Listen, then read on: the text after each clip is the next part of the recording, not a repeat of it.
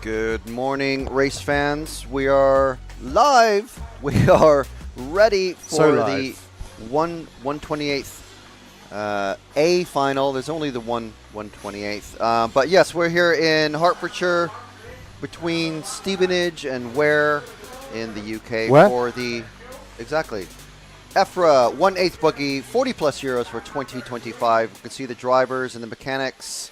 Well, the drivers are up on the rostrum. Mechanics and the cars are in the pits. There's 15 cars in this race, 8 drivers to bump up. It is going to be chaotic, to say the least. So we've moved around a couple of the camera positions. We've got a new camera set up. There's our finish line cam. If we scrolled up just a tiny bit, we'd have Jim cam, but Jim scrolled. is if we scrolled, yeah. If we scrolled up on the stand, on the camera stand. Yeah. And there's our rostrum. The drivers are ready. Anxious fingers on the triggers and thumbs. And yeah, so very quickly, I mean, you can see the names there. We'll have this is only just warm up, so don't worry about that just yet. They're not, everyone's, I mean, the engines are warmed up, but no one has been on the track yet, so that's important. So we've got Ricky Clark from the UK, Neil Kapoor, Michael Revere, all three of those drivers from the UK. Thomas Valt from Estonia, and then we have Craig Homer, Paul Fitzpatrick, Daniel Lewington, Mark Gardner, all from the UK again. Jean-Pierre Legal from France, David Langridge from the UK, Tonis Latic from Estonia, Peter Resurrection from the UK, Chris Reeves, Lyndon Hamer, and Nathan Tompkinson, all from the UK. And there's a huge spread of buggy brands out there. Got a Kyosho in the lead, well, setting off from pole. Agama, S-Works, another Kyosho, a couple more Agamas, Mayako, an Associated Mugen, a couple more Agamas, and an S-Works. And it's not in order by the drivers, but you get the idea. It's a nice big spread of countries and drivers. So rather than have two 20-minute 1/28th finals, we're going to have a single 1/28th final, and 8 drivers will be bumping up. And that was, I'm assuming, proposed by the I'm not sure. Either the local race director or EFRA officials, I'm not sure, but obviously approved and everything by the team managers. So you can see there's one of our heroes, RCTV heroes, Ashley Pattinson in the Futaba jacket. And there's one of the race officials, the local BRCA official, just making sure that the drivers are directly above their mechanics, or rather the other way around. That's why you saw them getting shifted over very slightly. Pit lane camera is going to be very active during this. We were expecting probably pit stops starting at around the 7 to 9 minute marks. There's only one real area on the track that you can go full speed, and that is on the main straight, obviously. And you see it crammed up there, 15 drivers. And to the right of the drivers is the referee station. So 2 referees up there. And they've got their own timing screen. Speaking of timing, you can go to hnmc.liverc.com and get all of the information, the live timing, who's coming up in all the different finals. So we've got the 1/28th final currently on track, and then 8 drivers will bump up, and they will be split across the 164th A and the 164th B. So this is what for European racing, if you're not familiar, this is what we call the Christmas tree finals, because if you laid it all out in a big chart, it would look like a Christmas tree. And the top of the Christmas tree would be the main final, which is going to be coming up much later in the day. The main final is going to consist of 6 drivers bumping up from the semifinals, and 1 driver starting from last place who is in the winner of the last chance qualifier. So if you looked on liverc.com, you will not see who is in the last chance qualifier, or the LCQ as we call it, and you won't see who's in the final yet because that is undecided. Although we have had drivers, Lee Martin has dominated qualifying and taking 3 top qualifier positions. He's not on the pole for the main final because he is only going, that's only to qualify him top of the semifinal A. Neil Craig has 3 second place positions, and that has put him on pole position for the semifinal B. So you see where I'm getting at, is that is every chance that even though you qualify as overall top qualifier, you still might not make it into the main final. This has always been true for the EFRA A and B Buggy Euros. So it's a laid back event. There's a bar on site. We've got spec tires that everybody's using the same tires, wheels, and inserts. But it's still a huge amount of competition involved. Obviously, it's a race. So anything can happen in the semifinals. But before all that, we have to get through the 64th finals, the 32 finals, the 1/16th finals, then the 1/8 finals, and then the quarterfinals, and then we're into the semis. So there's a lot of racing action to go.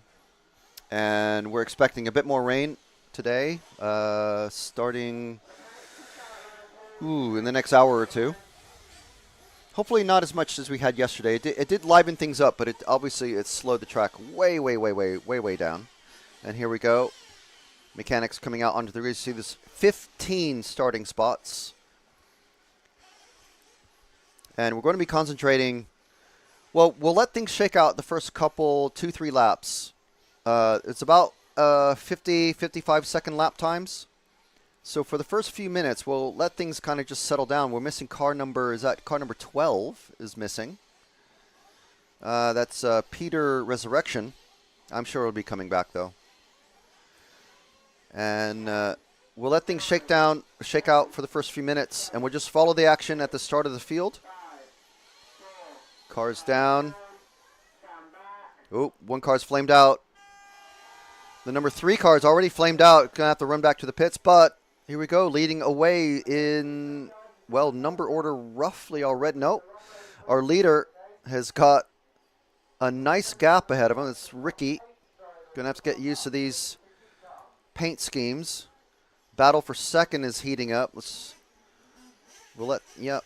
drop back to this action here. We'll let Ricky run away with it just for a bit. Coming off of the AstroTurf jumps, loads and loads. This is the first time that we're seeing head-to-head racing coming over the big tabletop into the roller section. The leader getting spun around, but still a good gap to second. Battle for third is heating up. It's between, can't see the numbers. It's everyone's really spread out. There's only one timing loop on the track. So the car 7 has leapt up into second. We'll see that. There we go, Daniel Lewis. But this battle for third getting heated up. And the referees reminding everybody it's a 20-minute race. It's not a 5-minute qualifier. Yesterday was all 5-minute runs. The day before was the important dry races were 9-minute controlled practice times, which set the seating for the qualifiers. And now again, it's the race times have completely changed once again. And now we're looking at 20 minutes, everyone running. It's nice and cool. Still very high humidity. Obviously the British drivers will be used to it, but the other drivers may not be. So we got Ricky, Daniel, Neil, Craig, Jean-Pierre, Mark, and Paul. It's the top 7 so far. And this just coming underneath. That's car 7 of second place at the moment, Daniel. So let's drop back a bit to the action. Go wide and find the action. Here we go. Wow, big gaggle of 4 cars. Now down to 3 already. As soon as we came off the line, that is Jean-Pierre, Craig, and Neil, Dave, and Lyndon very close together. So again, the top 8 drivers are going to be bumping up. We've lost one of those cars.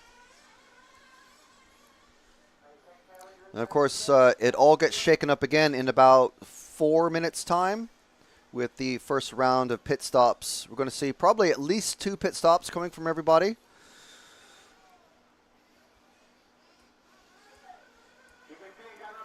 Okay, so we're a couple laps in now. Ricky's already come across. Ricky is well ahead. Let's see if we can drop back to the hairpin. I think it's going to be our battle for 6th, 7th, 8th, I think. We have 4 cars already. Well, it's 4 or 5 cars coming towards us over the quads, over the double, should say. Let's see where these guys. I think this is battle for 5th, 6th, 7th, 8th, and 9th. Yeah, it is indeed. This is Craig, Dave, Jean-Pierre, Neil, Lyndon. It was Neil who made that big mistake, dropping, wow, from second. Oh, no, it was Neil that flamed out. So, big trouble. We had an early flame out for the car number 3 as well. And that is Michael.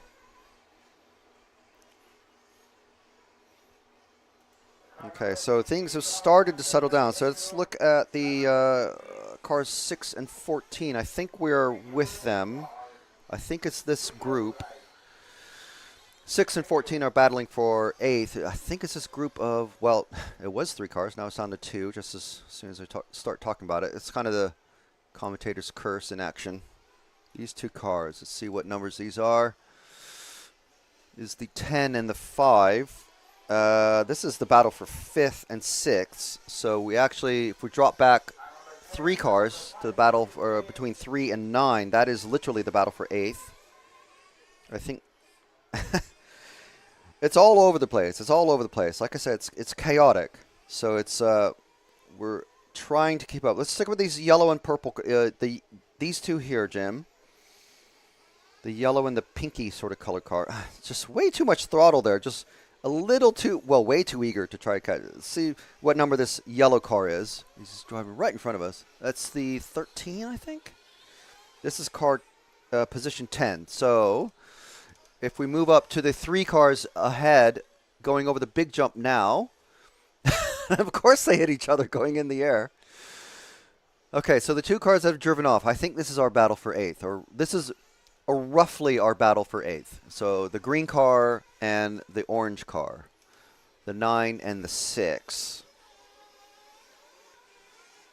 The number 9 car is in 6th position. The number 6 is in 7th. So the pair of cars behind now, the yellow and the pink, and the purple car that tried to jump the track. This is our battle for 8th and 9th, I think. So they keep crashing and like losing each other, and then the other one will crash, and now they're starting to catch the 2 cars ahead. I said it would be chaotic, and the fascinating thing is, as soon as we sort of like find them, we're 6 minutes in now. They're going to be pitting very soon. So yeah, we're trying to keep on top of things. So hopefully.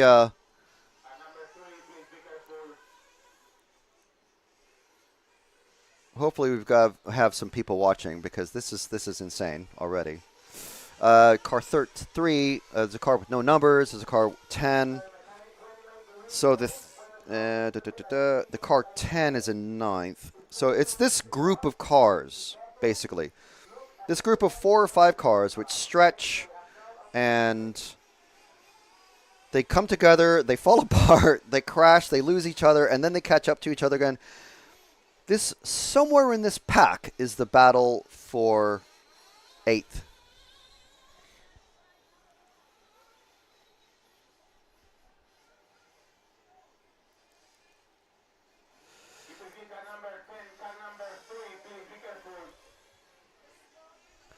And as Knucking Futz in the live chat says, the mayhem has begun. Absolutely. Everyone is flipping like fish on land. That's a fantastic analogy. It's I would say that's very apt.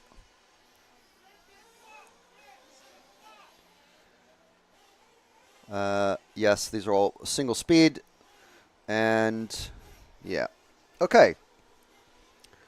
Cars 10 and 9. Starting to see some mechanicking action, or mechanicking prep. Get ready. Let's see what car number this is here. This is car number 9 in this orange car. So this is our 10th place racer. So if we move forward a car or two, here's 9th. Okay, here's 8th and 9th. At the moment, this is our battle for the bump-up positions. Obviously, this will change quite a lot. There's 12 minutes to go in this 20-minute 1:28 final. Oh, man. See, this is racing. This is racing, though. And decent grip. Oh, first pit action's coming. Okay, pit stops. There's RCTV hero Ashley Pattinson. Getting spattered in the face with mud from the tires. That's how it goes. Let's go to the pit exit. Bus stop chicane. Okay, these are the cars that just pitted. So I think these are the ones that we're following around. Generally in the, yeah, this is the yellow and the orange car, and the purple car. There's another orange and white car. The 3, the 10, the no number, which is great, and the 9.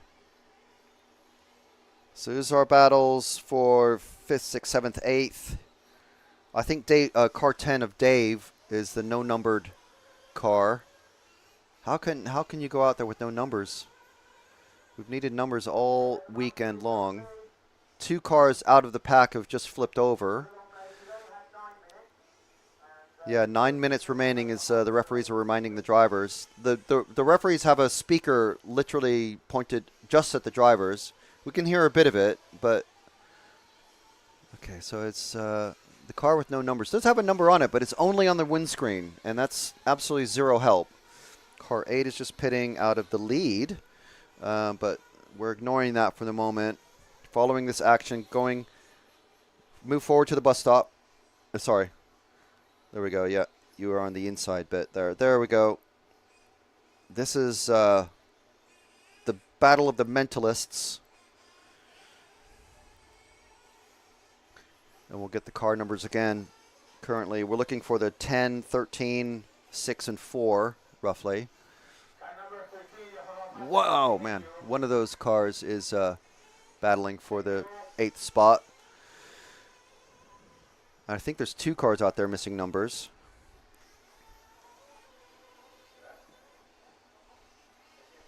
So just under 10 minutes remaining now.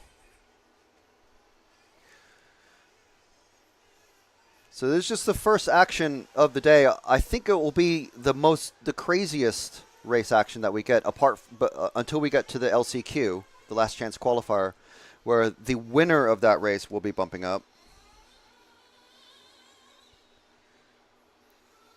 So I think our battle for 8th is kind of slowed down a bit. I swear that number 10 is just... Okay, so going over the tabletop, Jim, the white and blue car is our car number 4, which is in 9th place. So he's chasing the car just ahead, which is the number 10, going into the hairpin now. So these 2 cars, this is the battle for 8th and 9th. Or, I mean, these are our 8th and 9th place cars. So this is literally our battle for 8th place. The white and the blue car there, the second of the 2, is chasing down the car just ahead by 1 corner and trying to get ahead and be the final bump-up spot. That would put them in, I think it's 10th spot. Oh, and he's done it. He's done it. That's a pass, I think. Yeah, I think it is. Yeah, looking out there. So now the white and the blue car is in 8th, and now he's being chased. Look at all these cars. 4 cars piled up behind. Now, whether he's got headset on or not. Oh, and he's gone over. He's gone over. So now this is our 4 cars chasing the 8th. This is a 6-car battle for the 8th position out of 15 cars. So now the leading yellow and green car, that's our 8th place car. Oh, and he's gone over. So now we have a new 8th place. You see how wild it is? This is crazy. Okay, so let's see who is coming across now in 8th place. It's Paul Fitzgerald. in the car number 6. These two cars right here. This is car 6 leading. Not leading, but in 8th. You get what I mean. The race is for 8th. The cars all ahead are just going to be praying that all these cars keep slowing each other up, which is effectively what they're doing. Keep going wide and crashing. And so 8th is just at the bottom of the screen, but this battle for 9th now is it at the moment is kind of moved to that. If these cars can keep it clean and catch up to that 8th place car, Paul. Just one car. Oh, and landing in the puddle. That's no good. And then they've gone over. So this is our 9th place car. So let's move forward one car, Jim, to what I hope is our 8th place car. There we go. Up this. Oh, no, he's gone in the pits. Okay. It's a decent enough time to pit. Yeah, we thought we'd have 2 pit spots. Pit stops. Still in 8th technically, but now not actually on track. So it's going to be one of these cars. Is this the car 4 of Tumas? I think it is. Chasing down the car 6 of... Is that Paul? Just decided to catapult himself across the track, so not entirely helpful there for the lap times and keeping position.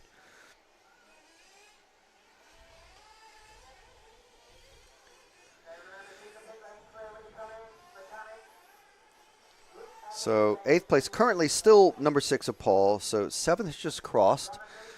Car number 7, who's lost one of the things, has just come across. I think car 7, who's...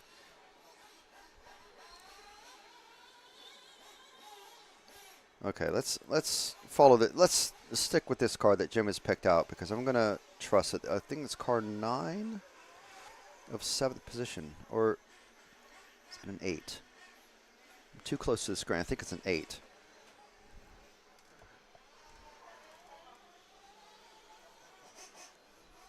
Yeah, it is an 8, and then they've just fallen over. So these 2 cars are about to come on the AstroTurf, Jim. AstroTurf jumps towards us. Both greenish. It's the 1 and the 6. So the 6, okay, the second of the greeny cars is our number 8 car, number 8th position car. So let's stay with this car here and keep it a little bit wide so we can see if there's if he makes a mistake. This is I think this is Paul again. So hopefully the mechanic for this driver is telling him, you are in 8th position, just stay on the track. No one really behind him. I think he's actually moved up a position to 7th. So if we hold it here, Jim, just hold here, and we're going to wait for the next car to come along, which I think is the car 4 of Tumas. Yes. So is it? Oh, man. My eyes. I think it is the car 4 of Tumas. So, luckily for Tumas and Paul, absolutely no one around him. But if he makes a mistake, or if he flames out in these final 4 minutes, and this time, remember, it's not qualifying anymore. This is heads-up racing. So, the slightest little thing, if something happens, he's going to lose 8th position, and that is the end of his racing weekend. Everyone behind Tumas right here, in position, not physically on the track, but everyone behind Tumas is basically, they've come to the track this morning, they've set up, they've warmed up their car, getting all the mud and grit and dirt and everything on it, got to clean it and everything, and then just have to pack up and watch the rest of the day's racing with the rest of their countrymen. So I'm pretty sure no one got past Tumas just then during that. It was a pretty good pit stop. Final splash and dash.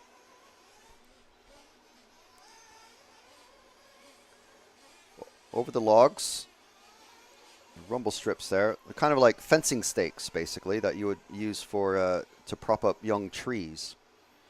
And who's this chasing Tumas? Is the car 9, I think. So no, I don't think this is any danger. So if he needed to, he can let him by. Come around the hairpin. Over the big jump. Not the greatest landing, but It's still on 4 wheels. That's fine. It's like a... Oh, and over, but still going. You do not want to flame out at this point, Tumas. 2.5 minutes to go. So once again, just in case anyone's wondering why we're not following any of the 7 cars ahead of Tumas, we're with 8th position for some bizarre reason. Is because there's 8 drivers to bump up from this 1/128th final. They're just doing a single 20-minute final. And the 8 drivers that are bumping up will then be spread across the 164th final. So at the moment, we've got Daniel, Ricky, Mark, Tonis, Craig, Jean-Pierre, and Paul in the top 7 positions. And we're with Tumas, who doesn't want to get involved with anybody else's crash drama, doesn't want to flame out. He's just been refueled. We're approaching the 1.5-minute mark, so 90 seconds remaining. And Tumas can breathe a sigh of relief and basically rebuild his car for the 164th final. And if he stays where he is, if no one else breaks down in front of him, he'll be starting last in one of the 164th finals.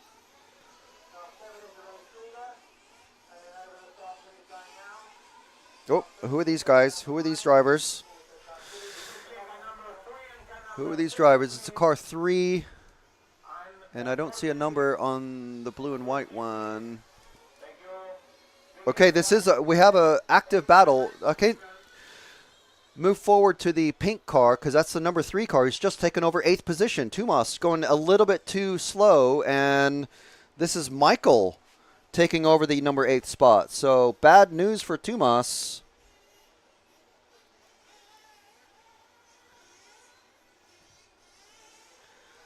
Tumas Vault from Estonia. And yes, Michael has taken over the number 8 spot. So that is, I think, is that Tumas just behind? I think Tumas is 2. Yeah. So Michael now, 20 seconds, less than 20 seconds. Tumas just taking it a little bit too careful.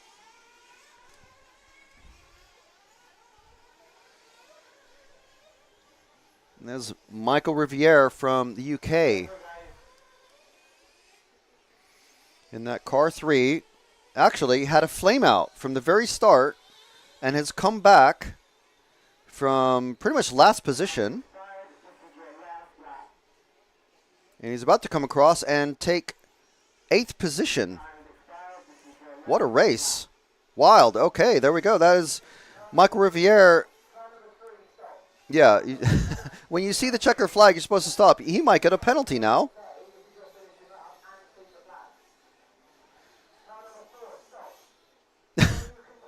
Why are you continuing?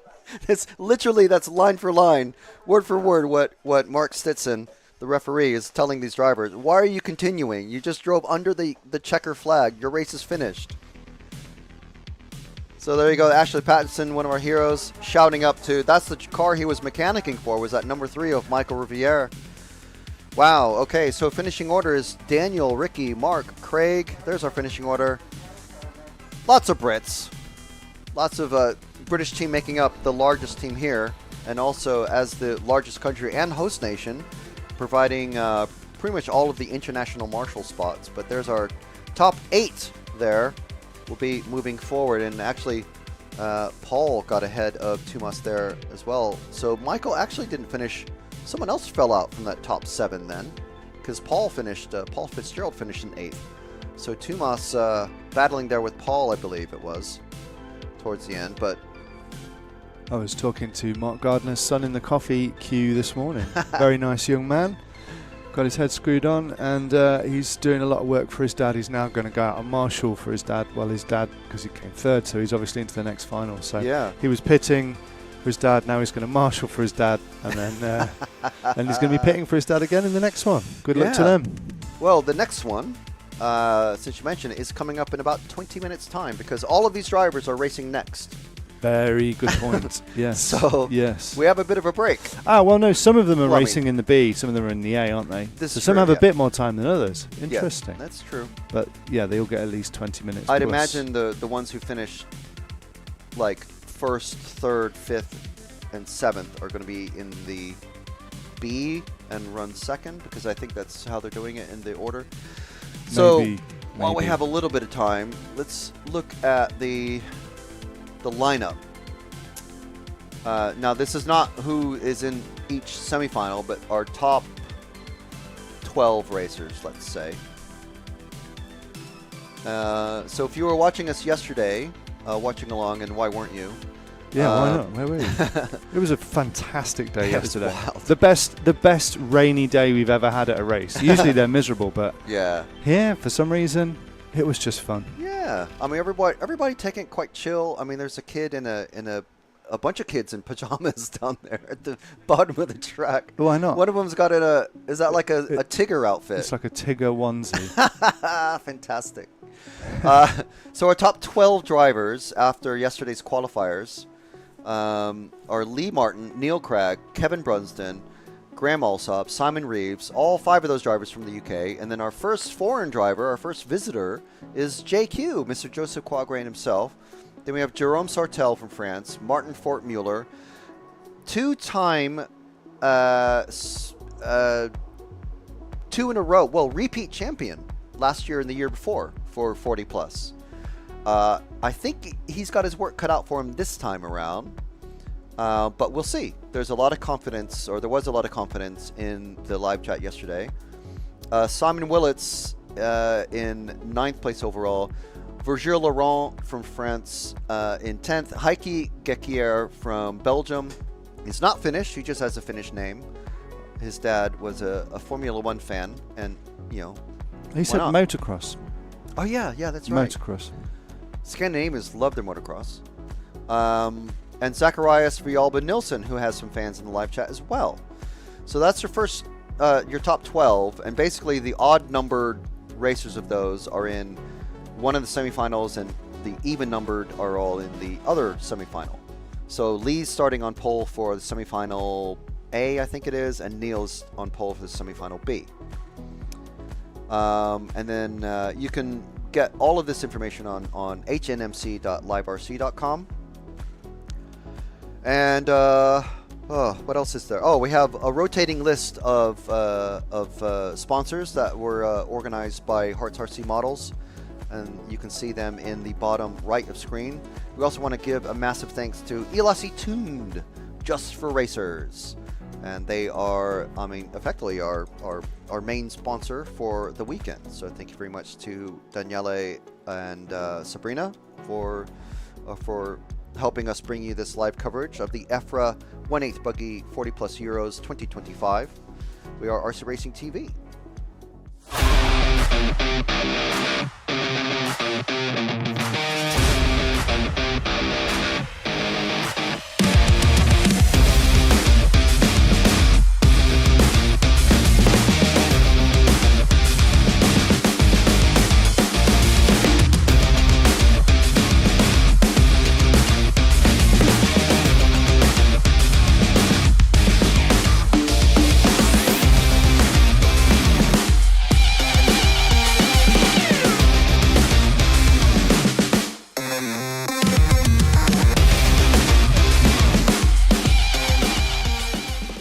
I love RCTV News.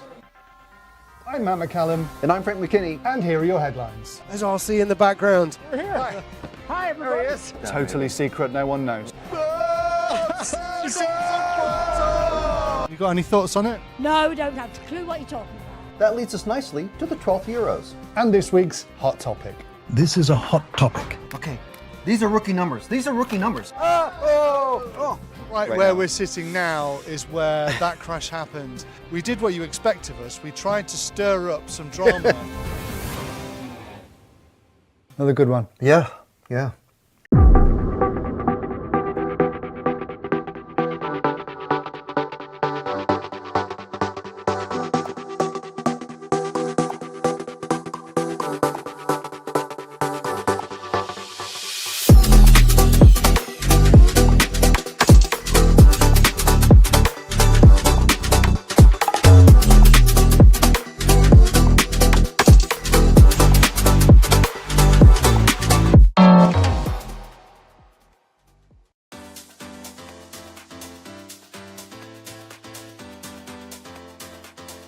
Pavlovic makes an error. Marcus Karup is through. No, it's a four-way battle. Evans on the inside. He's got him.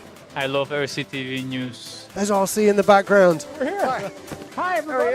This is mine. Okay, fantastic. Yeah. So we are here at ETS round number 3 of season 17. Davide Ongaro, associated European champion, and didn't he deserve it? Bruno Coelho is your champion. Today, mamma mia, super happy.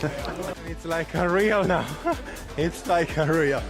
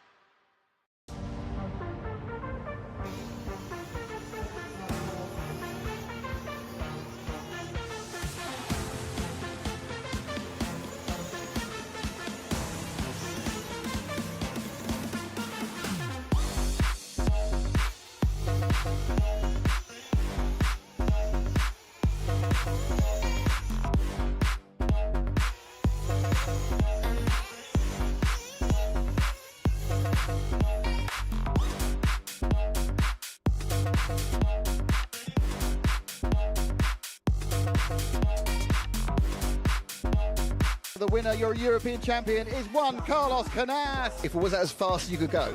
I just try to go inside the track.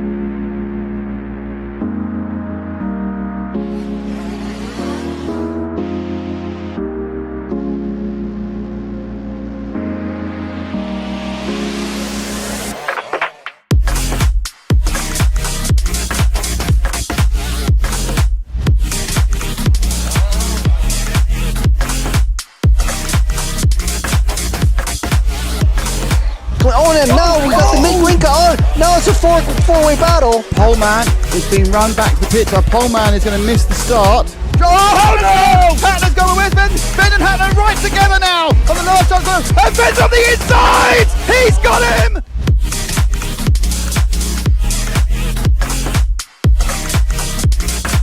Fantastic display of driving from these two drivers who have pretty much carved up the touring car world between them this year. Kobovic made an error. So Kobovic makes an error. Marcus Karup is through.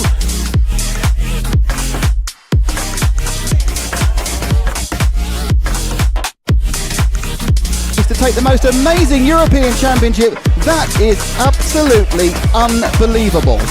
Mark Reinhard takes the European Championship. Yeah, it had to be a while, man. Waiting for it a long time, I guess. And crossing the finish line for the last time, Dario Balestre is our 2024 European champion. As always, another title. Dario Balestre got to stop her going the penultimate lap. Still hang on to the lead there and take the win. The four-wheel drive European champion for large scale, Van Helmen. And the winner, your European champion, is one Carlos Canas. Davide Ongaro, associated European champion, and didn't he deserve it?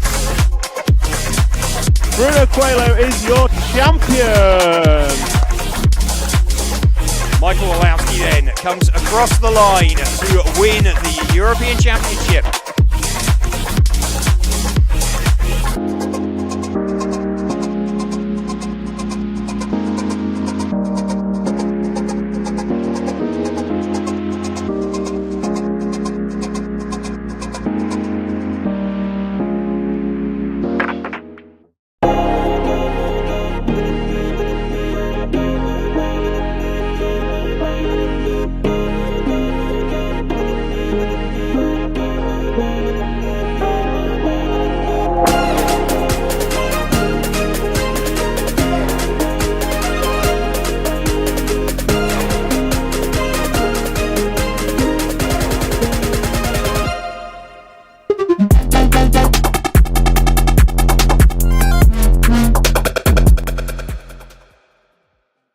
into 2025 design and cars and what the track needs, what the driver needs. So we keep in mind that Kyosho is one of the easiest cars to build and go, and really forgiving for the people that really start racing and want a car to be easy to drive. But we also need a car that is able to win the World Championship next year. So it was the beginning of the project, and super exciting that it's gonna be there. It's a really new model. Everything basically changed. So yeah, I really look forward. I think it will be an improvement from the car we have now, because it's more looks like more adapted to the track that we have now. And yeah, I really look forward to drive the car. The MP11 was unveiled and everyone's super excited about it. You must be excited to get your hands on it. Yes, I think they listen a lot of what we want on the car, so it looks really, really good, and I can't wait to have the car in my hand and go to the track and test. Well, we'll see you in it soon. Thank you very much. Thank you. Bye-bye.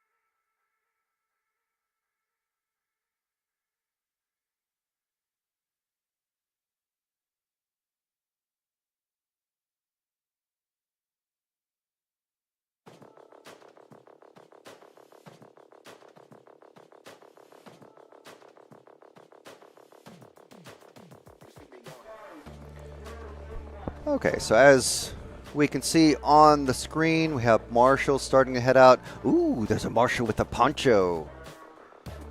So, and you can see some dark clouds just over the trees. I wouldn't call it the horizon. It's not really the horizon. It's the tree horizon, sort of. But yeah, so there's a bit of wetness in the air and falling down and hitting me in the eyeball, which is what happened when I went out for drinks.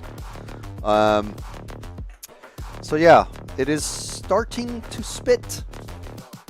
And this is this camera right here that we've got on screen is kind of our rain camera.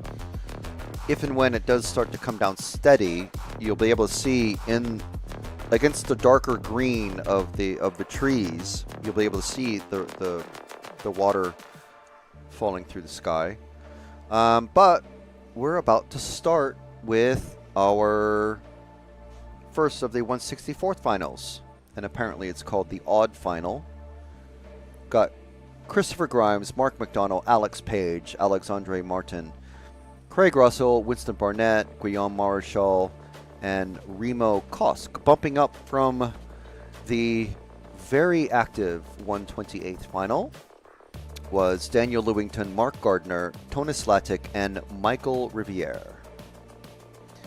Michael in that 12th spot, not from France, as I thought this entire weekend, but from the UK.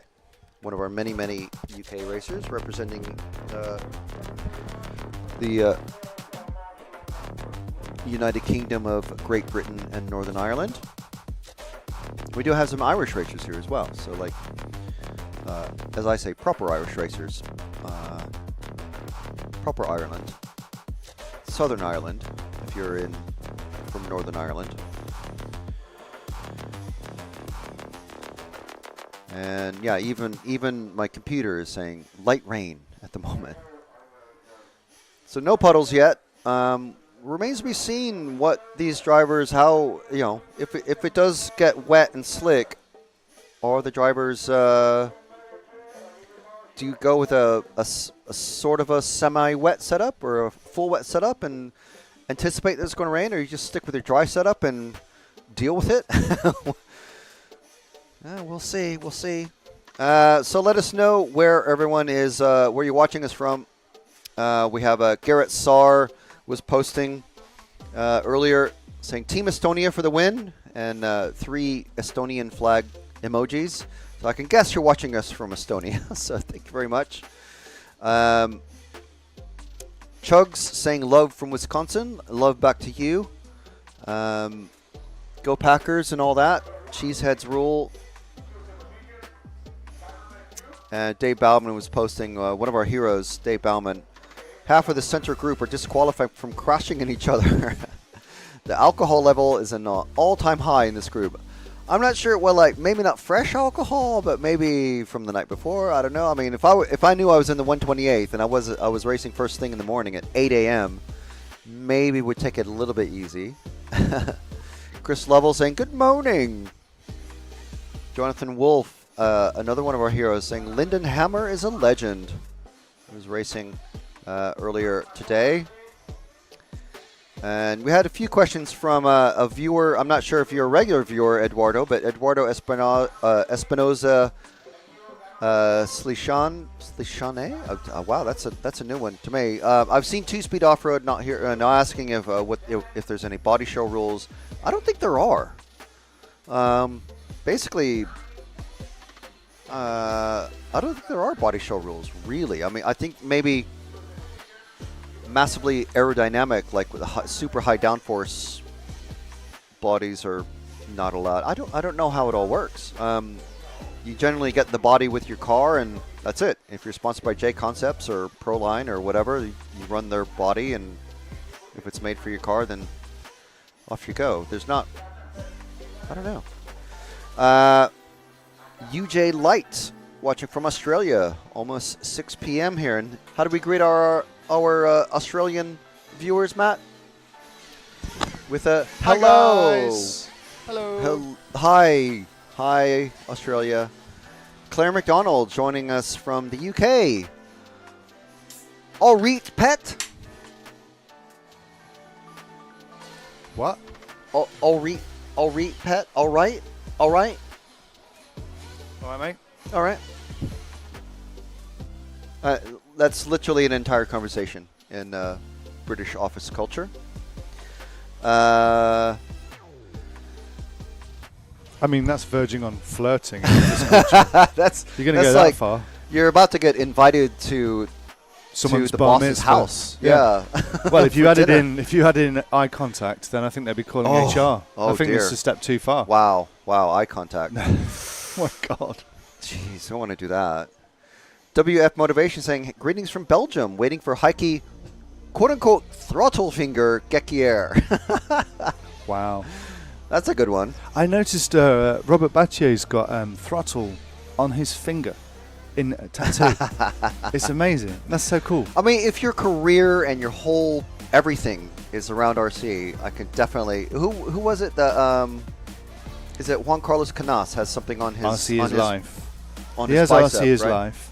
Barufalo has trust no one. And Battier has... Especially if they're behind you on track. He should know. Yeah, Battier has throttle. Very nice. Oh, you mean the word throttle? Yeah, why? Okay. Or what? I thought maybe like a trigger or something like that. I don't know. It could look like anything. Chug saying, for me, it's 2:51 a.m. here in Wisconsin. Oh, my goodness. Now, as we know, Milwaukee is comes from the which Native American tribe, but the Milwaukee means the good land. Don't you know? All right. Yeah. That's where Scotty's from. Yeah. And Chugs. And Chugs. Scotty Watching and Chugs. Scotty and Chugs. Chugs and Scotty. Well, Scotty's in Australia right now. So. Oh, well, that's true. So it's Chugs on his own. Scotty's out in Australia. Chugs is holding the fort in Wisconsin. Chugs holding the fort out in Wisconsin. Warm-up's happening, isn't it? Yeah, it's warm-up, though. It's warm-up. It's all right. Claire McDonald saying, I'm watching my hubby! 2 exclamation marks. He'll be impressed. He will. Blue heart. You found him. And Mark McDonald out there. So, Mark, Claire's watching. Lots of Brits in this one. A couple of Estonians. One of them bumping up. And a couple of French racers. It's pretty typical. The local, the host nation providing a lot of drivers that due to, this is a 40 plus, so it's kind of like a, wow. Just saw a car. Oh, it's unfortunate we didn't catch that. A car was on its side coming off of the big jump and trying to throttle up so it could spin itself back onto its wheels. But it's just like on its side, it just danced across the dirt. That was amazing. So, such a shame we didn't catch it. Good morning, World of RC. So what I was saying was, I was trying not to say that the Brits are filling in all the lower positions. It's just a matter there's a lot of open spots. So the host federation, the BRCA, will go, we have all these open spots. Who wants to race at the 40 plus? And all these 40 plus racers send in emails and messages and whatever saying, I will take a spot. And there we go. That's someone's flamed out in the middle there. Oop. We need a runner. So 2 of the marshals are runners, 1 at each end of the pit lane. And it's nicely organized. So the mechanics don't have to run out on track, or they're not allowed to run out on track, not allowed to exit the pit lane.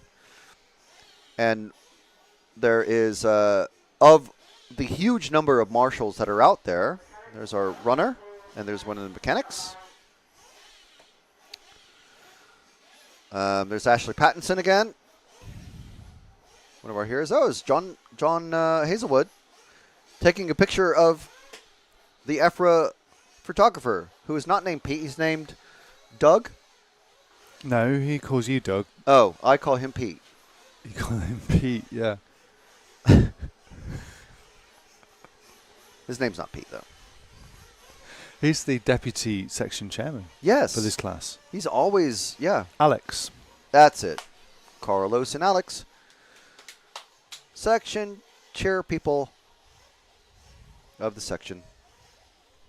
Okay, enough singing. Matt, stop with the singing. Here we go. So this one, top 4 bumping up this time. So we're going to be concentrating on that battle for 4th and 5th. Down and away into the carousel. So the pink car there with the white wing, already into 3rd. So now we're going to drop back to this gaggle of cars trying to crash and see who can be in the 12th spot. But here we go. This is our battle for 4th. Already developing. 20 minutes again. But this one's going to be a little bit tighter, a little bit better driving standards maybe. So this white and with the orange wing, this is our 4th place car. There we go. You can see first leading away, 2nd, 3rd, and 4th. So it looks like 4. Oh, okay. Let's stay with that upside down car now. And let's move forward. Oh, unfortunate placement. So now here is our 4th place battle. The cars just coming underneath us now. The 12 and the 7. You can see them moving up on the timing bar. Michael and Guillaume. Not sure what happened to, who was it? Mark McDonald. But these 2 cars here is our battle for 4th.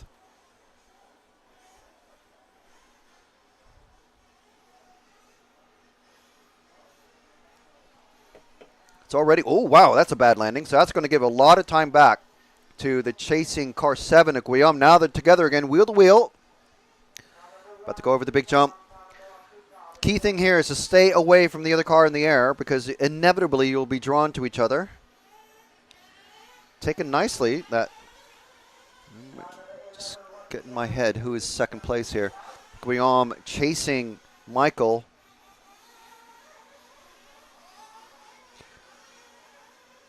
So as I said, a little bit better driving standard in this race, just a little bit better. So Guillaume being smart and not driving very intelligently and not going for every single pass that he sees. And they're catching 3rd place. And now, okay, they're spread apart. Now it's a battle for 5th potentially with this other car catching up. And there we go. That is Michael gone over. So now a new 5th place is this car 9 of Daniel, who, wow, a lap ago was in 11th. Currently 5th. And now he's got to case that landing. And now this is our battle for 5th. I think it's a new pair of cars. And this time pass. So Guillaume taking over 3rd. Alexander and Michael, which is this pair here, I believe. Or is this Guillaume and Alexander?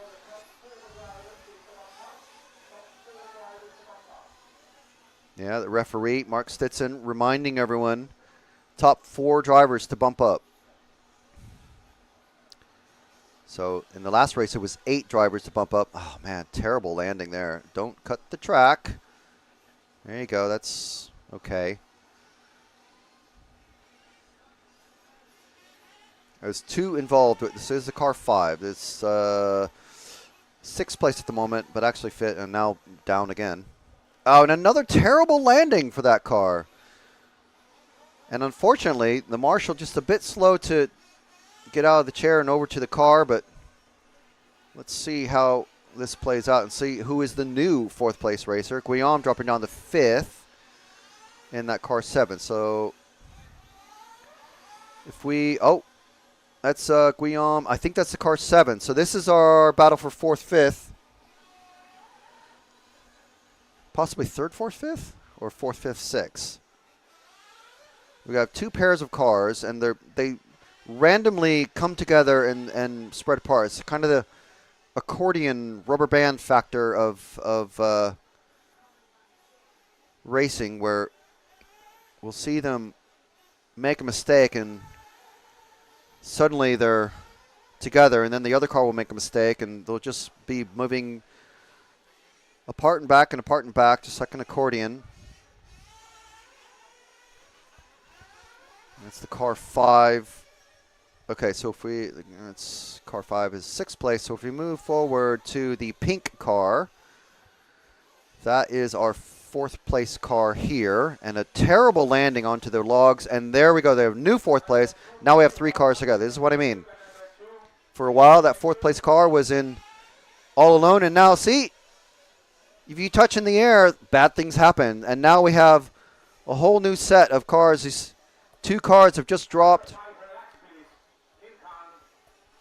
And one of those cars just revving his engine, and the referee's saying, calm down, just relax. You still have 15 minutes to go. Literally anything can happen.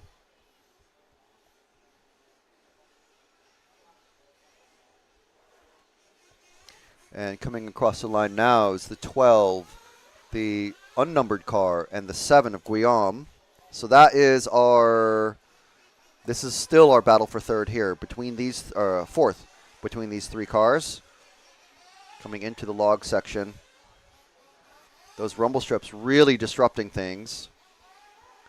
I think they do a great job. You possibly have another, either make that bigger or have another section, a similar section out on track somewhere. 5 different track surfaces here, including the wooden rumble strips. 90% of the track is this hard pack oiled dirt. Then we have bricks, we have AstroTurf, we have concrete at the end of the main straight, and here we go. There's our battle for 4th, I believe, the 9 and the 12. You know what? I think that 9 is actually a lap down. He's not in the battle. This isn't our battle for 4th because Daniel is a lap down. So let's see who's coming across here first. He might be trying to recover himself. He is. So the 2nd car is our 4th place car. Daniel, oh, now he's stuck against the barrier. So now the yellow and the pink car is taken over 4th place. So this here still is our battle. These 3 cars, if we try to ignore the 9 when he comes back around. Oh, now, now they're all stuck together again. So this is our battle for 5th. Trying to catch that pink and yellow car of Michael.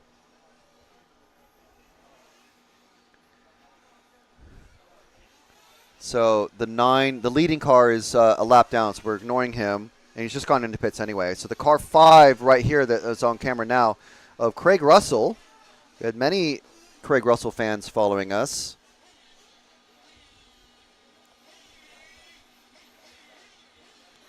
This is car 5 in 5th place, so very handy car numbering.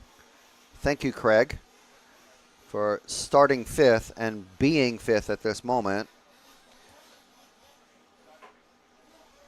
Trying to chase down Guillaume in the car 7, who's 1 car ahead. Let's see if we can find Guillaume. Wow, he's miles ahead. He's not even on the straight. Let's follow this one around because maybe Craig takes over 5th. Yeah, Craig just take it. Guillaume is something's happened to Guillaume. Let's follow this in the pits now. There's our pit action, much better from the front side. I would say probably running an X-ray. 2 X-ray team members taking care of it. So this is Craig running 4th. Don't know what happened to Guillaume. He's just crossed the line now, so he must have had a really bad couple of crashes out on track.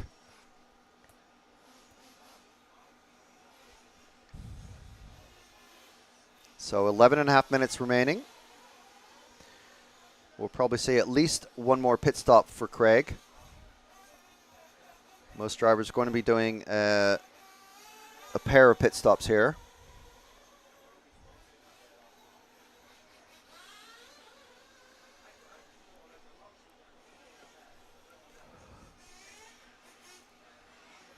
So we've got very large brick section.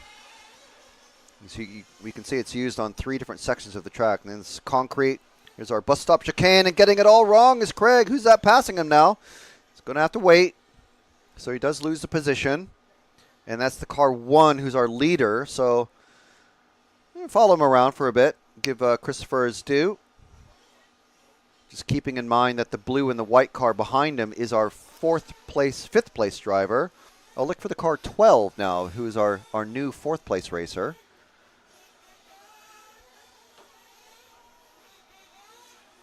So we have cars that are well out of sync with things. And we have a kerfuffle after the double-double. Our car 12 is, at the moment, nowhere to be seen. Yeah, because Craig, if we drop back a car, Jim, we followed our Craig in the car 5, that blue and white, is now properly taken over the 4th position because Michael is now gone missing. Possibly a flame out in the pits. We don't know. But this is Craig Russell, our 4th place racer and our final bump up position.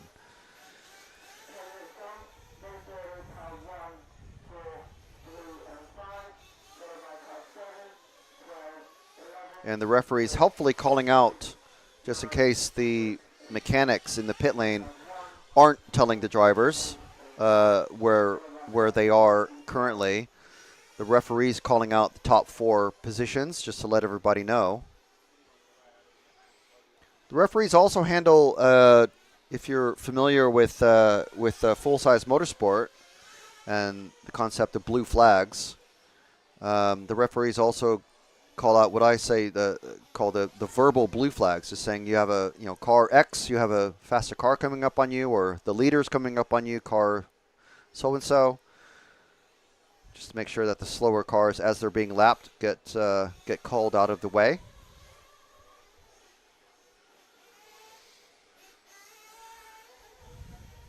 Craig doing a pretty good job keeping everything nice and tidy. Of course, he's got no one around him to make him nervous or anything. I don't know what kind of racer Craig is. Some drivers get massively nervous whenever they see a car within a couple of meters of theirs. There's that bus stop chicane again. So a question from the live chat. It's Garrett Sart asking how many drivers bump up into the next final. It's 4. That's why we're concentrating on the 4th place driver here of Craig Russell. He was in 5th, and now he's running 4th.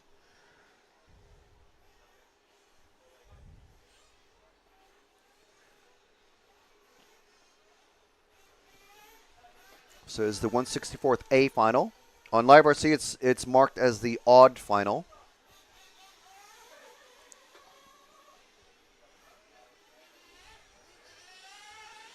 This is the A final, and right after this, we'll have the B final, or the even final, if you're looking on Live RC.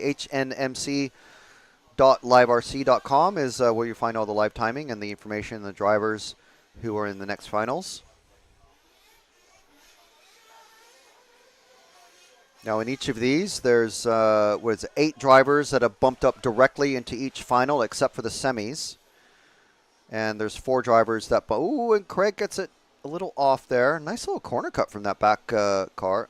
I say corner cut. He jumped over the edge of the corner. He landed it just right. I wonder who that is. He's cased the jump and he's flipped over. So it actually doesn't matter now at this moment because now he's got about 10 seconds of time to catch up to Craig, if that was Guillaume. I don't think it was. Guillaume running a different color scheme, I'm sure. Unfortunately, we lost Mark Gardner before the start even, and Winston only getting in 9 laps before stopping. Oh, Craig getting it all wrong there, not ending up on the champion's roll. So let's see how this happens. He's lost or losing one of his car numbers.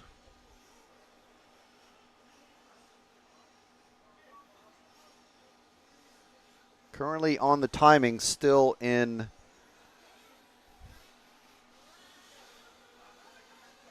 fourth place.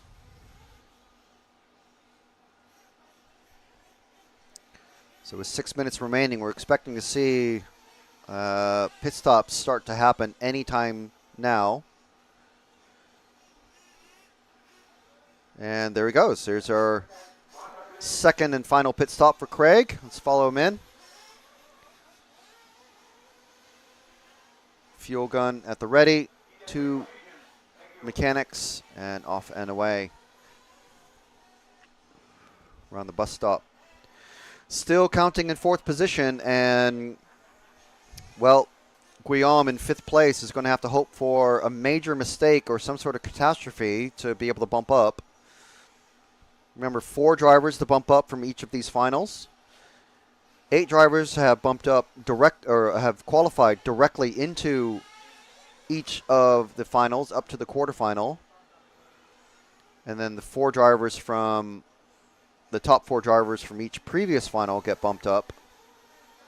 So this is our final bump up position. If the flag were to drop now, we would see Craig Russell in the 132nd final, starting from last position.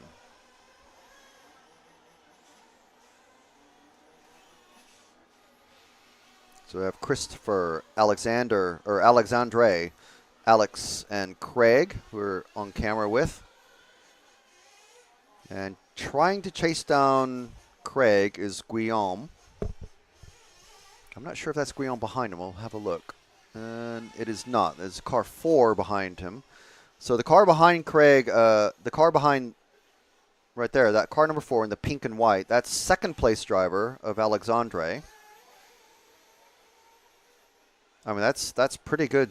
That's pretty good speed to be putting a lap on the 4th place car.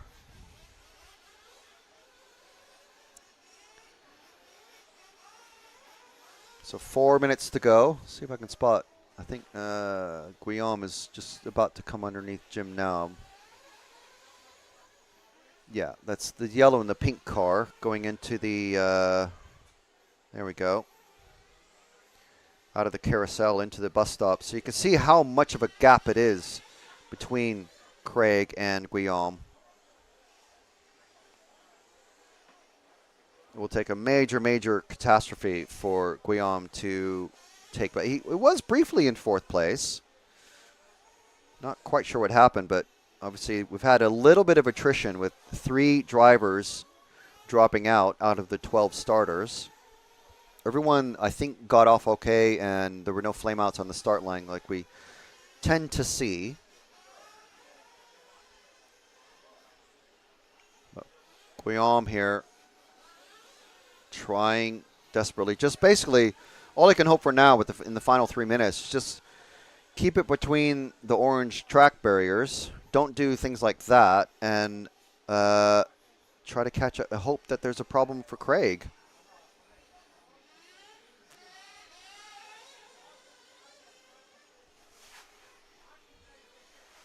And Craig is still about 1/3 of a lap ahead, so 2.5 minutes remaining.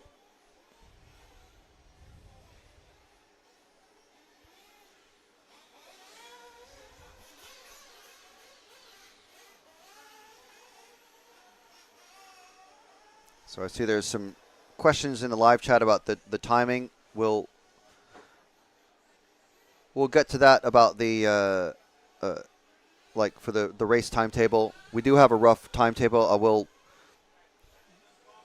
mention that in the chat once the race is over in a couple minutes.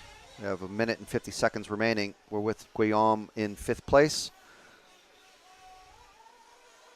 on his 21st lap. So where is Craig now?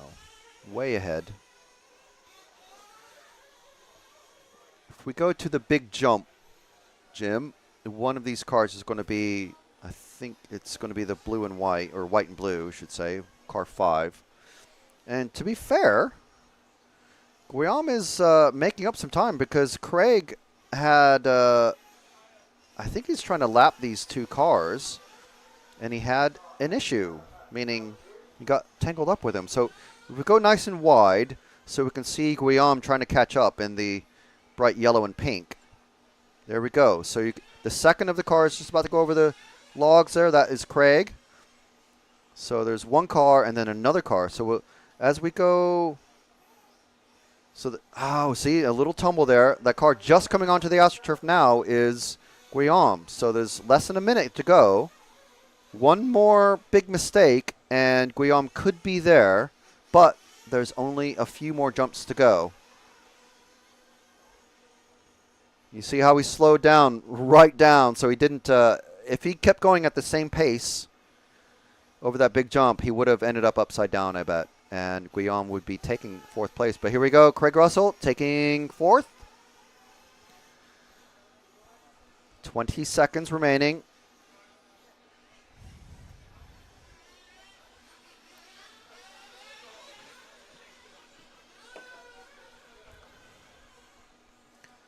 So very, very tentative. Hopefully not too tentative. We saw this happen in the last race.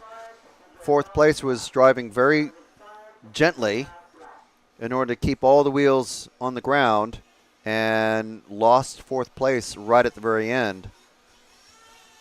But Craig here, so far, whether you call it luck or skill or just happenstance, taking it super, oh, that's a little bit too gently, I think. Guillaume is right there in that yellow and pink, just crossing the other way. But time is finished, and now Craig Russell has finished 4th. The checker flag should be out there, really. No, there's still some cars to finish, but the time has expired, so that is it. I mean, you see the bright green there, so Craig is finished. So that's it. There's our official finishing order. So Christopher Grimes, Alexandre Martin, Alex Page, and Craig Russell will be bumping up into the 132A.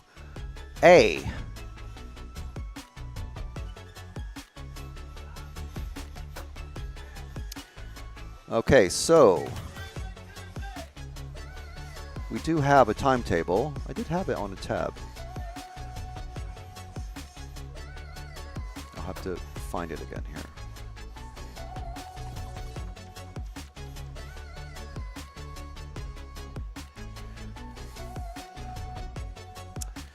Timetable for tomorrow. Well, today. So we started, that race just started at 8:50. It was 20 minutes. Next race is scheduled to start at 9:20, but I think we're going to be delayed a little bit because that's only 2 minutes away.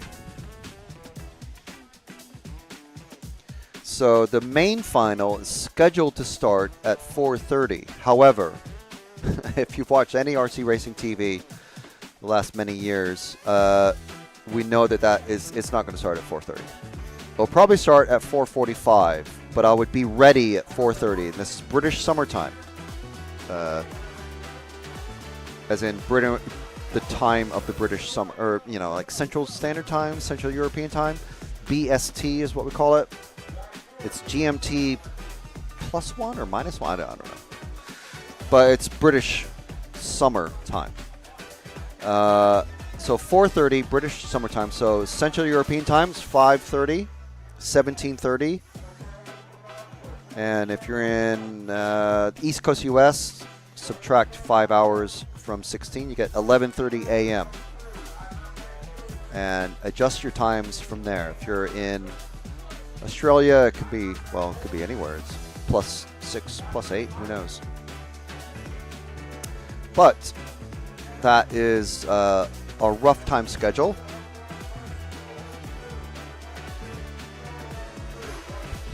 It was starting to look very dark during that race. It's picked up just a touch.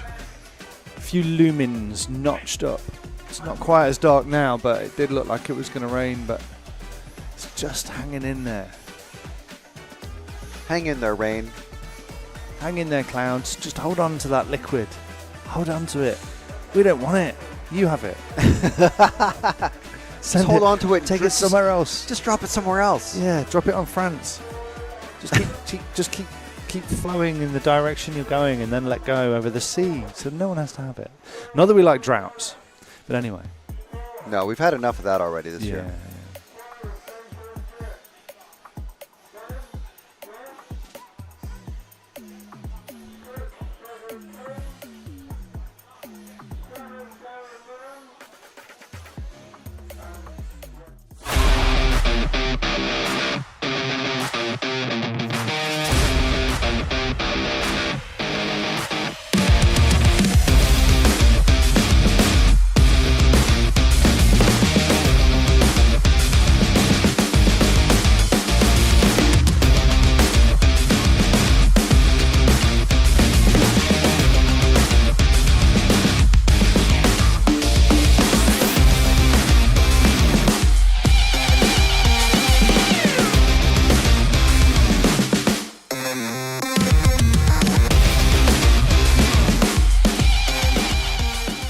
I love RCTV News.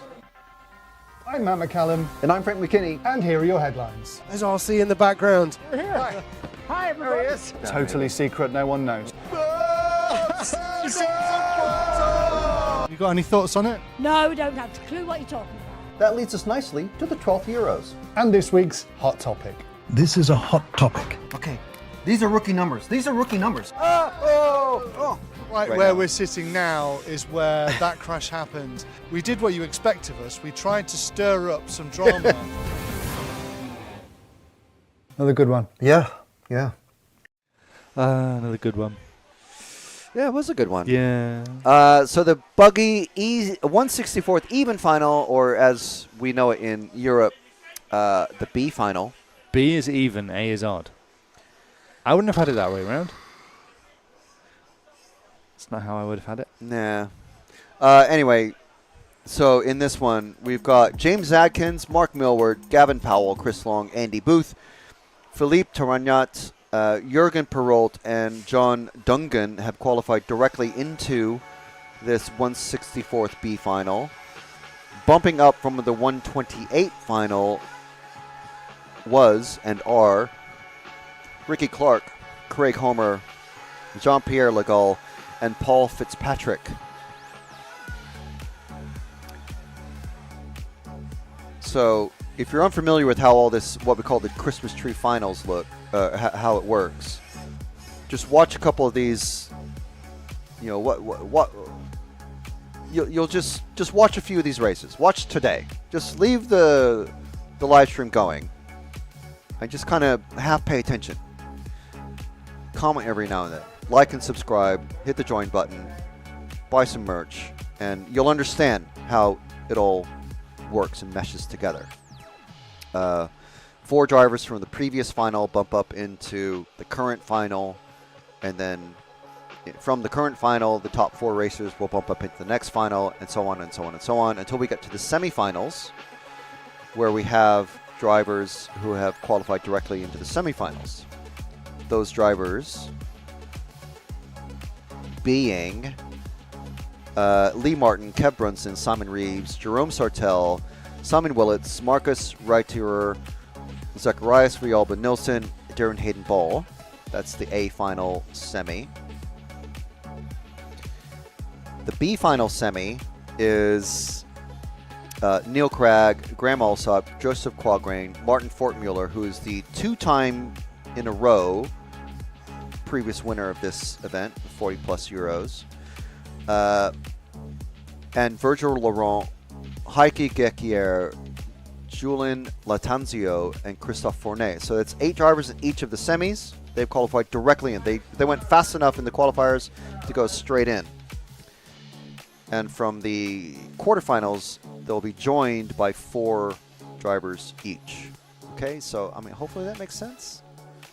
It's a lot easier with like a graph and an animation and all sorts of stuff like that.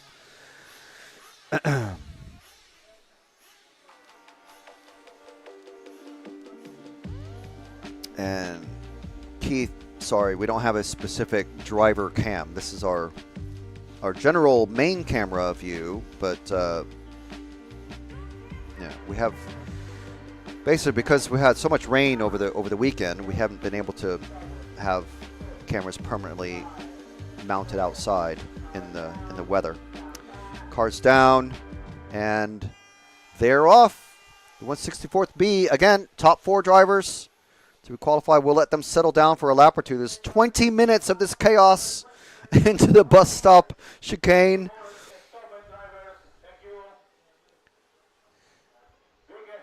So all kinds of action. Those, oh man, those those rumble strips really messing up some drivers.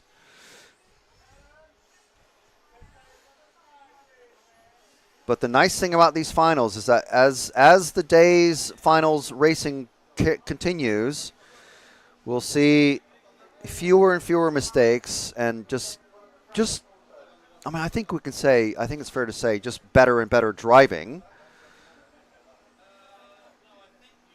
And so the action and the liveliness of the chaos will be replaced by skillful driving, still a fair amount of luck. I mean, look at that. The leader spun out somehow. What happened there even? It wasn't our leader necessarily. I think there's a huge gap to, yeah, first and second, off and away. This is our battle for third, fourth, and all the way down. They're all packed together. Let's just try to keep them all in shot from that blue car back, Jim, because anything could happen to this blue car who's leading, who's currently in third. Any like that can happen. He's just flamed out. He's just flamed out. Third place has decided, no, we're done. I'm done. I'm done. The engine. All right, let's move forward. Move forward to the action because it's oh man. So there's our third. Here's our fourth. Currently, we're barely 2 minutes in. So now we have a new third place racer or fourth place. I can't. I'm losing track. A purple and white car and a purple and white car, both with black wheels, black wing. That's helpful. At least it's not as bad as touring car where there's like 8 cars that are all white. So at the moment we got James, Gavin, Chris, and John in our top 4 positions. Andy, Booth, Paul Fitzgerald, who one of our best bump up racer at the moment, starting from 12th, is Paul in 6th place. So let's see what car number this first car off the AstroTurf is. Car 5. Okay, so just over the tabletop. This is the danger of saying, okay, here's our battle, because it quickly becomes not a battle because one of them crashes.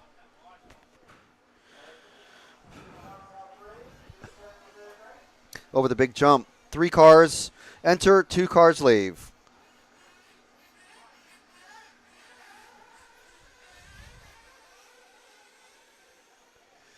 And let's see, this is the car 5 again, and 7 got stuck on a pipe. So car 5 is 5th place, Andy Booth. This one here in the bus stop is our 5th place car.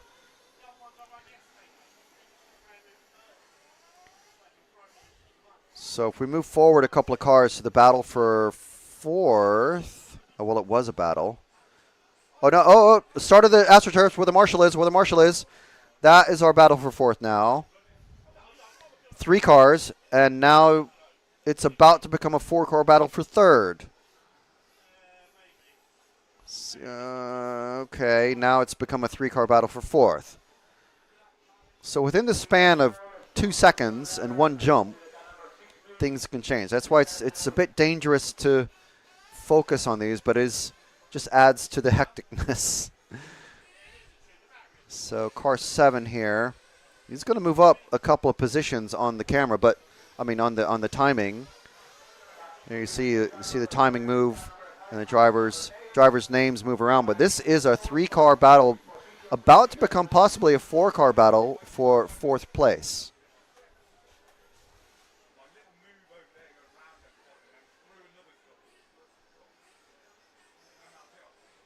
Headed to the AstroTurf jump, coming straight towards us. Ending on the first of the brick sections around the lap. So things have calmed down a little bit, but all it takes is just a half a mistake, and suddenly positions will change once again.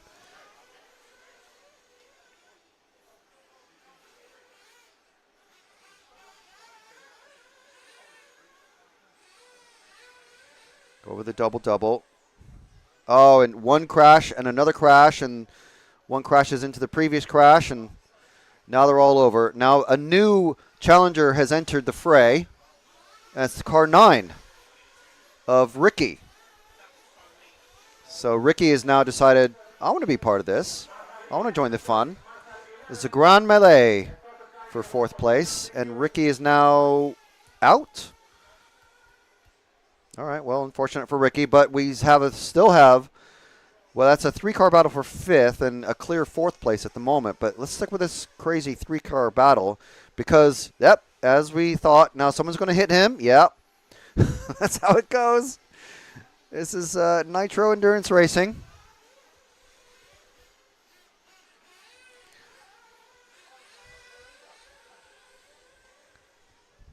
Around the hairpin. Over the big jump. So now they're spread out again, but they will be drawn together like moths to a flame. Back onto the third visit to the brick section on this lap. And across the finish line. So we have John. Okay, so this is our 4th and 5th place battle. Coming out of the bus stop chicane. This is our 4th and 5th place. All right, so let's see what happens this lap. Over the rumble strips.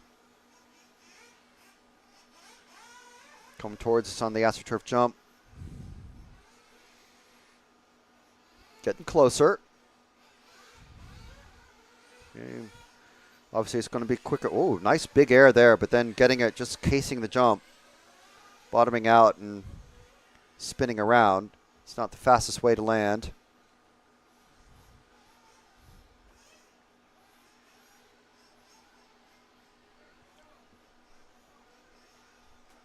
Okay, so getting spread out again.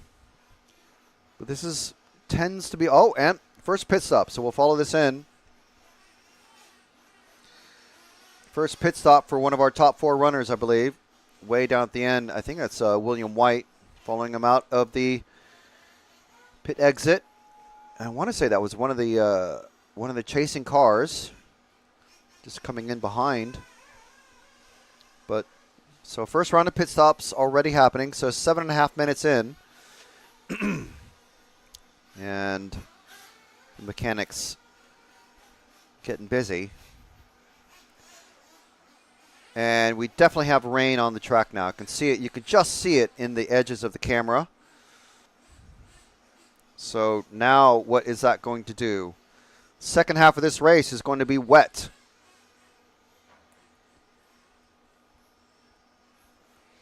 So as if there wasn't already enough chaos in action on the ground, these drivers are going to be racing potentially with dry setups. You see how wide he's going. This is John.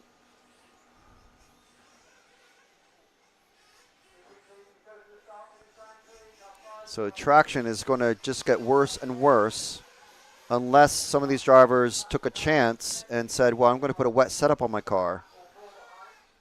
But that involves a lot of work. Change the diffs, the shocks, the roll bars. Can't change the tires because everyone's on the same tire. Spec tire this weekend, remember.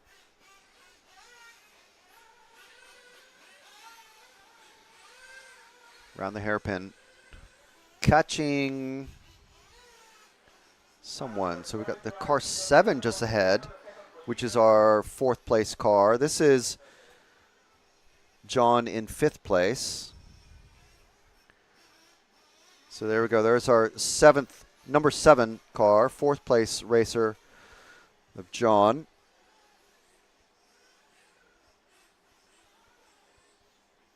Oh no, it's Jürgen.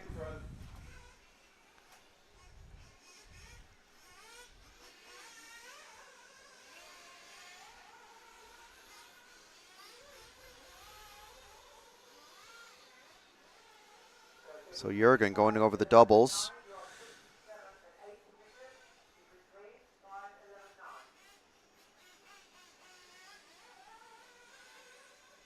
Coming around the hairpin.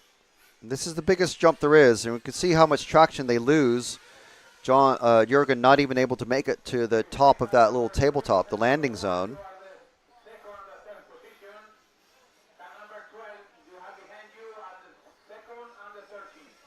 We're just losing either taking the karting line there or just drifting out wide on accident or by design, not sure. Smart Racer will try to take the karting line because you can see physically all that black is oil and it's rubber. In the dry, that's where you want to be, but when it's wet, it's not where you want to be. So you see how the back end just kicks back. Rain continuing to fall.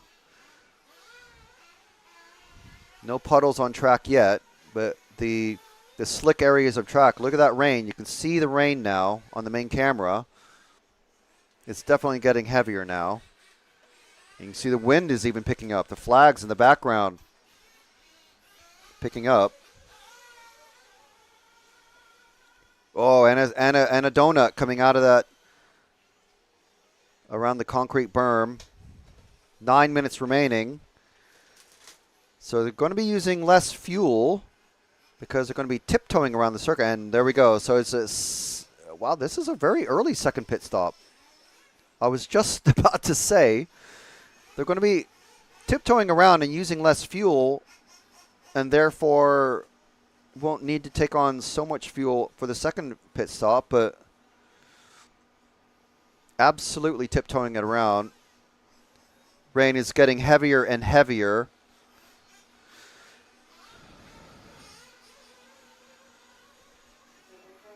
And you can see the reflections of the white wheels on the high traction, previously high traction, the slick areas of the track now. It tells you how slick it is getting out on track. We're going to start seeing puddles form. And we had this sequence all day yesterday. It was dry in the first half of a qualifying round, and then it would get progressively wetter and wetter, and big puddles. So Jürgen here showing red on the timing, meaning the computer is going, this is a slower lap than normal, so I'm going to mark it red, just so you're aware that he's going slower. And actually, if we go forward, this is Jürgen now has dropped to 5th somewhere along the way, I think, when he pitted. So if we move forward to this car here, so we've got John. Is that John? It's a car 8. Yes. This is our 4th place driver. So we're probably going to see John pit, but this is currently our 4th place driver going over the tabletop. This is a roller section because you can see the roller right there. It's very handy. And also these jumps are a bit rollery. Just roll right over them. Just like John is doing now. Taking it very tender. Maybe he's taking it super easy because he thinks he's really running really low on fuel and he's about to pit. I'm going to say John's about to pit. And there he goes. So let's see who is waiting for him. Someone way down at the end of the pit lane. It's William White again. There we go. And see William in that green poncho. So I think that has promoted Jürgen back into 4th. But we'll see.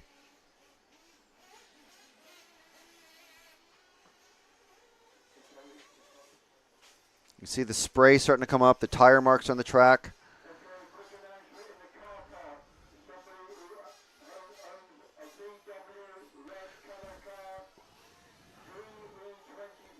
Over the tabletop. Very tentative around these.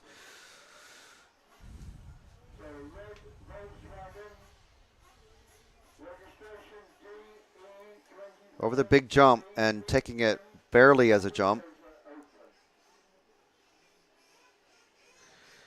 So let's see if Jürgen pops up into... What's happening with Jürgen? Okay, so yeah, Jürgen has just popped up. So this is it's a kind of a slow motion battle for 4th because John did have 4th place. Jürgen did have 4th place. So the car just not just, but a corner or two ahead of John there in the car 8. That is Jürgen there in the purple and white. Current 4th place. So if we move forward to the car just on the brick section, there we go. That's Jürgen. Ooh, and he spun. As I said, a very slow motion battle for 4th, but this is a legitimate battle on track. They are together. They're on the same lap. They're battling for the final bump up position. And look, John going, that's who I'm chasing? Okay, a little bit more throttle, but then getting the jump landing run. Now they're side by side almost. So if these guys are smart, obviously whoever is ahead between these two is currently going to bump up, but we have 4.25 minutes yet to decide that.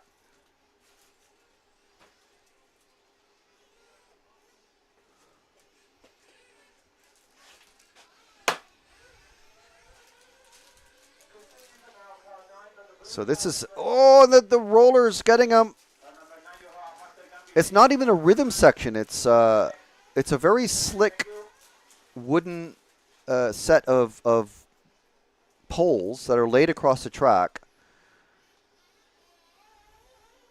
And you just basically just have to go steady over them. They're not quite whoops. They're not quite, it's just hard to describe, but you know, if you've ever walked on a wooden beam in the wet, you know what it's like and how slick it is.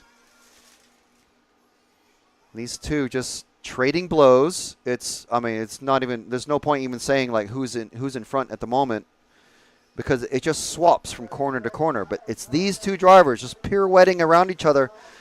I think that was John getting it a little bit sideways.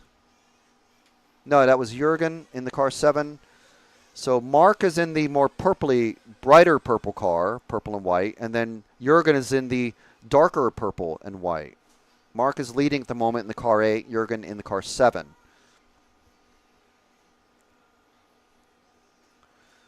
So John here, yeah, not Mark, it's John. John here has a bit of a gap now.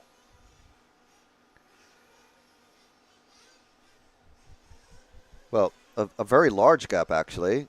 He's a whole section ahead of Jürgen.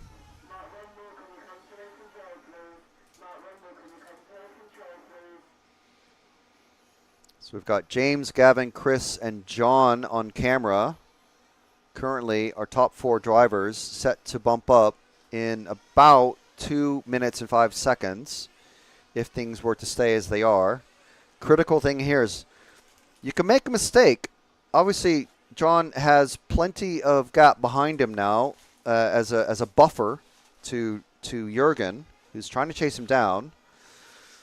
You can make a mistake or two, but a big mistake, like flinging yourself off the track or flaming out, running out of fuel, you don't want any of that to happen, obviously, but especially now, because that would mean your weekend is over. And all you can do is hose off your car, get some lubricant spray on it, and get the air hose on it, and put it away because you're done. So 1:15 left. That's all John has to hold out for. And you can see an entire straightaway lead and more over Jürgen.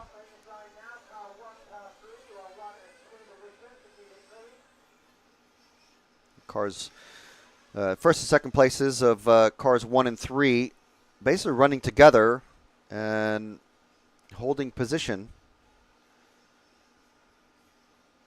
Oh, and a flip, but landing on his wheels. The champions roll.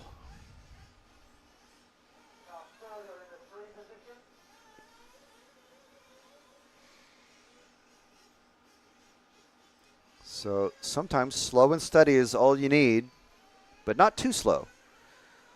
I'll have a look behind and see what number. I don't think Jürgen is anywhere near. Yeah, Jürgen is now falling further behind.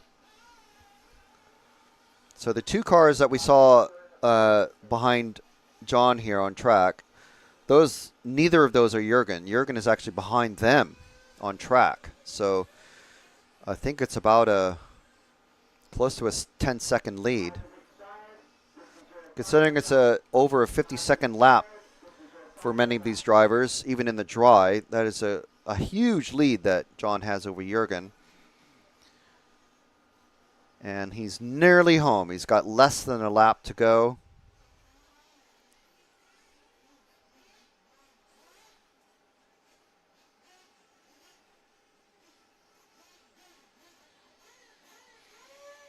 He's coming into the hairpin and over the biggest jump on track. He's taking it very trepidatiously.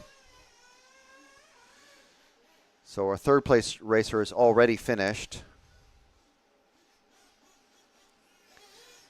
And across the line is going to be John to finish 4th and be the final bump-up car into the 132 B final. And there we go. There's our finishing order. Good stuff. So we have, well, we don't have a big break going into the next group of races, I think.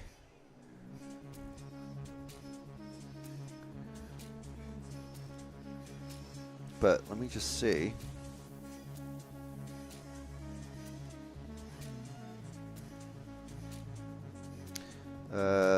Dark Magician's asking, so JQ didn't qualify. He did qualify into the semifinal.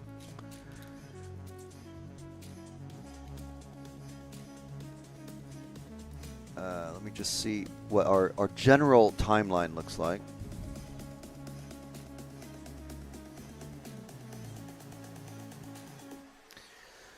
So we're supposed to be starting 9:50. So in about 5 minutes or so, we'll start with the 132A final. About 5 minutes or so.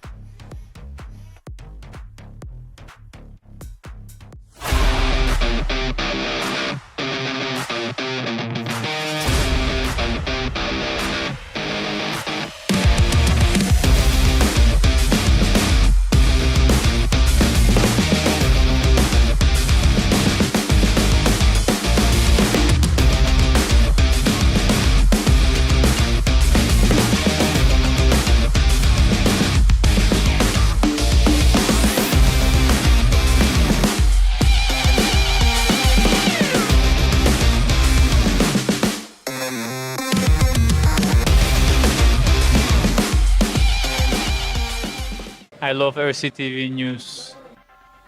I'm Matt McCallum. And I'm Frank McKinney. And here are your headlines. There's RC in the background. We're here. Hi, everybody. Totally secret, no one knows. You got any thoughts on it? No, don't have a clue what you're talking about. That leads us nicely to the 12th Euros. And this week's hot topic. This is a hot topic. Okay, these are rookie numbers. These are rookie numbers. Right Right where now. we're sitting now is where that crash happened. We did what you expect of us. We tried to stir up some drama. Another good one. Yeah.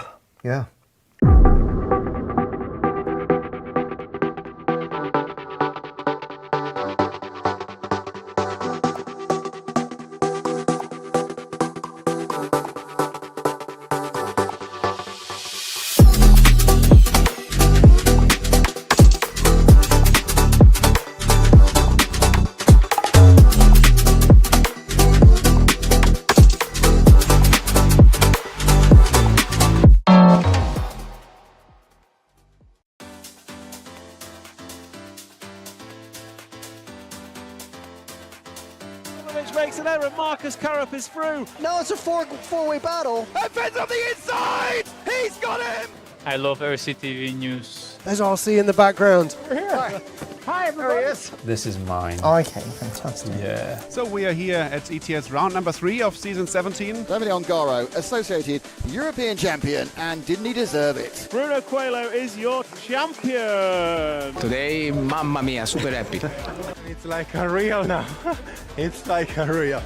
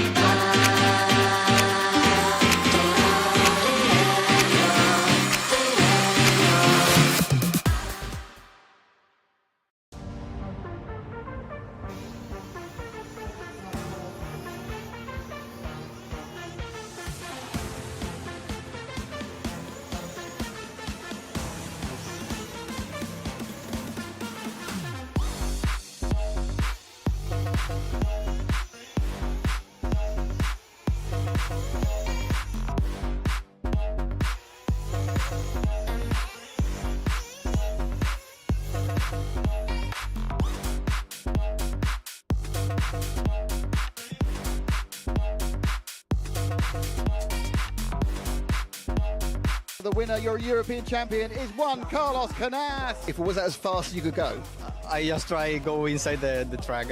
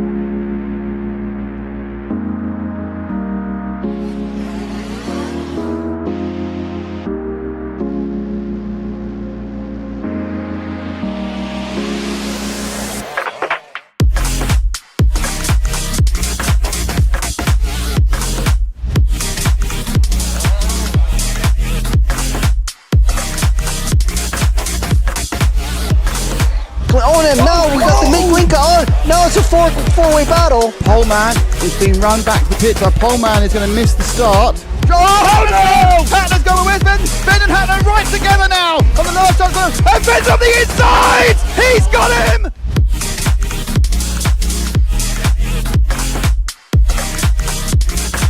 Fantastic display of driving from these two drivers who have pretty much carved up the touring car world between them this year. Kovacic made an error, so Kovacic makes an error. Marcus Karup is through.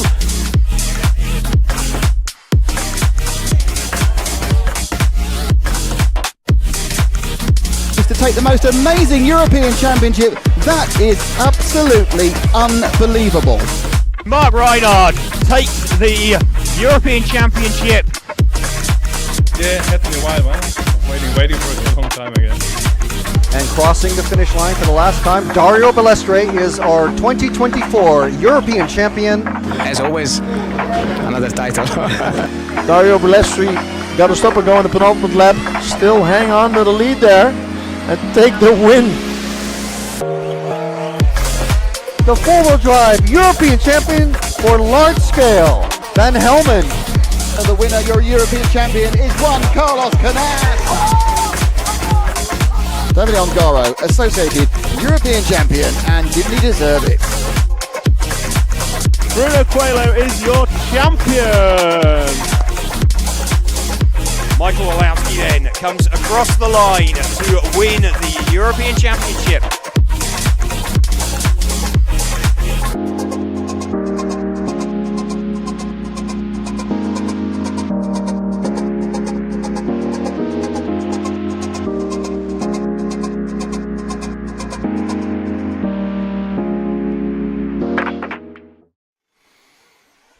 Well, I can tell you it is raining still out there. As our drivers waiting, mechanics waiting to put the cars down. Mechanics to the start line.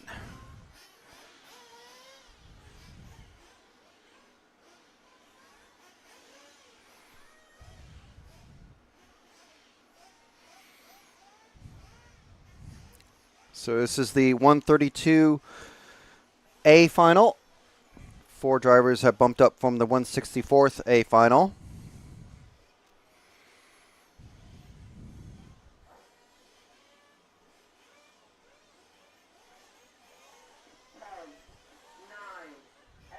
Got the 10-second countdown already.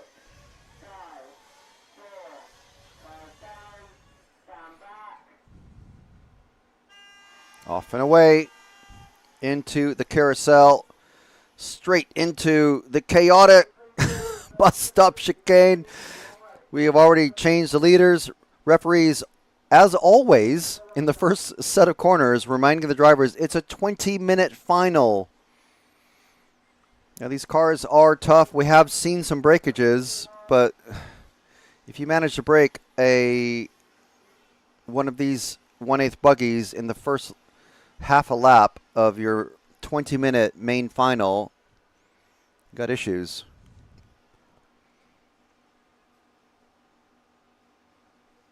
So we'll let things settle down. This is our leading pack, though.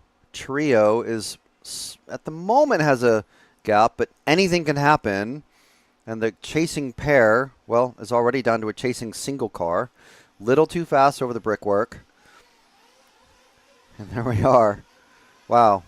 5th place starter Alexandre. 10th place starter sliding past, or previously, or what happened to our James Heenan, who started first, way down into 10th. He got it all wrong in the first go at the bus stop, just a little too eager, and so our first 4 cars already off and away. So leading 3, trying to beat each other up. And 3rd place is now dropped into the clutches of 4th place racer Nils, I think, is who that is in the car 6. Yeah. So it's a whole new set of body shell colors to get used to, but the 4 and the 6 of Clive and Nils running 3rd and 4th. So there's our battle for 3rd going into the carousel. Nice coordinated drift there. Very nice. Considering they're chasing it, or well, one's trying to keep away from the other, and the other's trying to catch up. Say, no, sir, you got my pen. You've got my pen. Oh, and is that Nils that's running an antenna tube as well? No, let's stay with these two. Battle for 3rd, 4th, because if something happens between these two, and inevitably something will, the chasing pair of Craig and Christopher.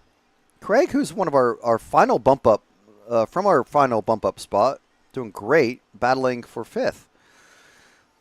So if the chasing pair of Craig and Christopher can keep it clean, they can catch up to this pair who are battling for 3rd and 4th, and then it can just become a 4-way melee.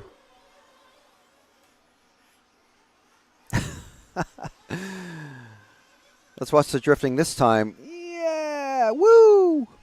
That's a great, wow.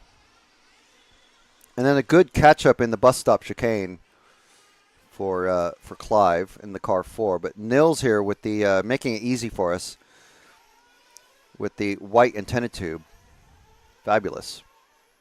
Oh, and getting it wrong. Okay, so that's how it happens. Let's drop back. Let's stay with the upside-down car, because this is our new battle for 4th.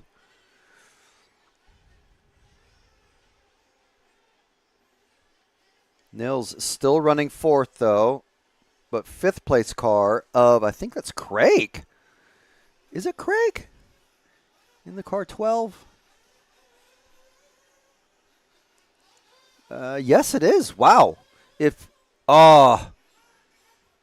Craig starting to taste, just started to imagine the taste of a double bump up, and then just nosed into one of the doubles at the end of the lap, and then that is at the moment. And now he's got, who's this that he has to deal with now? It's Christopher again in the pink wing. Whoa, that's good. Let's stick with these two for a bit, because as I was saying, whoever is able to break away from the other here, whether it's Christopher, and who's that just got flipped over? I missed the number. And they got spun around as well. I'm not sure if this is, it can't be a lap car. This is one of our top 4 racers. Oh my goodness. It's a 5-car battle for either 4th or 5th.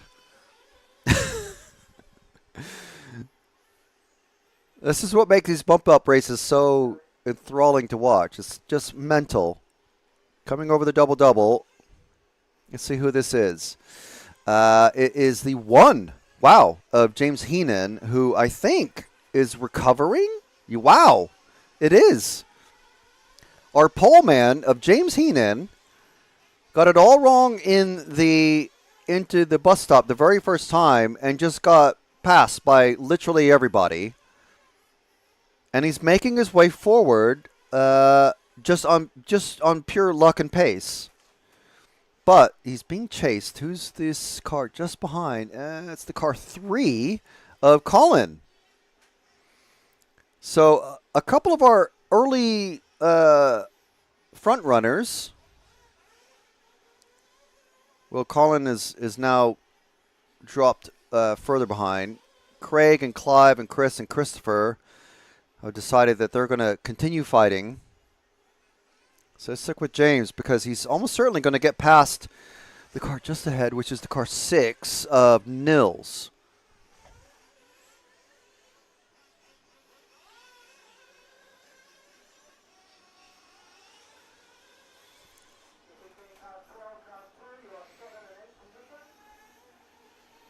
Yeah, so we are approaching 6.5 minutes in. So we're going to start seeing our pit stops start to happen. So if you wanted a bit more chaos and moving around, you're about to get your wish.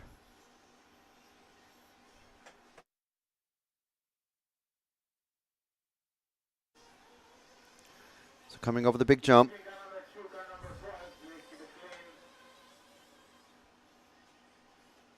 Oh, and the roll coming off of the double-double. Who was? I think that was James. It was. So that has put a temporary halt to the battle. But is he going to go into pits? Nils has just gone into pits. So let's stick with James and the yellow car with black wing. Because he's now moved up to 4th. And although he's not showing on the timing bar on the top right, so this is car 3 that he's battling with of Colin. These two are battling. This is our battle for 4th on track. Nils is showing ahead of them, but he's actually had a pit stop, and the timing loop is before the pit stop entrance. So these two are battling for 4th.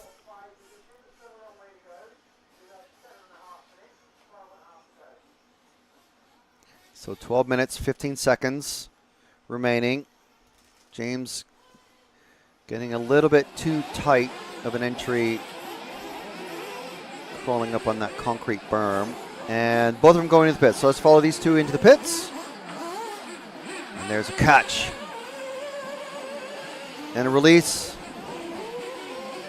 Oh, and he's got it all mixed up coming out of the pit exit. That's James all stuck in. No, that was Colin stuck in the barrier in the fence. And now James is pulled ahead. And I don't see where Nils is. So it's going to take another lap coming across the timing loop to actually get these guys sorted out. The lap times here are about a minute or so. At the moment, yeah, they're 55 to 59 seconds long. So we're with James, our pole man at the start, got it all mixed up into the bus stop. Good traction there. So they must have had time to already, these cars who didn't have to go through the bump up process. Looks like he's probably had time to change to a wet setup. And let's see where James pops out on the timing in 4th. So he is legitimately in 4th place. So he's trying to be chased by Colin, who got it all messed up coming out of the pits, got stuck in the fence.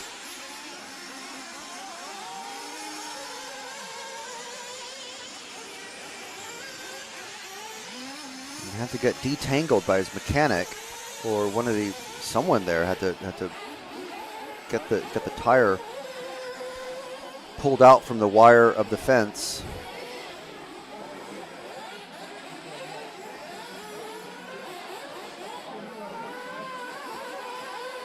At the moment, James doing all right. I mean, you can always be doing better. But at the moment, he's in the final bump-up position with 10 minutes finished and 10 minutes remaining. We're exactly halfway through this 132A final.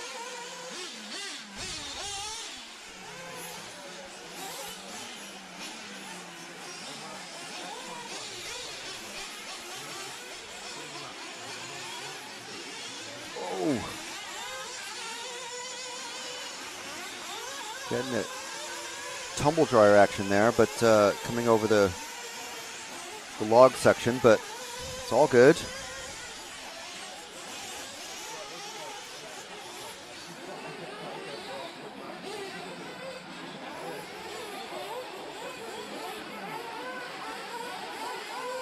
Let's see. Wow, crawling over Nils. That was Nils. That's a pass for third. So if we keep it wide here, these three cars, this is our battle for third.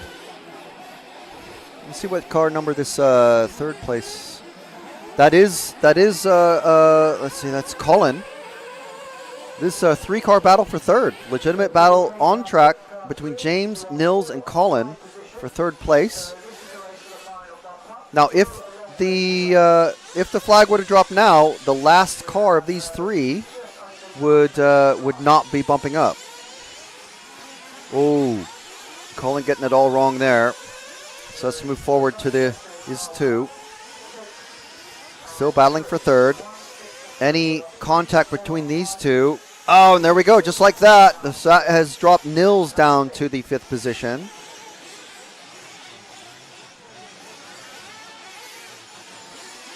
Yeah, so let's focus on this 3-car. But try to keep Nils in shot as well, because it's all down to Nils driving clean and hoping that Colin in that car 3 just ahead of Nils makes a mistake somewhere. But meanwhile, Colin is actually catching very rapidly. He's catching James in the car 1 here. These two started first and third on the grid, but dropped way back in the first lap.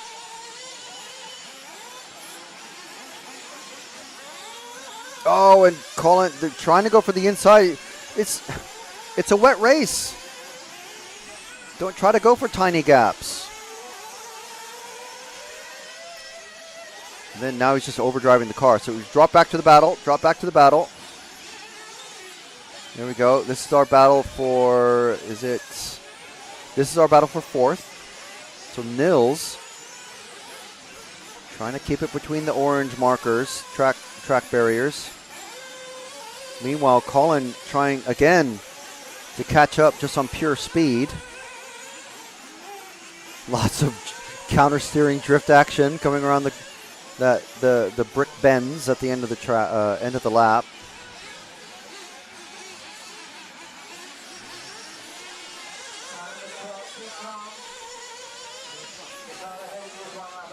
Oh, and who's that? Is that James? It is James who's made a mistake. So this is our battle for third is battle for 4th is between Nils and James once again.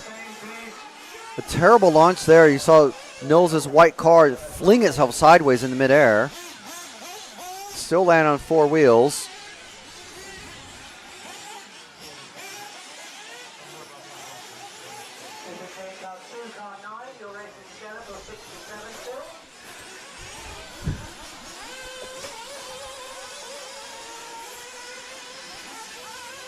Nils, James, and Colin. A very active and fascinating battle for third. Coming into the bus stop, sideways, coming over that little kicker jump.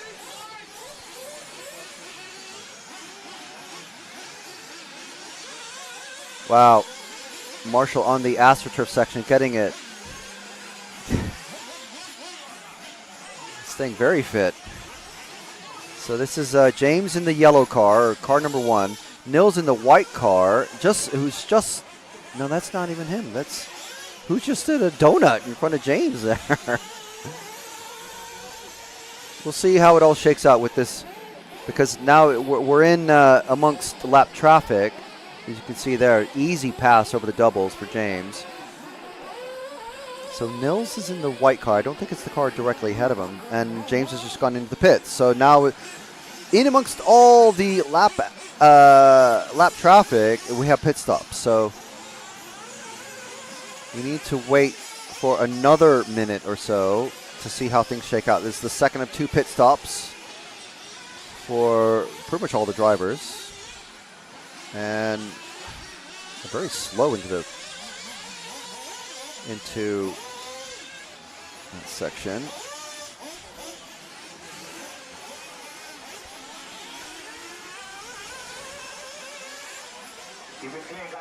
So James still on the timing, still running 4th, but we'll see where he actually is once he comes across the timing loop. Because, and the reason why we're oh my goodness, that is, and now he's just stuck. He's stuck. Oh man. Ideally, there might be like a wooden ramp there or something like that that cars are able to launch themselves out of that pit of despair. Okay, so he's crossed the time now, so he's running 5th. So Nils is officially in 4th place. So if we move forward a couple of cars to find the white car, that's not Nils. Next car forward, that is Nils there with the antenna tube. There we go, sticking up. You can just see it if you've got a big enough screen and you're not sat too close to it. But Nils, I think Nils, where's Nils from? From Sweden. So I think we can do the country stereotyping and say it. He knows how to drift around on a slick country road.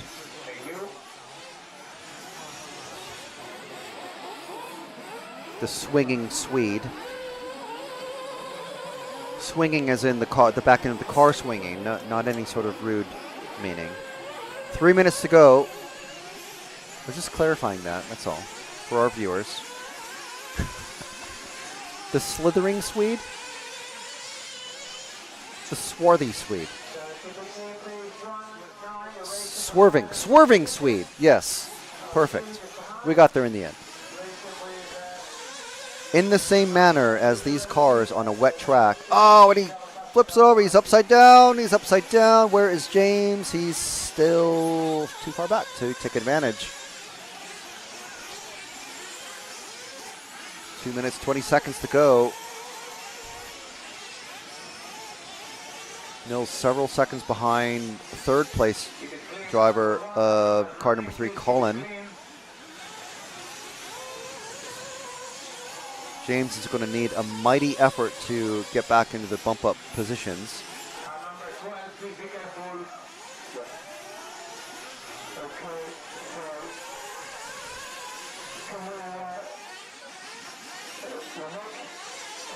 The bus stop chicane.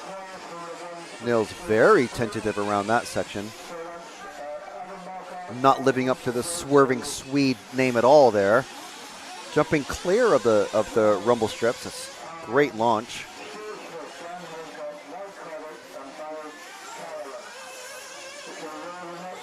So a minute and a half remaining. We have Alexander in the car 10 in the lead. Colin in the car 3, who was able to get past all of this kerfuffle and get back into the bump up spots. Anthony from the car 5 running 3rd, and we are on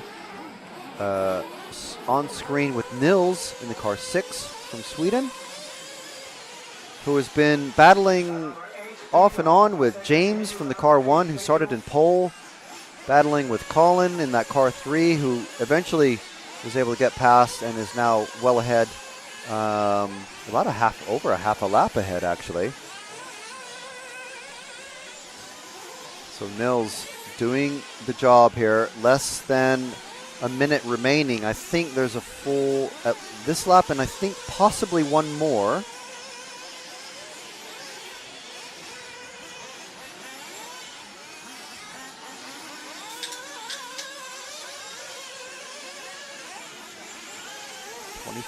seconds. I think he's going to be able to get another lap, which means is James. I think James is not going to get another lap. I think he's too far behind. So if we follow Nils over the line, and we'll try to backtrack and find James, or no, it's not even James. It's Christopher, car 9. So yeah, well.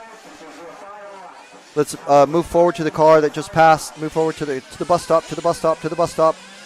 There we go, to Nils. So this is his final lap. Oh, he gets it. He lands on the backside. I don't think there's any other cars. There's a couple of cars behind him. I think James is the next car behind him, but has he been caught? He has been caught, so yes. Mills is in fourth. Mills is bumping up. So Colin and Anthony haven't officially finished on time. They just haven't crossed the line yet. But Nils here we are with, bumping up into the 1/16th A final.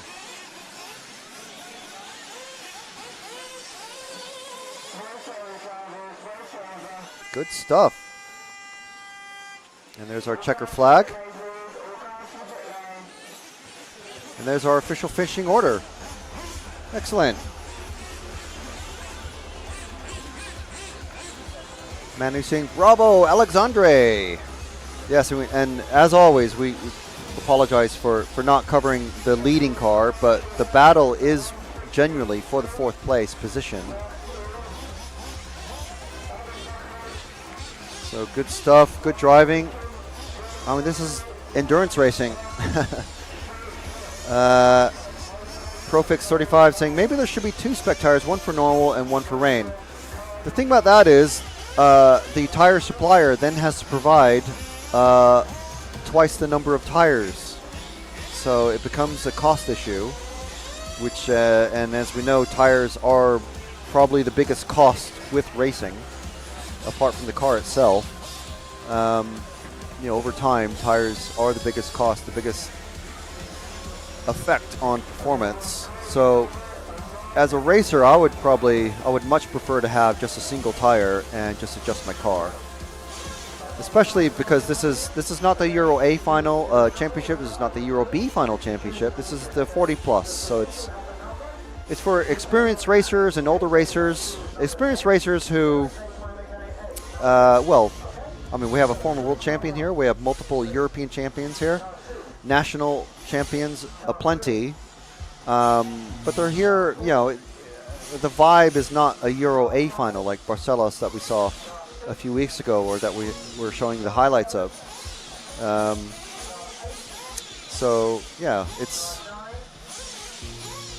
If you have to be purchasing extra rain tires and all sorts of stuff like that, you can already buy as many of these the Jetco pre-made tires as you want. Some drivers running one new set per qualifying run or practice run, which is maybe a bit excessive. Obviously, for a 20-minute race, you want to be on new tires. But the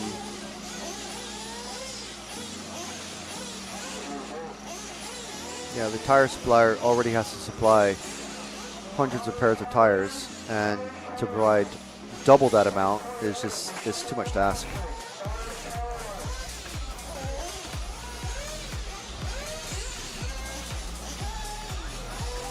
Lots of cheers for Alexandre.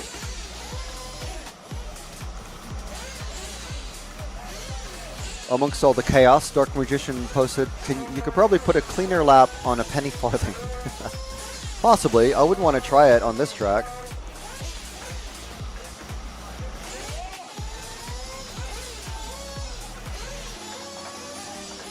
A rain cam showing... Rain seems to have stopped. The tiniest amount of puddles. Obviously, the track is still very, very slick.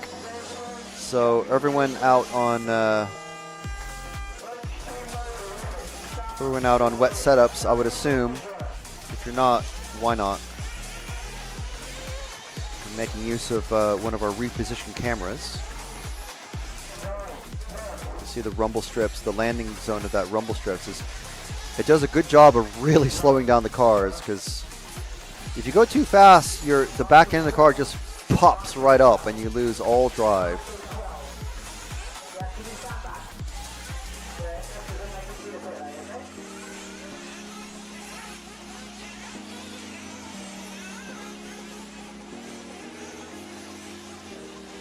See the mechanics in the pit lane. A lot of drivers are just using fuel bottles.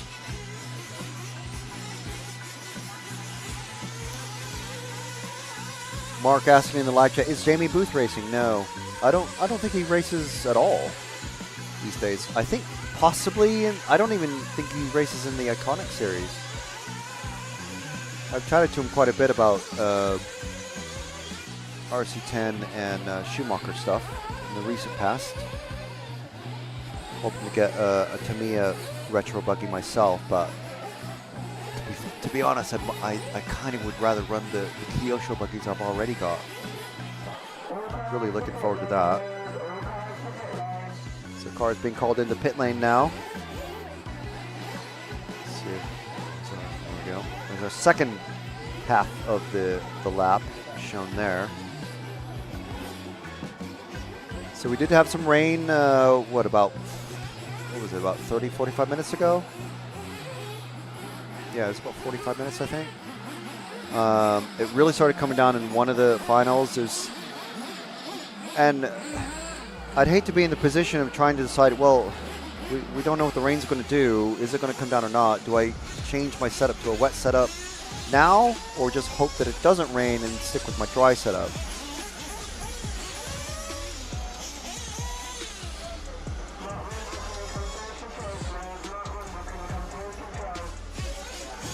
Mark asking, can you get him in for a chat? Can you get Jamie Booth in for a chat about that incident at the Euros? I assume you mean that incident that we covered in RCTV News. I mean, possibly. I mean, I think we've talked about it enough, maybe, but I don't know.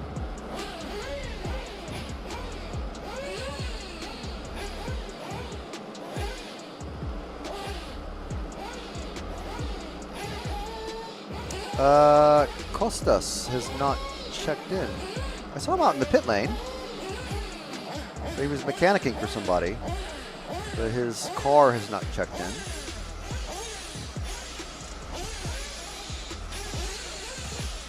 Yeah, he's standing in the field. Panagiotis, that's Costas, isn't it? Chalkius. I'd imagine he's... Yeah, I mean, maybe he's saving his tires and not doing the warm-up. I don't know of anybody who does that.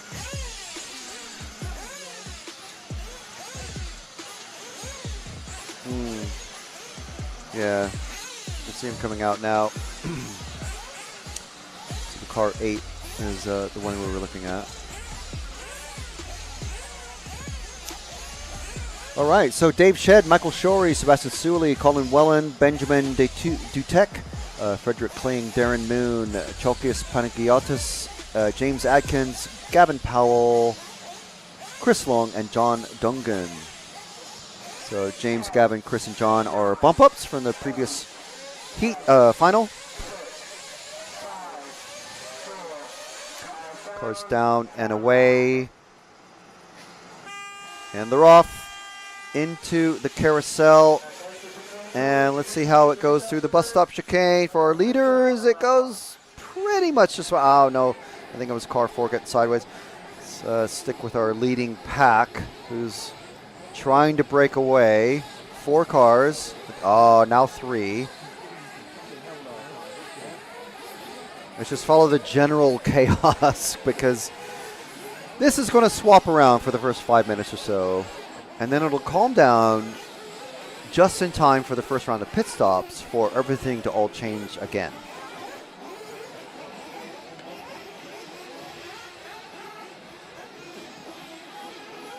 So we'll let our camera operator Jim up on the lightning tower find the chaos in action himself for a bit. Oh man, good drifting though. He's, oh man, that's a hard hit into the barrier. I'm not hard enough to break the car. That's the nice thing about these big barriers. I know there's at least one person out there in RC world that doesn't like them, but they keep the car going.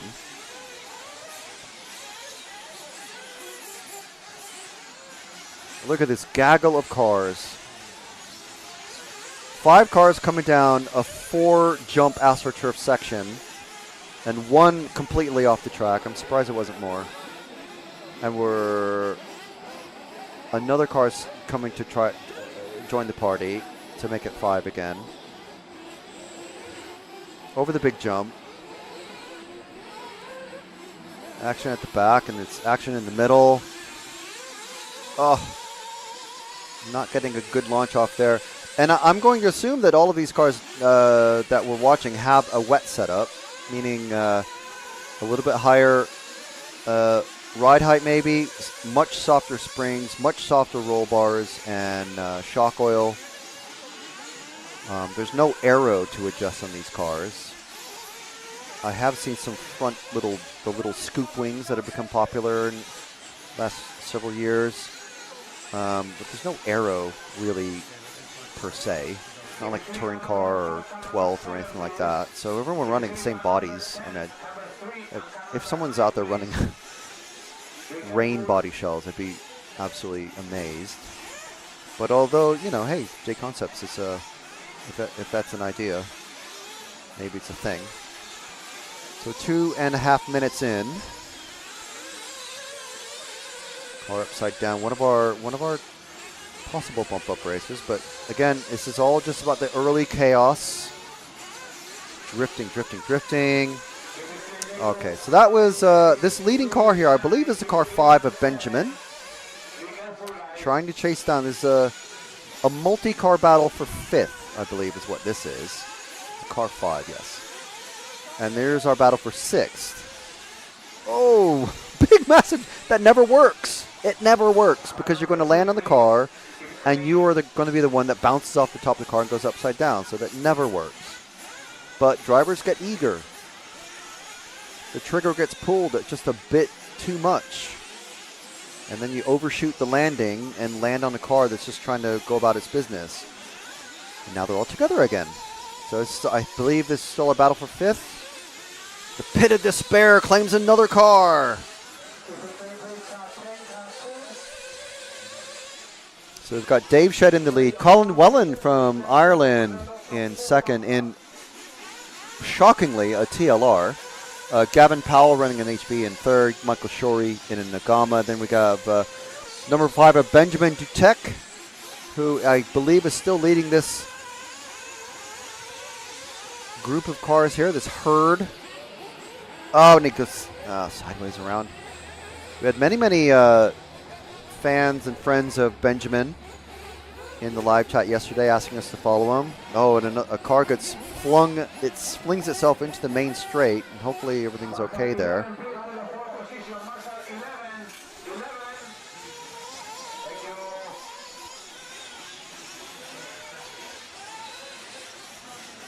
Let's see what car this is coming around. There's car 3 and then the 5. So I think there's Sebastian followed by Benjamin.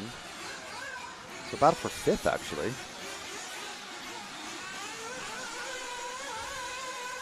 So the group of cars going over the logs now, Jim, is I believe this is our battle for 4th, as things have shaken out.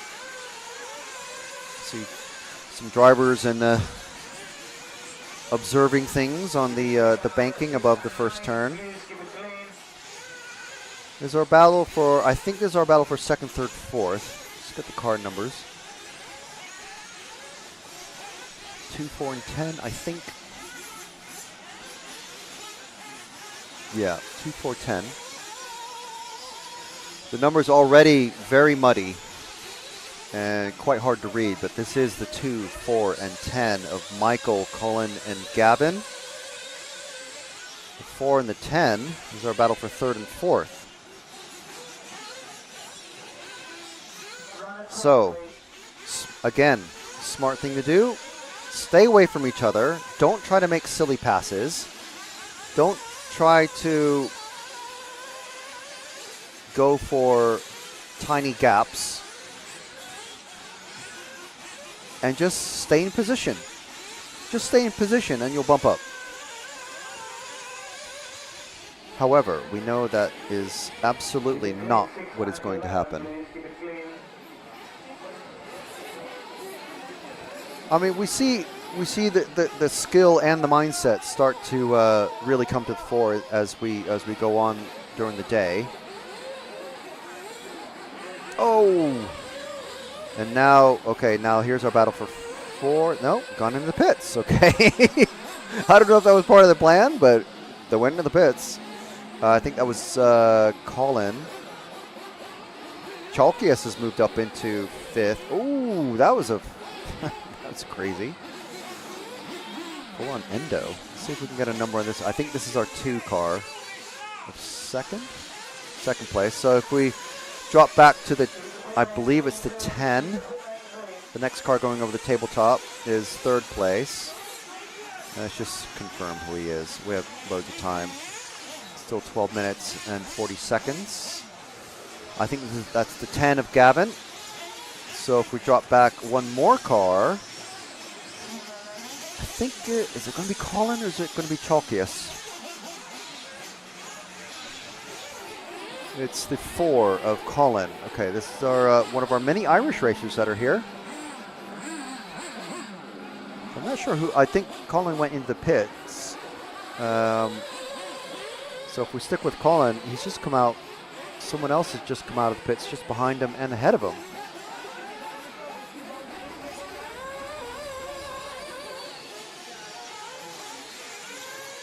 Over the rumble strips. Around the S, onto the AstroTurf jumps. The first visit to our very large brick section here at the Herts Nitro Model Club. Oh, and now it's a lot closer because coming off the tabletop into the roller section, car coming off the track, and now it's a 3-car battle, I think, for second. See how muddy the cars are starting to get. The back tires, the wing numbers, starting to get a very healthy brown color. It's the 2, the 10, and the 4 going underneath our main camera.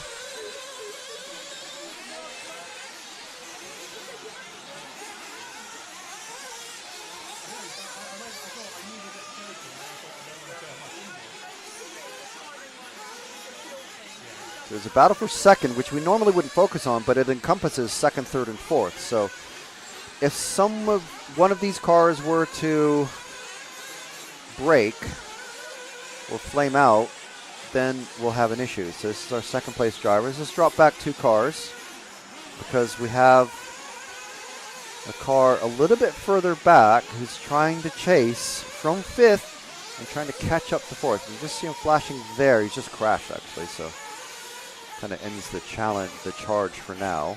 But there's 10.5 minutes to go. It's the beauty of these nitro races. At least in the early laps, plenty of time to calm yourself and catch up with things. But this is our action on the track. So these drivers, I can only imagine they have a mechanic just saying, look, just calm down, calm down. It's just stay where you are. If you make a mistake, it's not a big deal. You have like 10 seconds to the car that's in 5th place.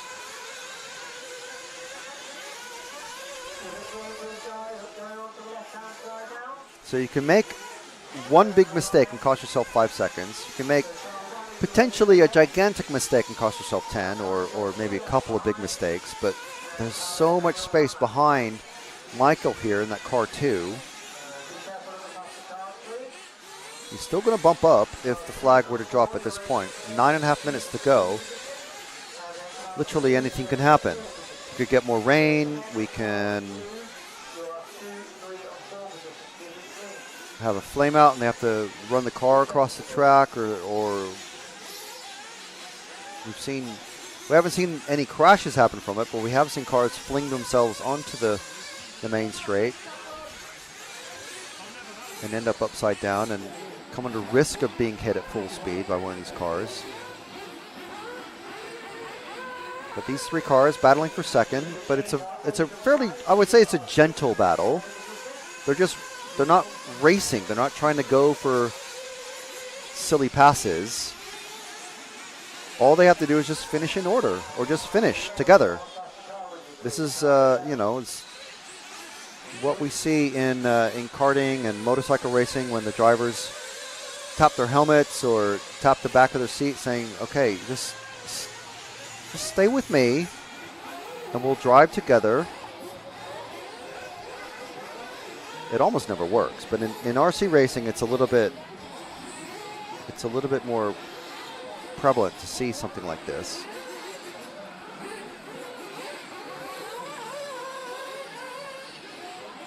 driving smart and just stay between the barriers. That's all you have to do. Oh, someone's gone upside down. I think that was Colin. So he's dropped back a position. It's not a big deal, though, so as long as he keeps his head, doesn't try to overdrive anything, and see, smart. He goes for the double single instead of trying to do a quad jump. But he has caught right up to Michael now. Michael starting from the 2 position.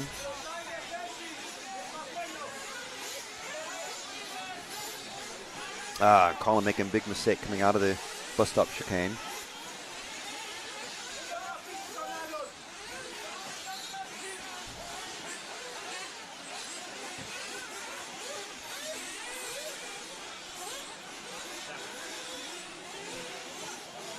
Chewy RC saying, morning RC fans, morning Chewy. I'm cheering for Darren Moon. I think Darren's going to have a hard time getting into the bump up spots from running 11th at the moment, but we'll see. Anything can happen. Still around the pit stops to go. Could have 7 or 8 cars flame out before him. You know, I mean, cross your fingers, Chewy. One of our top battlers goes into the pits. We'll just stick with the cars out on track because we're going to start seeing everyone start to go into the pits for their final pit stop starting right now. 6.5 minutes remaining, so it's about that time. And we're also coming across a bunch of traffic, for lap traffic.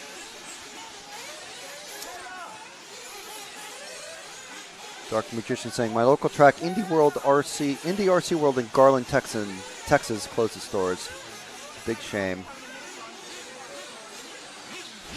Indeed, I think that we may have covered that on RCTV News. I'm not sure. We definitely covered one of the cars in the Dallas-Fort Worth area closing down. Oh, and upside down. Who was that? I can't see the numbers. Too much dried up mud on it. It's 9. There's 9 turning over of last place driver James Adkins.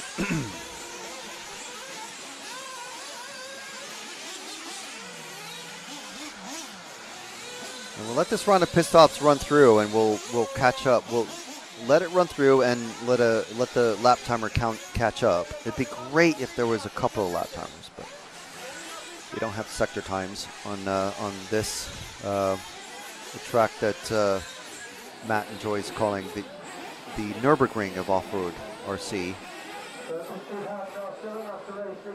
Well, that's what everyone's calling it. Synonymous. Twinned. They're basically twin now. The 2 mayors have exchanged details. Yeah. There's going to be a ceremony. Hartford and Nürburgring. Ring. It's next to the They're town of actually going Nürburgring. to change this to Hartford Ring. Yeah? Where? Where? Yeah, it's the town nearby. I'm not sure where. North or no, is it east? Okay, so we have the car 2 in 4th position, somewhere out there. I'm not sure that this may be the car 2. This might be the car 9 still.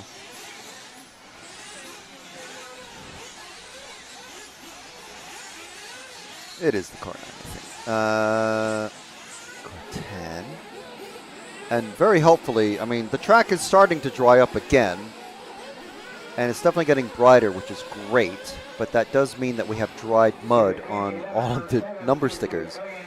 And that is not great because I have no idea. Some of these cars have just mud-colored numbers or no numbers because the stickers have come off. But car number 2 is about to finish the lap. So I think it's one of these 3 cars just underneath this. 11, 7, and 4. Nope, that's, that's not any of them. He's further forward. Try this car in the S's. Maybe it's one of these 3 cars coming off of the AstroTurf dump. Okay, so the first one I think is, I don't know, no idea. Cars, okay, 6 and 10 are, I think it's a car with no numbers, you know, coming over the big jump now. This might be our car 2. And I say no numbers because on the end plates of the wing, are supposed to have numbers on them. However, this being Nitro, a little bit zoom out. This being Nitro, no, it's not either one of them. It's wait there at the end of the lap. Okay, so it's one of these two cars that just going through the carousel. Two forward, Jim. In the double apex, forward on track. The one of these two that's coming over the logs now. One of these two is car 2 has just moved up. So 2 cars ahead of him have gone into the pits, and now car 2, who we were looking for, is now running second, so we're no longer interested in him. But I think it might be one of these 3 is running 3rd, 4th, 5th, or something like that. And one of us flung himself into the opposite pit of despair. So it might be one of these 2 about to come underneath us now. That's the car 4 and the car 10. So that's 3rd and 4th. Okay, so 4th place is the car 10, who's just going the carousel now and into the bus stop, and it's just passed into 3rd position. So the car in the bus stop now, that one there, is now 4th, and he's being chased by, hopefully that's Chalkius Panagiotis in the car 8. Oh my goodness. It's like the start of the race. Let's go to the AstroTurf jumps. This car going over the tabletop next, Jim. Move forward 1 car. There we go. I'm pretty sure this is our 4th place driver. We're just trying to reset a bit after the pit stops, and it's taken 5 minutes to figure out who is, there's coming out of the, he made it out of the pit of despair. Amazing. Well, that, I mean, that alone was worth that 4 minutes of pain. This is the car 9, so it's, again, it's the wrong car, unfortunately. Where this pack of cars is going into the bus stop next. One of these 2, I think, is 4th place. No, it's not. 4th place just across the finish line. Wait there, Jim. One of these next cars coming up is our car number 4, Colin. It's either the car that's just gone over the logs or this car here. I think this is our car 4. I think we might have him.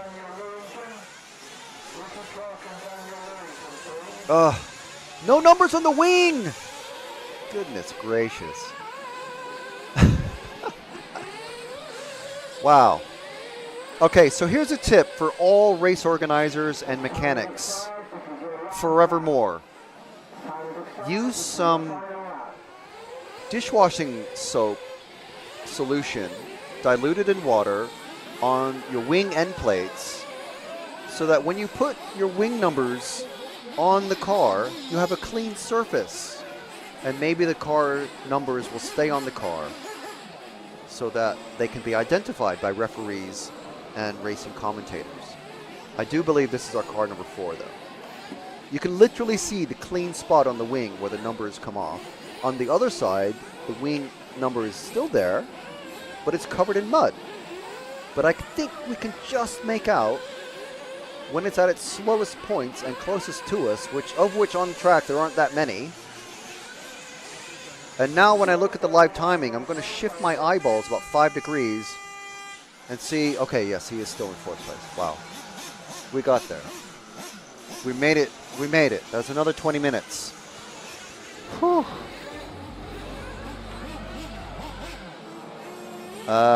Did the track have rain? I mean, how much rain do you want? Yes, it had tons and tons of rain. Yeah. And Agelis, sorry, we only follow the 4th place position because this is the finals. We don't take follow requests during the finals. Russell Draper saying again from Bulgaria, loving watching the racing from the swimming pool. Get out. Literally, get out of the swimming pool and into the thorn bush with your bare feet on rocky ground. Watching from the swimming pool on our holiday, wishing Mick Craddock and Stuart Wilcox all the best.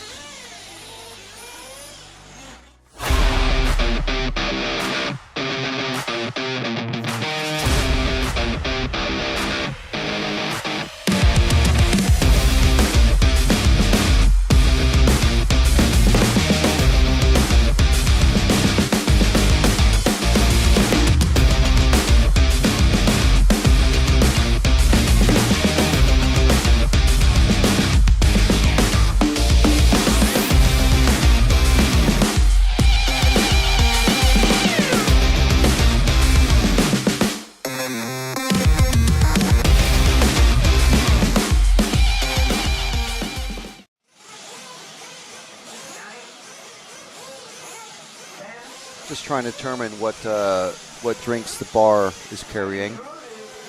In case you're not aware, I mean, this is our first time covering a 40 plus Euros. It's literally written into the rules for the event that there must be a bar on site. And by a bar, I don't mean like a ballet dancer's bar where, you know, you do your whatever the poses and stuff are and do your stretches. I mean like a bar where you go and order from a keg of alcoholic beverage. Which certainly adds to the atmosphere. And don't get me wrong, all of the Euros that we go to, all of them, have a bar. But this one, you're required to have a bar if you're an organizer. So there's a bar tent, there's a bar, there's kegs of beer and cider. Another thing that adds to the ambiance is that there's a lot of drivers that are very happy about it as well. Is the fact it's a spec tire, so you have one tire no matter the conditions. So that's why you see everybody running white wheels. There's no like yellow wheels, orange wheels, green wheels, and none of that stuff. Everyone's running the same tire, and it's marked. I believe you can buy as many as you want. Obviously, for a final, you'll be running brand new tires. And the Jetco wheel, or Jetco tire inserting wheel, and yeah, so it's generally a pretty good atmosphere. And then you have racers that are like Jerome Sartell and Neil Cragg and Lee Martin, and other nationals winning racers. The previous repeat winner from the last couple of years, Martin from Austria, is here. So you have a lot of older drivers who have been, and I think it's safe to say, after talking with drivers like Neil, have been, kind of surpassed in the limelight, maybe a little bit, past their prime on the top end international level, but they're here and they're racing, they're doing their best, and yes, they're being competitive, but they're having fun.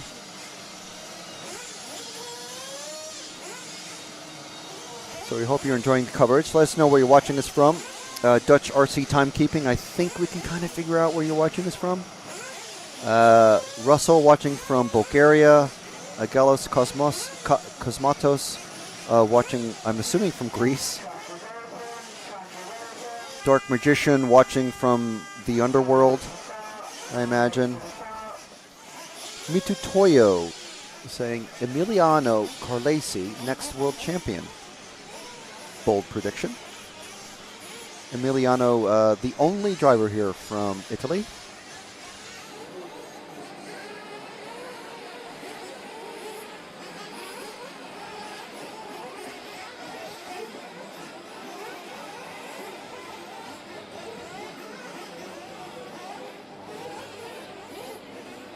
Is there a 40-plus world champion?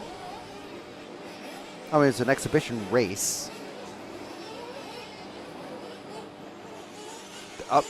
Later today, there's a 55-plus race, so we're going to see some proper, I mean, they're going to be going up in a stair lift next.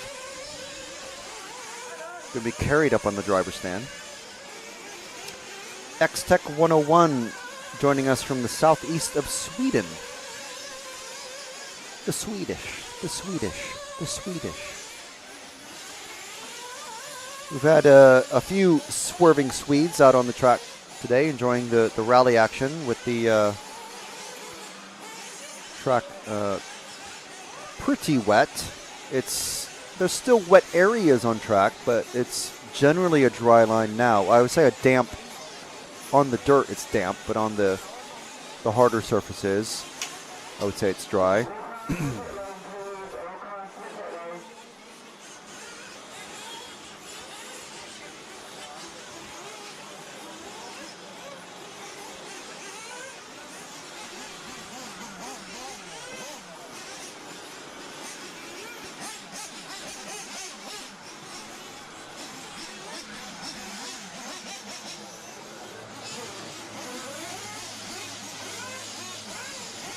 Mechanics refueling.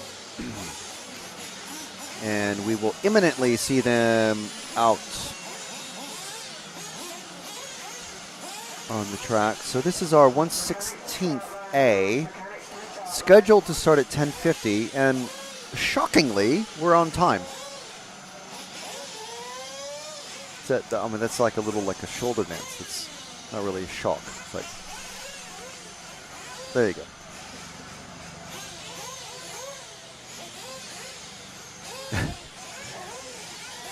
X-Tech correcting yourself. Southwest Sweden, I mean, if I could manage to keep track of the map. So, like Oslo area? I'm assuming if you were in the Oslo area, you would say Oslo. But, yeah. Okay. Oh, switch to our main camera.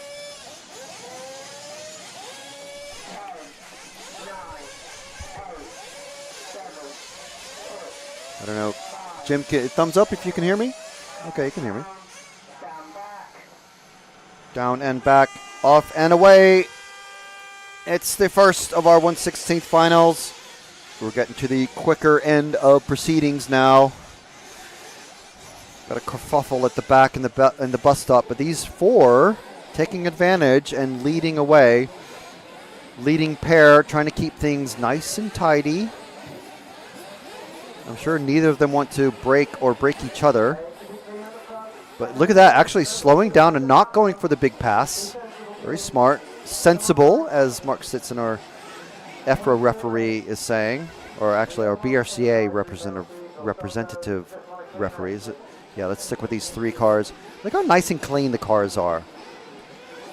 And in about 20 minutes, just remember this mental snapshot.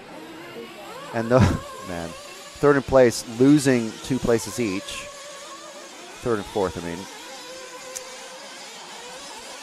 So Francois, Emiliano, Alexandre, Colin, and Anthony loving it because they've just moved right up from the bump up positions. And another one of our leaders off the track. So things are settling down a lot quicker as we move on in proceedings. But let's see who we've got here. We've got the 8, the 10, the 9, the 12, and the 4. So 9, 10, and 11. So coming around the hairpin now, I think is our, yeah.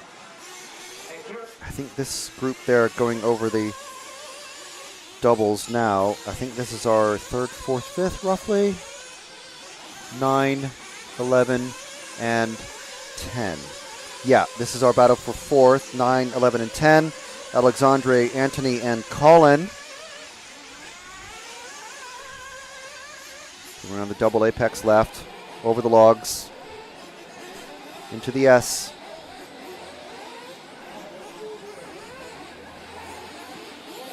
Eight, 9, and 11 now catching the car number 8 of Wayne. Referees telling car number 11 of Anthony to keep it clean, so they are watching. Oh, that's not, I don't know. And now, see, the referees are going to start being a bit stricter now because the lower finals, obviously the drivers aren't quite as skilled as we get to the sharper end of proceedings. The car 10, yes. So this is our battle for into the bus stop. This is our, well, a 4-car battle for 2nd, which encompasses our battle for 4th. Car behind trying to chase and join the fun. So in amongst these cars is our battle for 4th. This group. So we have a pair of cars, wheel to wheel. So still being told to keep it clean, but no penalties yet.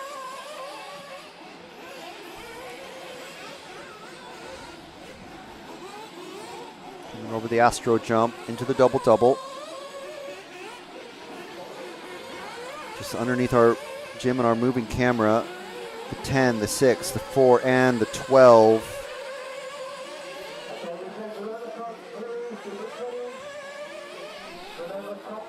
our 6 is being lapped, so our 6 doesn't count in this. So the first car, confusingly, the very first car is already being lapped. Probably had a problem in the pits or something.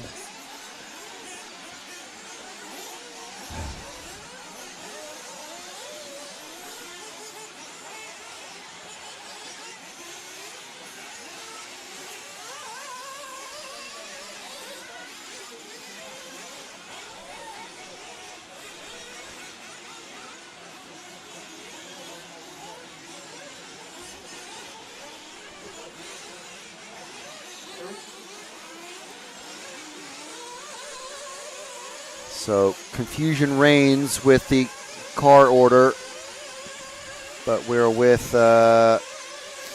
battle for 5th and 6th. The car's going over the logs now, Jim, if you can follow them. Yeah, there we go, into the S. I believe this is our battle for 3rd and 4th. Car 3, and it's just flipped over, so that's helped. 10. Yeah, that's a battle for 2nd, actually. So this group of 4 cars encompasses our battle for 4th, but it's our 3rd, 4th, and 5th.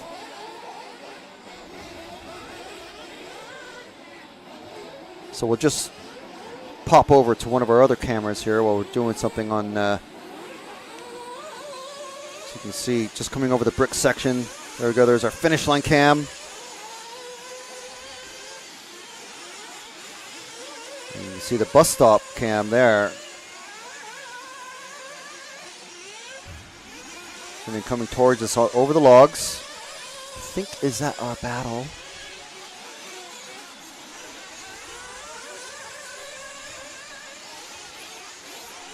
It's car 8 and 4th is, oh no, have we lost timing again? No? I think we briefly lost timing. It's coming back though. You can see as the cars cross the finish line on our finish line cam.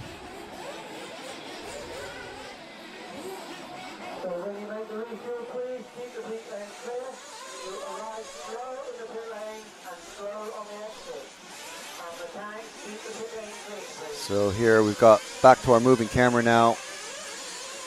The 4 and the 1. These cars are nowhere near each other on the timing. I think one of them's being lapped. Made worse by the thought that I think one of them's got the wrong number. I'm not sure. But anyway, coming over the logs.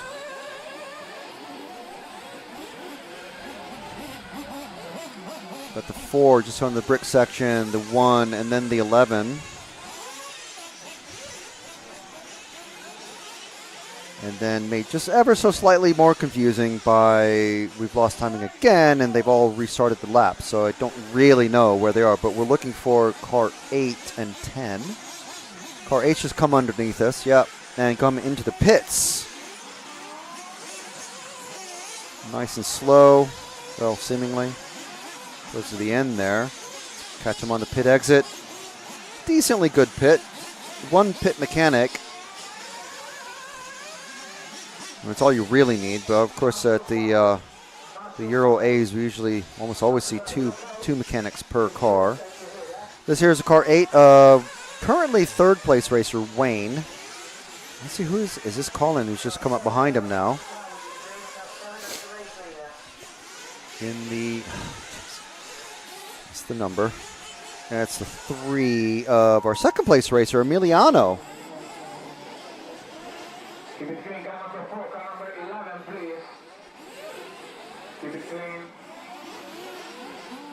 So Emiliano trying to come up with a successful lappage there. Actually, no, Emiliano counting 4th? What happened here?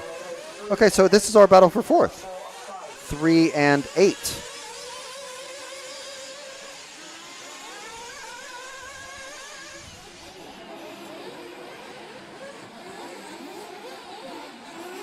You know, I must say I'm enjoying the Jazz Solo Cup livery of the car number 8. If you remember the Jazz Cups from way back when.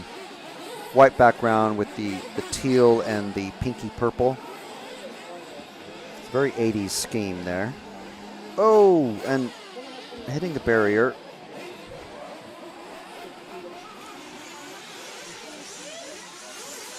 If you can, Jim. Oh, was that Emiliano going over? It was. So now, okay, Emiliano has lost a couple of positions. So the Jazz Solo Cup livery of car number 8, Wayne, now being followed by Nils, I think. Is that right? Yes, it is Nils, who just did a fantastic crash. I think we caught that. So Nils in the white car with the aerial tube,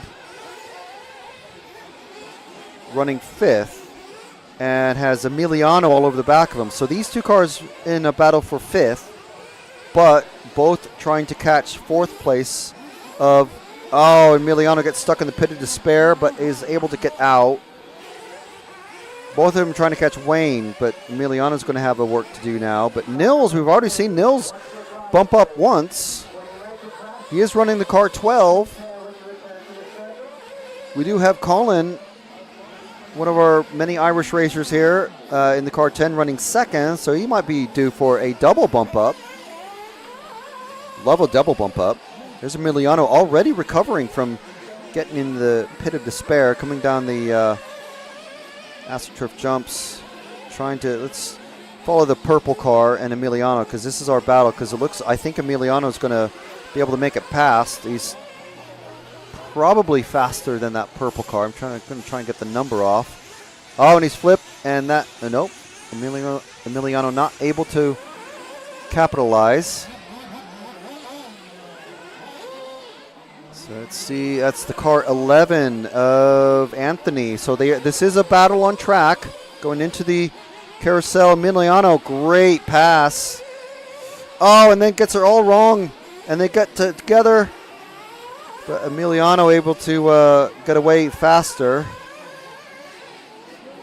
So let's follow Emiliano, because he's probably going to catch the white car of Nils, our swerving Swede.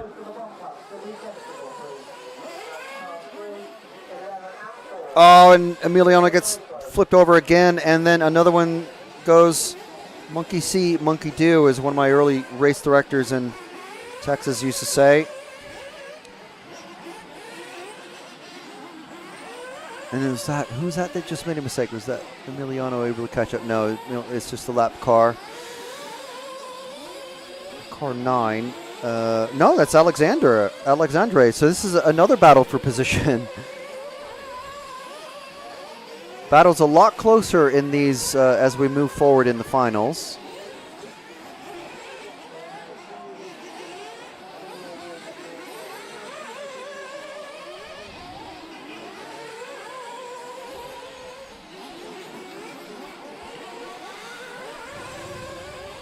So Emiliano trying to chase down Alexandre.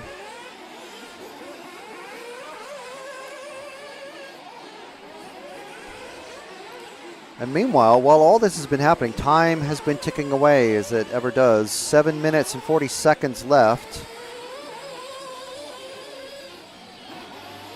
That Francois Neroni, Wayne Buckhorn, Nils Lindback, and Anthony Williams were with Alexandre Martin and Emiliano Carlesi. French racer being chased by our only Italian driver at this event. Hopefully he's enjoyed the fish and chips and maybe some mushy peas. I would suggest. What else? Steak and ale pie, steak and kidney pie, maybe. Chick mush pie. Toad in the hole. Yeah, there's a good one.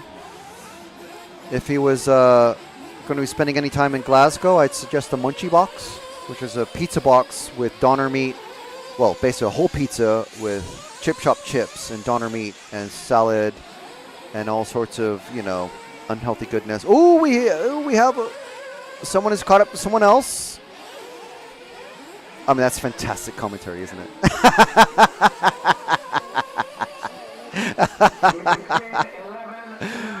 My favorite last weekend at the karting was Nick going, oh, and Joe saying, you might be more descriptive than that?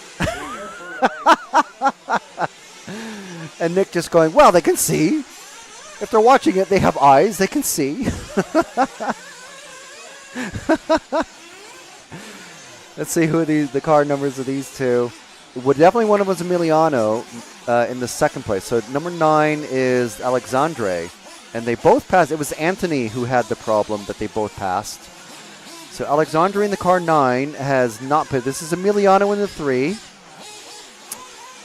So he is coming out of the pit exit. So let's stick with Emiliano because he's shown as 5th place on timing, but he's obviously been passed by 2 or 3 or 4 cars just as he was having his pit stop. However, all of those cars also have to pit, and we haven't been following every single one, obviously.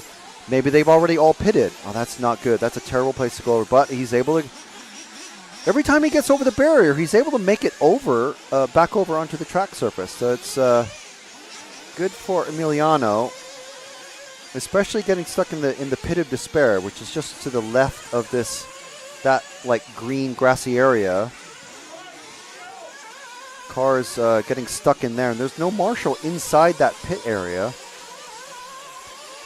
Okay, so Emiliano crossing the finish line now. Let's see where he comes across in, well, 9th. He's gone from battling for 4th to 9th.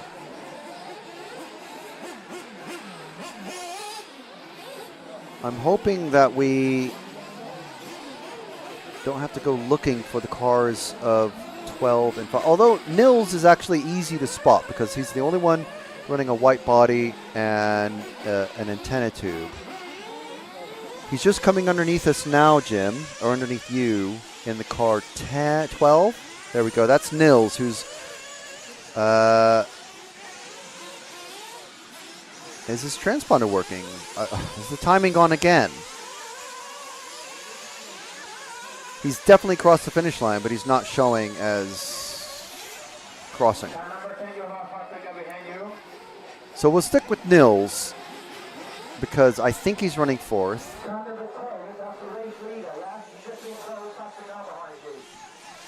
Car number 10 being shouted at by both marshals. And he's being told, you are 1 lap behind him. That is the race leader. And he's faster than you. As in, move over. And that's what I call a verbal blue flag. So the timing needs to catch up yet again. And this is Nils, one of our, well, on a potential double bump up position here. He's just passed the car 5, and I missed the other car number, Pascal. So that's just lap traffic. Pascal Brownie, actually, or Brown, I should say, of Team Brownies. Brownies. Braun, yeah. It's Germanic, isn't it? I didn't say he was from Swaziland. The flag next to his name says he's from Swaziland. Now it says Swiss. So we have effectively lost timing. So hopefully they are aware of it. But we're with the last person that we are aware who was in 4th place of the swerving Swede, Nils Lindbäck. Oh, he got lucky there with that landing. A little bit too much throttle coming off of that tabletop.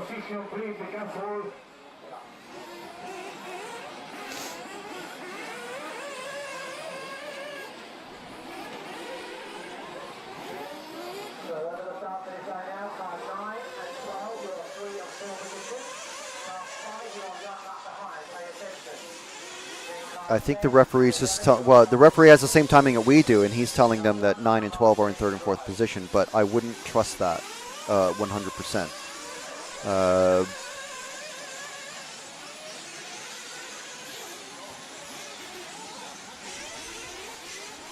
So with Nils Lindbäck.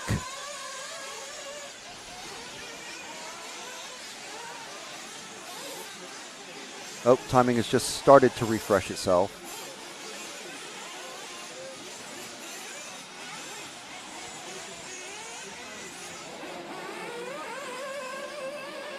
Chewy RC reminding me that Colin Brennan isn't Irish. He wishes that he was.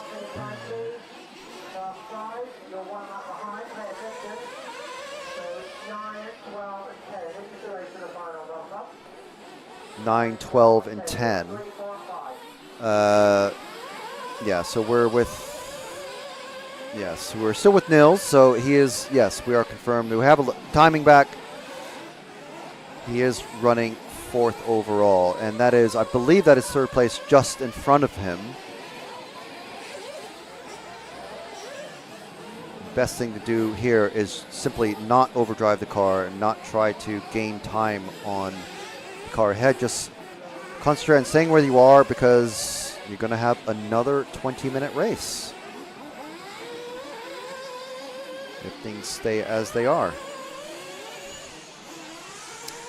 So X-Tech 101 saying we need more refs that enforce the passing of fast cars versus the lap ones. We definitely have that with the EFRA Euros. We have 2 referees here with timing screen and all the heat listings and the driver names and everything available to them at their fingertips. So hopefully you don't mean at this particular race, but in general, yes. So time is finished. Francois has crossed the finish line to take the win. And here's 3rd and 4th place of Alexandre and Nils to come across, finishing 3rd and 4th. Colin will be finishing 5th overall. And that is our 1/16th A final.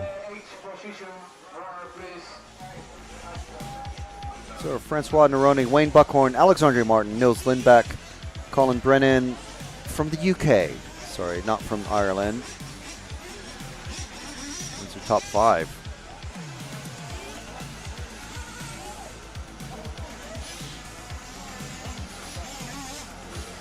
So that was the A final. Some of the Euros that we go to, they run the A finals first, the B finals first. We don't really know until we get here, but we are running with the A finals first. If you look on Live RC, it says odd and even final for some ungodly reason, but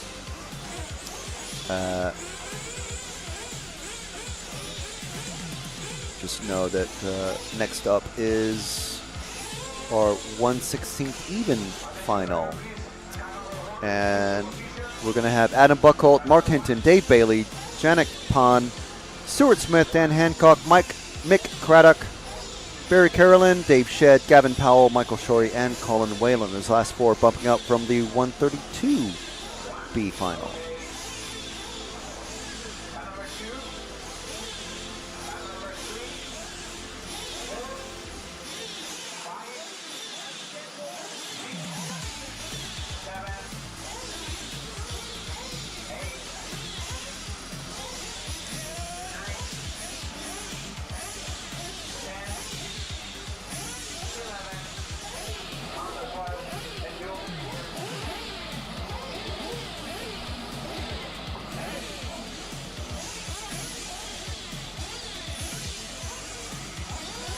Into 2025 design and cars and what the track needs, what the driver needs. So we keep in mind that Kyosho is one of the easiest cars to build and go, and really forgiving for the people that really start racing and want a car to be easy to drive. But we also need a car that is able to win the World Championship next year. So it was the beginning of the project, and super exciting that it's gonna be there. It's a really new model. Everything basically changed. So yeah, I really look forward. I think it will be an improvement from the car we have now, because it's more looks like more adapt to the track that we have now. And yeah, I really look forward to drive the car. The MP11 was unveiled and everyone's super excited about it. You must be excited to get your hands on it. Yes, I think they listen a lot of what we want on the car. So it looks really, really good. And I can't wait to have the car in my hand and go to the track and test. Well, we'll see you in it soon. Thank you very much. Thank you. Bye-bye.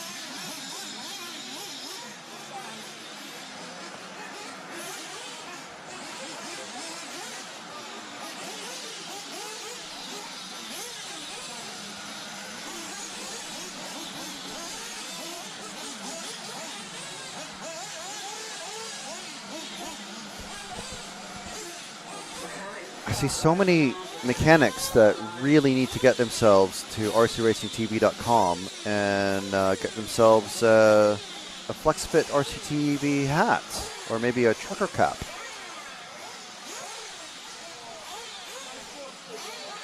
So mechanics coming out onto the starting grid.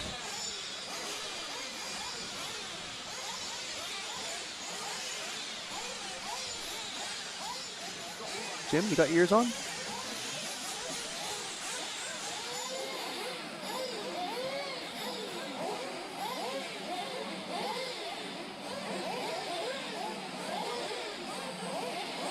One straggler.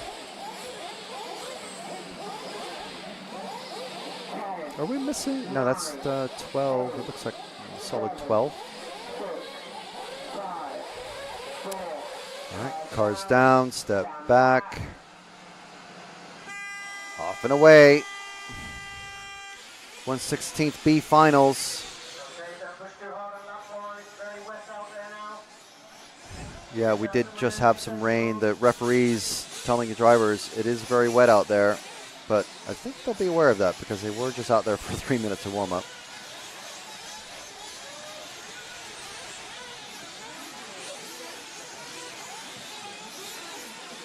And down the AstroTurf jumps across the first visit to the brick lane. Wow, someone doing a fantastic set of somersaults there.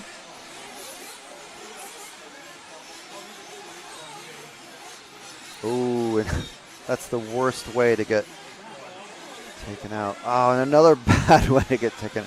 Well, took yourself out, really. So the first and second are off and away underneath this. Is battles for third and fourth, fifth and sixth. See how this develops into, yeah. So Mick Craddock running fourth from the 7th position. And AISRC asking us to follow car 7. We'll follow car 7 as long as he's in 4th position or involved in any way in the battle for 4th. We don't take follow requests during the finals, especially during these bump-up races. So there's Mick in the blue and pink and the black wing. Car with the yellow wing just behind is, I believe that's Dave Bailey in car 3. Just ahead of him is Mark and Michael.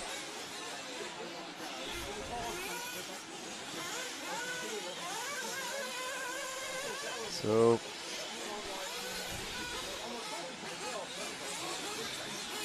battle for 4th going on down the main straight. Mick getting a little bit crossed up there.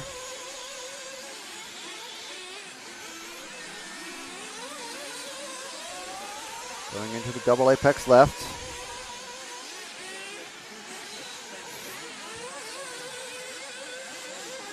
So if we move forward to the green car and the car with the yellow wing, this is our battle for 3rd and 4th. Nick has dropped to, well, he's advanced actually to 3rd. So this is actually battle for first and 2nd, I think. So my apologies. Wait, no, that's first there.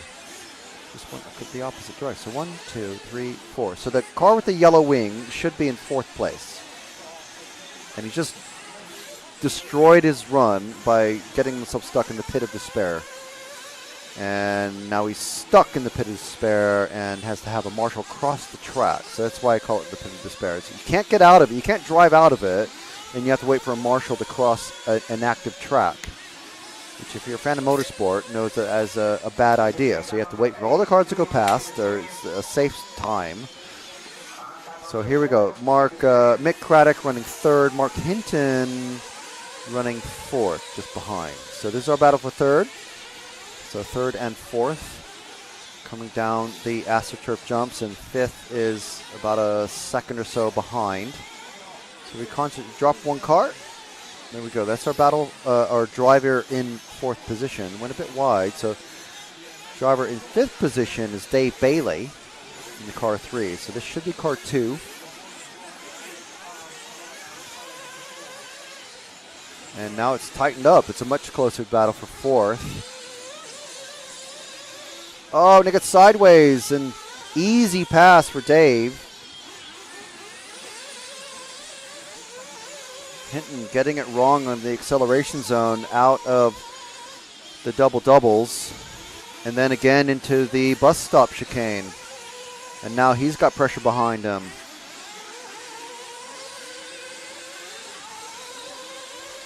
So, as I was saying in the last heat, final, as we go along through the day, the drivers get better, the skill set gets better. Cars just handle a bit better and they're maybe a little bit better prepared just by increments. So overall, drivers are running closer and closer races. Let's drop back to the two-car battle for 5th, I think it is. Because these two, wow. The last time I glanced at them, they were a lot closer together than this. I thought it'd be a bit more interesting. Let's follow the lead car though, because see, now they're close together. It's like a rubber band.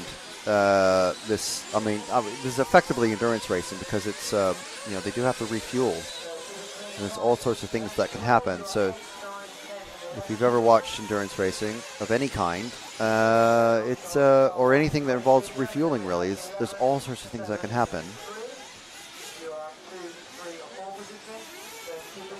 These two cars, 2 and 9, fighting for 5th place. The car ahead is in 4th, but running by himself, so there's not really any action. If this were towards the end of the race, we would focus just on the car in 4th position if he was by himself, because he could make a mistake or whatever. But we're very early on. We're only 6 minutes in. Over the next minute or so, we're going to start seeing cars come in probably on the next completed lap to get their first pit stop out of the way. So we'll probably see these two cars come in together. It's a race of mechanics.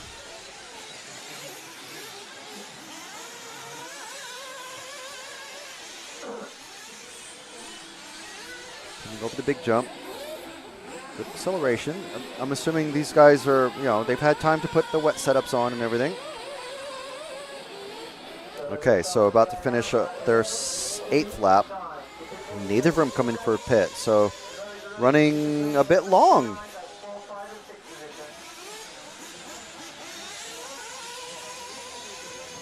Running together. Oh, okay. Oh, that's how it happens. So one made a mistake and got caught up, and the other one was able to get away, but then made a mistake themselves, and we're back to the position that we had a few corners back, a few corners previous. So that's how it happens. It's the rubber band effect of endurance racing. We're going to have a proper endurance race for the main final, 45 minutes. Of course, this is only 20 minutes. And if you're used to racing touring car or something else, think, wow, 20 minutes, that is a long time. And still going past the pits. That is interesting.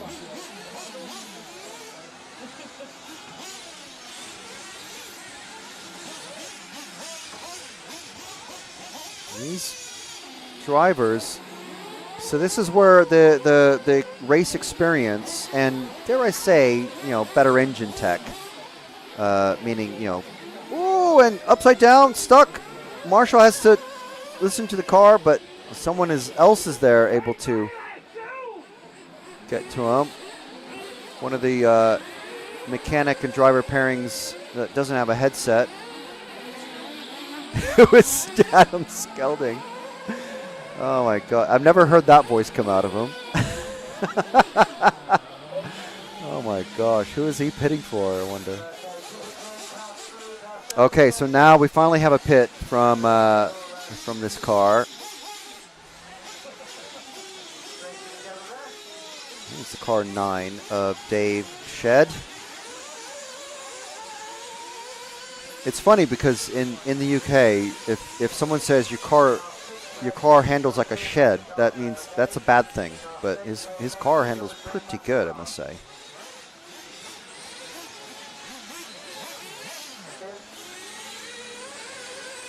He's hitting all the landings it looks like he wants to. He's not overdriving, not over launching the car. You don't see the nose go pointing straight up. You see the odd mistake here or there. 90% of these drivers are not professional racers. Very avid club racers. Probably out every weekend, wet or dry. And yeah, it's generally just nice, clean laps. However, Dave is running 5th at the moment. And that was almost a 10-minute run. That does mean he is going to have to come in for a splash and dash, so like a half a tank full rather than a full tank. So it's just takes that much less time. Instead of say 3 seconds to fill a tank, it's a second or two to get a half a tank in. But so this is the car 9. I'm going to look for the car 11. I think who is one car ahead. Just crossed the finish line, Jim, and he's going up into the carousel. There we go. This is our 4th place driver. So things are, this is what I was trying to express earlier. It's the first race, absolute mayhem and chaos. And as we get further on, the chaos resolves itself sooner, but then we have the pit stops. And now we're in the 1/16th final, things have settled down a lot quicker, and the pit stops come about much later in the race. So the drivers are just a bit better, the setups are a bit smoother, the engines are a bit better, they're driving calmer, so they don't use as much fuel. They don't need to come in for fuel at 6.5 minutes. They're coming in for fuel at 9.5 minutes, some of them. So things have calmed down quite a lot faster than they were in the earlier finals. And who's that getting over? It's stuck upside down. It's a pink car. Not sure who that was. I don't know who was running that color pink from earlier, but I don't think it was one of the top 3 racers. So I think we've got a battle for 4th developing here, unless this is one of our top 3 racers. Car 11 and 9. So here it is. That's our battle for 4th, 11 and 9. Dave Shedd and Mark Hinton.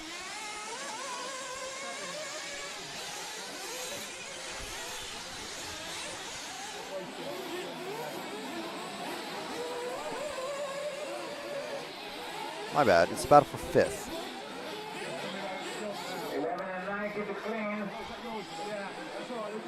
But 11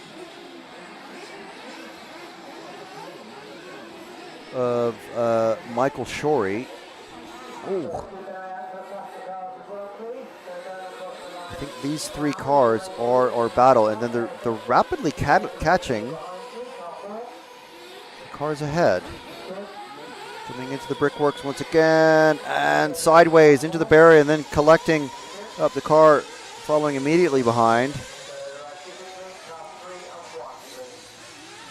So now it's Dave Shedd, Michael Shorey, and Mark Hinton, 4th, 5th, 6th.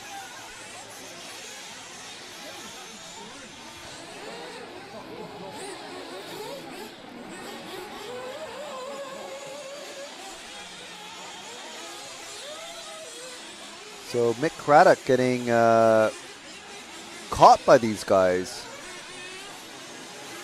So Mick in the blue and the orange. I think currently running 4th. The blue and blue and pink. This one here. There's Mick, legend of UK Nitro Racing.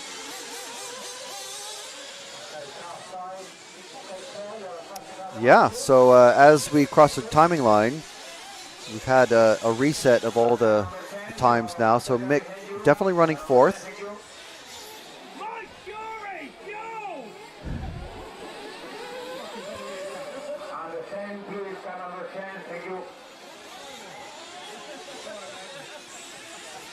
So Mike Shorey, I think, was just called in to pit because there's 6 minutes remaining now.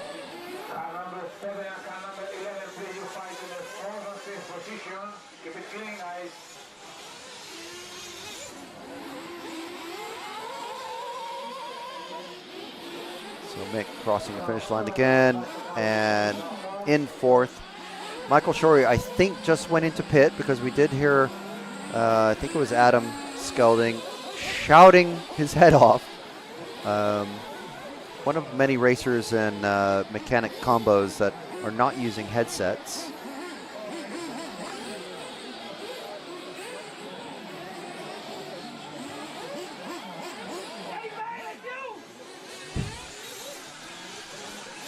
Dave Bailey has just been yelled at to come in for fuel as well.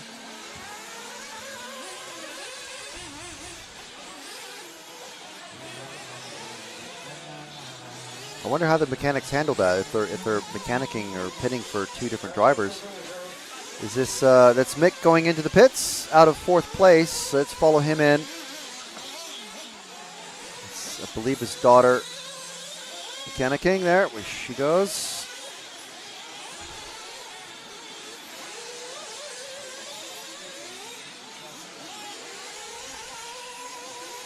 Four and a half minutes remaining now. That was definitely the final pit stop for most of these racers, I would say. So Mick, we'll see. I don't know if he got passed by anybody during his during that pit stop. You can see how much smoother things are as we have progressed through the finals. Of course, top four to bump up into the 1/8 final. There's already 8 drivers waiting for them there. At the moment, if Mick is crossing the line in fourth place, and he does, yes, you see his name get highlighted there in the top right. If it says where he is, he will start 12th in the 1/8 final, and we have seen double bump ups happen. At the moment, Michael Shorey, who's one position behind Mick on track, is car 11. That means he bumped up from the previous race, the 132nd. So, should anything happen to Mick, of course, the other driver is going to capitalize.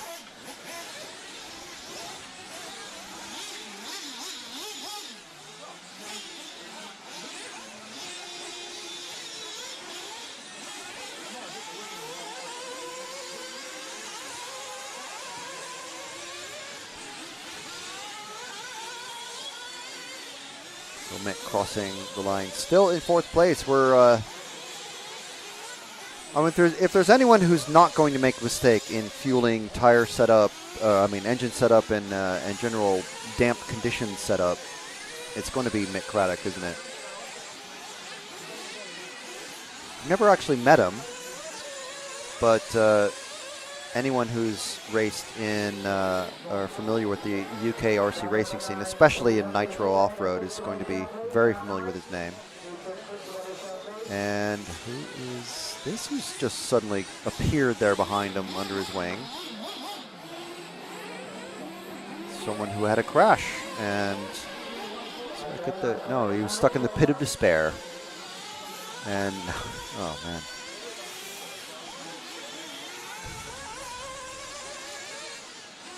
So we got Dave Bailey, Adam Buckholt, Dave Shedd, and Mick Craddock currently in the top 4 bump-up positions. Michael Shorey in the car 11 trying to catch up to Mick.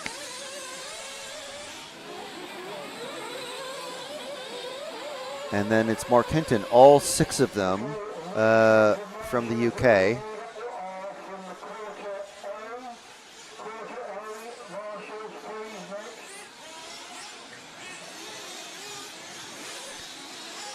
So we're getting down to about a minute and a half remaining.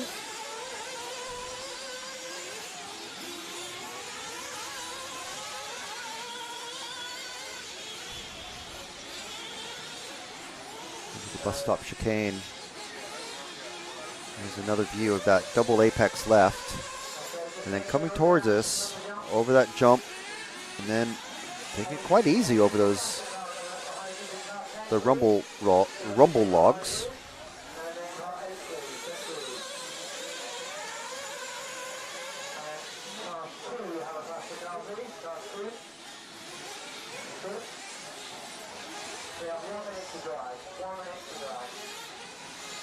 So 50 seconds remaining. And then we have a very possible short break, and then the warm-up time for the 1/8A will begin.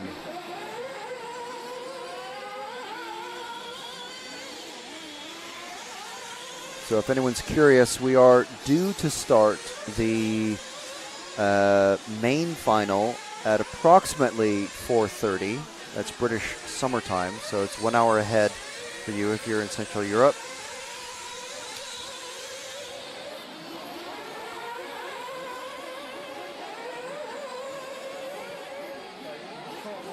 So 8 seconds remaining, so this is the last lap for Mick and pretty much everyone else. Dave Shedd's already finished.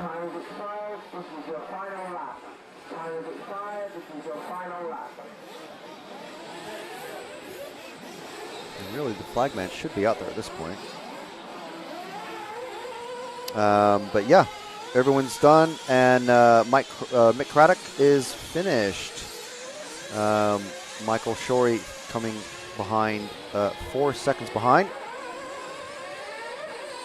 So not a barnstormer, this one, but everyone driving calm and collected, especially the top 4. Mick moving up from 7th into the final bump up spot. Double bump up for Dave Shedd, almost a double bump up for Michael Shorey. And there we go, there's our final results.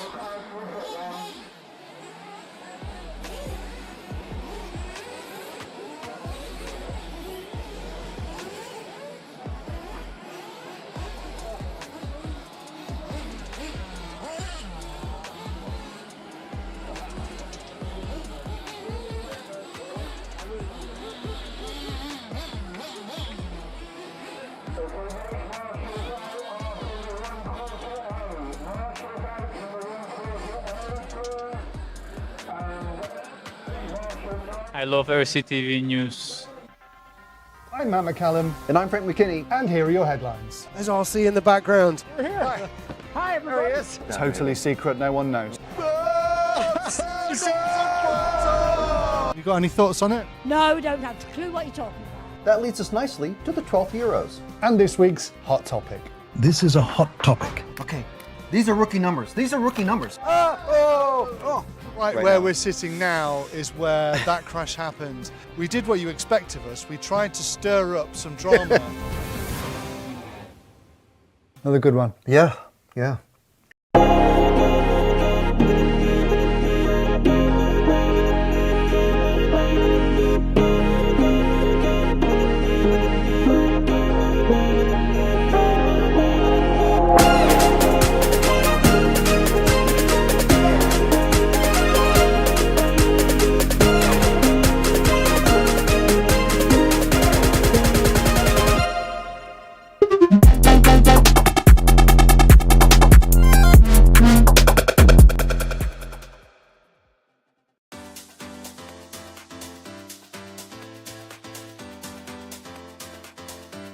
Makes an error. Marcus Currup is through. No, it's a four-way battle. And Ben's on the inside. He's got him.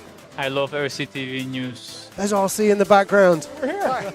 Hi, everybody. There he is. This is mine. Okay, fantastic. Yeah. So we are here at ETS round number 3 of season 17. Davide Ongaro, associated European champion, and didn't he deserve it? Bruno Coelho is your champion. Today, mamma mia, super happy. It's like a real now. It's like a real.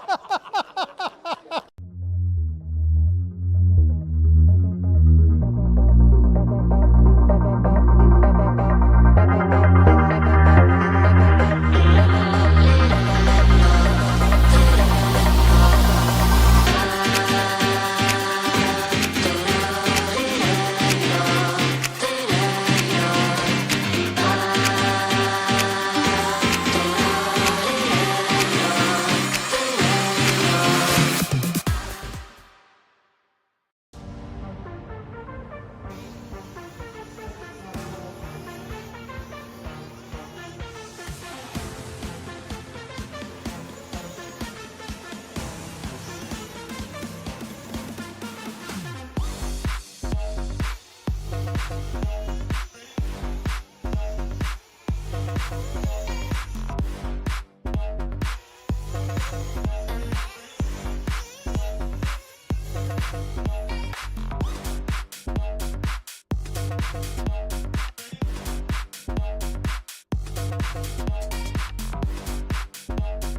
winner, your European champion, is one Carlos Canas. If it was as fast as you could go. I just try to go inside the track.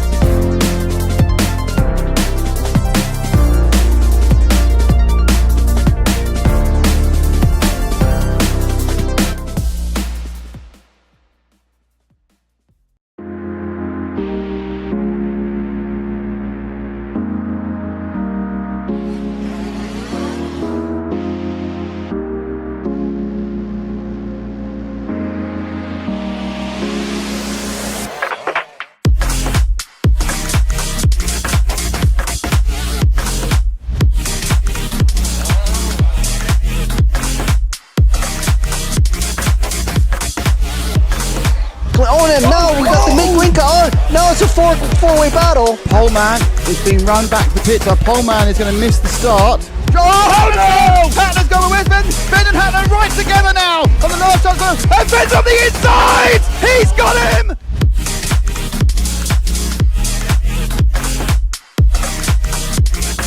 Fantastic display of driving from these two drivers who have pretty much carved up the touring car world between them this year. Kobovic made an error, so Kobovic makes an error. Marcus Karup is through.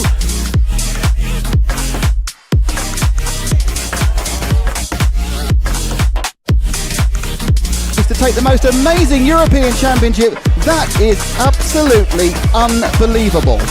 Mark Reinhard takes the European Championship. Yeah, had me a while, man. Waiting for it a long time again. And crossing the finish line for the last time, Dario Balestre is our 2024 European champion. As always, another title. Dario Balestre got to stop and go in the penultimate lap. Still hang on to the lead there and take the win.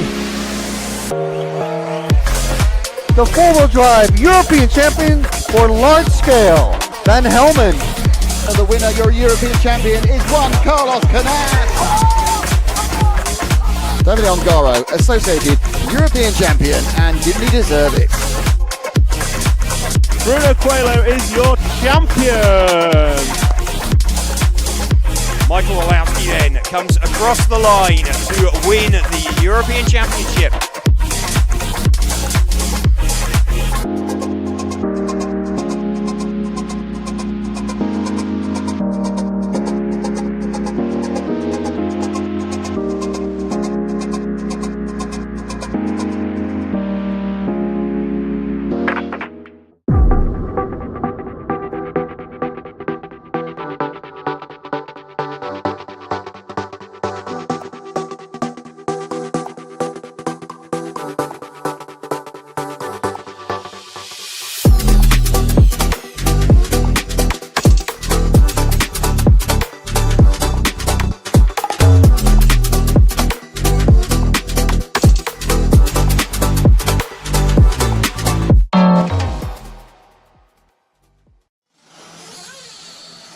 Right, as you can see, mechanics are now headed out to the track.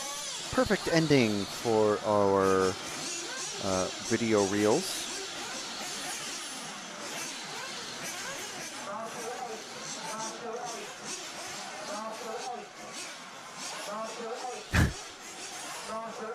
Oh man.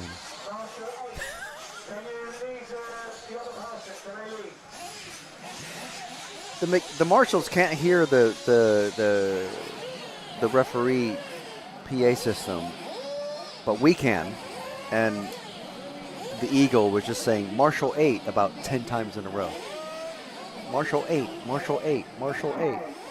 All right, anyway, here we go. We're the start of the first of our 1/8 finals.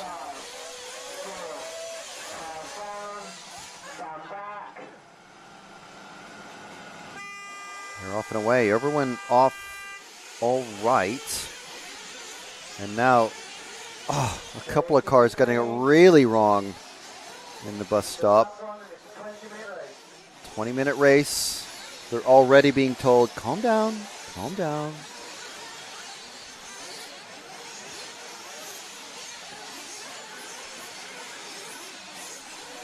So Lee Maggs, Robert Cockcroft, Arnaud Farfall, and Dave Blakely. That was the top 4 coming off. Let's see who is, of course, we don't have a timing loop out in the middle of the track, so we kind of have to wait until we can see this car numbers. I think it's car 3 of Arnaud. He's already, he's made a mistake and he's trying to hold off. Who's that he's trying to hold off? Oh no, it's car 5 who made a mistake and car 3 trying to get past. So Jochen and Arnaud, we already have a developing battle for, oh wow, that's not a good one.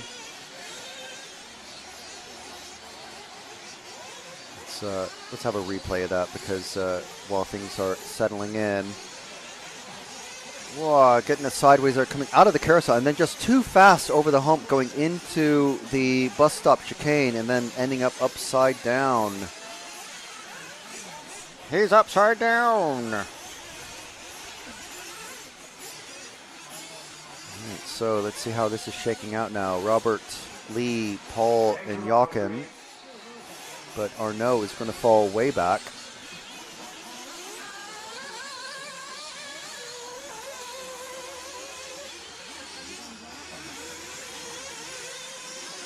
So Jochen, 4th place. I think it's that white car. He's just slid very gently into the barrier on the outside of the carousel. Let's just get our bearings here. This is car 5. Yes, this is Jochen Weissner, and being chased by fellow German racers. There's only 2 of them, I think. Yeah, there are only 2 of them. Andre Kuchenbecker. So Jochen and Andre. So it's a 3-car battle for 4th, 5th, 6th, 7th. And they're trying to be gentle and fair with each other. Oh, they're just sliding too much into each other. Oh, the rain has started pouring down. Yes, so you can see the rain there on our rain cam. And there's those same cars that we were following going up the main road. That's why they're sliding into each other and into the barriers. And you can see the rain now on our main camera. Wow. This is not going to be great. Just as it was drying up. And fair enough, you have your car set up for wet, for damp conditions, but not for pouring rain. And we're going to see some engine tuning issues start to happen. We saw a very rich engine there for that pink and white car. Driver's going to be struggling to keep the heat in the engine, as we now know from Lee Martin's chat yesterday and track chat. They might have to come in a little bit early and literally have the tuning needle tweaked a bit so that the cars run a bit leaner. No one coming in yet, though. 4 minutes down. Jochen and Andre have swapped positions.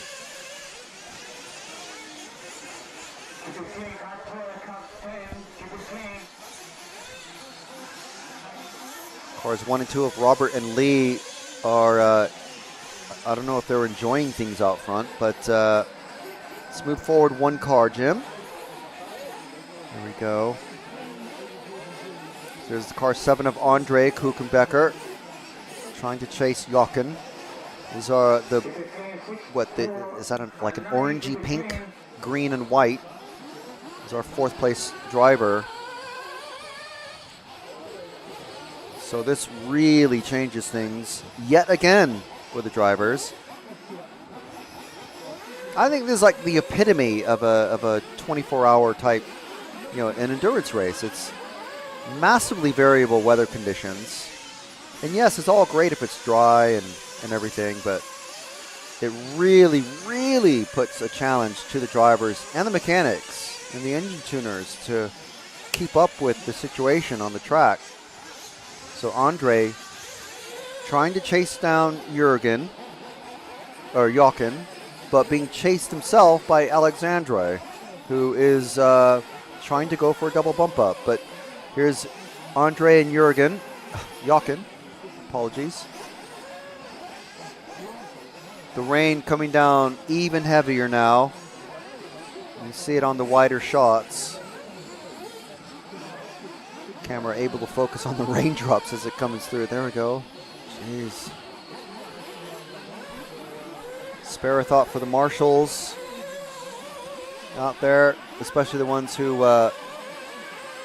didn't foresee any of this and don't have any rain jackets.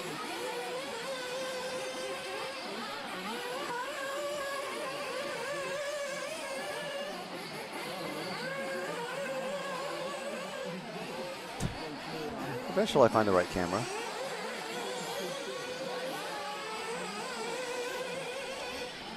So there's car 7 of Andre Kuchenbecker. So if you drop back one car to Jürgen,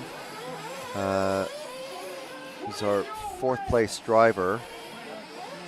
I think. Oh, I don't think it's Jürgen, but the white and the blue, and then in the pit of despair. And the zoom of doom on top of it. Oh no. That was the car 5 of, I think that was Jochen.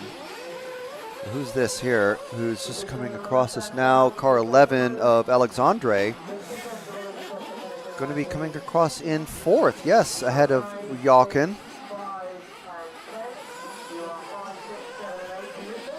And the rain, let's just appreciate this view here, folks. This is what the drivers have to deal with. Yeah. And look how rich this car is running now. The very thick nitro fumes coming out of it. Engine's cooled right down. So as Lee says, the engine, the throttle action gets a bit fluffy. We're going to see some heavy puddles now start to appear in the bases, the landing zones of these jumps. And across the brickworks.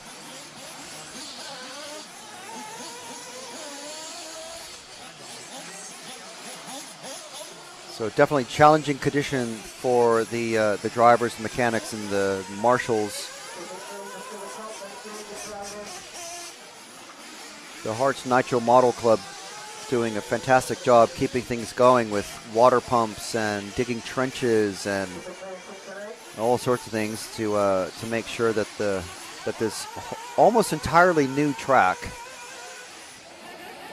is draining away water, and where it isn't, got water pumps coming out of the catchment areas and stuff.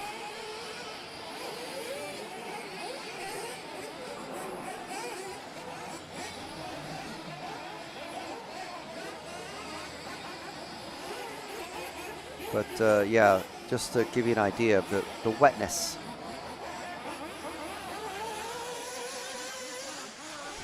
So Alexandre now in the lead, ahead of Robert and Lee Maggs. Lee Maggs dropping down to 4th. So if we drop back a couple of cars, Jim, just zoom out a bit and let's see this car here. I think this might be Lee. It's either Lee or Jochen. I think this is Jochen. So if we drop back one more car to Lee. Oh, we got a pair of cars. Okay. 2 and 9. That's Lee Maggs and Francois Neroni.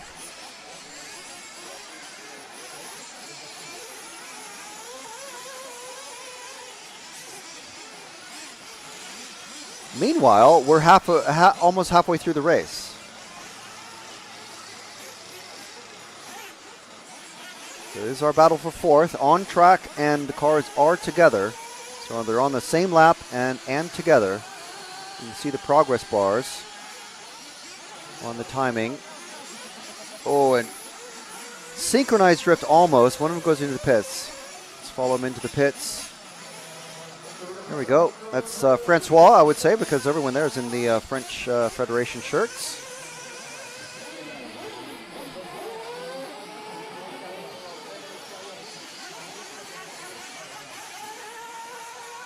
Let's stick with Francois for a lap and just follow. I don't think we followed Francois at all around during the weekend. He's already lost the number off this car. And the other. Did he put his numbers on the... This is the problem when you have either wet and or oily, greasy wing end plates. You slap a sticker on it for a number plate, and it just instantly falls off. So Alexandre has crossed the line. Robert has crossed the line. But are they going? It's going to take a couple of laps for things to sort themselves out with the final set of pit stops. And of course, some cars may be completely out of sync and be pitting at 7 minutes. So this may be all for naught. But we'll follow Francois around for one more lap and see how things shake themselves out. Who's that behind him? Actually, the car number is that. Also missing wing end plate numbers, but that is the car 10. I want to say. Is that 9 and 10? This might be the battle for 5th and 6th then. So Lee's running. So move forward one car, Jim. I think is... we have 2 cars. Oh, yes, the number 2... Oh, he's just flipped over. That's Lee Maggs. Hopefully he doesn't get hit and broken. Yeah, he does get hit, but it's all right. So Marshall has to... obligated to save himself and make sure he doesn't get hit by anybody. I think Lee is now caught up to... So let's follow this pink car and the yellow and red car. But keep these other 2 cars on either side of them. Sort of keep an eye on them. So this is car 8. Fantastic drift action, I must say. There's the 10 and the 8 that we're following. So Lee fell down a bit. He may have gone into the pit at this point. There's 7.5 minutes remaining.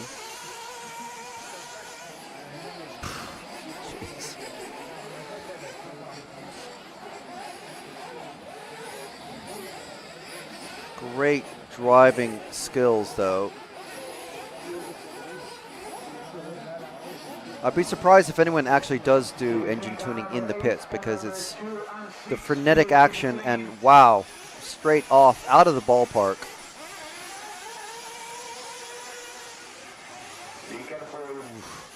He tumbled for so long. We actually ran out of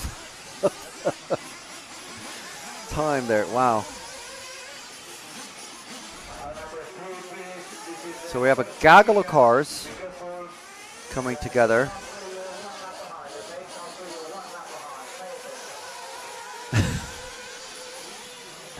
So the car 9 of Francois, who we were following, is definitively in 4th position.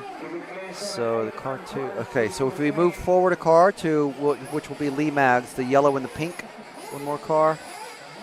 So okay, so this car and the car just ahead, I think, is our battle. This is car 1. Well, I think Francois just fell off as we were moving forward. So this might be our battle for 3rd or 2nd. Because I think that's our battle for our car 9 that's just behind. Let's see where these guys come across the timing loop. Lee getting a good jump there. Yep. Car 1 has dropped down from 2nd to 3rd. So this might be our battle for 3rd. So Lee may still be our 4th place car. And he's going into pit. Let's follow him in the pits. Again, running. Oh no, this is Wayne. No, sorry. It is Lee Maggs in the car 2. So we'll stick with him because I think he is pretty solid in 4th place.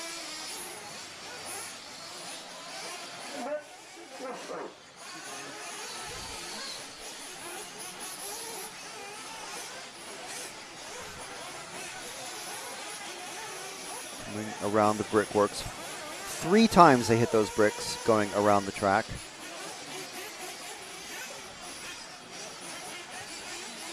Again, 5 different track surfaces. It's a wholly unique track.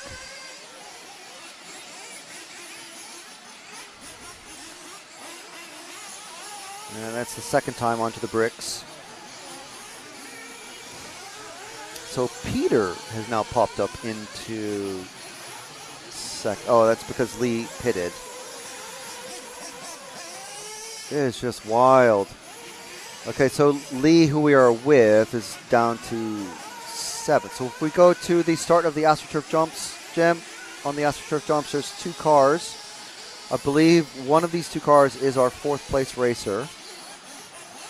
That's 8 and... I don't know why I don't just look out the window. But it is 8 and 1 of Peter and Robert. Peter Van Tonder and Robert Cockcroft. Both from the UK, one running an Associated, the other running a Mayako. So these 2, I think this is the unnumbered car. Potentially a Francois Neroni, who's just ahead of them. It's the car 9. Yes. So this is our battle actually for 3rd, but it's 3rd, 4th, and 5th, all in a row. So if we keep it wide enough to capture 2 or all 3 of them together, I mean, they're getting close together now because now they're getting into the fiddly bits.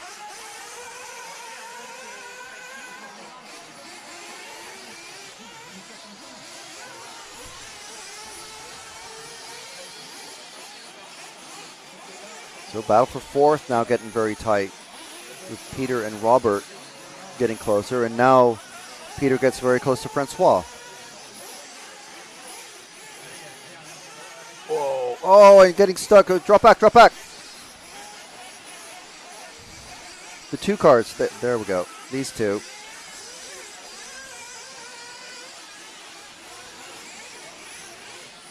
They were getting hung up with each other, coming around the hair. Oh, and a spin, a double spin.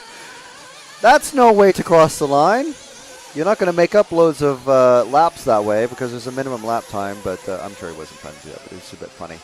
While we're waiting for these guys to catch up with each other again, check this out. Just getting it all caught. Oh, and he caught the barrier. He hit a pipe, and that's why he did about 18 donuts there.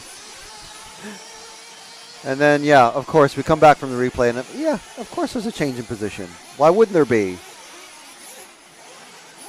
2 1/4 minutes remaining.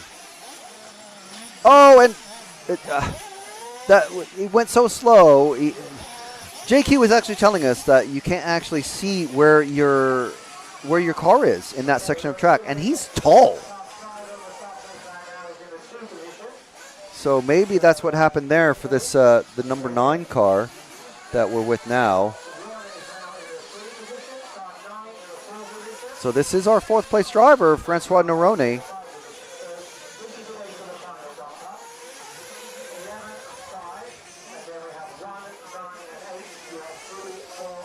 I'm not going to say I'm cheering for Francois, but, you know, when we visit France, I do take on the Francois name. Yeah, that is really unfortunate.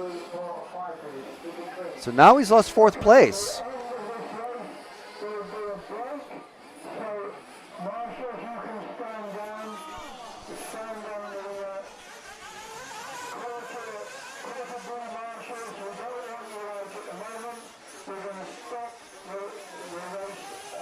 Okay, so we will have a break after this race. We're just hearing, that's why I kind of stopped, because the track volunteers are going to go out and try to sort out the drainage issues.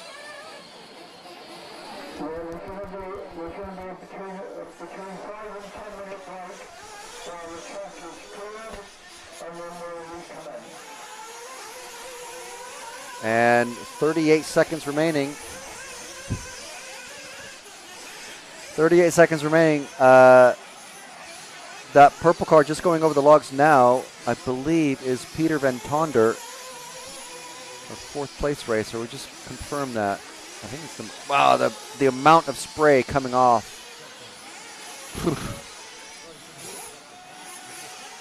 Just tells you how deep these puddles are.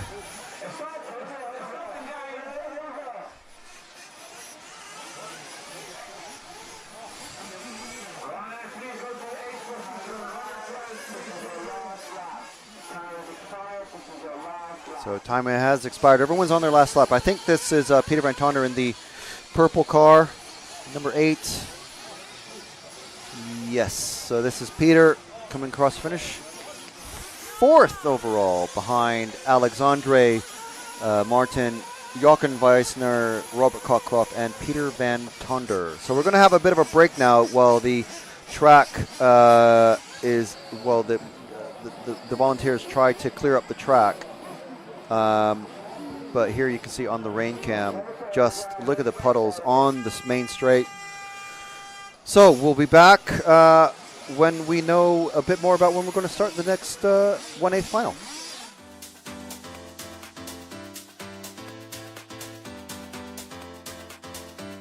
Makes an error. Marcus Currup is through. No, it's a four-way battle. And Ben's on the inside. He's got him.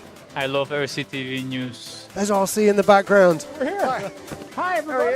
This is mine. Okay, fantastic. Yeah. So we are here at ETS round number 3 of season 17. Davide Ongaro, associated European champion, and didn't he deserve it? Bruno Coelho is your champion. Today, mamma mia, super happy.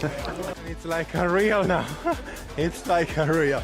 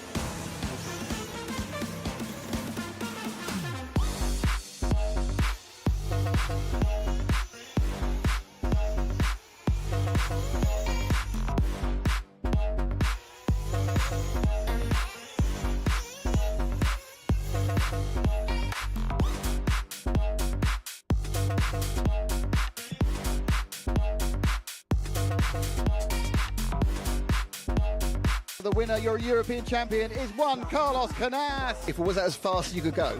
I just try to go inside the track.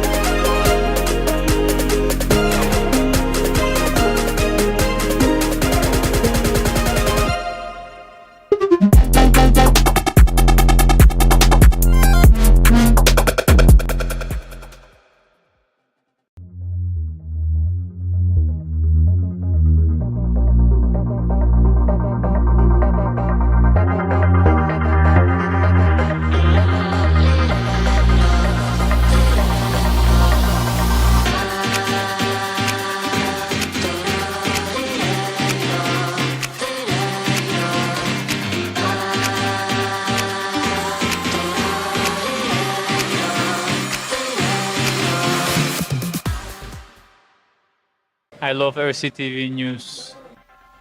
I'm Matt McCallum. And I'm Frank McKinney. And here are your headlines. There's RC in the background. We're here. Hi, everybody. Totally secret, no one knows. You got any thoughts on it? No, we don't have a clue what you're talking about. That leads us nicely to the 12th Euros. And this week's hot topic. This is a hot topic. Okay, these are rookie numbers. Right where we're sitting now is where that crash happened. We did what you expect of us. We tried to stir up some drama. Another good one. Yeah, Yeah.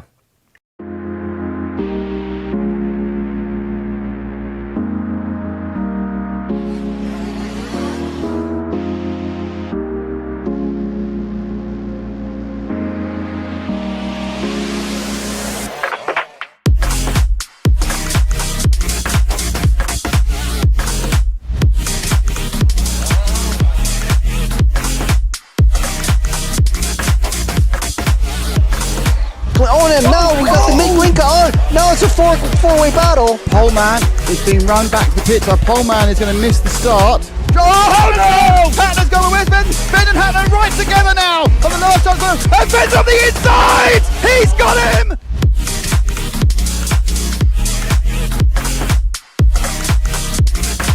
Fantastic display of driving from these two drivers who have pretty much carved up the touring car world between them this year. Kobovic made an error, so Kobovic makes an error. Marcus Karup is through.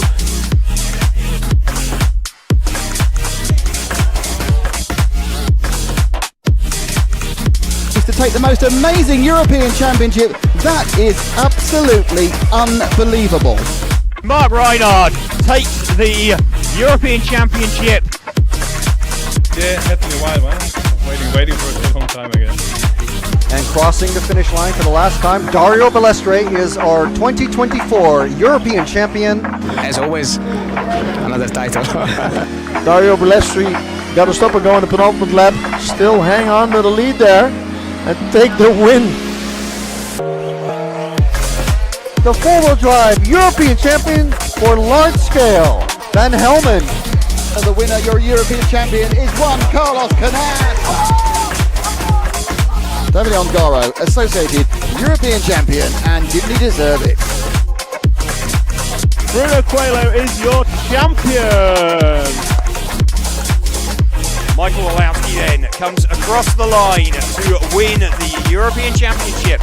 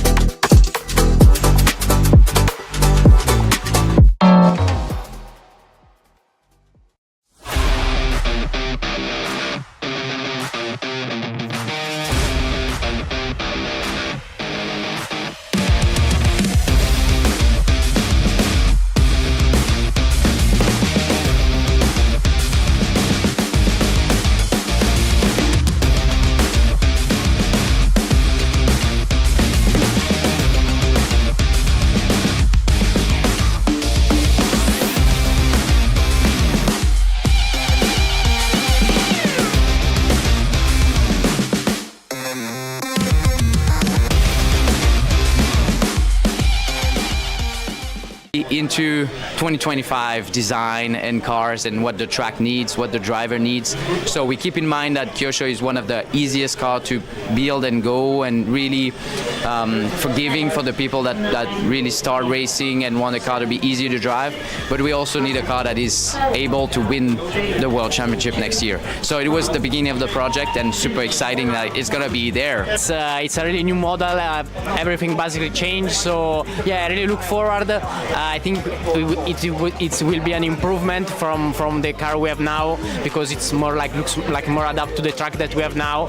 And yeah, I really look forward to drive the car. The MP11 was unveiled and everyone's super excited about it. You must be excited to get your hands on it.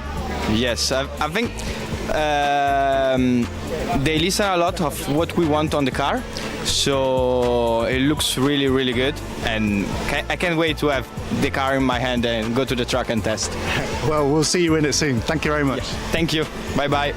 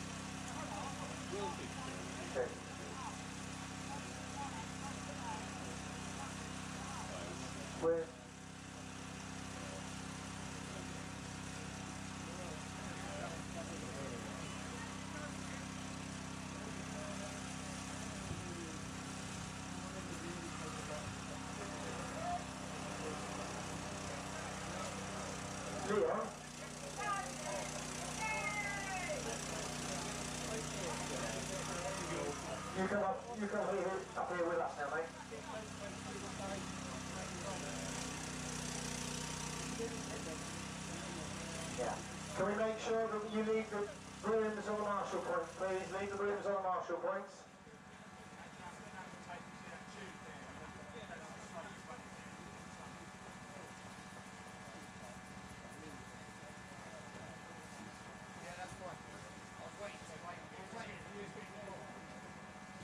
Okay.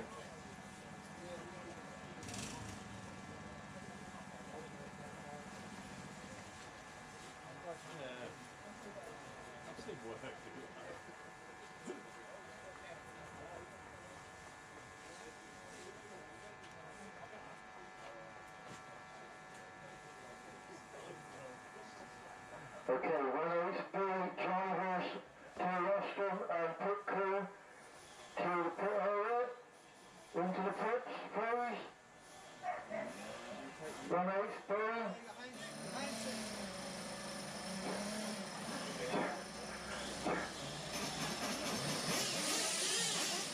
Yes, I have, yes. Quarter three marshals out, please.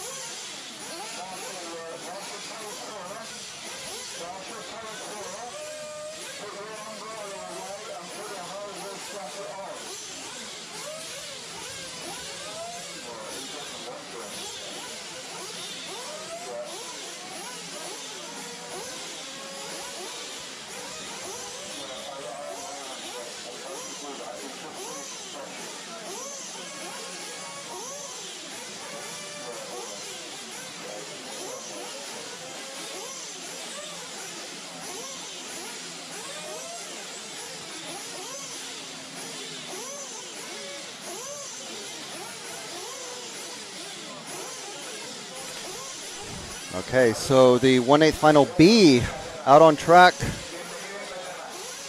Or they're about to go on track. Marshals, most of them in place.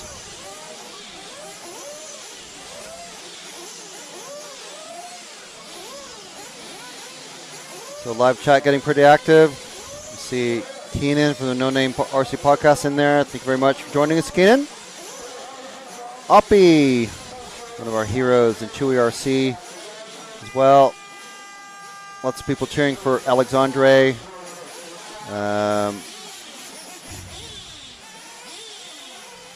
Chewy RC keeping it local. Come on, the Northwest lads. Alan Ward and Mick Townsend in the next run. We're out in the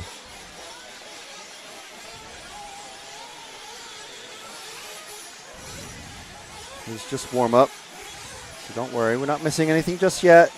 Not missing anything yet.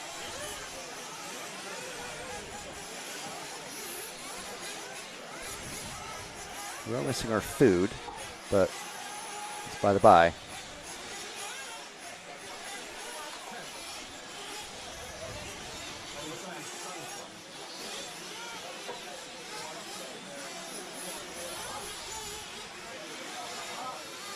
That is to come, though.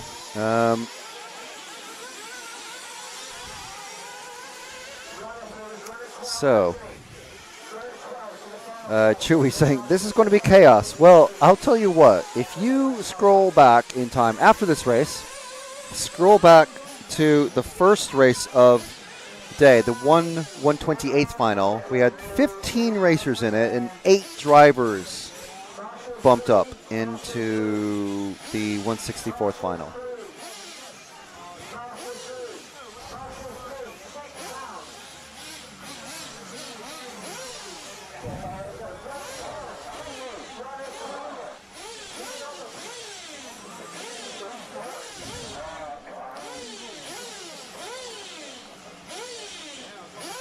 Sean Ward saying, Alan has got this. Keep out of trouble.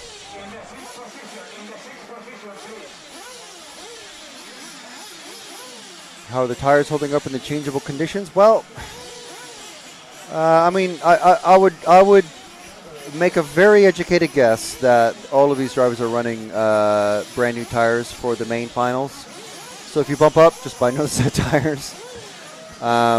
You know, it's the best condition that you can. And they're putting spray paint down on the wet track that has been brushed away and stuff like that.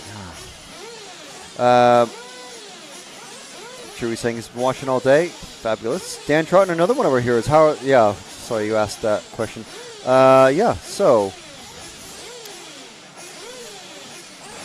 got Mick Craddock in this one, who's our last bump up position from the 116th B. Dave Shedd, Adam, and Dave Bailey. Jim Thompson, main man from the club. Ryan Donovan, not, is he running?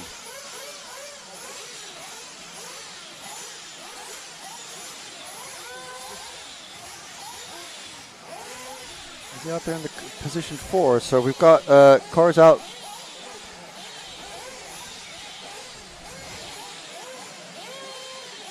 Okay, we're starting the.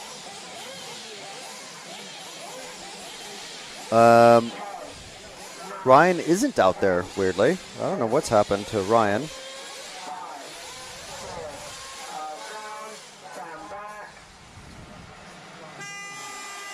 So we're off and away. We're trying to resolve an issue with our moving camera, so don't worry. It is on the way. So luckily we have these new camera positions. Car number 7 has a drive-through penalty for something. That is Jim. Always happens that way.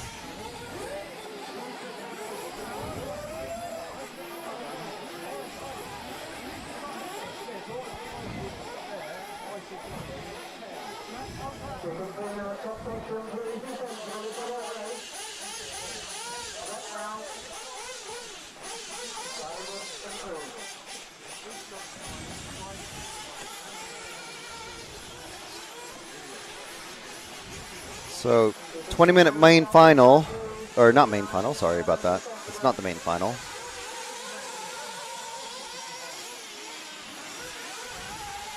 So we're letting things settle down a little bit before we start paying attention too closely to the 4-car bump-up positions. Jim coming in to serve his drive-through penalty. So there's Alan Ward, Bruno, Dave Bailey, Gary, Dave Shedd, Mick Craddock, Adam, Chris McTownsend, Fernando, Jim Thompson, Ryan Donovan got he's got a DNS. I don't know what happened to Ryan. You can see the rain is still coming down very lightly. It's still dripping off of everything. Track conditions, if you're a Top Gear fan, very wet. Andrew, we don't do follow requests during the finals. These regular viewers will be aware, but if car number 6 managed to get into the top 4, then we'll happily follow. Alan's dropped down quite a lot.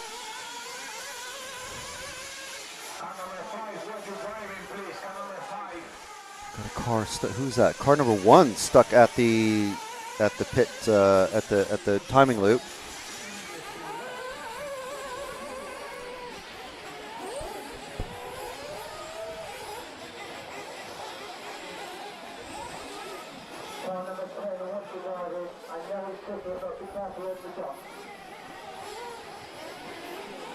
So Dave Shed in car 11 and is on the same lap right next to car 2 of Alan Ward. So see if I can spot them out on track. They're somewhere about to come across the timing loop. Just right now is the yellow and blue and the bright yellow. No, bright yellow is car 3. So Alan Ward in the green and orange.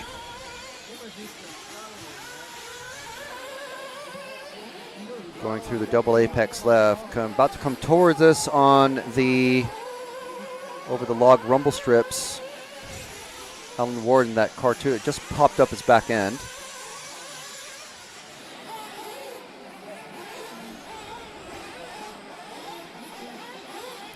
Let's go over the tabletop now into the roller section at the back of the track there. And then they kind of, even from the driver's perspective, we're told that they disappear just before the cars kind of just disappear as they go over the, towards the hairpin. I'm just about to come underneath us now, the bright yellow car and the green and orange car. Cars 3 and 2 and 12.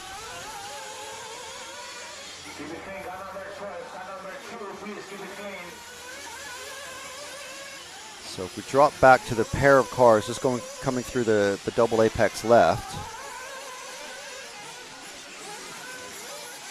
the 3 and the 12. Well, actually, the 3 is the bright yellow, and the 12 is one of these cars here.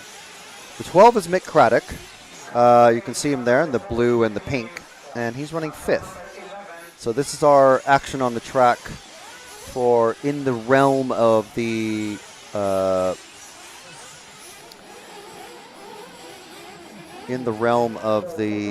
bump up positions. So Mick was one of our bump up racers from the previous run. And he's trying to catch that number 3 car of Bruno, the bright, bright, bright yellow.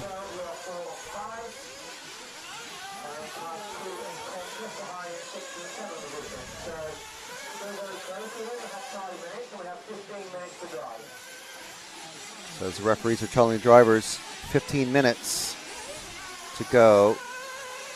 So the bright yellow car is Bruno, and the car behind him on track is Mick Craddock.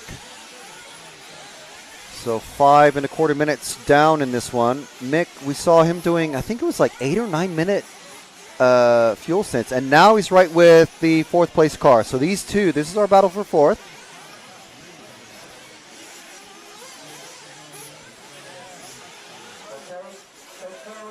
Oh, and who are they getting tangled up with now? Is that a back marker, or is that one of our leaders? It's Dave Shed in the car 11. This is a massive battle, a 5-car battle for 3rd.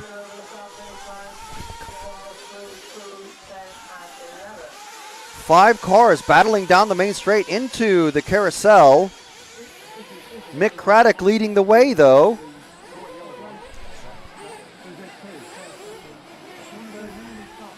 And then it's Bruno, and that's Alan Ward, who's just passed Bruno in the air and gone flipping upside down. A little bit too much power going over. You need to go very steady over those log rumble strips. And it's never a good idea to have 2 cars next to you as you go over a jump. One or all 3 of you are going to go over somewhere. So Mick Craddock, Alan, Bruno, Jasmine, and Alan Ward just passing Bruno in the air. Fantastic pass. Made it stick that time. Doesn't work so well as if you're trying to do that going into the log rumble strips.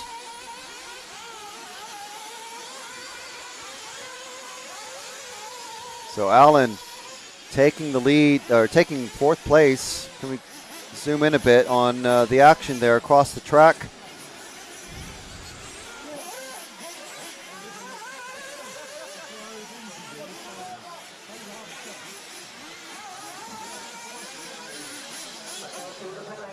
Coming towards us for the brickworks.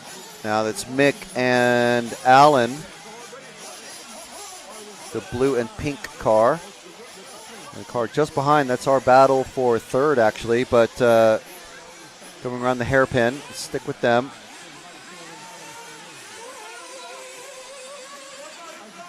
Let's go forward to the battle between the two cars.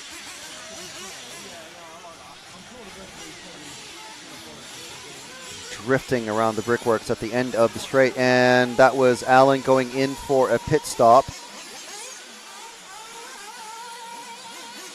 And Bruno as well, so we have a battle of the pitmen. Alan coming out into the carousel, so we'll stick with Alan. He started second. You can tell that because he's got a number 2 on his car.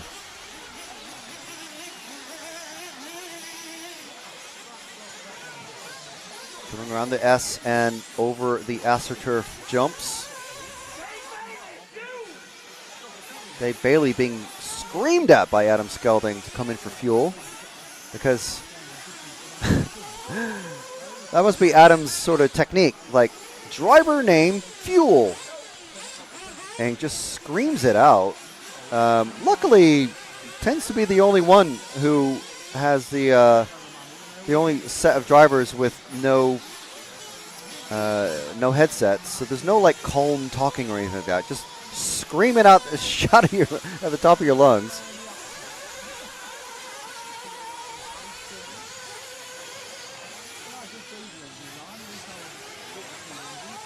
Chris Marshall saying Mick is old. Well, he's old, but he's faster than most of the drivers here.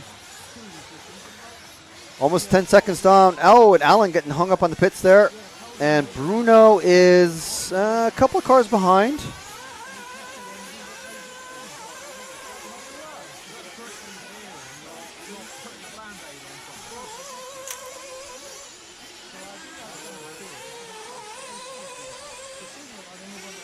Splashes getting, mud splashes getting kicked up everywhere. But Alan needing to take it steady.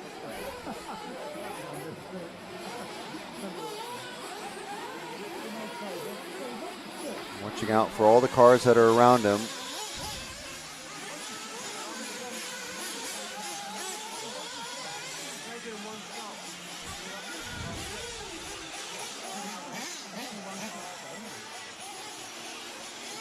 Coming over the log jump. Oh, nearly. See, that's... Ooh. Well, if Alan had held his line there, he got hung up, massively hung up on the pipe, and Marshall just not able to get to him. You have to let all the other cars pass, and it's very wet and muddy and slippy. So, but Bruno, who had made that pass coming over the log jump, loses it coming off of the first section of the brickworks. And SB, no, we don't know why Jim got a penalty, but there's 2 EFRA referees. One, well, both extremely experienced. One of them, the Eagle, Mark Stitzen, and he's the one who called the penalty. So if they called it, there's a reason, a good reason.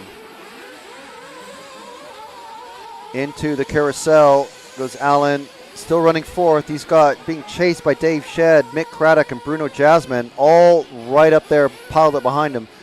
A single mistake will drop you 3 positions and way out of contention for the, well, I mean, you'll still be in contention for it, but you'll be well out of the bump-up spots.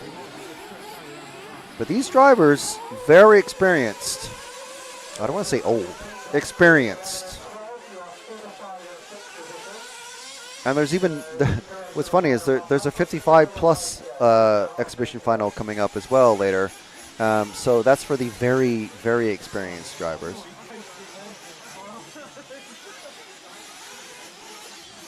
Let me just make sure who this is behind Alan. It's the car 11 of Dave Shedd. So this too, a tense battle. I mean, there's not really a lot of, in previous finals, we were seeing lots of rubber band action, like a driver would get past and then make a mistake, and then the other driver would get their position back. We're not seeing a lot. Alan keeps making that mistake on that corner. And if he's going to not bump up, he's going to rue all the mistakes he made on that one corner, getting hung up and losing tons of time. Dave Shed now pulling ahead into the 4th position.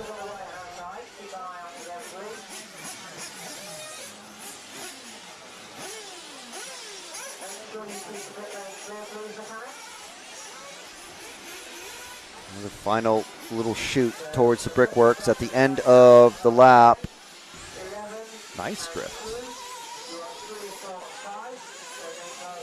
So it's Dave Shed, Alan Ward, Bruno Jasmine, I think is the last name, and Mick Craddock.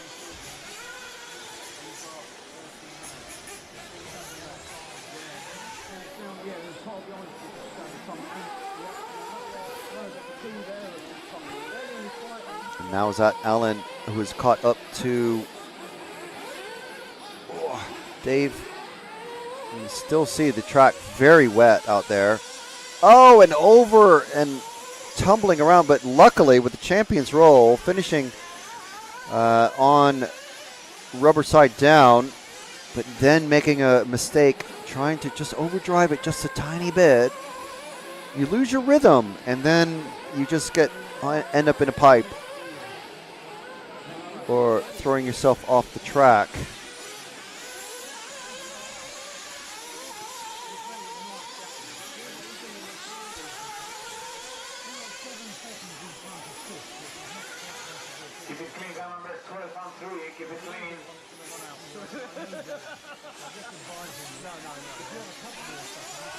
So Dave still leading, or no, sorry, Alan still leading Dave.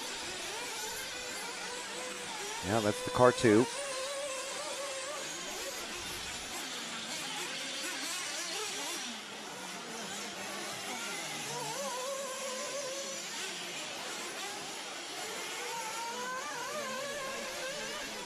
Just very little between them.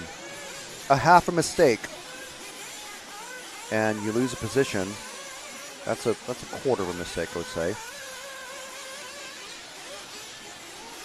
And then into the pits goes Alan. Let's follow him in, see how it goes.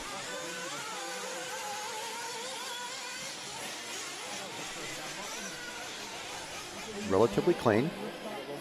So it's going to take a couple more laps, which means a couple more minutes to sort the timing out.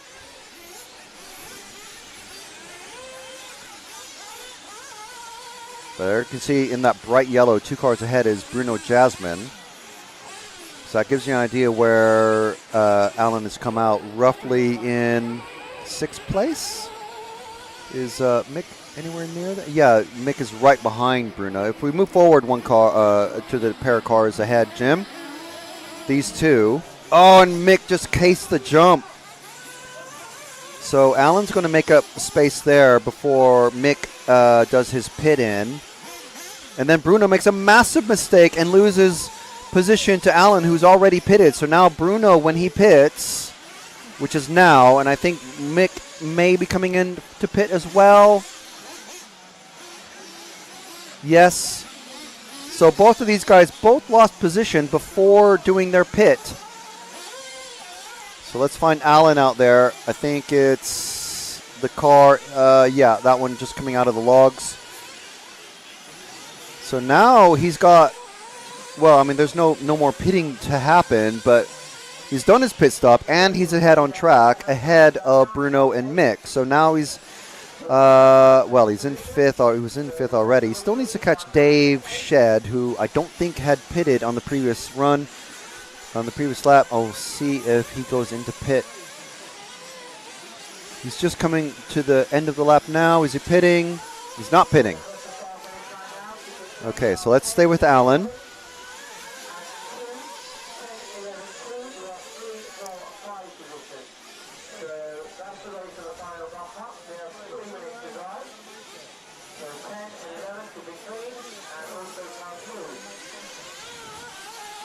So if we move to the AstroTurf jumps, Jim, and find car 11, I think it's the yellow wing car just ahead of Alan, actually. If we drop back one car to the yellow wing car, I think it's, drop back one more car. There we go. This pair of cars, I think. And this is just ahead of Alan Ward, who we were just following. I think that yellow wing car is car 11 of Dave Shed. So this is our 4th place driver.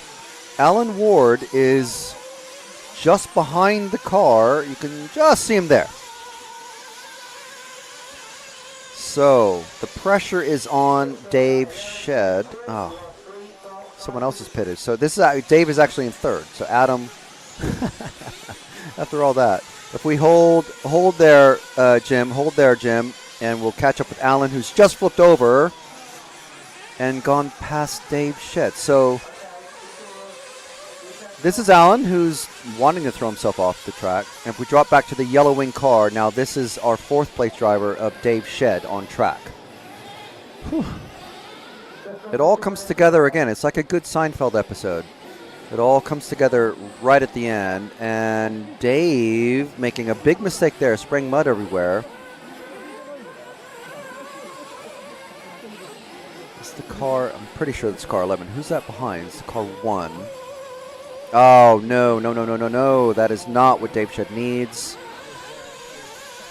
Minute 20 left. So Adam is definitely moved up. Adam Buchholz, car 10. Okay, so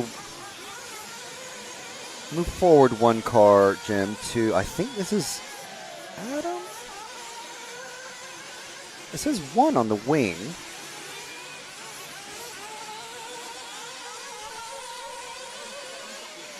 So one of the cars going over the tabletop now into the roller section.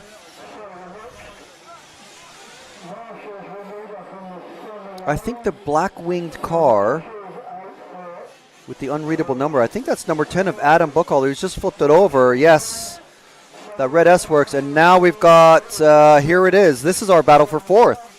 This is Dave Shed and Adam Buchholz.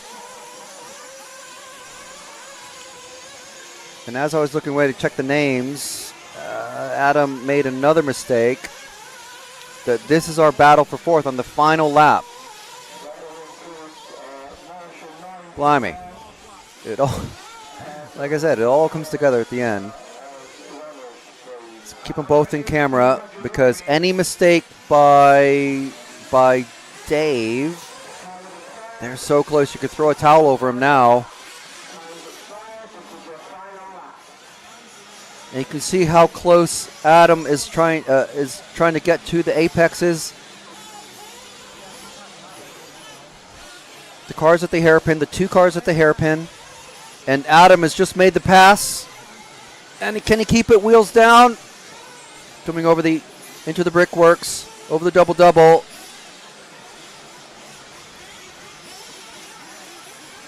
Into the brickworks again to finish. And this is for 4th. That is Adam. Adam taking it just ahead of Dave Shed.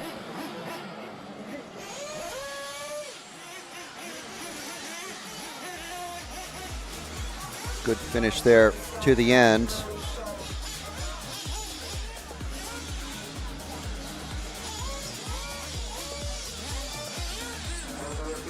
And Chewy corrected me, that's not Dave Shed, but it was a good race anyway. Yes, Alan Ward, you absolute legend. Yeah, we'll have to see if we can get a hold of him. But Adam, yeah, fantastic run there.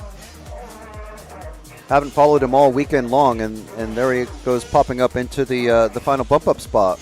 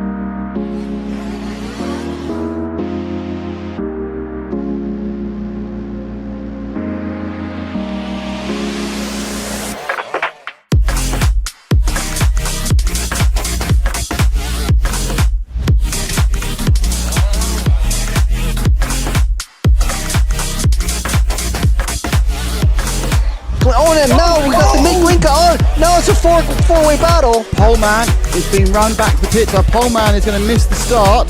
Oh no! Hatler's going with Finn. Finn and Hatler right together now. On the last shot, and Finn's on the inside. He's got him.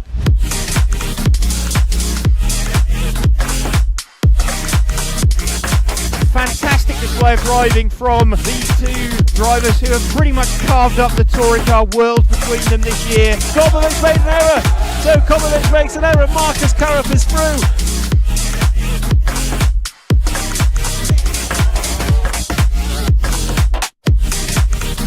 Is to take the most amazing European Championship.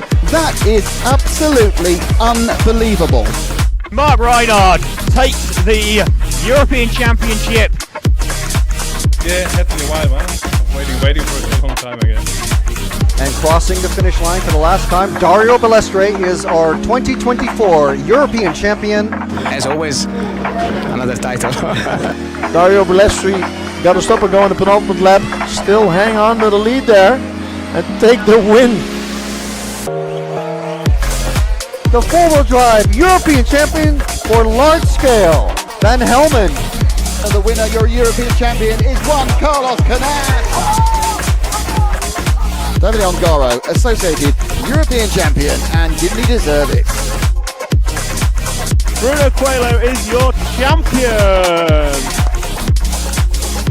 Michael Olowski then comes across the line to win the European Championship.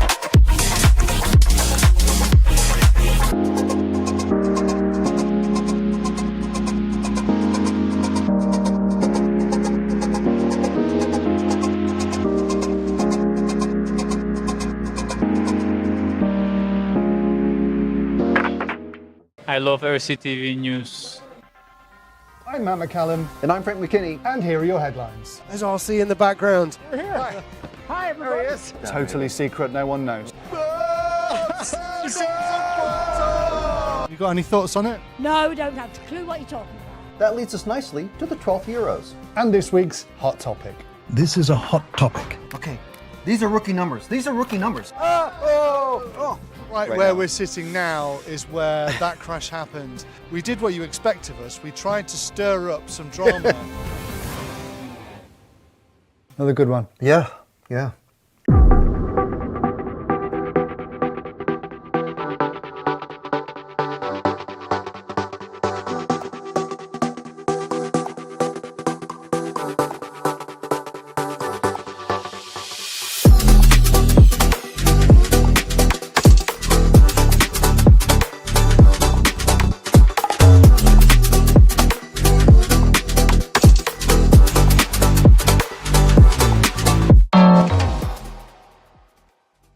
Into 2025 design and cars and what the track needs, what the driver needs.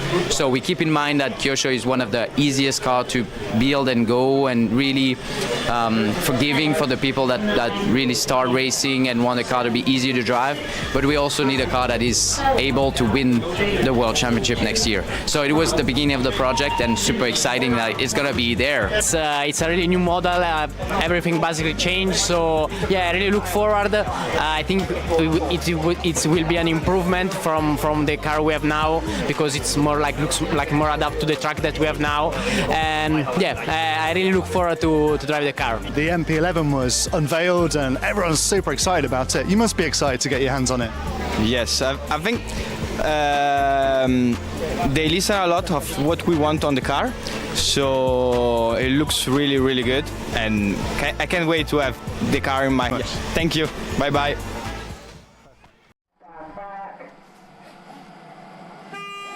Quarterfinal A off and running.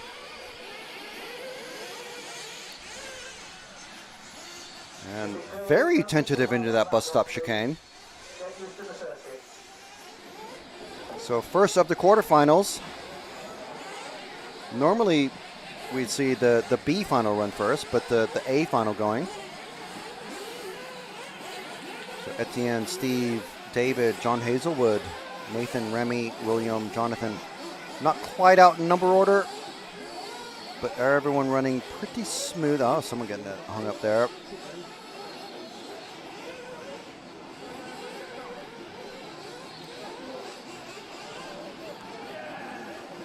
over the brickwork, second time over the double-double.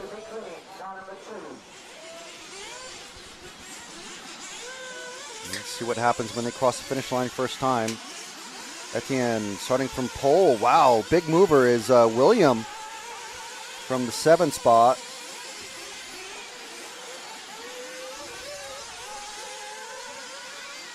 John Hazelwood also moving up. Remy moving up. Jonathan Wolf moving up.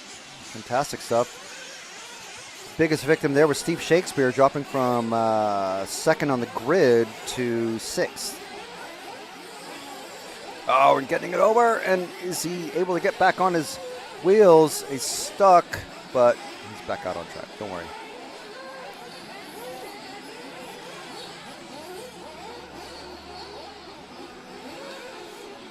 So let's focus on this yellow and blue car with the black wing. Catch the number just to make sure who it is. It's car 7 of William White. I knew it was familiar. We talked to William a bit. So, but if we drop back to the pack of cars that are trying to chase him down, it's 4 or 5 cars all together. Let's stick with these 3. Oh, and not great there. These 2. Let's follow these 2 around.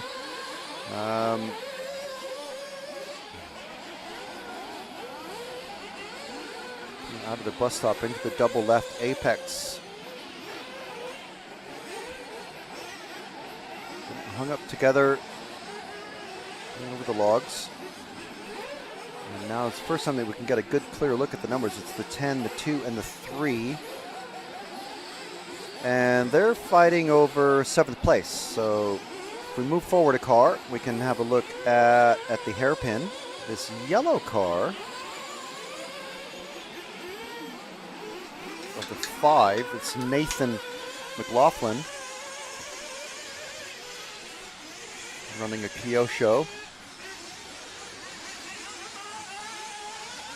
And if we move forward a couple of cars, we'll see if there's a battle forming. These 2, here we go. This is our battle for 4th. A 3-way battle for 3rd, really. This is going to be one of those rubber band battles.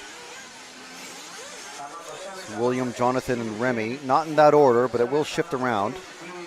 So William in the yellow and blue.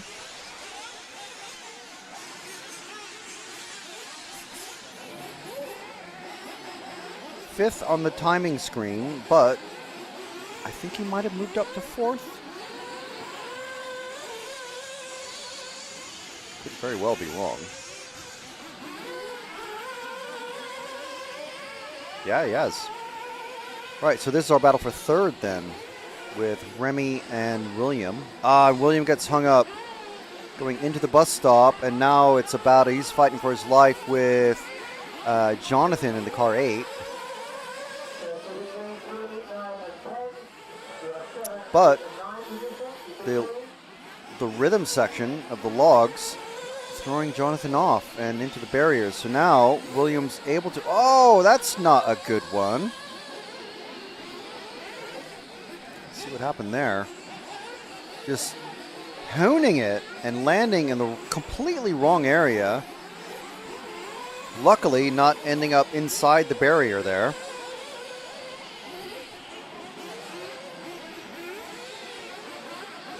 Absolutely just grabbing way too much throttle.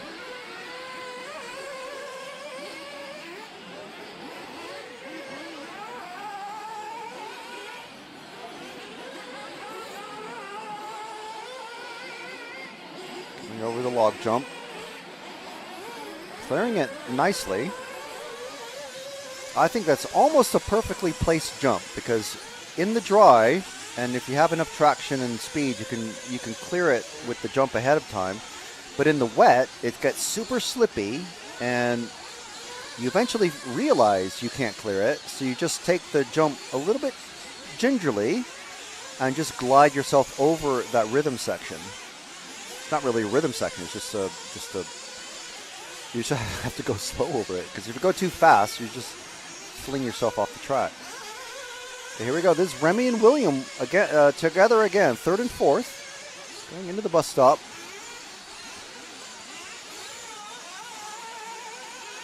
Oh wow, William making a nice pass, but losing it again coming out of the double apex left.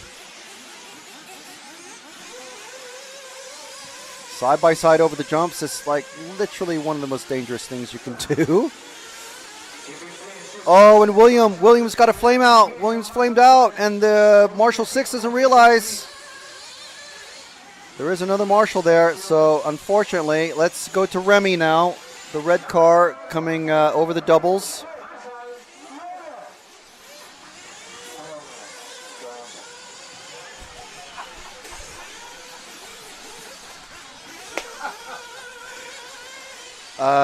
You may have heard our reaction to the referee's reaction of the runner Marshal just not realizing where he's meant to go. Really unfortunate for William to flame out, but kind of thing that can happen. So we're with Remy, our third place driver. Well behind him is Jonathan. So if we just pause there, Jim, and just wait and catch the next car to come along. There we go. I think this is going to be Jonathan in the car 8.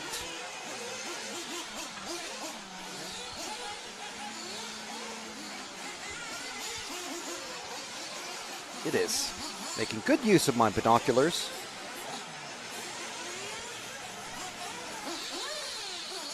Just pat myself on the back for bringing binoculars to an RC car race. This is Jonathan Wolf from the UK. And he's going into pit. So, pretty good pit action there. Keeping it nice and quiet. Because they've got headsets on. So, I don't know if anybody got past them for position. But we'll stick with Jonathan. Obviously, this is the first round of pit stops. 12 minutes to go in this 20-minute quarterfinal.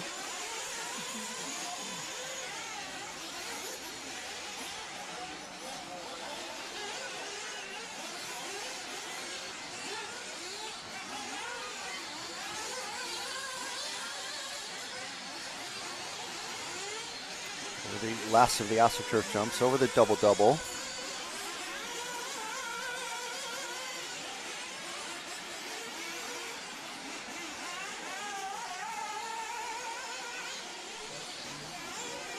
Into the carousel and shooting itself into the bus stop chicane.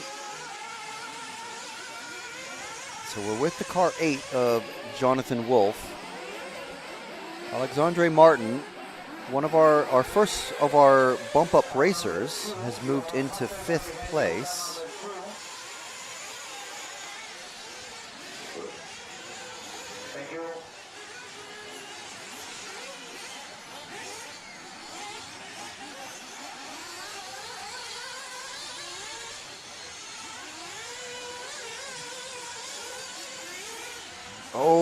Oh wow, that is the luckiest forward flip roll that we've seen yet.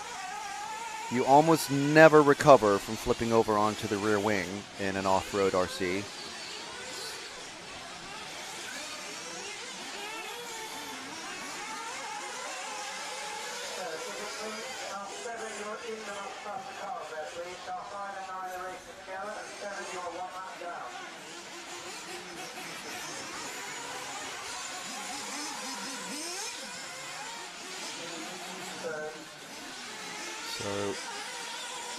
So let's just have a look out on track, see if what's happening behind. William White trying to catch up. We do have a battle. I think it's 5 and 9 behind. So if we drop back 3 cars, Jim, we have William White, who is ahead of these 2 on track. William is recovering, but he is a lap down. But he is faster than these 2, so he doesn't have to move over just yet. Oh, and as we come to them, building it all up, and then one of them crashes. That's how it goes. But let's follow this car into the pits and see how, if anything happens here. I think this is one of our French racers. Yes, this is our Virgile doing the pit gun duties.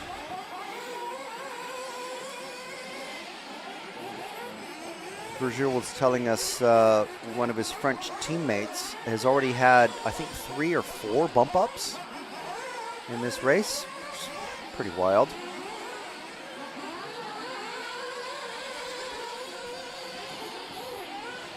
You can see how rich these cars are now with the temperature dropping.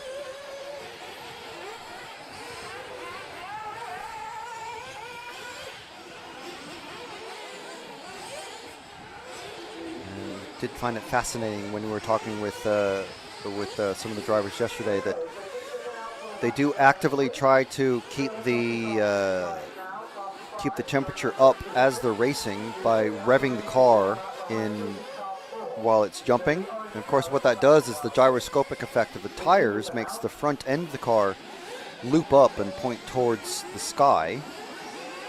So to counter that, you have to jump the car, tap the brakes so that the car tips forward from the gyroscopic effect, and then before the car lands, rev the nuts off the engine to get the RPMs up and the heat back into the engine. So there's a tremendous amount of thinking that has to happen every single lap. And that is car 9 of Alexander passing, putting a lap on William White.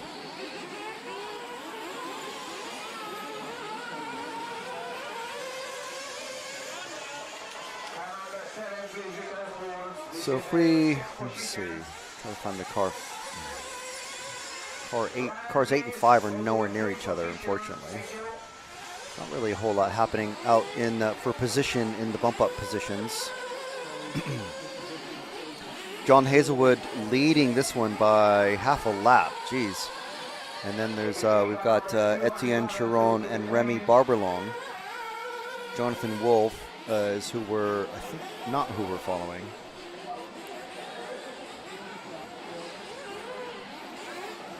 One of the contenders for 5th and 6th position, though, is car 9 of Alexandre Martin.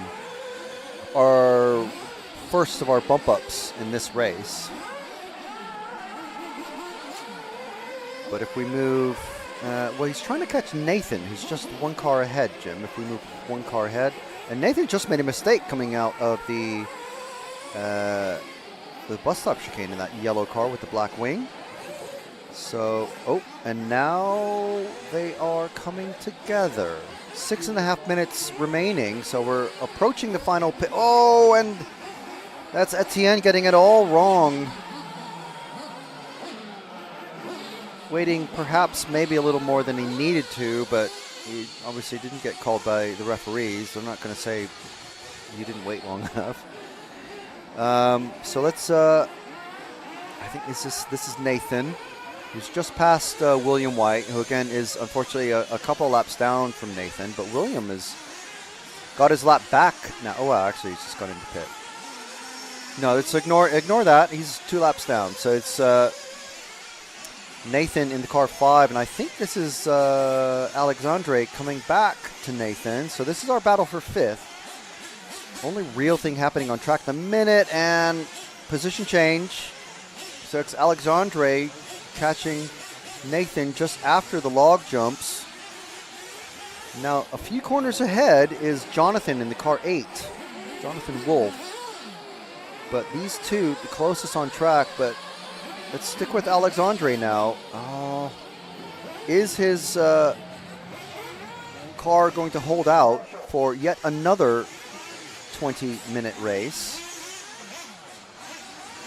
Will his wet track experience of the previous run, I mean, is an unlikely to be answered yes, but will it help in his chase of the car number 8 of Jonathan, who I think is now just ahead of him? These 2 cars.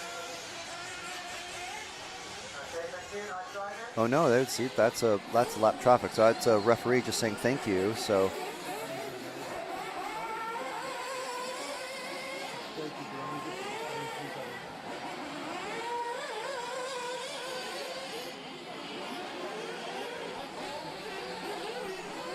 look for the 8 and the 5.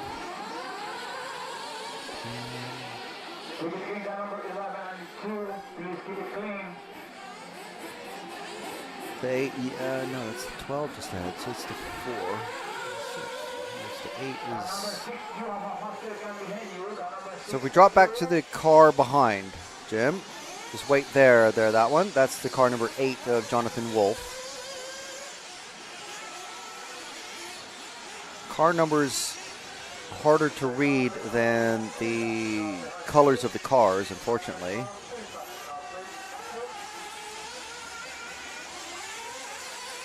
Oh, and he up and over he goes. A bad landing there. And who is that? It's just behind him. Is that? I'm not sure if that's a car 9 who's just behind him now. Obviously, just a little bit closer is Andre or Alexandre.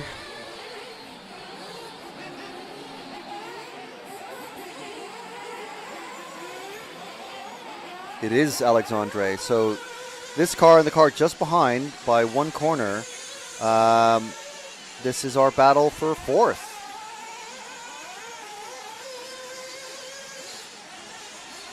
So let's move forward. Let's focus on the car ahead, because if he's the one who makes the mistake, it's going to let Alexandre catch up even quicker. Oh, and that's a mistake. Too fast over the logs.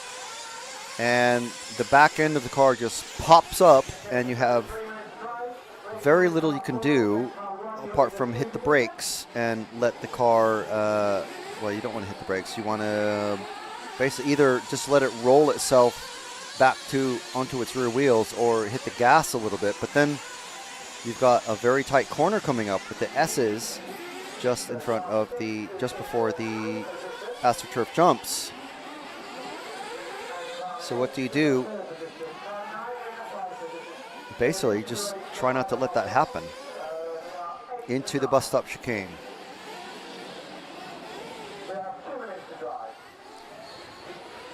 Nearing the 2-minute warning. 2 minutes flat remaining now. And that, just making a mistake was Andre just behind, coming off of the logs. So that gives Jonathan Wolf a little bit of breathing space, and another lap car, so that's fine. Unless that is 3rd place of Remy. Remy's running a reddish sort of car. That might have been Remy. I'll have to have a look at the car number as they both come across. Oh no, Alexandre gets hung up on a pipe at the hairpin, so ignore all that. But it is Jonathan Wolf, and then it's the car 12. Peter Van Tonder, so it's the red car is not Remy.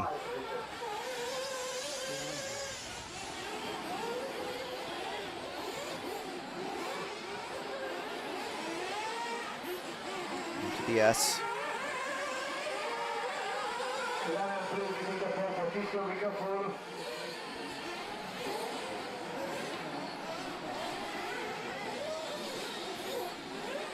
Into the roller section now. And I'm trying to figure out if this is one of our contenders for bump up that's somehow caught up to Jonathan. It's not Alexandre, is it?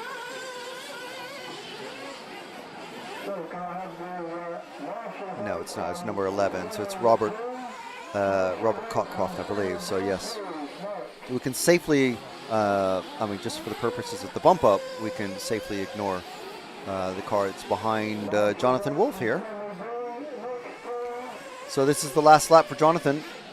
As long as he can keep it rubber side down, he'll be all right. Oh, bouncing against the barriers.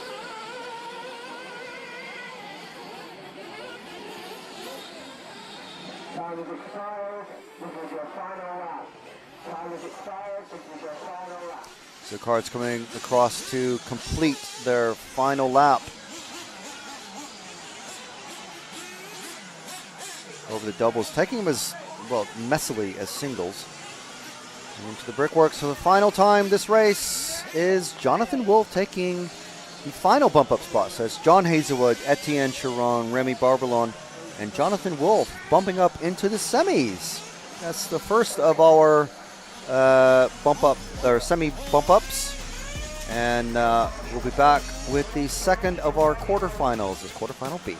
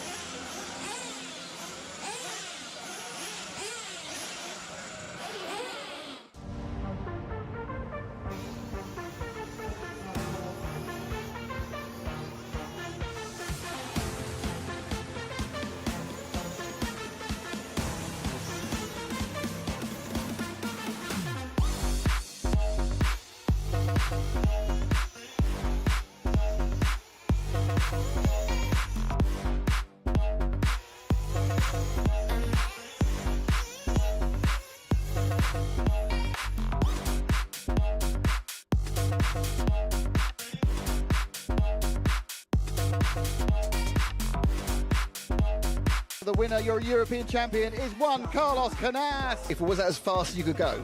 I just try go inside the track.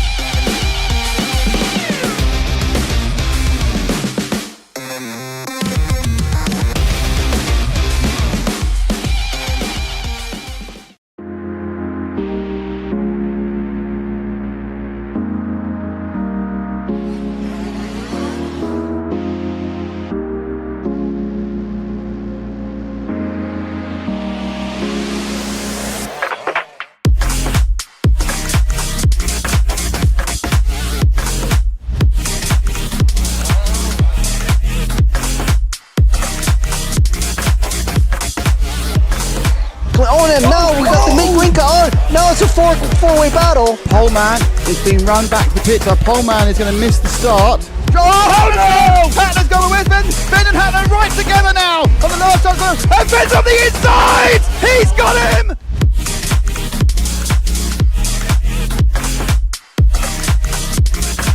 Fantastic display of driving from these two drivers who have pretty much carved up the touring car world between them this year. Kobovic made an error, so Kobovic makes an error. Marcus Karup is through.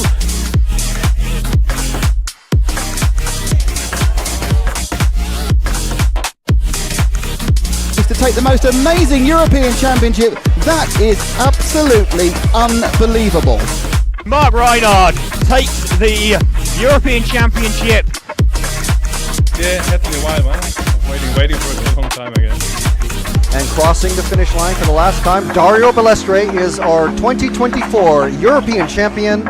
As always, another title. Dario Balestre got to stop and go in the penultimate lap. Still hang on to the lead there and take the win. The four-wheel drive European champion for large scale, Van Helmen. The winner, your European champion, is one Carlos Canas. David Ongaro, associated European champion, and didn't he deserve it? Bruno Coelho is your champion. Michael Walowski then comes across the line to win the European Championship.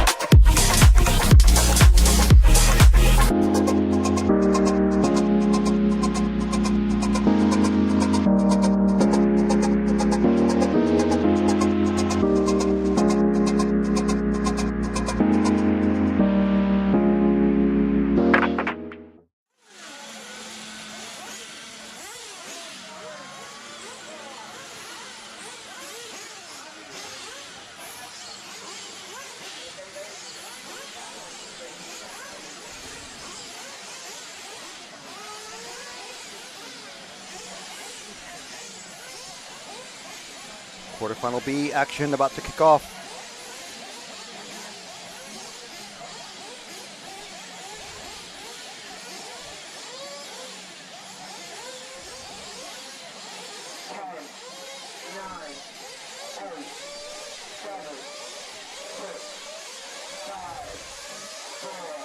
Cars down, step back, off and away. I love how the mechanic for car number 3 literally took a step back. He's the only one that shouldn't get a penalty there. Well, this is chaos. Jeez.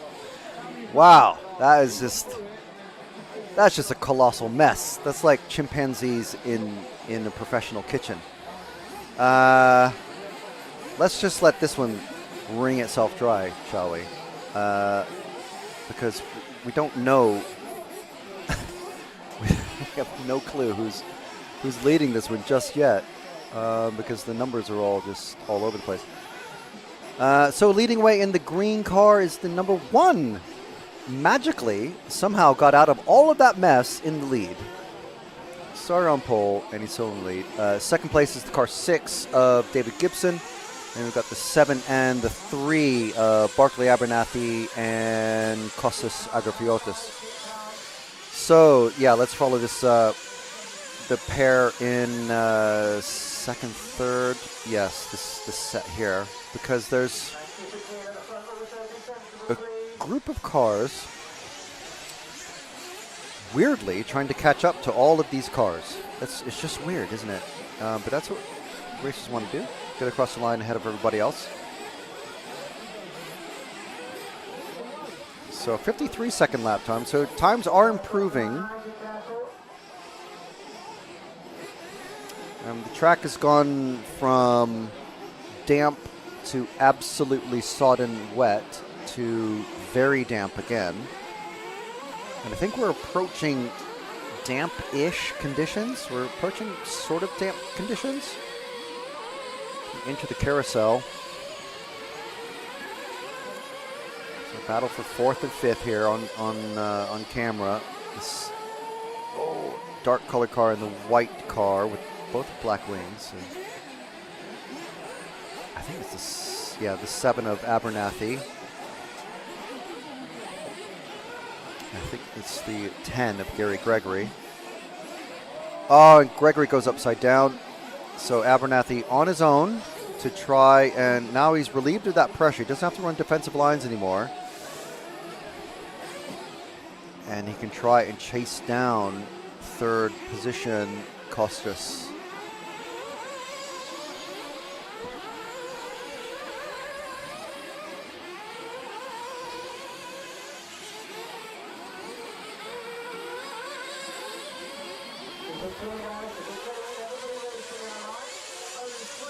So around the double left-hand bender over the logs, made it that time. Oh, he's caught up. Is this? I think 3rd position just had a major meltdown over the logs, and I think Barkley has just made up, done a pass on Kostas.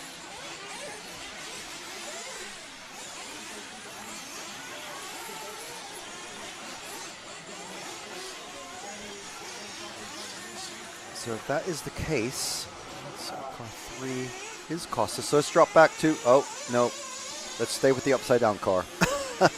Let's actually stay with the car that just passed him, because now this is our new battle for 4th place.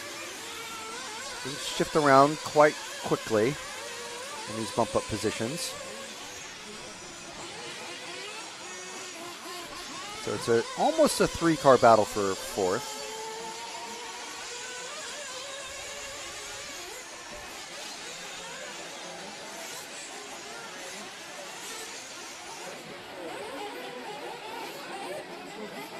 Perfect jump over that double. Going into the roller section now. Around the hairpin. Over there, this is the biggest jump on track. So that is the 3 and the 10 of Kostas and Gary. Oh, very close. Great pass. Oh, well, pass attempt if it had come off. Oh. I'm not sure the referees are watching that one.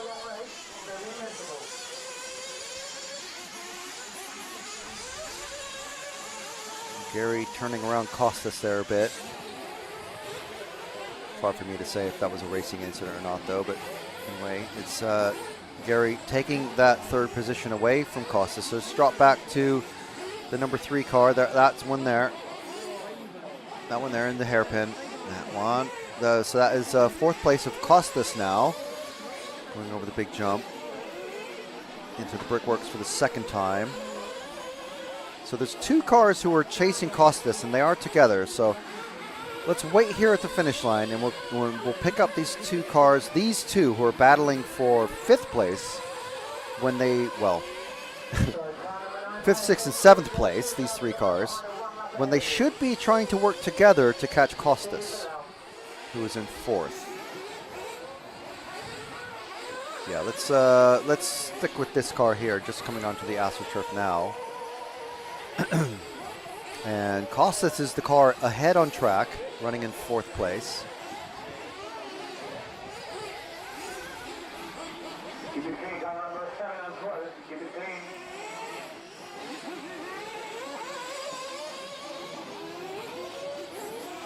So this is the quarterfinal B of the EFRA European Championships for 40 plus in 1/8 Nitro Buggy, or 1/8 IC Buggy, or just 1/8 Buggy.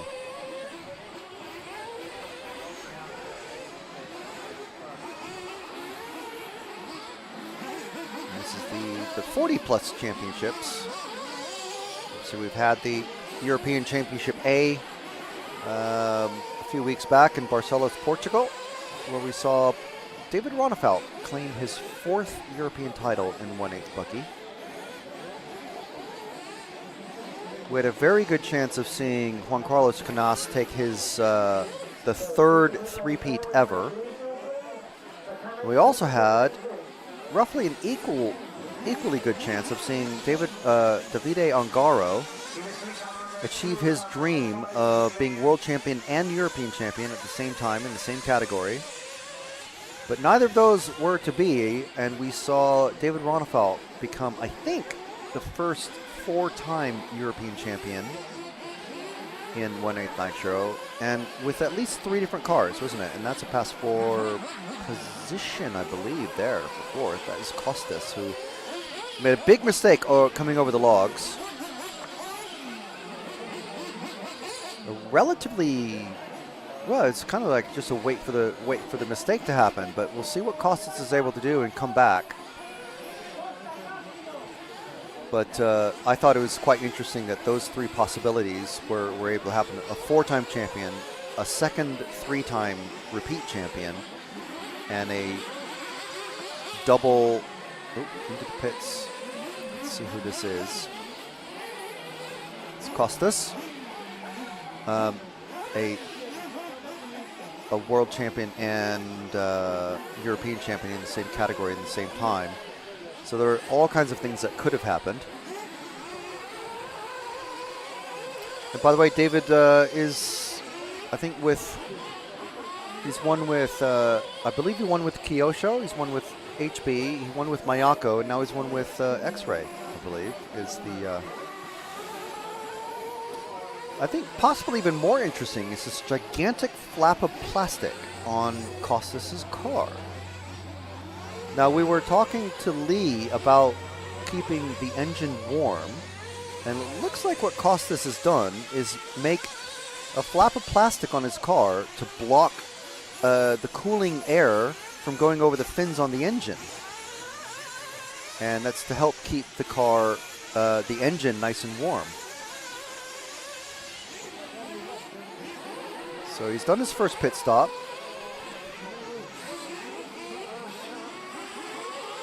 Gone into the S's now. We're almost halfway through, so Costas still shown in 4th position.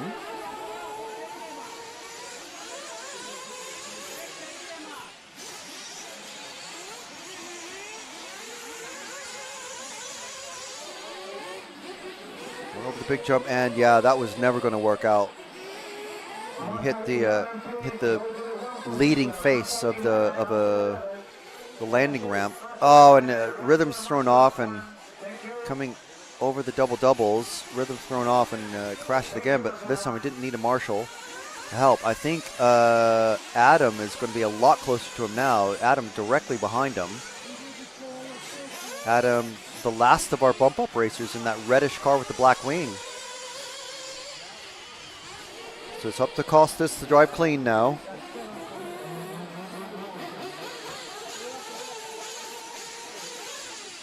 Oh. Bad landing there. Adam Scalding again, screaming up for Dave Bailey for his fuel. And he has to say the full name as well because there's a David Gibson up on the rostrum as well.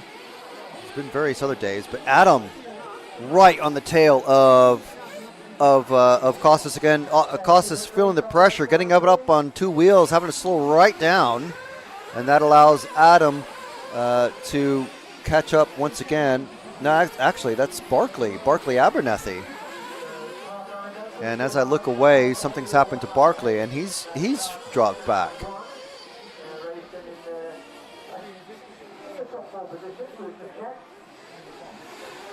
So it was Adam who was catching, and then he must have made a big mistake and let Barkley past.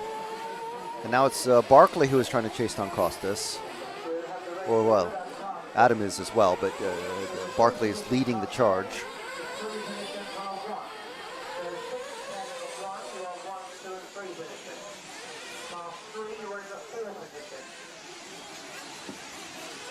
So the referee's just making sure that the drivers are aware of who is in the final bump-up spots, and we are with the final bump-up spot driver right now, Costas Agrafiotis.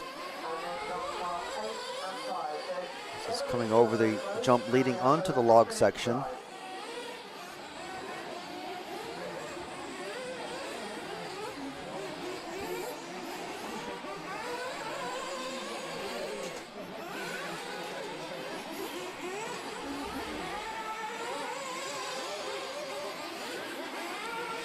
Around the hairpin.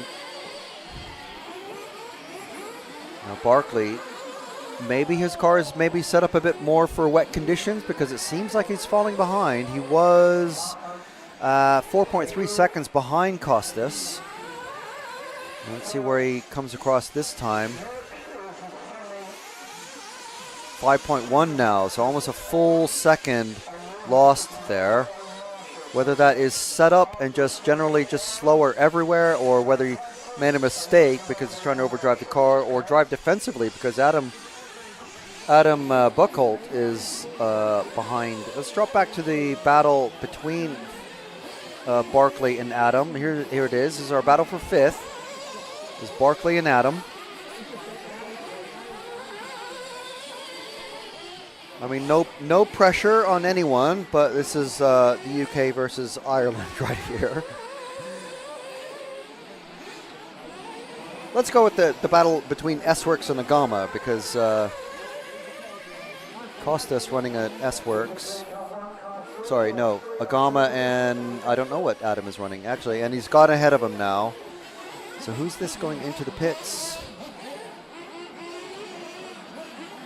Car 7 of Barkley with the Agama team there, ready to pit him. Agama well represented in the UK thanks to the efforts of John Hazelwood and Mark Rumble and the growing team of racers. So let's stick with Barkley here for the next lap or so, because this is the time for the final lap, the final pit stops to be happening. Oh, and he's gone way off the track. He's gone literally into the puddles and the mud. That the water, once it gets on your engine, cools the engine down, makes you slower. So you see the fuel coming out of the nitro smoke coming out of the side of the car. Tells you that it's a lot slower than it really ought to be, and also that water droplets could end up on the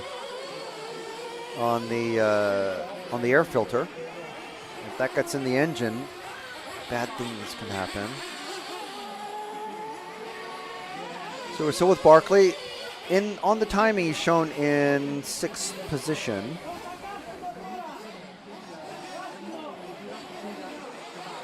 But it could very well be that Costas is still in 4th. But yeah, Costas is 4th. So is he now?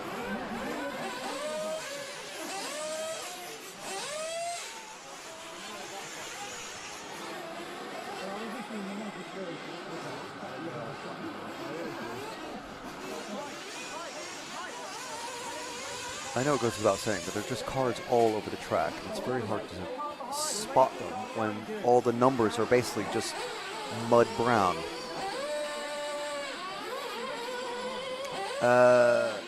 Costas is going over the tabletop now, Jim. There we go, the second of these cars. This is Costas in the 4th position. Adam Buchholz about 7 seconds behind Costas now.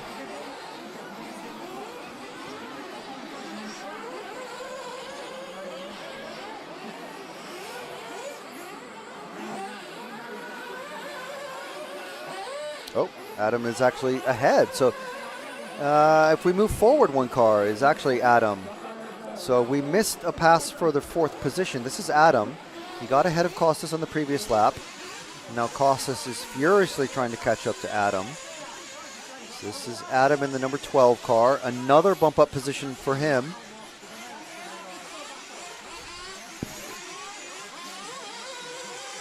Going over the tabletop, taking it fairly gently.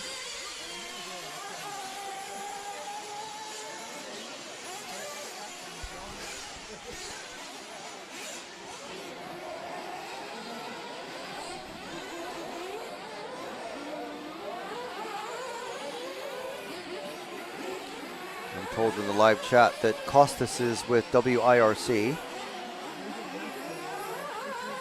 But we're watching the Agama of Adam Buchholz.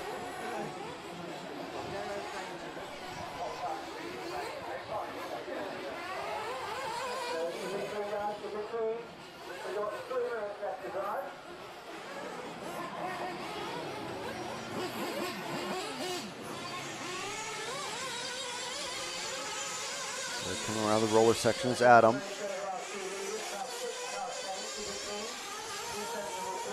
Big jump. Referees reminding everyone, be sensible, be sensible. 2.5 minutes remaining.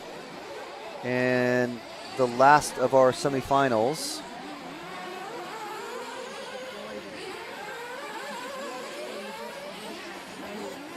Sorry, not semifinals, quarterfinals.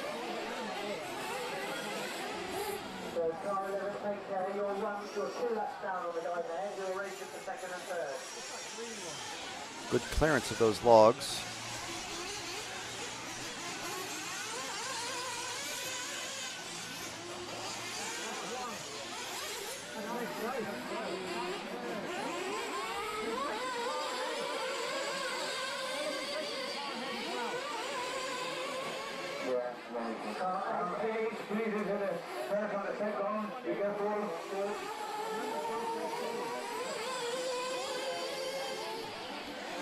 Who is this? Adam is catching up to his car 1, I think, of Stewart. So this is our battle for 3rd developing now.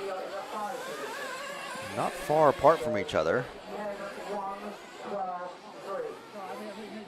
And getting ever closer. So Adam, everyone on the same tires. Adam maybe with just a better damp setup than Stewart Wilcox, who is just ahead of him in 3rd.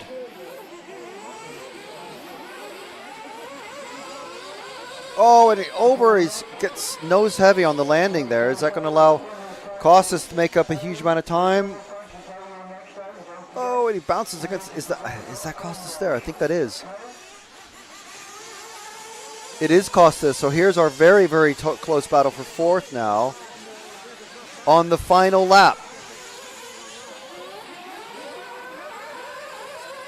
So our timing is gone, but we can see that the battle for fourth has suddenly jumped into significance here with Adam going over and Costas now taking over the fourth position. Final bump up spot. Adam not set to do a double bump up again, or a bump up again. Can we zoom out and see where Adam is relative to Costas? He's so far behind now. And it looks like he's flamed out. Yep.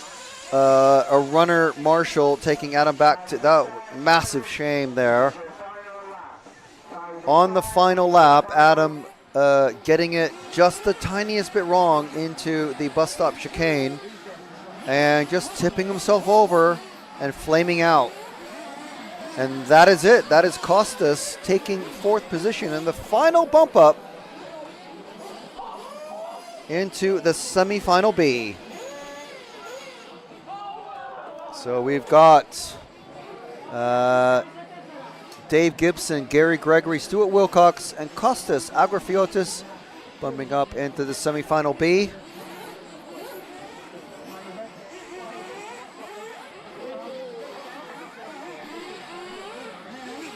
And that is actually, I believe we're going to have, are we still going to have a little bit of a, so we're running about what? Okay, so the time schedule's shifted. When did we start this? At 1:20.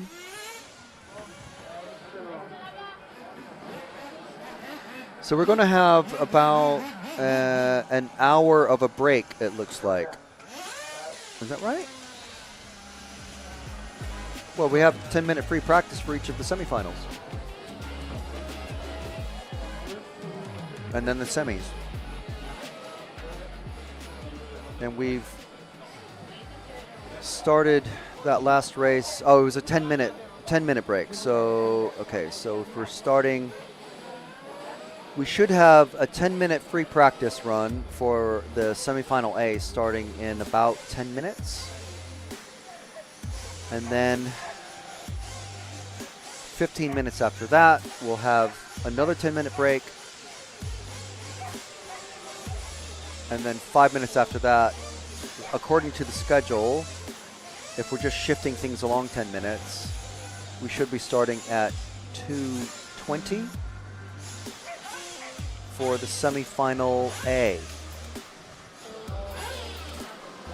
Cool. We'll keep you posted. Yeah, we'll put a message on the screen, but we'll just have a wee bit of a break now, and we'll be back shortly.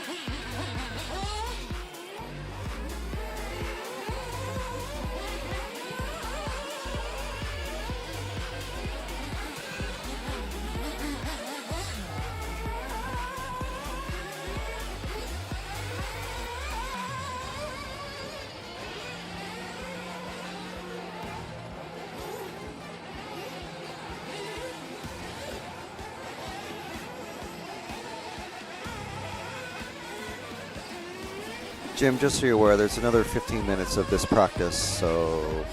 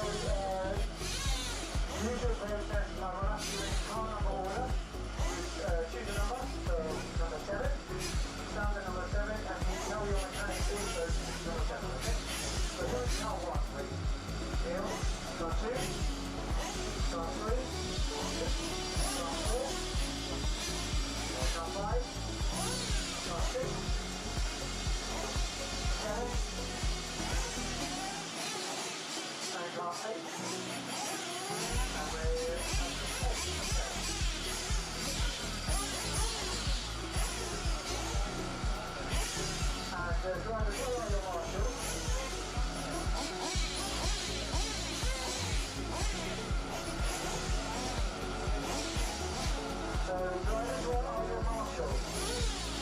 You need to provide a marshal, remember. Yeah, you need to provide a marshal. Well, he said it many times. And it's the same in the rest also, okay? Do the nice before. The back, same time. Is he generated it? Where is it?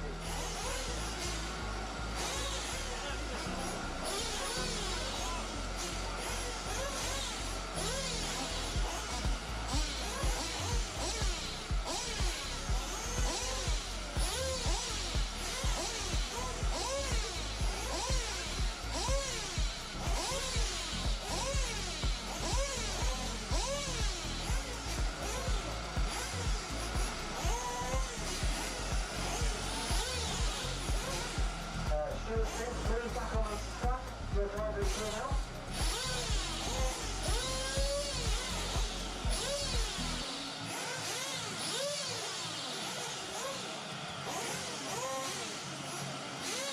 Okay, so we'll turn the attention to wedge control to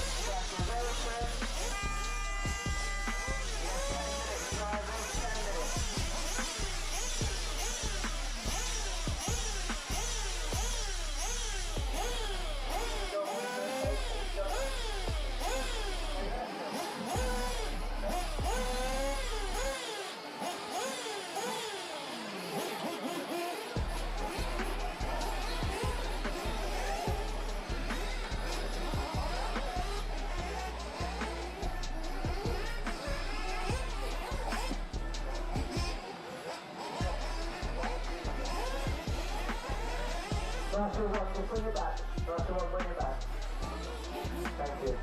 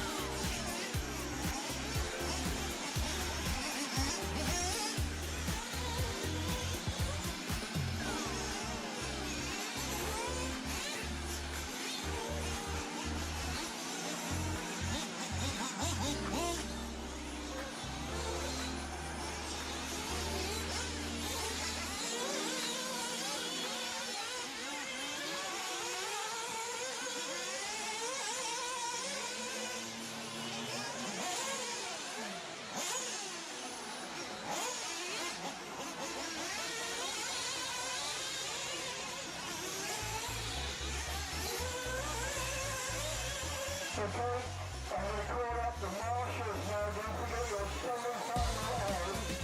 You need to provide your marshals. So, Martin, we need a marshal. Right.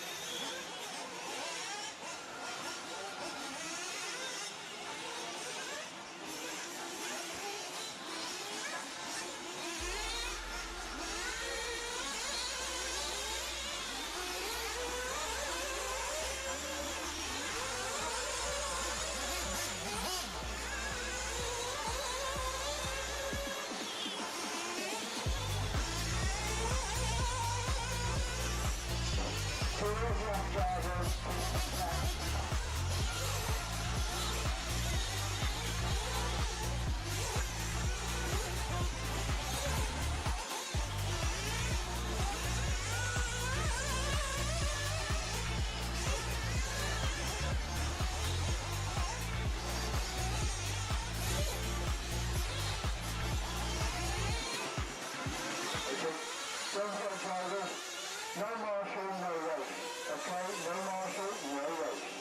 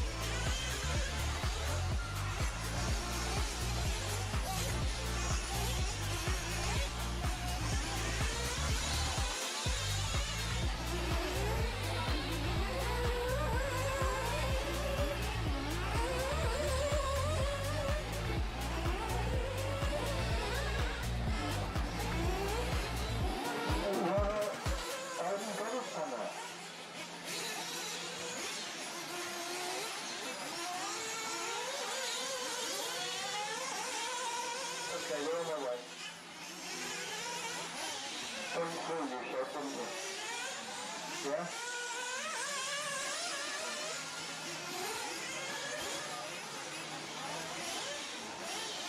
Practice over, drivers, practice over. All cars to pit, please. All cars to pit lane, please.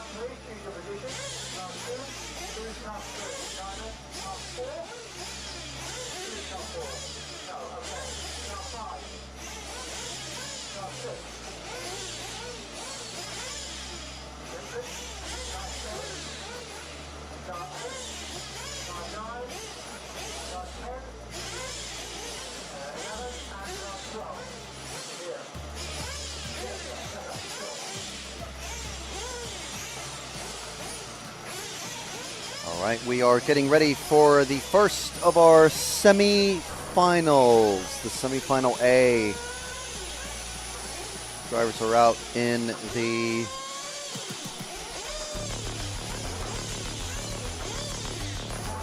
drivers are on the rostrum, mechanics are in the pit lane. It's the A, yes. So 3 minutes of warm-up. So we've just been observing the warm-up, which is the first time that all of these drivers, from Lee Martin all the way down to Darren, have been out on track today.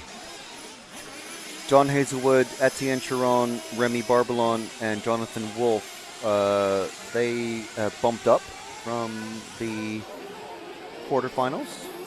But Lee, Kevin, Simon, Jerome, Simon again, Marcus, Zacharias, and Darren, this is the first time they're out on track.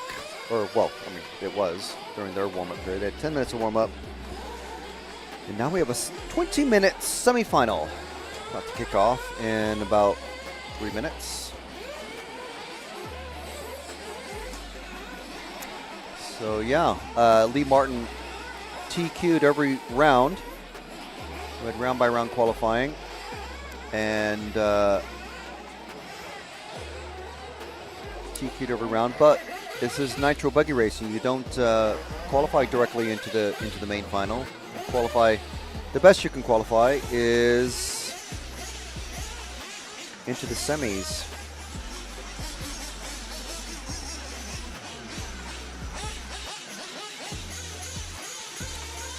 So we have David Deschutes saying Allez Jerome.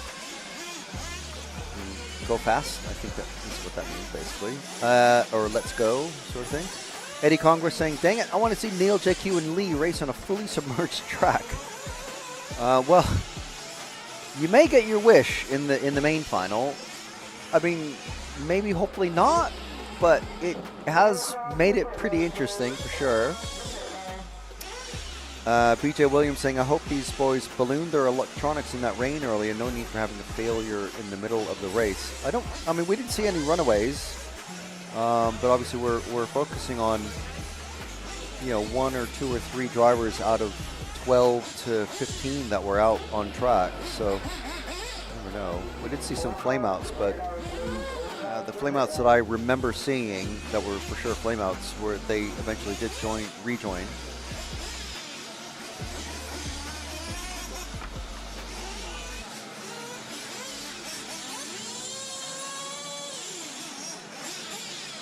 So, yeah, we have British racers. I won't say home track advantage, but enjoying, you know, a home familiarity track advantage.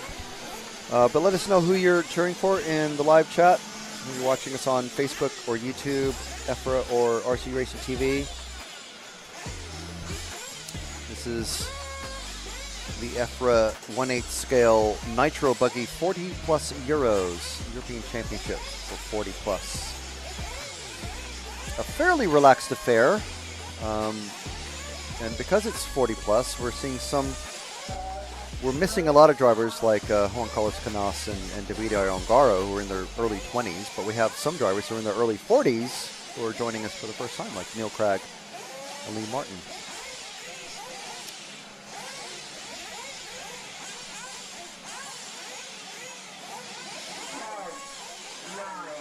All right, countdown has started.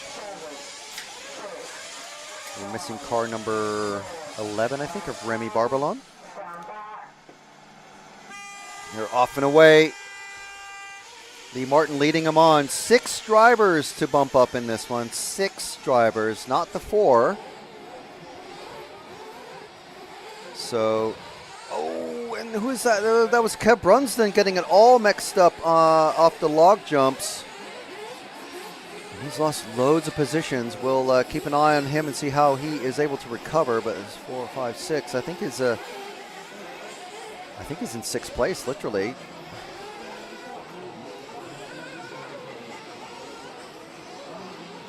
So these drivers who are leading the top 5 or 6 or so, they'll certainly be very familiar with the operations and the mindset that they need to have going into a semifinal.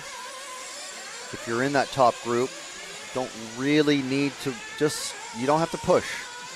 Just keep it chill and you can get around. I think this green car is our 6th place car. Number 5, no, it's Darren.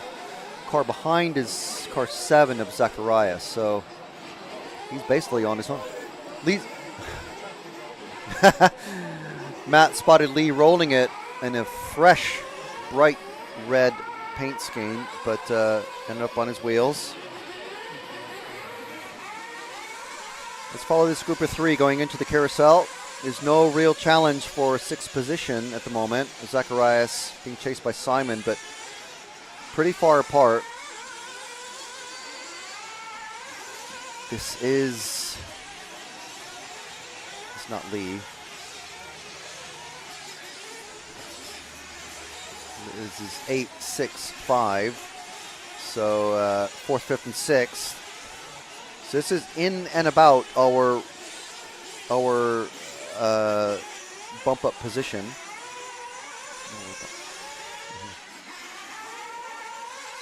Just letting them know that Lee's still out front by a long way. He certainly is. He's got a massive lead on this group of racers. You can see him going into the AstroTurf jumps now, but this group going into the bus stop chicane, well behind, but battling hard.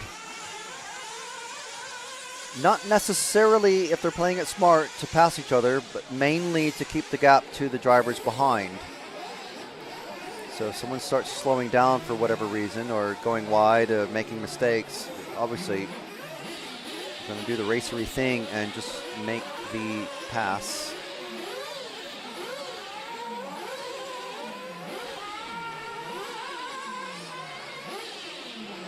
And fairly, I mean, relatively dry. I won't say dry because there's no dust being kicked up, but relatively dry. John Hazelwood in the, I think the last of these cars. The yellow car that's just behind, coming out of the bus stop, that is our 7th place car. This here is our number 6 car of Marcus. And ahead of him is John Hazelwood in that green. It might not be John anymore. Just looking away at the timing. Oh, okay, so these two cars here, yellow car and the car just ahead. I'm pretty sure that's Hazelwood and Marcus. Ooh, no, it's car 11. So, 2 is Kev Brunson. Why is Lee Martin counting in 9th? He hasn't clocked any laps, so clearly there's an issue with his transponder. So we'll... Oh, no, it's 4 laps. I'm sure it'll catch up. Now it's 5 laps. He's getting there. Oh, okay. So they are adding it in. I'm sure it'll as right itself. We're going. I certainly haven't noticed him being passed on track by any of the cars that we've been following. So anyway, you look away for half a lap and everything has changed, obviously. Even though it's a massive lap here, it's lap times 44 seconds for some of these drivers, 55 for some of the drivers in the lower finals, and even more time if it when it's raining. So the bright yellow car is the car number 6 of Marcus Reiterer, trying to chase down Kev Brunsden, who got it all wrong in that section right there that we're in now, and lost tons of positions, but he's made it up. So if we follow Kev, 1 car forward, going into the roller sections and into the hairpin. This one here over the big jump. This should be Kev in the car number 2. Yeah, pretty sure. Just want to make sure it's not the car 7, because sometimes they look the same. That is the 2 of Kev Brunsden. At the moment, he's going into the main final. And apparently had a really good battle last year, but didn't quite take the win. So Kev chasing the green number 5 of Simon Wilcox, and they've just gone past. I didn't see who that was, but they both just moved up a position, I think. Simon Reeves counting in first now. So Lee, something is wrong with his car, or I mean transponder.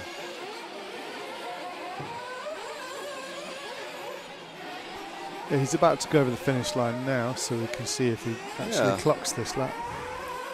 No, he's not. Yeah, so that means it's a timing issue, because he's out there.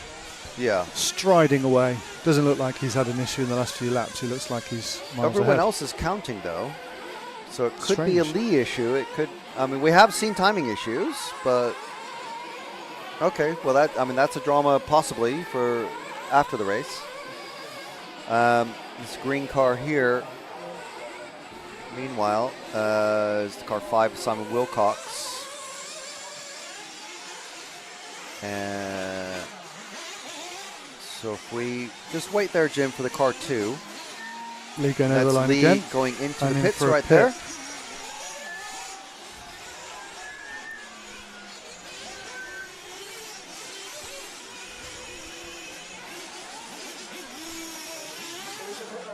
So we're on Kev Brunsden now, car 5, and the car directly behind, I think, is John Hazelwood, his teammate. Yes, that's John, his Agama Nemo Buggy Racing teammate, team boss, to be fair.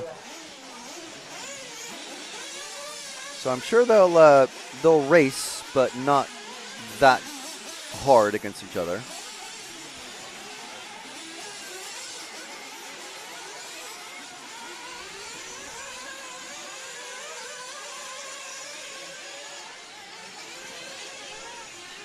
And Lee across the finish line again, across the timing loop, and again doesn't clock a lap. So yeah. It's definitely a timing issue. Now, whose fault that is up to the, I don't know, the race officials. And that includes everyone from the club and EFRA and everybody, but I don't know how they're going to resolve that. But anyway, I'm sure it'll work out. But this here is Kev Brunsden in the 5th position. If we drop back to, is that Lee lapping everybody? Coming through and lapping. It is. Lee has just lapped John Hazelwood. So this is Lee here. We'll follow him for a little bit because it doesn't seem like there's anybody behind Hazelwood to threaten him for 6th place. So let's follow Lee until we do have some sort of developing battle. I mean, in the practice, we were watching Lee go around a little bit, and he definitely counted many laps. I mean, he topped the practice times. So obviously, definitely something, everything was working then. Obviously something not working now because he's running 12th, but he's clearly on track. And he's about to come up and lap Kev Brunsden. And I think that is Simon Wilcox as well in the green. So with that in mind, 6th is not 6th. 6th is 7th. This is true. So Kev Brunsden this is a battle for 6th place. The purpley car of the number 2 Kev Brunsden and that green car of Simon Wilcox. This is true. Lee right in the middle of them, lapping them essentially, but not counting on laps. So they've just given Lee 6 laps. He's gone up to 11. He was counting on 5. Okay, now he's got 12. You can see him like leaping up. So obviously someone is working on solving it, but that means he will need to be hand counted for the rest of the 10 minutes of this race that remain. And of course, Lee is definitely going to be looking over his car very, very intently during the semi-A or semi-B and the other 2 finals that we've got coming up. So let's go back to, let's find Kevin again because he's got the bright green car of Simon Wilcox chasing him down or trying to chase him down. So Lee's showing in 6th place, but he should be in top. They forgot to give him a lap. So, I mean, someone's literally going to manually have to hand count Lee every lap. So we have to keep in mind that this green car at the moment of Simon Wilcox is running 7th, and he's trying to chase down the car a few seconds ahead of Kev Brunsden, who, if we go there, that's Kev Brunsden. Let's stick with him, because basically now it's down to Kev to not make any mistakes, and obviously he's going to have a pit stop to come. Not this time around.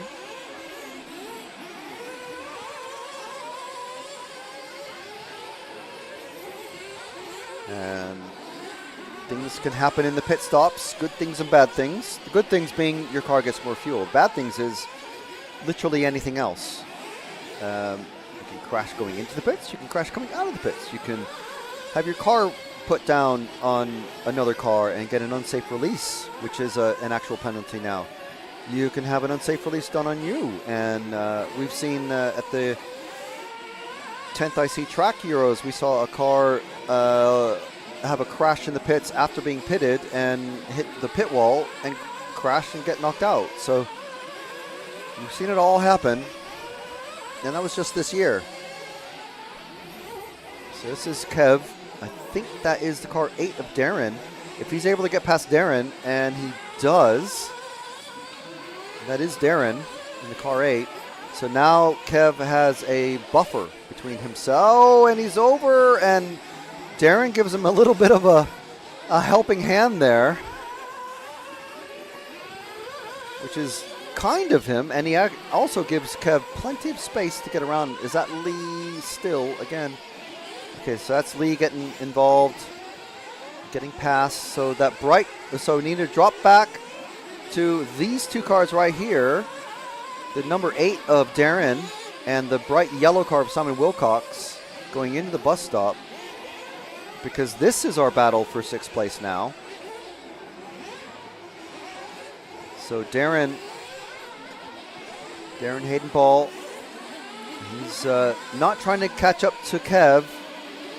He knows that Kev's faster because he did qualify way ahead of him, but... And now, oh, actually, it's Simon Wilcox has had, who is that in the yellow? I think it's a lap, or car coming around to do the lapping. I don't think it's Jerome. Simon Wilcox in the bright green in the 5. Kev, now, 6. So,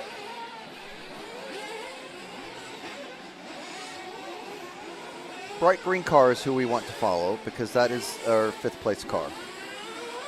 And the car directly behind is, again, Kev Brunsden. So wait there and pick up the next car because these two cars, Kev Brunsden just threw himself off the track.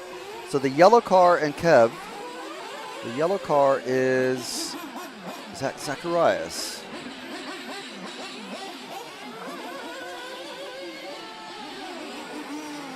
Car 6. Car 6 of Marcus Reiterer, who is he having transponder problems as well? Because I'm sure he was running much further up the order. I'm sure he was running further up, but maybe not. Anyway, the car behind Marcus. I'm going to have a look. Stay on Kev because he is in 6th position, and this white and red car. What the number that is? That is car 3 of Simon Reeves. So that is a car coming up to lap. Getting a little mixed up here with the these timing issues notwithstanding. It's a little bit turned around in my head of who was where.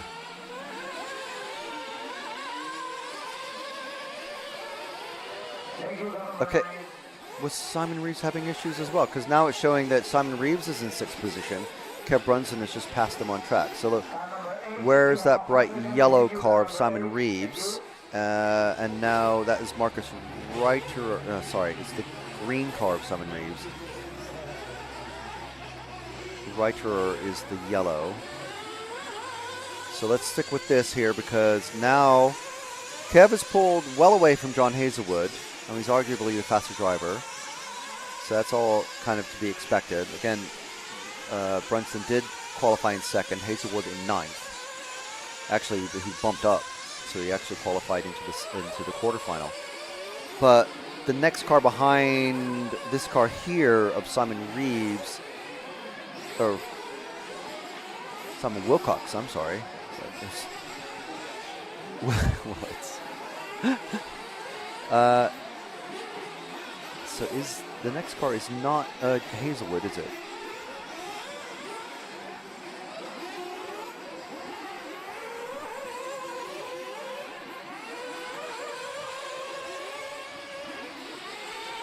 Okay, well, we'll stick with this car here because this is, we know that this green number 5 is our 6th place racer, and he's trying to get past. He's very eagerly trying to get past. Well, it's a battle for 5th, really, to be honest. And they are car 3 of Simon Reeves. Yeah, they're quite in the red and white. A ways ahead of John Hazelwood. So this is our battle for 5th. We can at least know that, even if we don't know where John Hazelwood is necessarily on track. And Willits gets it all crossed up. And again, trying to cut the corner.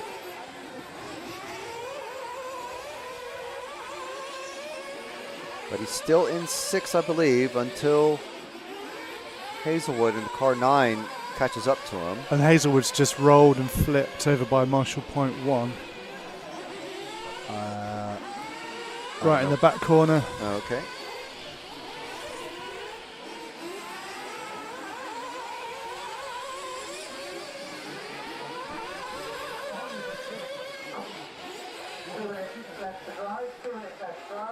Meanwhile, there's 2 minutes left to drive. You know what must have happened was fuel stops that we missed in the moving around of various cars and trying to see who is where.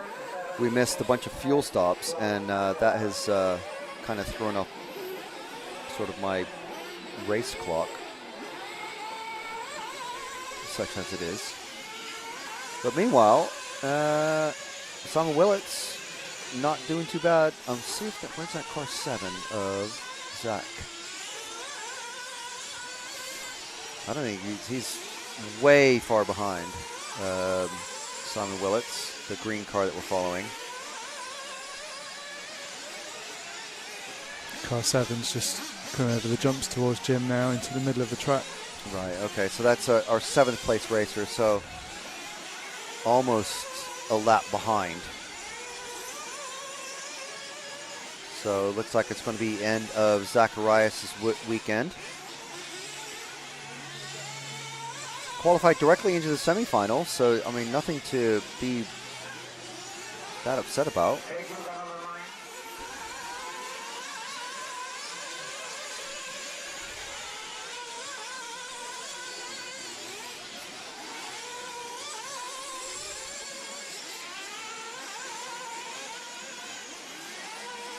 To the bus stop and back out of it.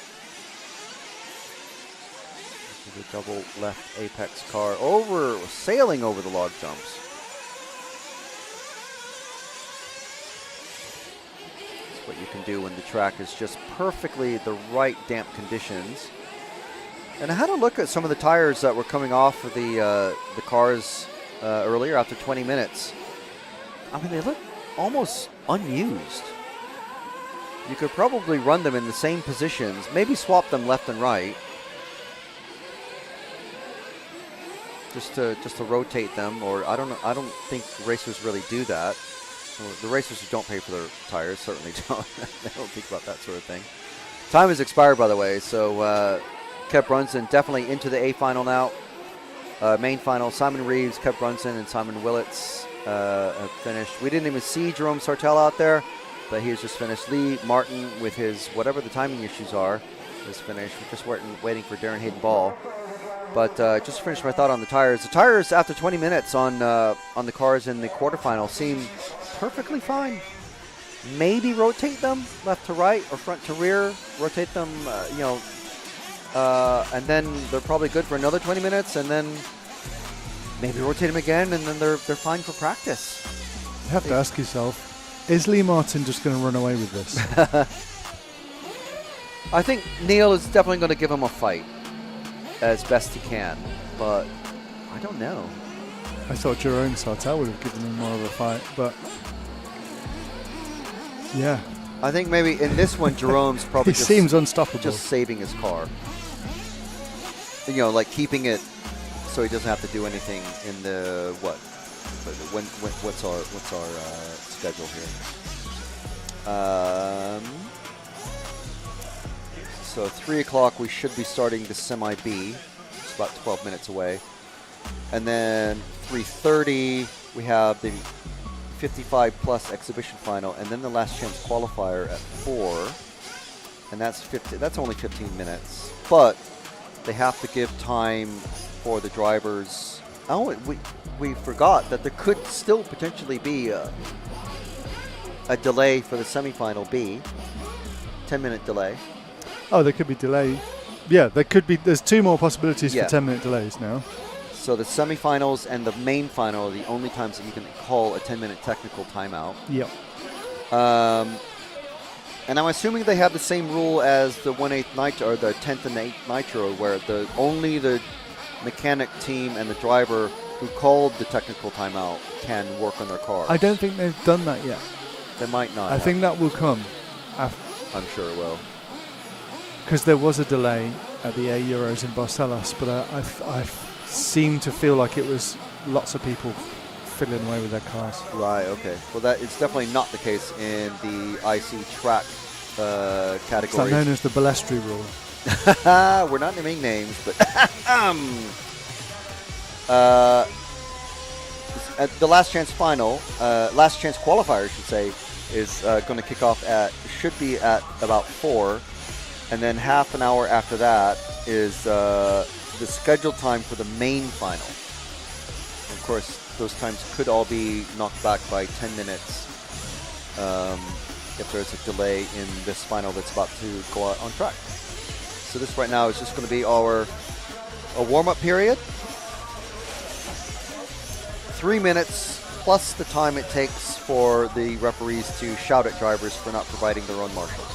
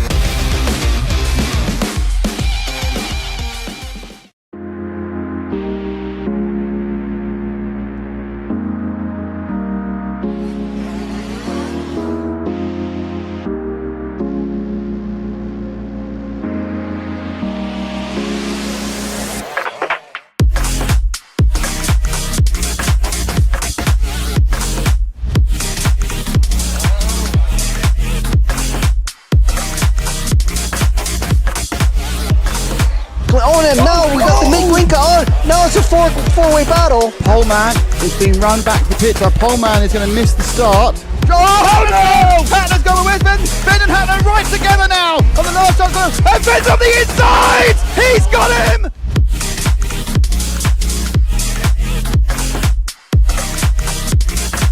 Fantastic display of driving from these two drivers who have pretty much carved up the touring car world between them this year. Kobovic made an error, so Kobovic makes an error. Marcus Karup is through.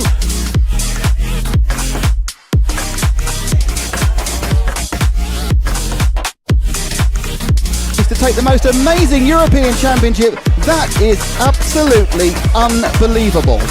Mark Reinhard takes the European Championship. Yeah, it had to be a while, man. Waiting for it a long time again. And crossing the finish line for the last time, Dario Balestre is our 2024 European champion. As always, another title. Dario Balestre got to stop and go in the penultimate lap. Still hang on to the lead there and take the win.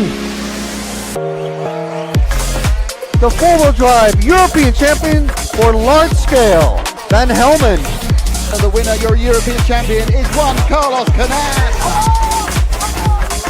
Davide Ongaro, associated European champion, and didn't he deserve it? Bruno Coelho is your champion. Michael Olowski then comes across the line to win the European Championship.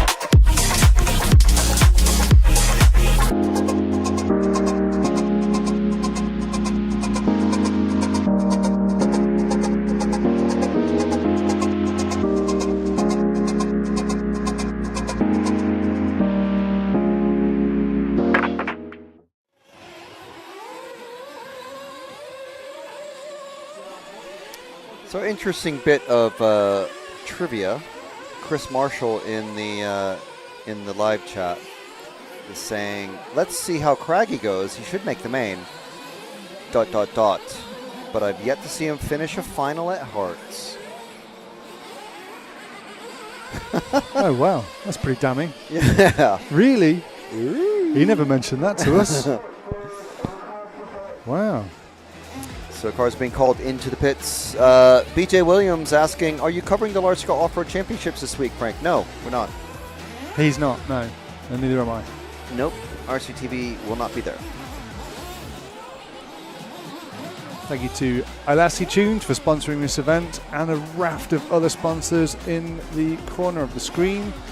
TKR Graphics being one of them, and T-Works, and you can see them rotating throughout this race. Fantastic to work with all the team here at Herts. It's my first trip to Herts. The other guys have been here many times, but It's my first trip, and it's really cool. They're a really cool setup they've got, and they work so hard. They're so committed and dedicated. So yeah, it was nice to finally meet Jim and see everything that everyone's been talking about over all the Hart GPs and endurances over the years. What a great facility. UK must be very proud of it, I'm sure, despite the torrential rain. You've been going on and on about how it's. I have as well, the and I'm sorry about of that. Off-road RC. I know. I'm sorry. It's a bit of a verbal tick I've got. I can't. It just keeps coming out. But you know, it's not wrong, is it? No. I mean, I certainly can go along with that. Hartford Ring. All right. So, Jim, we crack it. Countdown about to start any second now. JQ starting third. Alsop, previous winner. Neil Cragg, former world champion 2005 in 10th off-road. 100 BRCA national wins to his name. Martin Fortmuller, repeat 40 plus champion. And who's that? Who's that just running off with the flame out? Off and away, Neil leading him through the carousel. That was car 7 of Julien. Yeah. So these drivers are 8 of them qualified directly into the semifinal. 4 have bumped up. Cars 9 through 12 have bumped up.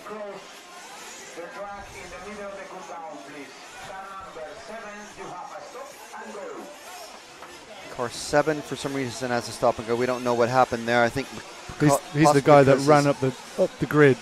Yeah. As the cars were starting with his car. I think they're supposed to wait. If the car stops, you pull the car off the track and wait for all the cars to go past, and then your mechanic goes across.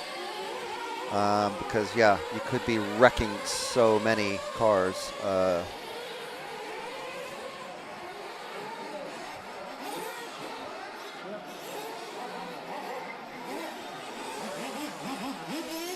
Neo, I remember you, Neo, Le Bisconde, and Super Savage. Feel free to share your thoughts with EFRA.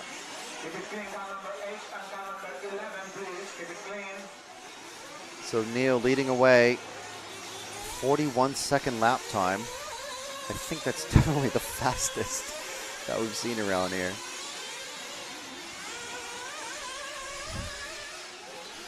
So let's start to crack down and see who is where on track. 6 and 8 coming across together. That is our battle for 6th place. Heike Gier and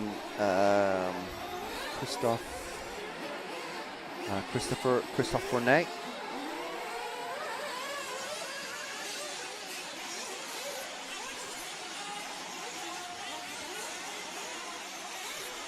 So the 6 and the 8 is where the action is. Pretty sure it's this the 2 yellow cars, one with mostly black and one with mostly yellow. Pretty sure these are the 6 and the 8, and then the other car wanting to be in there in the middle of them. We're going over, so it's the 6 and the 5 now. It's their 6 and 7th place battle. Actually, no, it's the 8 and the 5. 8, yeah, 8 and the 5. Coming through the double left-hander. So if we move forward to these cars on the AstroTurf jumps now, this is our battle for 5th, which means that car with the yellow wing is our 6th place racer and our final bump up spot. Remember, 6 cars from each of these semifinals bump up into the main final, and they'll be sorted by I believe their fastest finishing times.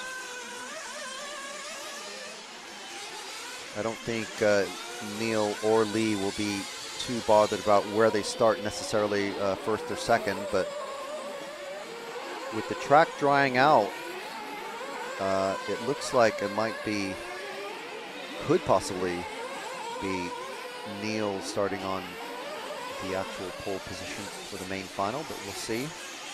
We have another 16.5 minutes to go before we see how it all turns out. And it looks like this battle for 5th is starting to spread out a bit. If that does happen, we'll move to Neil.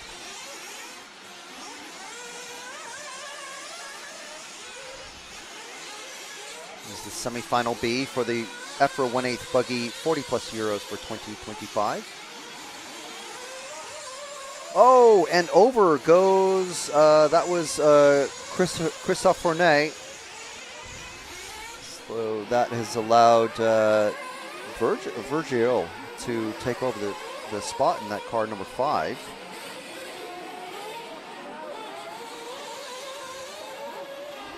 Oh, and he gets hung up on a pipe, and he's high-sided. Is he able to get over? Oh, man. He lost many seconds there. Now it's back to a 3-car battle. It's that rubber band racing effect still going on.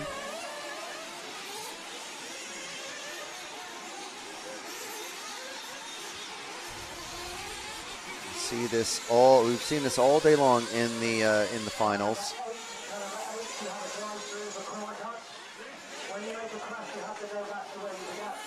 Car number 8 has a drive-through penalty for cutting the track somehow.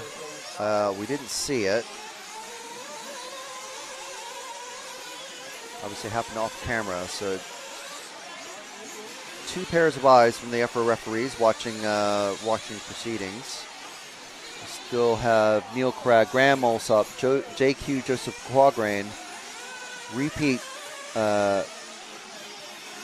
40-plus champion of Martin Fortmuller, Christophe Fournet and Gary Gregory. And those are currently our our bump-up positions. We're staying with this car going through the bus stop.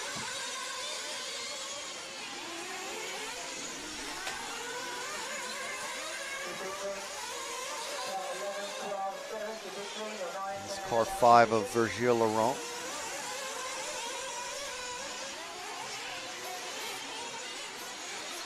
You can see that the sun is definitely, we've got hard shadows out there.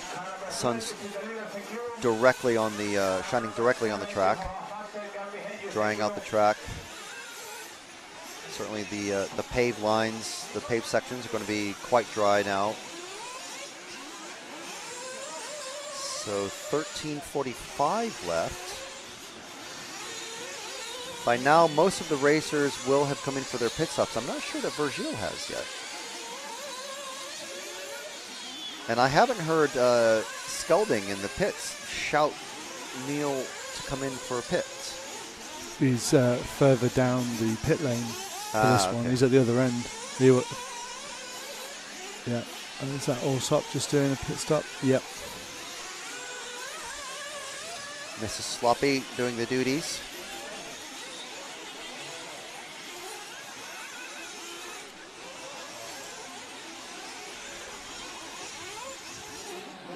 Oh, and here goes Virgil into the pit lane. And the many French mechanics down there. Nice, waiting for the traffic to go past before exiting out, and that is Neil just ahead. So let's follow Neil in this number 1 car. Give him his due for sure. Again, recently broke the 100 BRCA national wins milestone. I think probably. And that's just the in only one class. Huh? So that's just in one class, That's just in one as we class. learned yesterday. Yeah. So he has many more. Yeah. But that's just in 10th buggy. Yeah.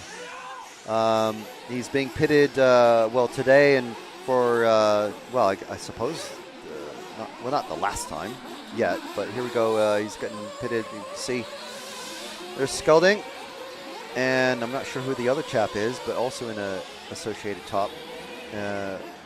Pretty nice and fast pit action there. But Neil telling us, this weekend, and he clarified it with us in a track chat yesterday, that this will be his final international level race. And at the end of the year, he will retire for good from BRCA racing as well. So I think that was 5 races in total left, or even less than 5 races in his whole career left. Yeah, and what a career National as well. or international, either. 2005 world champion, 100-time BRCA national champion just in 10th off-road. And yeah, so honestly, you know, a bit of an honor to be covering him and commentating on one of his races, even though it's just the 40+ Euros.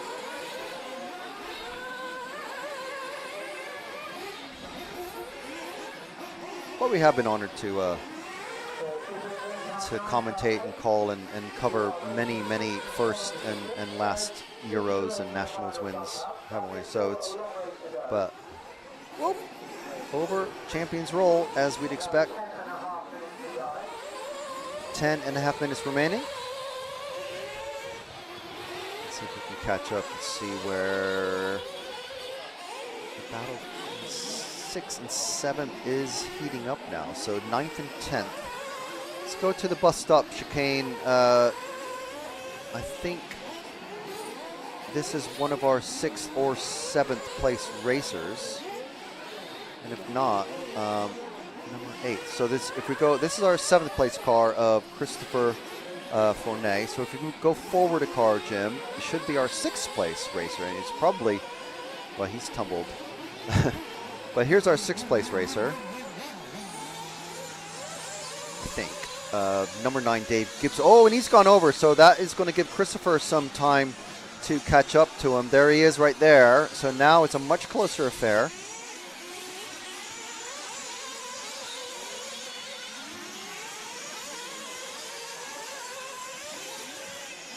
Nose to tail almost now, coming out of the bus stop chicane. So it's car number 9 of Dave Gibson and Christopher Fournet in the car number 8.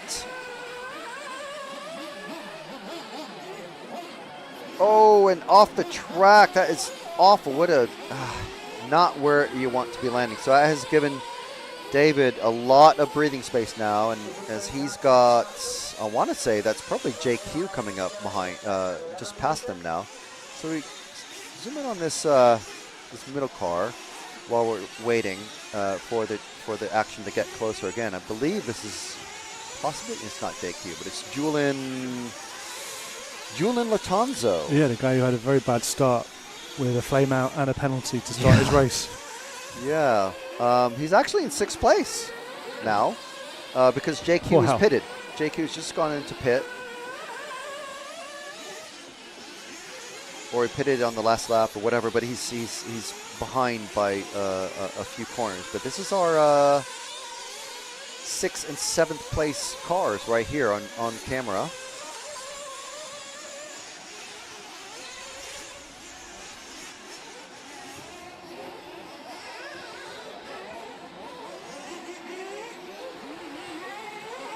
So it's suddenly gotten a bit spicier now between for the final bump up positions. And countrymen as well. So there's going to be, if it stayed like this, there would be one happy Frenchman and one disappointed Frenchman.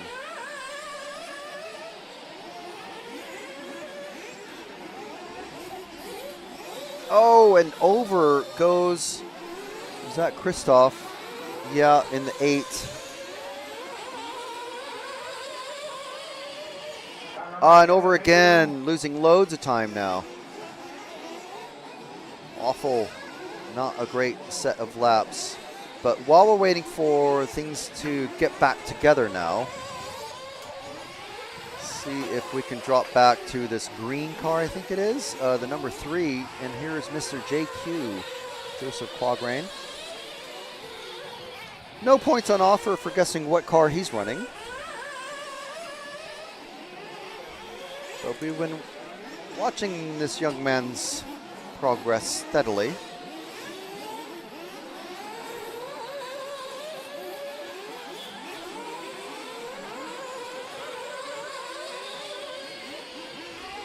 On the tabletop. So he's going to try and work his way back up into the bump up positions. JQ telling us the other day, oh, and he's flamed out. He's flamed out. JQ has flamed out. So the marshal has to wait with the car. The marshal is not returning the car. The mechanic's not allowed to get out onto the car, onto the track. So a retriever marshal has to go out, and there he is. And then that marshal brings the stricken car back to the pit lane, to the waiting arms of an Estonian racer who is mechanicking for JQ. So that's unfortunate. JQ may very well miss out on the main final. So we have pit lanes. It's the Frenchman in the pit lane in the middle. Let's catch the first car coming out of the pit lane right there. I think this is car number 5 of Virgil. Let's follow him because he's going to have a couple of racers all over the back of him who went in at the pit lane at the same time. Someone yelling something there. If that were me and I wasn't sure, I would just come in for fuel. I don't know if you said my name or not. But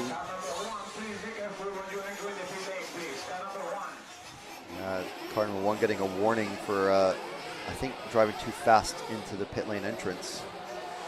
So we'll let this lap or two settle down with the timing to see where everybody has come through. So Virgil actually doesn't have 5th and 6th behind him. It's 8th and 9th, I think, or something like that. So this car 5 of Virgil, the yellow and white.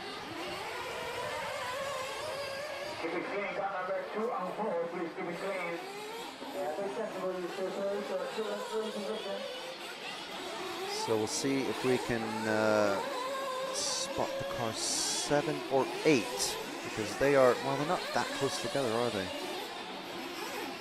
Car 7 a little bit behind of Julien.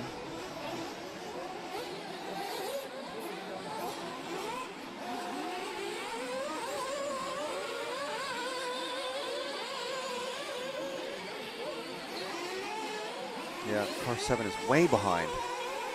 Many corners. It's like half a lap.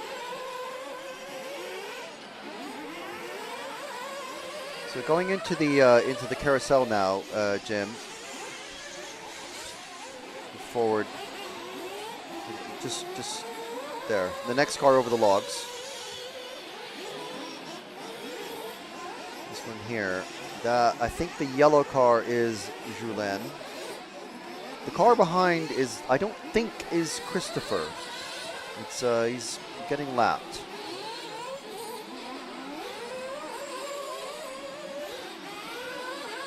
But this is our, if this is Julien, this is our number 7 car. It is our number 7 car of Julien Latanzio. And is our 6th place racer. So this is our final bump up spot. 3.5 minutes to go. You see the number of drivers waiting there. Oh, and getting it all wrong going into the bus stop, but waiting because he just flew right over the barrier and then landed on his wheel. So instead of just carrying on, did the right thing, did the racery, gentlemanly thing. The brickworks for the first time this lap. That is going to allow Christophe Fournet to catch up just a little bit by a couple seconds. But I don't think Christophe is one of the 2 cars behind. I'll have a look. So we're looking for the car. I think Christophe is quite a ways behind.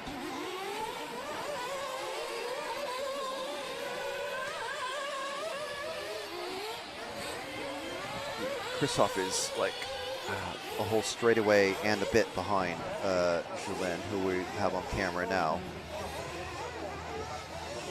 So 2 minutes, 20 seconds to go for Neil Cragg, Graham Alsop, Morten Fortmuller, Virgil Laurent, David Gibson, and Julien, who we have on camera now. If the flag were to drop right now, the horn sound, they would all be going into the main final. Of course, before the main final, we have a 55-plus exhibition final, and then we have a last chance qualifier, which is exactly what it sounds like. An all-out fight to the death, winner take the final position in the main final. So it's going to be 12 should be cars good as well. plus 1. It should be mental on this track. Oh, and the car 5 is just flamed out on track, so that's Virgil. That is a nightmare for Virgil. So where is car 7? 8 is going to be promoted to 6th position. And he's quite a ways back from the car that we're following. This is going to be the last car to come underneath you with the yellow wing, Jim. I believe is the car 8. He's only got a number on one side of his wing, which is the side, luckily for us, is the side that faces us. It is at the finish line. There we go. That is Christophe Laurent, and he's, there we see, promoted into 6th position. That is a terrible result for Virgile with less than a minute to go. The only reason to go out now and get restarted is just to salvage a scrap of pride to actually just be able to say that you finished the semifinal. But what terrible ending to the race for him. 20 minutes, well, 18 and a half minutes or so, and flame out. Maybe he was just playing it too close with the fuel strategy. Who knows? But this here is Christophe Laurent across the finish line for the last time in this semi-final B here at the Hartford Ring.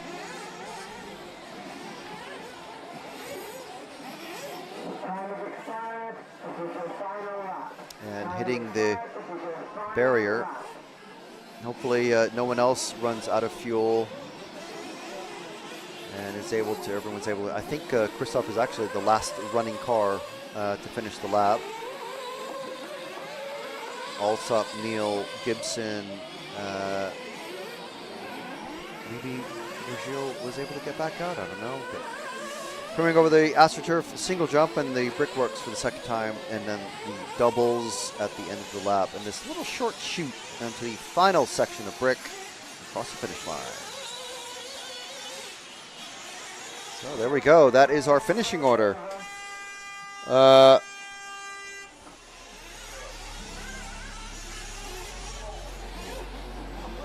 Right. Okay, so that's our finishing order. Next race we're going to have is the 55 plus exhibition race, which should be some good fun. So it's the first of our, well, 3 races that we're going to only really pay attention to the leaders now. Which should please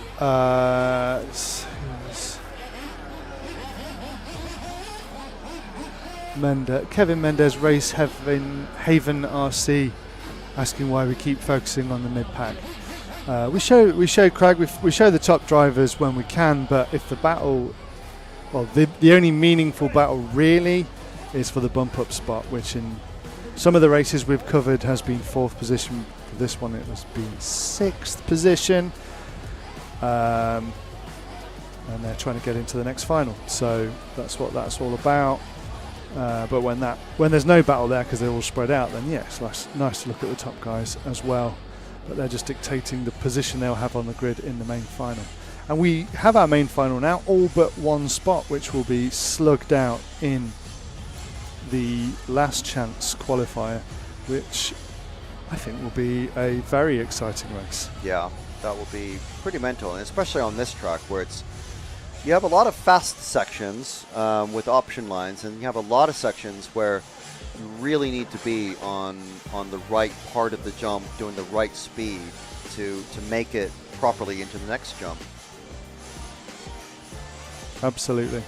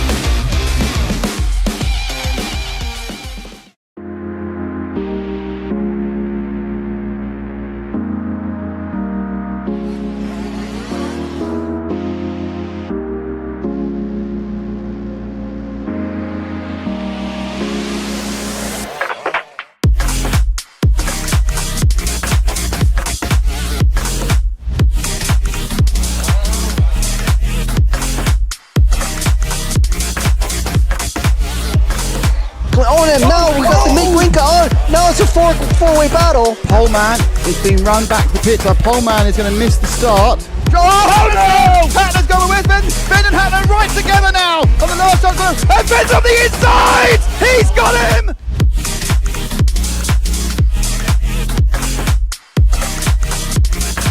Fantastic display of driving from these two drivers who have pretty much carved up the touring car world between them this year. Kobovic made an error, so Kobovic makes an error. Marcus Karup is through.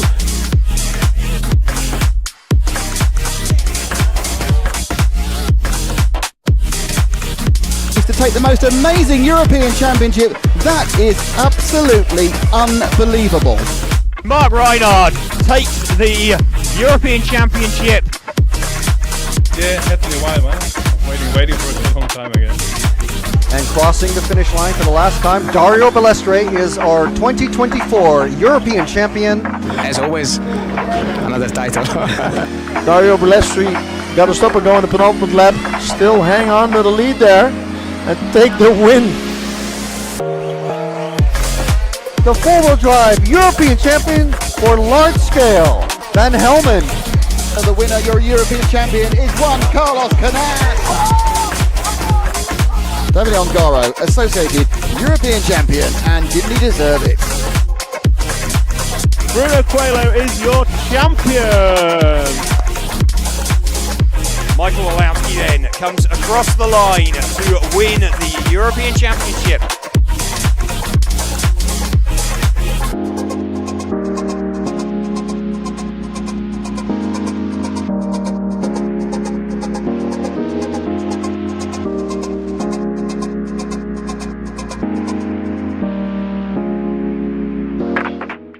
I love RCTV News. I'm Matt McCallum. And I'm Frank McKinney. And here are your headlines. There's RC in the background. Hi, everybody. There he is. Totally secret, no one knows. You got any thoughts on it? No, don't have a clue what you're talking about. That leads us nicely to the 12th Euros. And this week's hot topic. This is a hot topic. Okay, these are rookie numbers.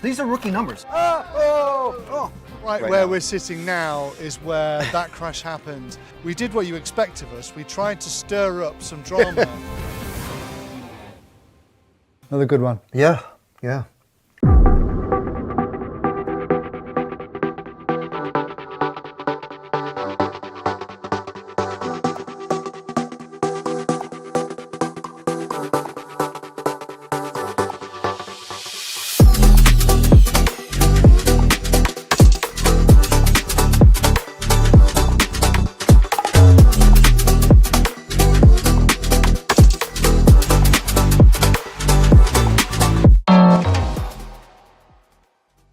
Into 2025 design and cars and what the track needs, what the driver needs.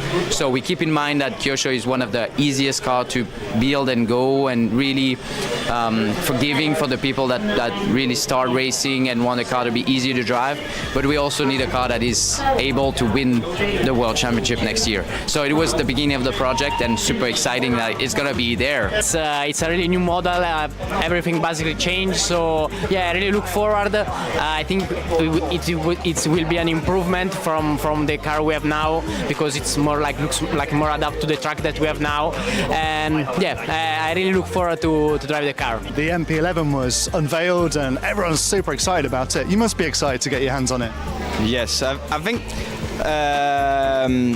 they listen a lot of what we want on the car, so it looks really, really good, and I can't wait to have the car in my hand and go to the track and test. Well, we'll see you in it soon. Thank you very much. Thank you. Bye-bye.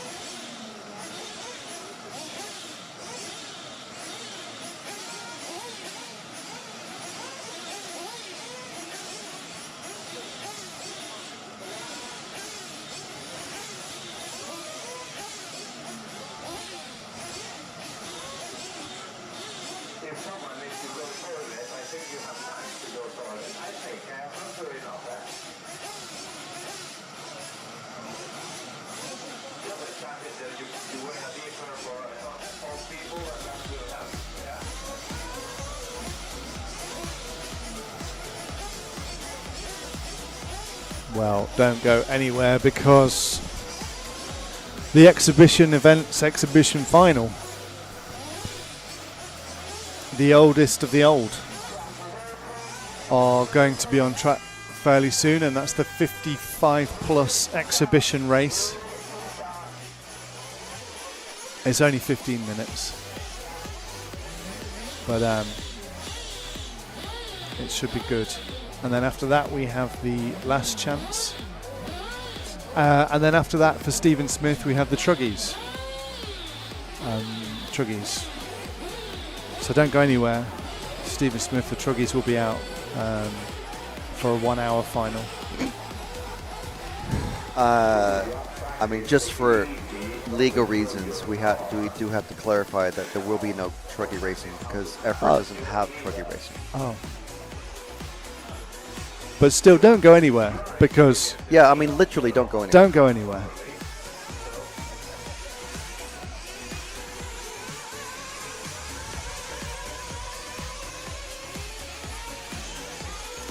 And there they are. On your screen now, your top 14 55 plus drivers headed out by Sam Cobley. And we'll be getting into this 15-minute final. Oh, Stuart Walker in the live chat is telling us it's Chris Kilroy who's with Adam Sculdings pitting for Neil. Go for it, Neil, from Stu and Jensen.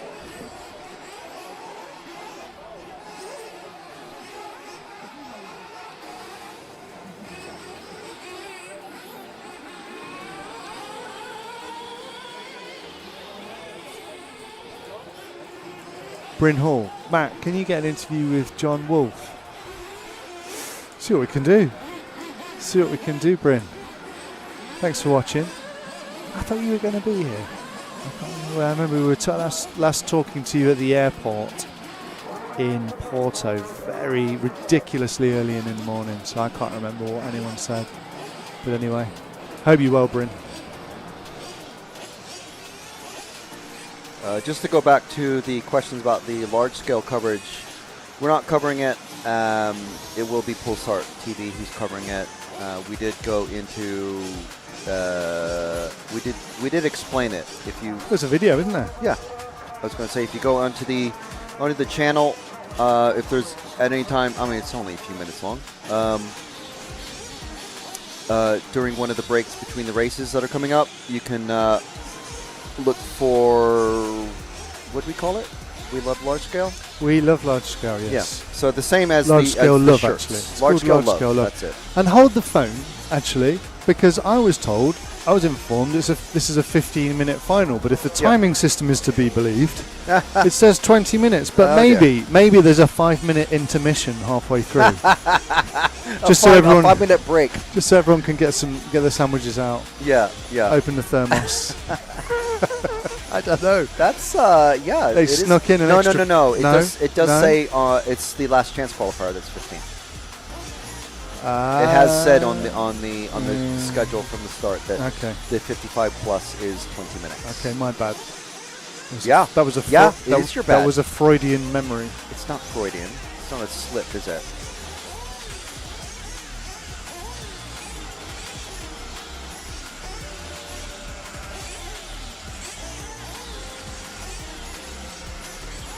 Horlicks.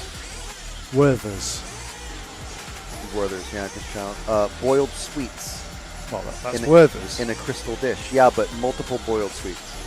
A selection of unwrapped boiled sweets. Dog blanket. In a crystal dish, on a doily, on a glass top end table. Yeah. Varifocals. I say as somebody wearing varifocals as we speak. Same here. I mean, old man. No disrespect intended. We're both would qualify to be in this event if we had the talent. Or had a couple of cars and a mechanic to spare. So here we go.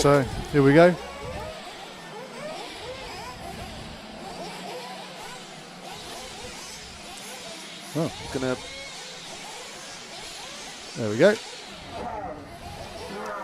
All right, so this one is winner. Well, I mean, this one in the next race and the next race after are winner take all. So we're just going to concentrate on the lead battles. Off and away. Sam Cobley, Barkley Abernathy, Bruno Jasmine. Oh, Sam tanks it going into the bus stop chicane, and it is, I think it's the car 2 who is off and away now. Chased by Sam. Yeah, that is Barkley Abernathy. So Ireland being chased by the UK.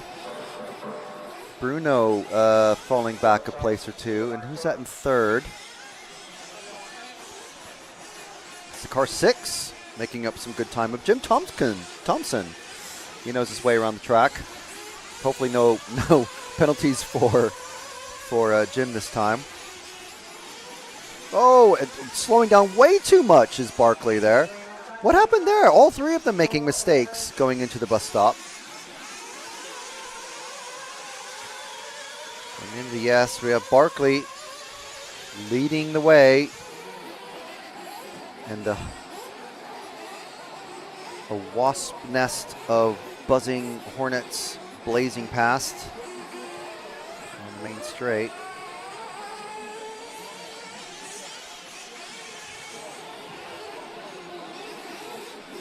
Over the double. Do the short shoot. So Barkley Abernathy, pretty good lead, almost a straightaway. But there's 20 minutes to go. Anything can happen, as we well know. These guys have a really good lead on everybody else, really.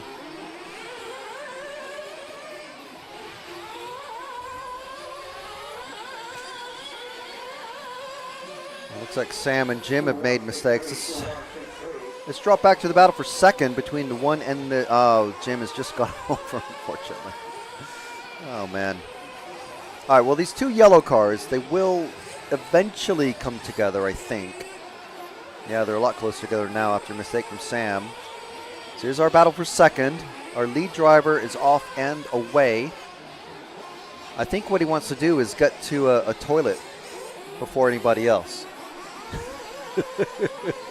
Rest his knees.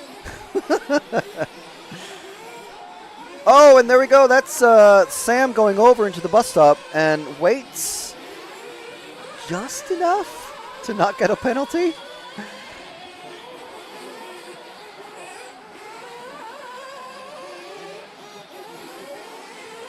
Sam and Bruno, the 2, let's see, what is the difference between the car? Oh, one has a white wing and one has a black wing. Okay, at least there's that.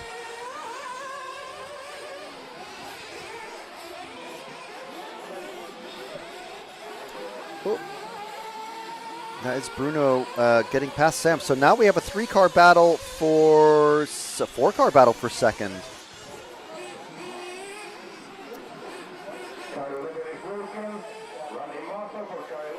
Car 11 is broken, so that is Michael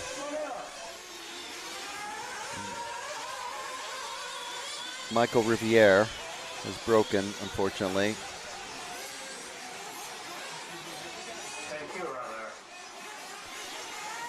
So a question in live chat is it common for bricks to be used as paving? Yes. In fact, in the UK, this is called rallycross. Class, and they just passed. That wasn't the leader, was it? I don't think so. 3-car battle, very active. Oh, now it's like an 8-car battle for second.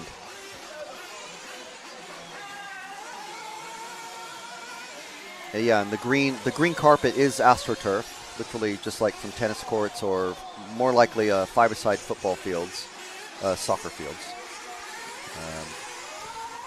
Watching from San Diego. How you doing? Southern California. Been a long time since I've been in San Diego. It was very foggy last time I went. So Sam Cobley in the white-winged yellow body. Actually, no, this is Bruno. This is Bruno Jasmine. I'm going to have a good look because is that Barkley who made it? Oh, Bruno getting stuck against the barrier. The Zoom of Doom. Catching Bruno, and now he's dropped back a few places. Where's Barkley? Has already crossed the finish line and is so far ahead. I don't think anyone wants second. No one wants second. I think that is the story here. It's first loser, isn't it? No one wants that. No one wants to be the first loser, so I'll be the last loser. I mean, Dave Blake and Francois have come out of nowhere. Mick Craddock, Sam Colby's dropped way down the order to 6th place.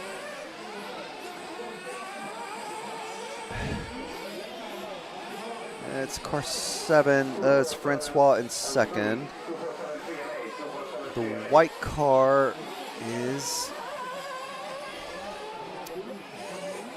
I think, a lap car. 6, yeah, a lap car. Well, no, that's not true. That's car 4. Okay, so the white car is Dave Blakely, I think. Many Daves here, but oh yes, I got it right. Dave Blakely. This is our 2nd place racer. Dave Blakely. I don't think we've shown Dave at all on this. So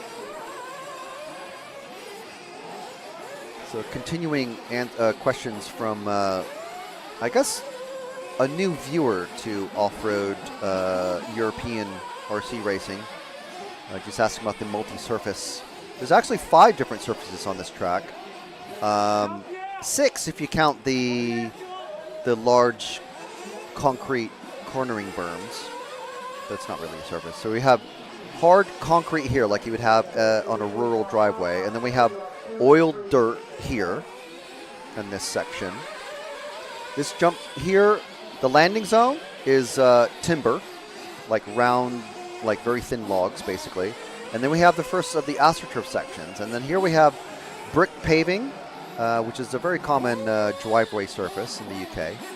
So it's real bricks, not resin or anything like that. And then we're back on the dirt for this whole section here. All of this is oiled dirt.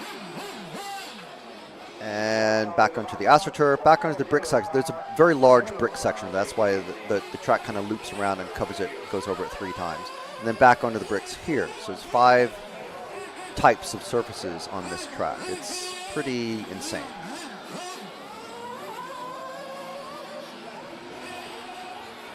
And the AstroTurf is mainly, there are some tracks that are entirely AstroTurf, and that's because it's basically a very easy to maintain sort of thing for the British RC clubs, which usually try to get all the AstroTurf for free from five-a-side soccer or football clubs and sporting facilities like colleges and stuff like that, or schools, that sort of thing. And basically you can just make a bunch of lumps and bumps in a field and lay some AstroTurf on top of it, and then all you have to do is just move the orange track barriers around, which is basically just home sewer pipe type stuff, corrugated plastic pipe. And this is a monstrous gaggle of nope. There's a lot of action going on here that I'm not even talking about because these guys are just going back and forth and back and forth. The yellow car with the white wing, I believe, is Bruno Jasmine. We have Sam Colby with the black wing, or the other way around. The blue car with the pink stripe is Mick Craddock, a legend of UK Nitro Buggy Racing. There's Mick there. The white car with the black wing is Dave Blakely. Jim Thompson is in there. He's not in this group, but he is one of the yellow cars that's out on track. I think Dave Blakely is actually leading this one, or is it Francois? Yeah, that's not all white. Okay, so that's the car 5, I think, of Jochen.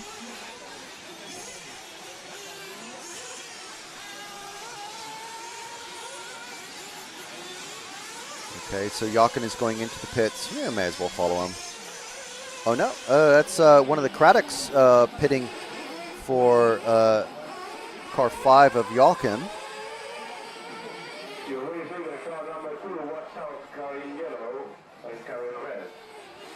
Hitting for an X-ray, which is slightly interesting. That'll be Tahana and her bloke who is an X-ray driver. Oh, okay. Her fella. All right, so we're just past the halfway mark. Let's see if we can pick up the car 2 of Barclay Abernethy.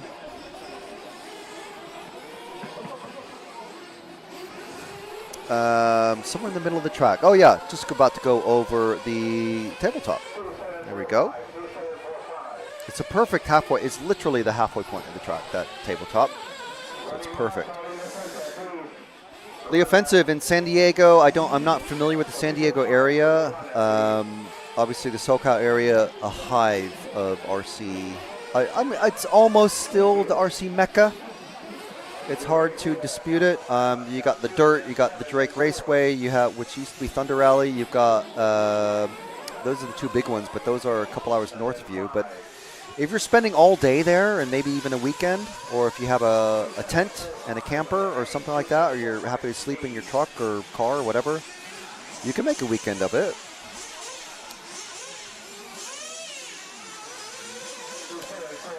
Jared, you're not the first to mention that the marshals are very slow. You have to keep in mind this is a 40 plus. We don't have Usain Bolt out here on the tracks marshalling for everybody. Most of the drivers are also 40 plus. Most of the marshals are, I should say. So, you know. Just to point out, I wasn't actually watching the camera. It was Tahana, but it wasn't her boyfriend. Giuseppe is in the pit lane, but he wasn't the guy filling the fuel. That's another bloke with a beard who I don't recognise. Before, you know, I'll just shut up. But before you get cancelled. Preparing people. Well, we've done worse, to be fair. Yeah. Assuming surnames mean that people are married or related in some way, and they don't. We should just never assume. No. Never assume. It's about racing and nothing else. Yeah.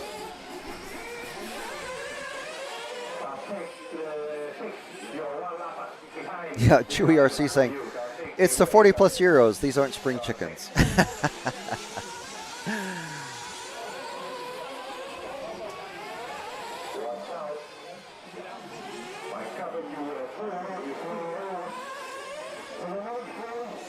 So Barclay Abernethy from Ireland is so far ahead.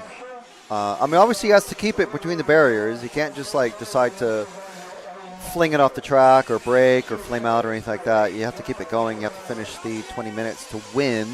However, I dare say he's making it look easy, whether by luck or skill.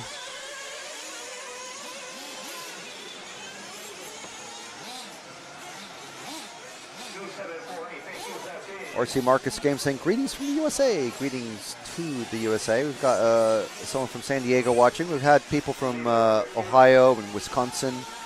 Oh, rain. We've got rain. We have rain. Oh, wow. Rain watch. Rain watch is... Hey, it's falling from the sky vertically. Yeah. I mean, wow. We did not expect this at all. Whew. We haven't had this at all. It never rains in the UK. The 3 days that we've been here. Jeez. Can I just do a bit of housekeeping? Anybody watching this stream on Facebook, it will be ending after this race.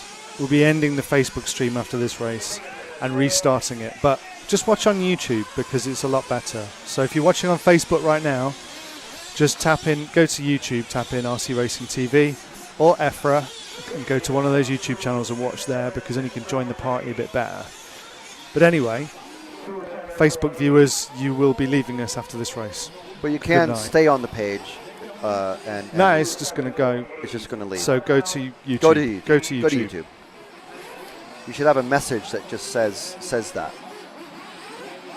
Just say. Yeah, so the other good thing about being on YouTube is that if you're on the RC Racing TV YouTube, you can hit the join button and find out about how to become an RC TV hero. And that will get you a set of stickers, like proper, real, official RC TV stickers. You can get a 10% discount on RCTV merch.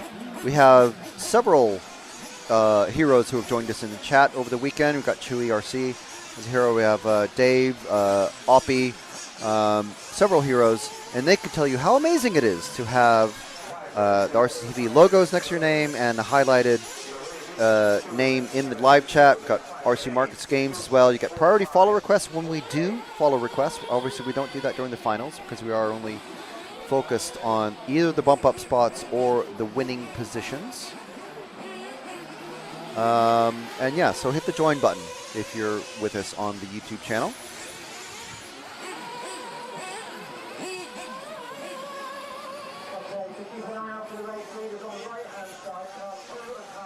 I think we have,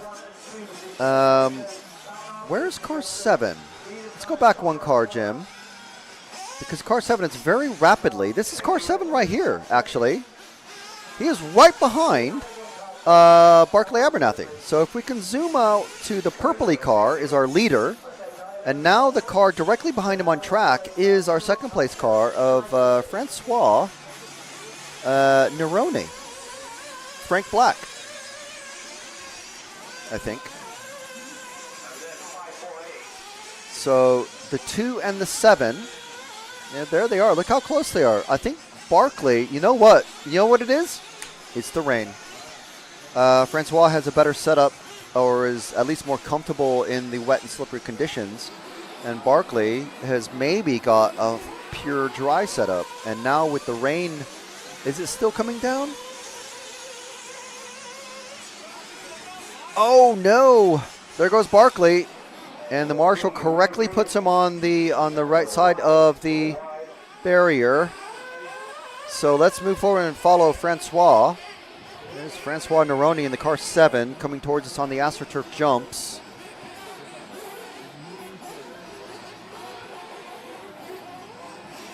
Going over the tabletop immediately in literally the middle of the track.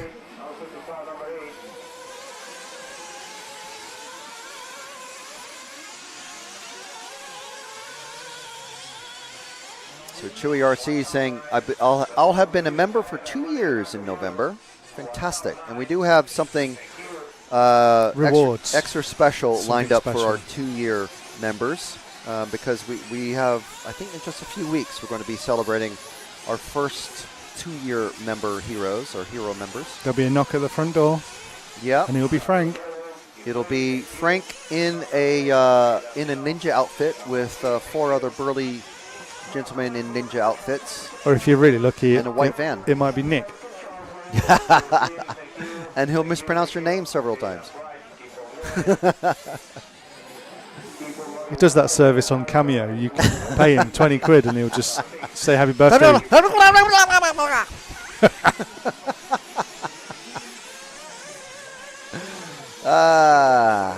So you guys just got it for free. We're going to remove the rewind option for that. You'll only be able to watch that once live.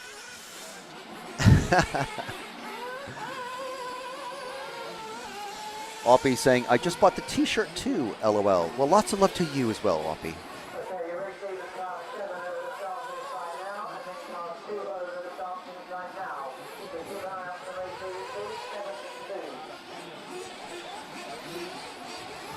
John Moore commenting, woot. John Moore is actually, you're one of the, I believe you're literally one of the first group of people who's going to hit the 2-year mark. So I won't be able to send you my Pendleton jacket, but and you'll know what I'm talking about. But we will have something special for all of our 2-year members. Oh, I was going to say, with 1 minute to go, as Francois just flamed out. But no, it's still going. So we have had a couple of changes for the lead from the very first lap. And only just recently, with the rain coming down, have we seen Francois take the lead from Barclay Abernathy. I'm going to guess because of a wet setup sort of situation. Wet setup versus dry, or dry setup in the wet. Obviously not working. You see how much sliding around these guys are doing. So it's unfortunate, but that is racing in the UK. And it looks like Francois Neroni is going to be taking our 55 plus winner's trophy home.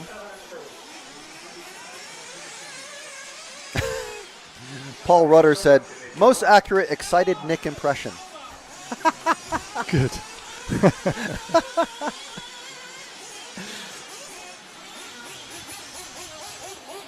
All right, so time has expired, and we're just waiting for Francois Neroni to cross the finish line one last time. There we go. There we go, taking the 55 plus win, and you can still see the rain coming down.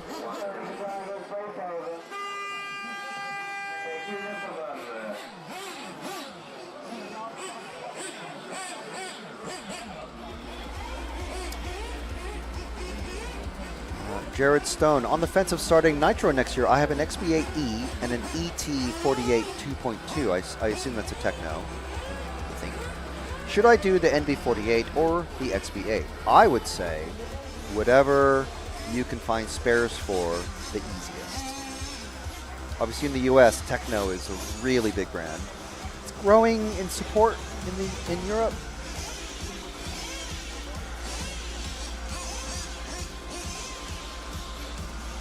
But not quite as obviously. I mean, if you've got a few X-Ray racers that race at tracks that you go to, and in the tracks that are around you, there's a ready amount of information. All the racing information is available from those drivers, and obviously spares as well. So whichever one you can get spares for the easiest is be my first choice, and after that is whoever you can get setup advice from the easiest. So if you have a friendly X-Ray or Techno driver that races at your track, you know, that's certainly one way to lean.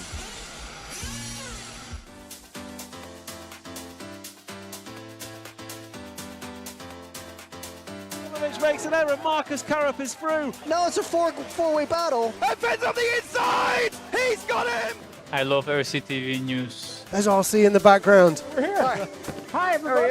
This is mine. Okay, fantastic. Yeah. So we are here at ETS round number 3 of season 17. Davide Ongaro, associated European champion, and didn't he deserve it? Bruno Coelho is your champion. Today, mamma mia, super happy.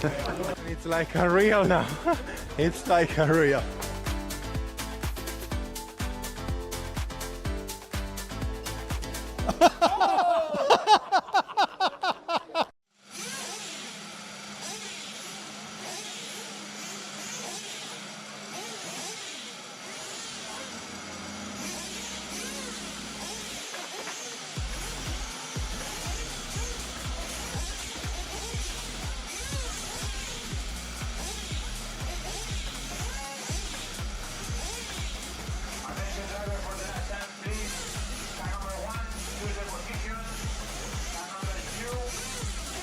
So just to be clear, it's not the main final. We saw the names there and it's like, what? Now, this is the last chance qualifier. So the LCQ. This will be all the drivers that didn't bump up from the semifinals. We have that. We have a list of them. We've sent through. We don't control this. I mean, I can turn it off and on. That's the limit of my powers. This is controlled by the timekeeper. So, yeah. Here's what it is at the moment. I'm sure it will get updated very soon. LCQ lineup.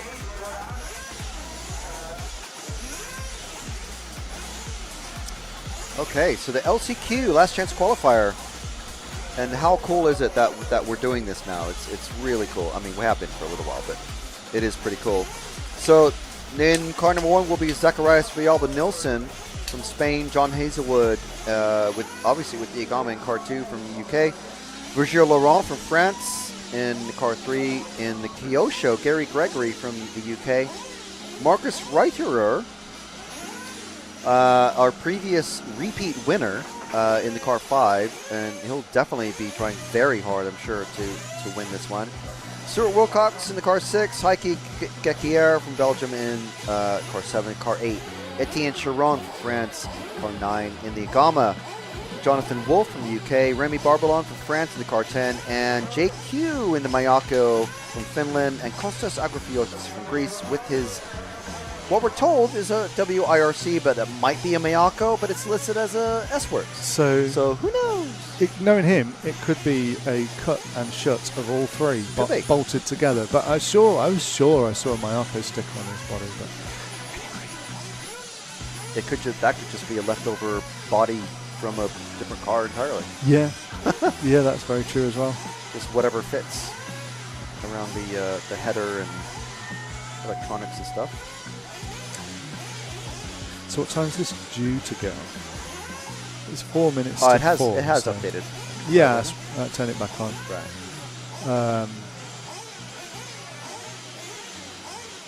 Penultimate race of the event. It feels like it's been a long one, hasn't it? But so now here's a mind question for you. Knowing what we've had before and seeing the clouds that are there, yeah, off to the left is the clouds seem to come to us from the left side towards us, but left side, a very slight angle. Diagonally. What setup would you put, a wet setup or a dry setup on your car? Dry. Definitely, it's gonna brighten up. I think it's gonna brighten up. I don't know. Maybe I'm just a trouble causer, but I would love a soaking wet main final, and absolutely not so wet that they're flaming out, but just it would be an extra layer of excitement if they were blasting through the puddles. and the way this track is, the puddles seem to gather on the apexes, so they kind of, if they're on the racing line, they're absolutely smashing their way through the puddles, and it looks so cool. So yeah, maybe I'm just in it for the drama, but I would love to see rain. But I honestly, I think it won't get any wetter than it is right now, and probably it'll get drier and a bit more sunny, because I can see the sun over to the left of that shot, and it's just going to get brighter and brighter. So really, we should say that's great, and the racing will win. In the end, the racing will win. Whether that means the Lee result will run away with it, whether it will be a Lee and Neil gun show benefit concert. Yeah, well that'd be amazing. Will Lee? Because he's very, like, him and Neil are really good mates, and he seems, well, we're all quite kind of sad to see Neil retiring. Yeah, I was going to say, just to reiterate for those of you who are only joining us now, this is Neil Cragg's last international race. So would there be anything inside Lee thinking, I would no. I'm already shaking my head. No, so there's no point in even saying it. If he can beat him on his last international appearance, he'll just beat him and leave him in the dirt. Leave him in the gutter. Well, it all started with him no leaving Associated in order to beat him, and now, 48 years later, vengeance is a revenge. Revenge is a dish best served cold and wet, hopefully. Yes, covered in spattered gravel and mud. No, I mean, obviously it'll be nice. I mean, we always want to see a good race. Yes, and we have our favorite people that we like to see and talk to and chat, with in the pits. But we genuinely almost never have a favorite driver that we're like, I really want to see this guy win. I think if I ever want that, it's because of the story that it would be. Do you know what I mean? Because not because I want an individual to win, but like because of the story. Well, I mean, that it would tell. For the story, Neil winning would be the story. His final international race. That would be one hell of a story. His first 40 plus Euros. And this is why I love Lee, and he's kind of part of the team. If you've seen his RC autopsies, and there's some more RC autopsies to come, and we're filming some more RC autopsies in Slovakia with Lee. So he is part of the RC Racing TV team, but for me, that's not as exciting a story if he runs away with it. So, you know. And the reason why we're saying that that possibility of running away with it is he did TQ all 3 of the qualifying runs that he did. The last qualifying run was absolutely soaking wet, and he'd already wrapped up the top qualifier spot. Watched it trackside with a pint and of there beer. was no point in him, or for that matter, 9 other drivers in the 12-car race going out in the in the final qualifier. So I think there were only 5 cars total that went out. If he could at least just get his transponder sorted, then we don't have to be trying to figure out what the hell's going on during the race.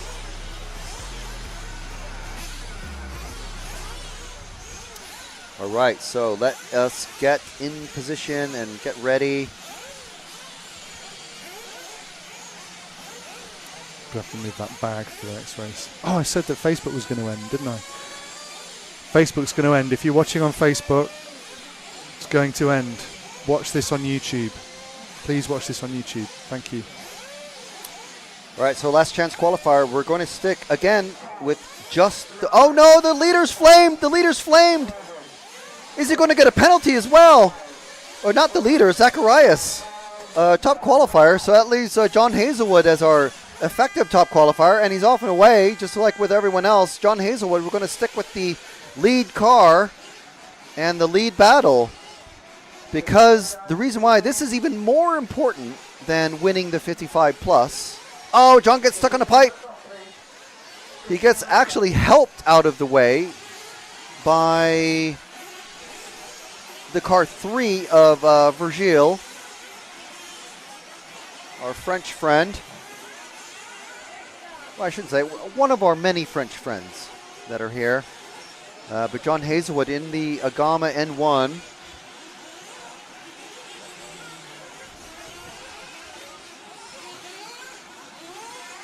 So let's see if our leader is Zacharias pops up on the timing. I think he did get out, but we're too busy watching what was happening with Hazelwood here.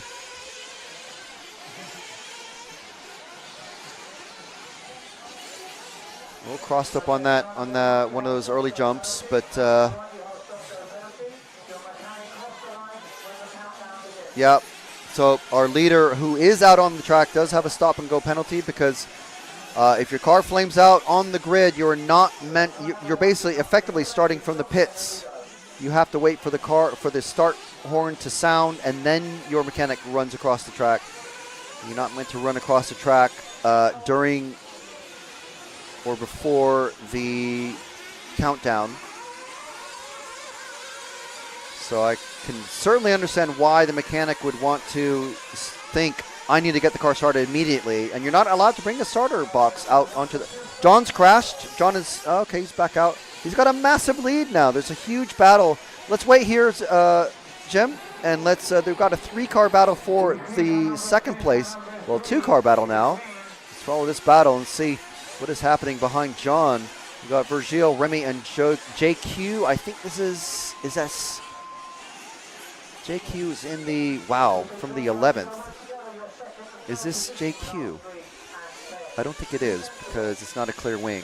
JQ is the one who went off the track. So this is third place of Virgile, who's in second, and Remy Barbillon. Oh, and Virgile made a mistake, a very rare mistake that we haven't seen before, going into the carousel. JQ is mired in with a bunch of traffic. Well, not traffic. I mean, it's all racing for position, but he's stuck in a group of about 4 cars, maybe 5. But he was in this battle for third and then threw it off the track. So he's going to have some effort to catch back up. So let's drop back to this. Let's just wait there and see these 4 cars who are coming through. This minty green and the yellow. The yellow car is actually JQ. Minty green car, not sure exactly who that is off the top of my head. But now there's a 2-car battle for 4th. JQ able to pull away and get out of that gaggle, but he needs to catch Remy and then Virgile. And then he still has to catch John, who just flew through the picture. about 10 seconds ahead of JQ where he is now. So this is going to be a fight. There's only 15 minutes as well. This is not the semifinal. JQ flaming out in the semi. Can't remember quite what happened to Hazelwood. Oh, and there's another position for JQ. So getting past Remy, now JQ in third. Let's see if we can move forward on the track so we can just see where Virgile is. He's quite a ways ahead. So that's a visual. Okay, so that is Hazelwood just going off the left of screen, and Virgile about to go over the tabletop. Virgile, actually, let's move to Virgile, and we'll leave JQ to his own devices and see if he can catch Virgile. But this is Virgile Laurent, and he is, I think, visibly faster than Hazelwood. 4.4 seconds gap last time round, and let's see what it is now. It's a lot less. 3 seconds. We've got a battle. Last chance qualifier means only the winner advances. So this is a bump up race.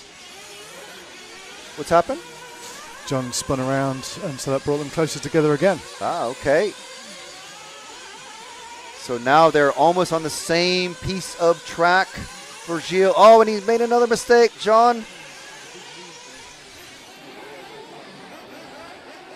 John, a previous winner of this 40-plus Euros in 2019. Is he going to be able to hold off the relatively young upstart of Virgile Laurent? Not for the moment, as they come around the start-finish line and up the main straight into the carousel. We told you this would be absolutely ram-packed with action, and from the get-go, that has been proven to be true. This is tense. Virgile has all of his French countrymen behind him, no matter what brand they're running. Hazelwood has got all of the Agama and the Nemo team cheering him on. When are they going to... It's only a 15-minute race, so there's just only a need for one pit stop. Maybe. Virgile not going in for pit.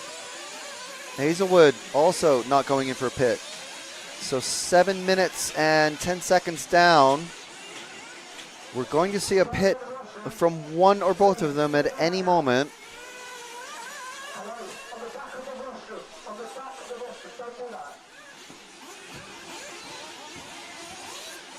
Oh, and wow.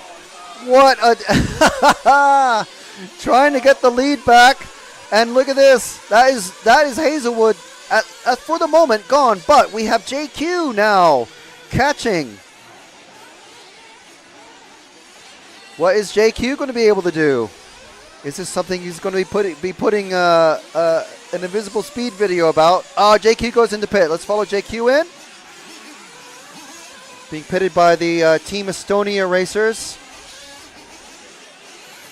Nice, smooth out lap. And, okay, so let's zoom out. Okay, so we've got the next car ahead of JQ is Hazelwood, who's just made another mistake. And this is Virgile. We'll see if he is going to be able to... He's almost certainly has the pit now. It's 7.5 minutes remaining, so it's literally the halfway point of the race.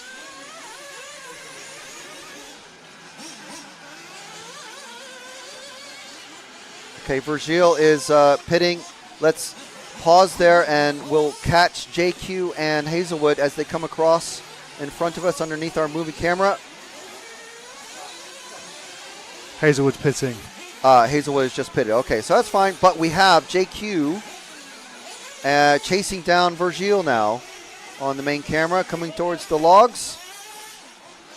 So this is a battle to the end now.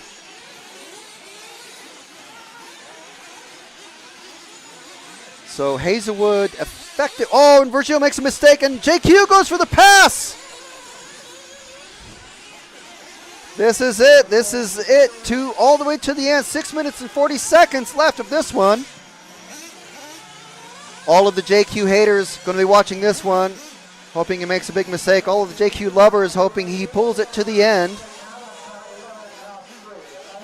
The entire nation of France watching this one.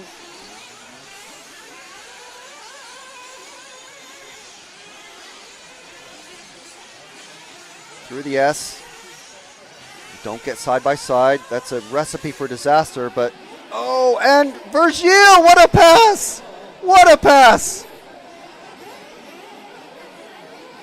But JQ takes it back. JQ with the clear wing, Virgil with the black wing. It's the only way to tell them apart. Over the double-double. Down the short chute, towards the brickworks, across the finish line, down the main straight. Full speed into the concrete carousel. The bus stop chicane, and JQ hits it, but stays on his wheels. Coming up on, not sure who this is. Oh, and Virgil rolls it. He rolled it. So that is JQ going to be on the headset now, almost certainly being told that Virgil has rolled it, but he's going to keep the pressure on probably at least for another lap or so, and then start to dial it back a little bit, because the more, if Virgil tries to drive hard, and wow, what a set of laps from both of those racers. We missed a little bit of the Hazelwood JQ battle, but in the end, Hazelwood had to pit and relinquish. But we'll keep an eye on JQ here, going from 11th to the lead in a 12-car race, and he's coming up on lap traffic now. So this is always a danger. We've got the verbal boo flags being waved in the driver's ears that he's passing. Coming up on lap traffic, so the referees let those drivers know.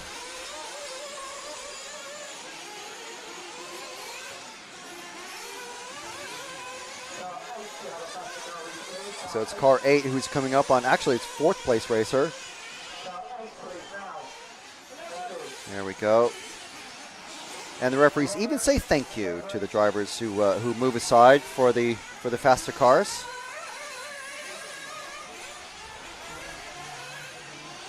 It's all love and rainbows here.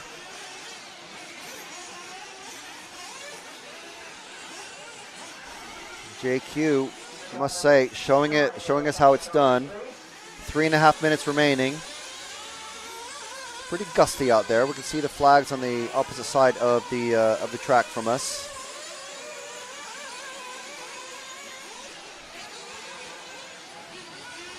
So, the sun is shining, drying off the last bits of rain from the oiled dirt that makes up most of the racing surface here. Car 1, Zacharias, been brought in, so I think it's over for him. That's a shame. We did have a few Spanish racers cheering on Zach. But there's a reason why we call this Last Chance Qualifier, Last Chance Saloon. 2 minutes, 45 seconds remaining. And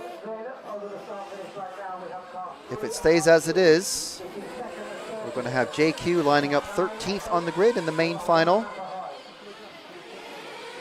So another thing for the JQ fanboys to cheer for and the JQ haters to jeer at. If you can get from 11th on the grid to here, yeah, what can you do in the main final? Oh, and another car being pulled off. Can't see the number. JQ coming underneath this. Cross the finish on one more time. 2 minutes remaining. 2 minutes.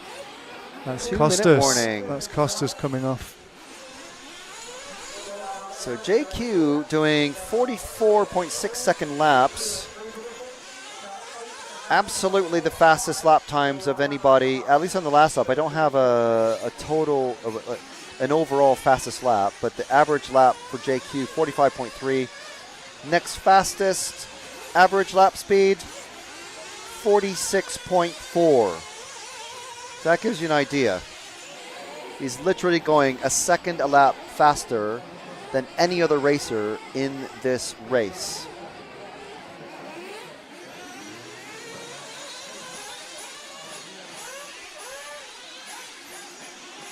Virgil Laurent still running, but 10 seconds behind JQ. Minute 10 seconds remaining. JQ bossing this one now. And basically just running to make sure that the car doesn't have any excessive wear, because there's a 45-minute final coming up for him in 52 seconds time.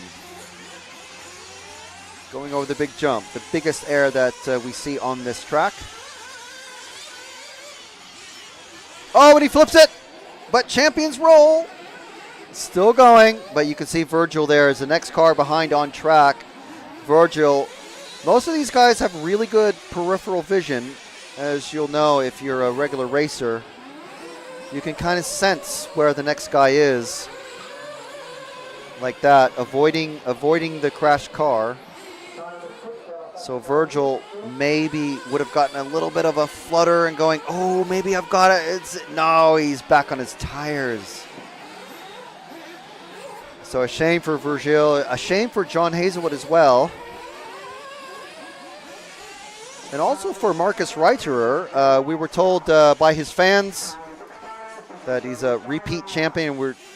So John, a previous champion in 2019, but JQ crossing a line now to take the last chance qualifier and put himself 13th on the grid in the main final. What a race.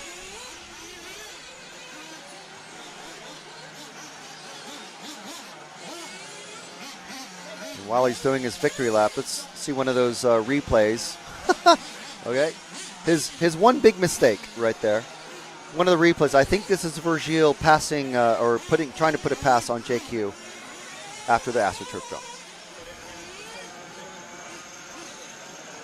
Here we go. Going on the inside, what a line. And then he just cases. He cased that double after the jump. But there we go. I don't think JQ's an arrogant person particularly, but no, I got the sense from him that he never thought it was possible he wouldn't be in the final. Even after the semi, it was like, yeah, I'm going to be in the final. Really good stuff. Really good stuff to see there.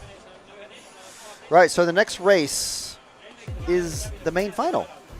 The big one. And that is going to kick off 45 minutes of action starting in about 12 minutes. And luckily for JQ, there's not really anything for him to fix. There's his car right there. It's going to go through tech, and then it'll be given back to his mechanic team. As you can see, three mechanics there from Estonia, or 3 helpers. Yeah, so it's going to go through tech, and they check the weight, tire size, the fuel tank size, and possibly the fuel, but unlikely in this case. And then we'll have, I think it's going to be a 3-minute warm-up. And look at that, we actually have the starting order. Now I mentioned that it's possible that Neil, because he ran second on a drier track than Lee, would have, because they were in different semifinals, it was possible that Neil would have a faster winning time than Lee, and he did. So Neil is actually on the pole position. Lee starting second. Former winner Graham Alsop starting third. Jerome Sartell. Martin Fortmuller on fifth. Why was he in the last? I got mixed up then. I thought Martin Fortmuller was in last chance. Anyway, previous 2-time winner Martin Fortmuller is starting fifth. And if you look at his driver number on Live RC, he's actually driver number 1. So he was the very first driver to be officially entered into the 40 Plus Euros, possibly because he's a previous winner. Last year's winner. Darren Hayden Ball starting 6th, Simon Reeves starting 7th, Kev Brunston starting 8th, Simon Willits in 9th, Dave Gibson in 10th, Julian Latanzo in 11th, Christophe Fournet in 12th, and JQ, as we saw, starting in 13.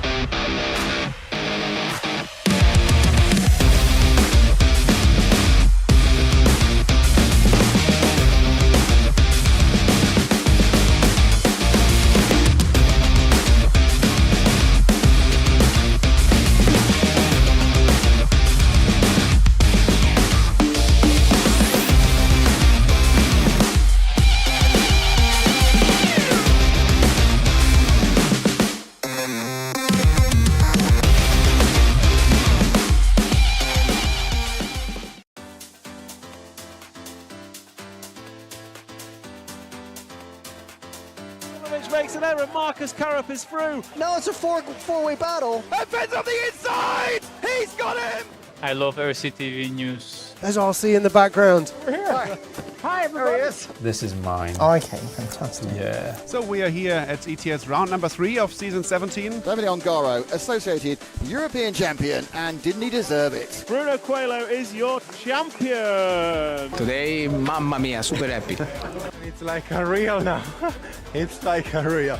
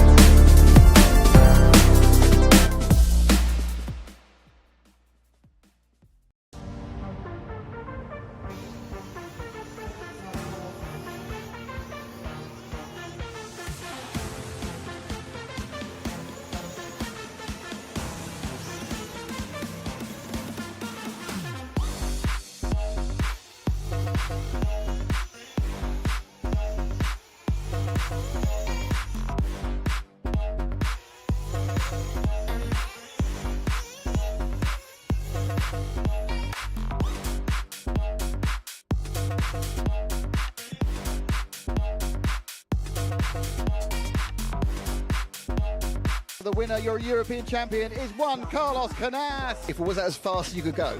I just try go inside the track.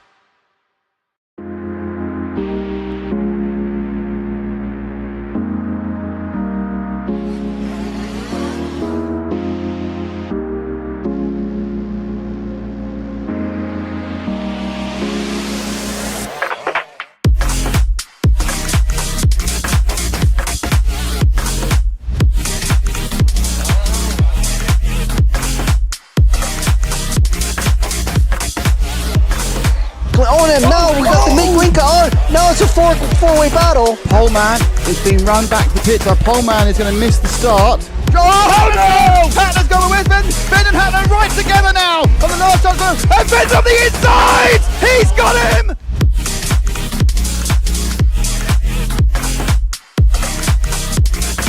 Fantastic display of driving from these two drivers who have pretty much carved up the touring car world between them this year. Kobovic made an error, so Kobovic makes an error. Marcus Karup is through.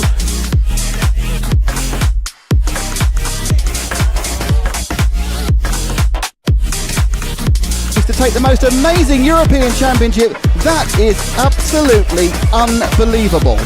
Mark Reinhard takes the European Championship. Yeah, had to be a while, man. Waiting for it a long time again. And crossing the finish line for the last time, Dario Balestre is our 2024 European champion. As always, another title. Dario Balestre got to stop and go in the penultimate lap. Still hang on to the lead there and take the win. The four-wheel drive European champion for large scale, Van Helmen. And the winner, your European champion, is Juan Carlos Canas. Davide Ongaro, associated European champion, and didn't he deserve it? Bruno Coelho is your champion. Michael Olowski then comes across the line to win the European Championship.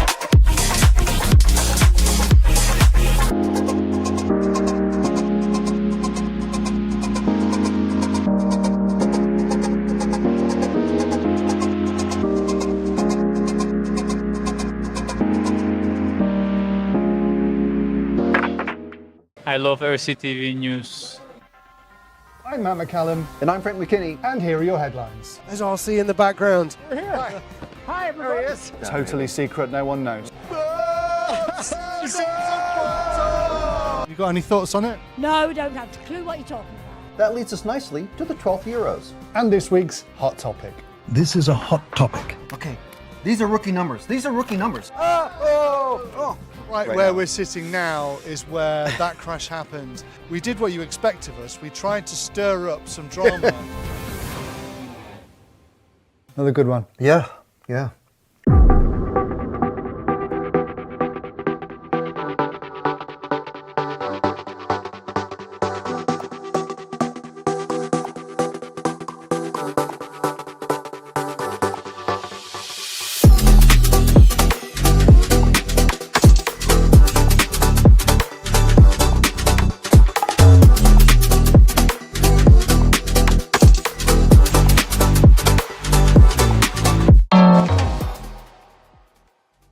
Into 2025 design and cars and what the track needs, what the driver needs. So we keep in mind that Kyosho is one of the easiest cars to build and go, and really forgiving for the people that really start racing and want a car to be easy to drive. But we also need a car that is able to win the World Championship next year. So it was the beginning of the project, and super exciting that it's gonna be there. It's a really new model. Everything basically changed. So yeah, I really look forward. I think it will be an improvement from the car we have now, because it's more looks like more adapted to the track that we have now. And yeah, I really look forward to drive the car. The MP11 was unveiled and everyone's super excited about it. You must be excited to get your hands on it. Yes, I think they listen a lot of what we want on the car, so it looks really, really good, and I can't wait to have the car in my hand and go to the track and test. Well, we'll see you in it soon. Thank you very much. Yeah. Thank you. Bye-bye.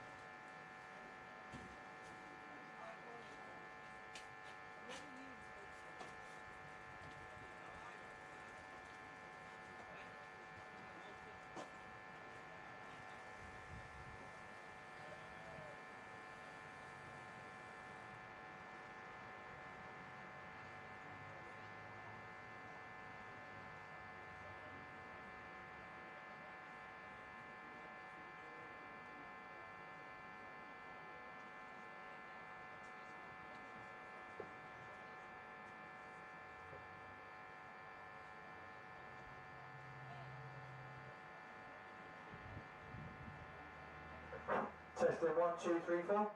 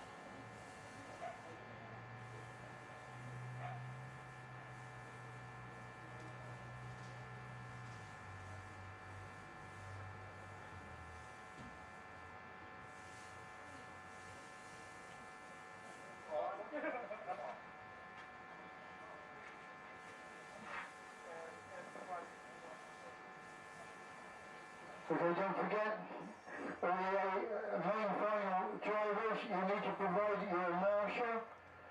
So that's 12 marshals you need to fill, so make sure you've got a marshal ready to go on your car number. Thank you.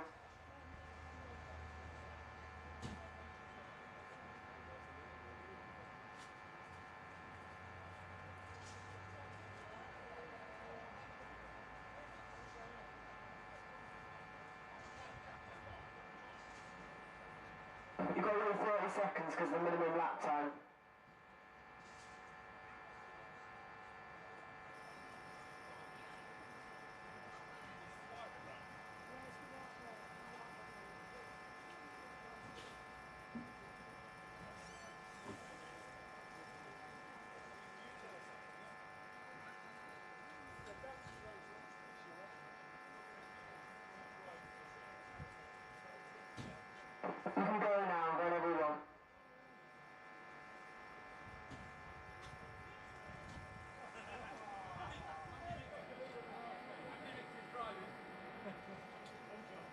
It's working, it's working. That's a poor throw there.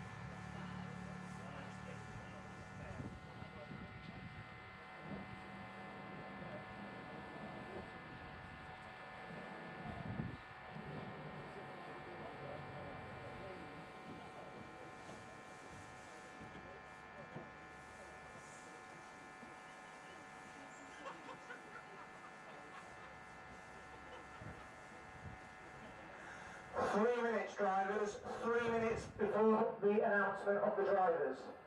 So in 3 minutes, drivers, you need to be at the rostrum, at the podium, for the crew up. You want them at the bottom, yeah? Okay, sorry. Drivers at the bottom of the podium, okay?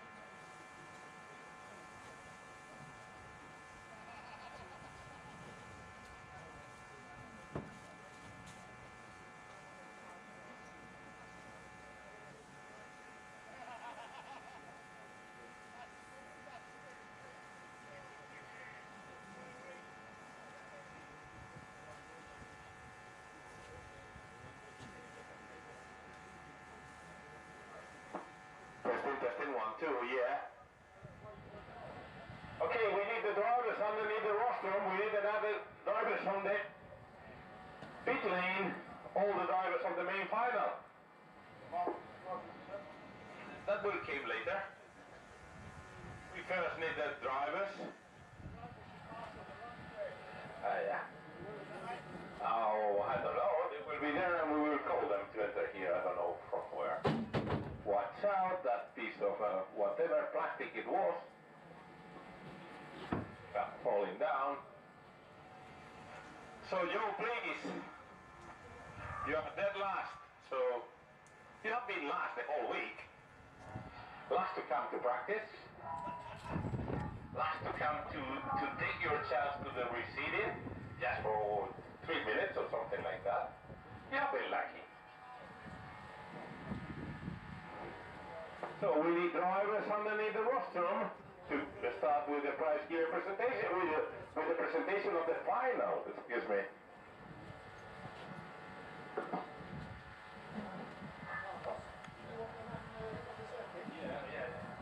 Can we have all the drivers onto the circuit on the main straight, please? Or on the pit lane it suffices, but on the pit lane, please. Yeah, that's the pit lane, please.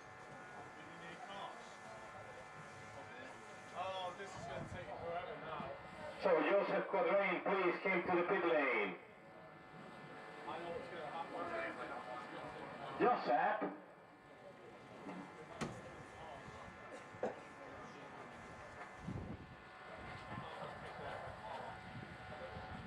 Come on, it will not be like in Barcelos. We cannot be here for 1 hour fooling around, waiting for the rain to come again.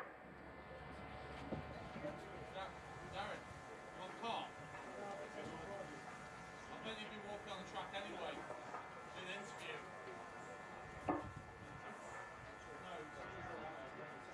So let's start with the presentation. Wherever you are, Joseph, it is your problem. Car 13 in this final, coming from Finland, driving a Mayako car, OS on engine, is Joseph Quadrain.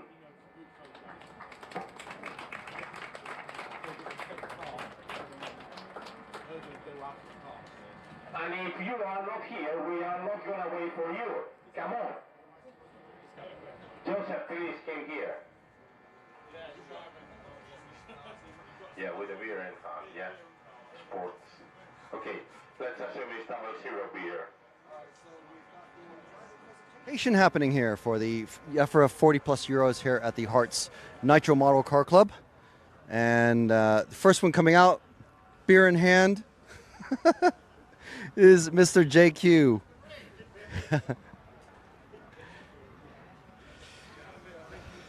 Joseph, pretty good run in that one. What are you hoping to finish in the main final?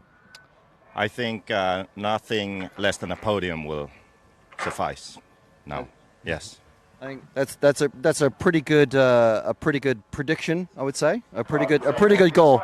It will require 5 minutes of heavy rain about halfway through. So that's I'm hoping. Okay. And then all right. All right. Well, good luck, JQ, and we'll see how it goes, starting from 13th, and rest of the RC folks getting their photos.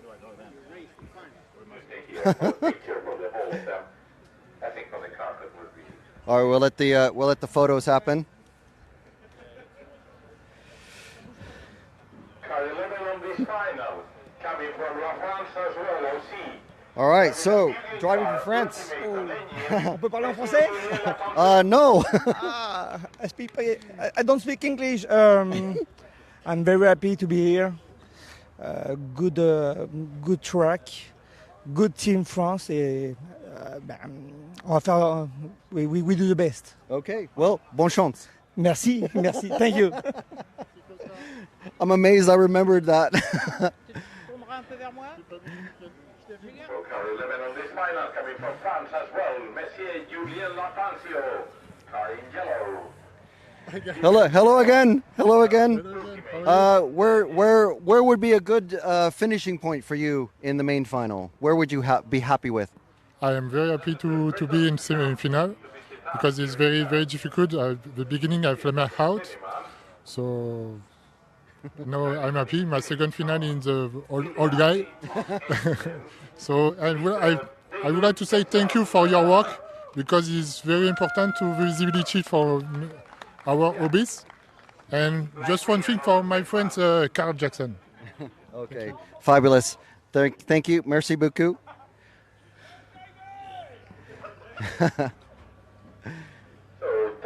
Oh, you want your photos?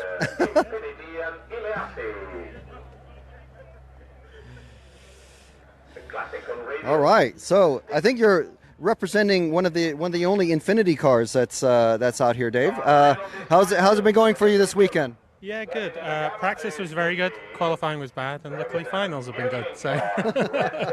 All right. Well, best of luck in the 45-minute main. Thank you very much. Cheers. All right, another British racer.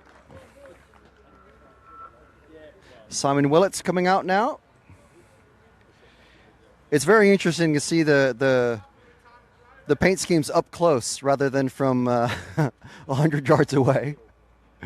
We got a really good view of the car. Simon, how would you say the week has been going for you, and how amazing is it to be in the main final? Yeah, it's good to be in the main final. It's been a bit eventful with the weather, but yeah, same for everyone. I think it's dry now, so hopefully we can all have a good final and just race it out. Yeah, we're hoping it stays dry. Maybe a little rain just for some excitement in the middle. It'd be good for the viewers at home with a little bit of rain, and then see a bit of drifting. Yeah, for sure. All right, well, best of luck. Thank you guys. Kev Brunson running the Agama, the Nemo M1. Kev.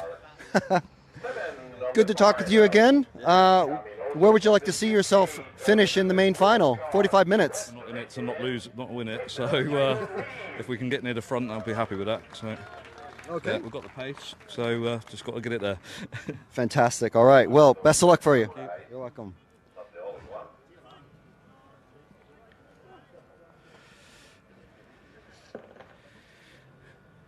Loads and loads of different brands and countries represented. All right, fabulous. 45-minute main final coming up. How would you say your week has gone? It's been changeable clearly for everyone in terms of the rain, so it's given us all a bit of a headache, and the car's been changed quite a lot to go out for what is now a dry, warm track. So yeah, we'll have to just wait and see what happens. So everyone on a dry setup, you think now? I think so. Just waiting to make sure there's not a shower. There's a few clouds that look like they could be coming in, so fingers crossed we'll see. All right. Well, yes, fingers crossed indeed. Best of luck. Thank you very much. Cheers. Bye now. All right, Darren. Wow. First over 40s final I've made. I've been unlucky up till now, but yeah, made one finally. What position would you be happy to finish in at the end of this 45 minutes? I was happy just to make the main, so anywhere would be good, but yeah, hopefully try and stay 6 or above. It would be great. Fantastic. Best of luck. Thank you very much. Cheers. Thank you. All right. Martin. All right. 2-time repeat winner. Are you going to be able to do it again? I hope so. We changed everything on the car for the main final. We will see. Yeah? We will see. Wet setup or dry setup? Dry setup. Okay, all right. Well, I think that's the way to go. We're hoping for... Like always in the UK. All right, well, best of luck for the final. Thank you. You're welcome. Martin Fortmuller. And here's one of the races that we talked to yesterday. Jerome Sartell, the Pink Panther himself, and there's the Pink Panther. Look at that. Let's get that on camera. Jerome, 45 minutes with the oldies. How do you think you're going to do? It's going to be fun. So I don't know. Let's see what happens. I'm fourth since Friday afternoon. So let's see if I can beat someone else. And I'm sure I will enjoy. I would like to take the opportunity to thank again all the sponsors, Associated, Modelix team, and all these guys who allow me to be there, still there. All right, well, best of luck for the 45 minutes. Thank you very much. See you. And here we go, here's Sloppy himself. Previous winner, I think it was 2019 when you were last on top of the podium with the 40 plus. How do you think you're going to finish up today? Let's say I'll be happy with a step. Obviously, I'm here to try and make it happen. All right, well, best of luck, and I hope it does. Thank you. Cheers, guys. Awesome coverage. Thank you. Thank you, Graham. And here's our second place qualifier.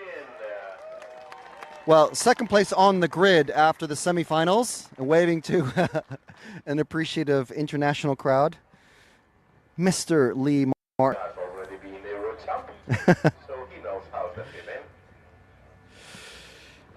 Mr. Lee Martin, What's up, how's it going? Yeah, it's going good. Sun's out now. Beautiful, beautiful. So a dry setup for everybody then. Yeah, scrambled around for the last hour putting the dry setup on. So yeah, it's gone. Not as fully dry as I was, just in case, but close enough. All right. Well, best of luck for the 45 minutes. Do you think you're going to be able to take Neil? I just hope we have a wicked race. You know, being the last one, as we've said this weekend. I hope it's a great race between us, and whoever wins will be the rightful champ, I'm sure. Exactly. That's the spirit. Thank you, Lee. Thanks. Cheers. And Neil Cragg, last international race. It's an honor to broadcast it and commentate on it. You're starting ahead of Lee. So how do you think it's going to go for you? Due to a false sense of security in qualifying. No, it's going to be it should be a good fun race. You know, I'm looking forward to it. It's going to be pretty hard on the cars out there. I'm not going to lie. You know, there's a lot of flat landings that are tough to take, but hopefully we have some good racing and good fun. Well, we're hoping to see an amazing race, and best of luck for you. And we'll see you out there on the track. Cheers, guys. Thanks a lot. Great, there you go. So that is it. That's our driver presentation, and we're getting ready for the main final. 45 minutes of action here from the Hartford Model Car Club.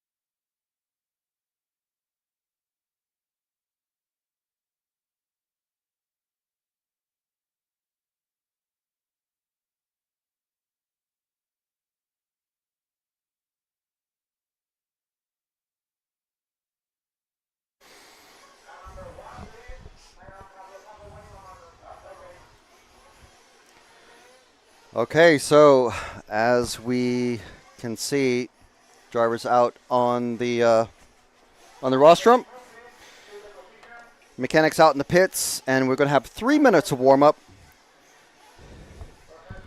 and then we're going to start the 45-minute main final for the 2025 EFRA 1/8 Buggy 40+ Euros here from the Herts Nitro Model Car Club in Hertfordshire in the UK.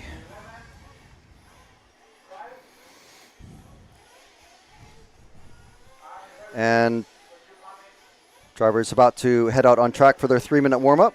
Everyone, the officials, race officials, making sure that they are below the correct drivers. Marshal, mechanics and driver.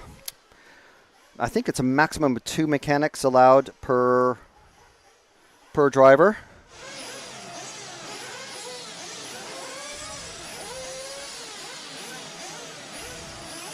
And yeah, so we're not no one is expecting any rain. Everyone on a dry setup. Everyone was pretty clear about that. No one playing at coy. Yeah, so all good. Everyone ready for the action.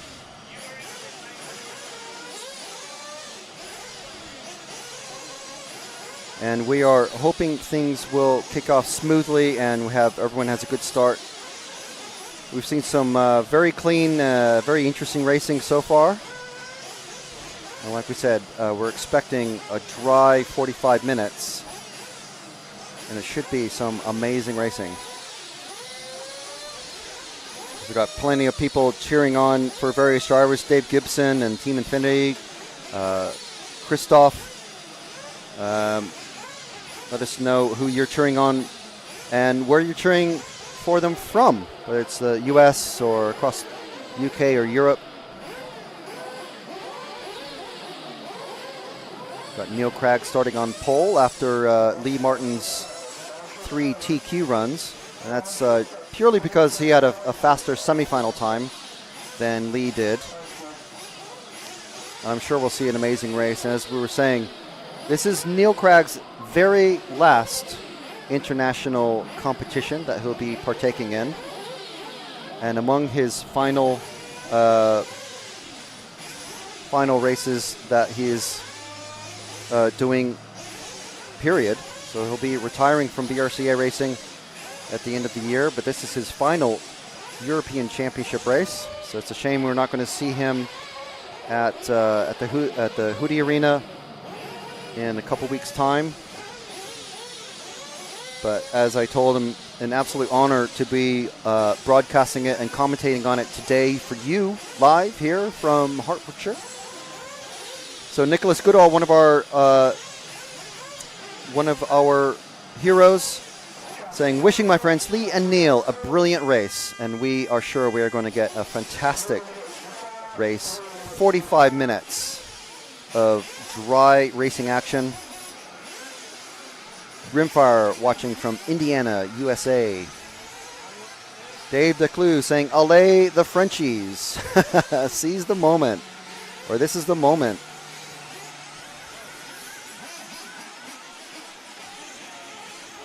So Neil Cragg leading off proceedings. Got Lee Martin. Both of them, I believe this is both of their first 40-plus Euros. First and last one for Neil Cragg, as we were saying. Graham Allsop, previous winner in 2019. Jerome Sartell, our first visiting racer who's winning this, who's competing. Martin Fortmuller, winner in 2024 and 2023. So we'll see what he's able to do. Darren Hayden Ball, Simon Reeves, Kev Brunsden representing Agama.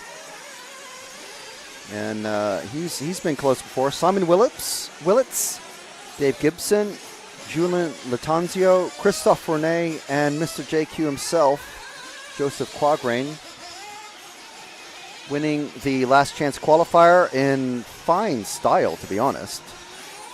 Let's be fair here. A really good race from him.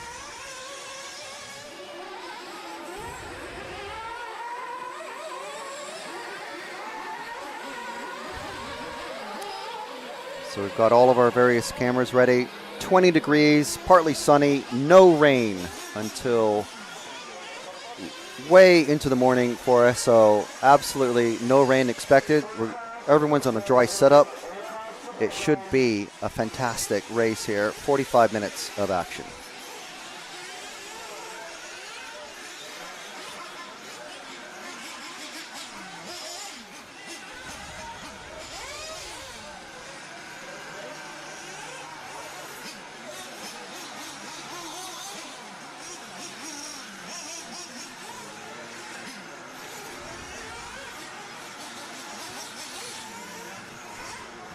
So Joey Cup saying, last one in the books, Neil, get her done.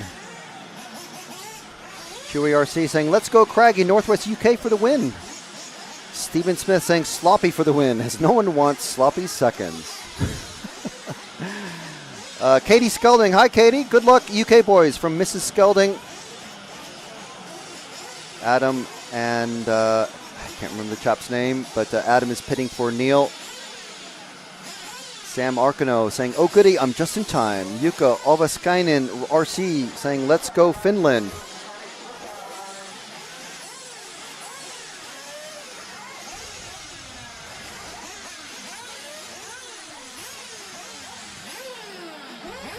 Plenty of support for the UK racers.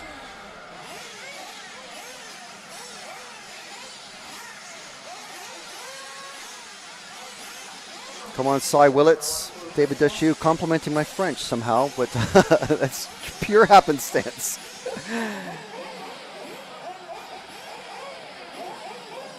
Let's go Beaker, saying Sam Arcano. All right, countdown has started. We are about to get going for the EFRA 1/8 Buggy 40 plus Euros for 2025.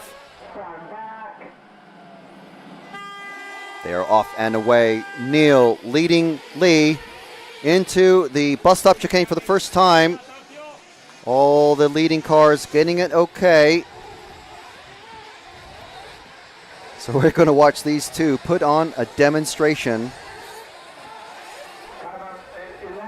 Remember, everyone running the same tires, spec tires from Checo. And Neil gets it wrong, coming off of the tabletop, giving Lee the lead. So let's focus on Neil and see what he can do to stay away from the chasing horde behind him. Going very tight over that concrete berm. Lee, I don't think he's going to slow down to make this easy at all. Yeah, Lee is off in the lead into the bus stop already, and Neil very quick to follow him. Let's see if Neil's able to make up any space, but Neil having a little joke with us, saying he gave Lee a false sense of confidence in the qualifiers, letting him take the TQ in the first 3 rounds out of 4. Neil nearly. These cars are strong, but you can't be doing that too often. We're not going to see very many mistakes from these guys. Oh, and another one! Another one! What did I do? You just did that. I'm so sorry, Neil. So Neil down to 3rd, I believe now. Yes, that is Sartell, I believe, who's just gotten ahead of Neil in the car 4. So the car 4 and 3 of Alsop in the 3 and Jerome Sartell in the 4 ahead of Neil Cragnow.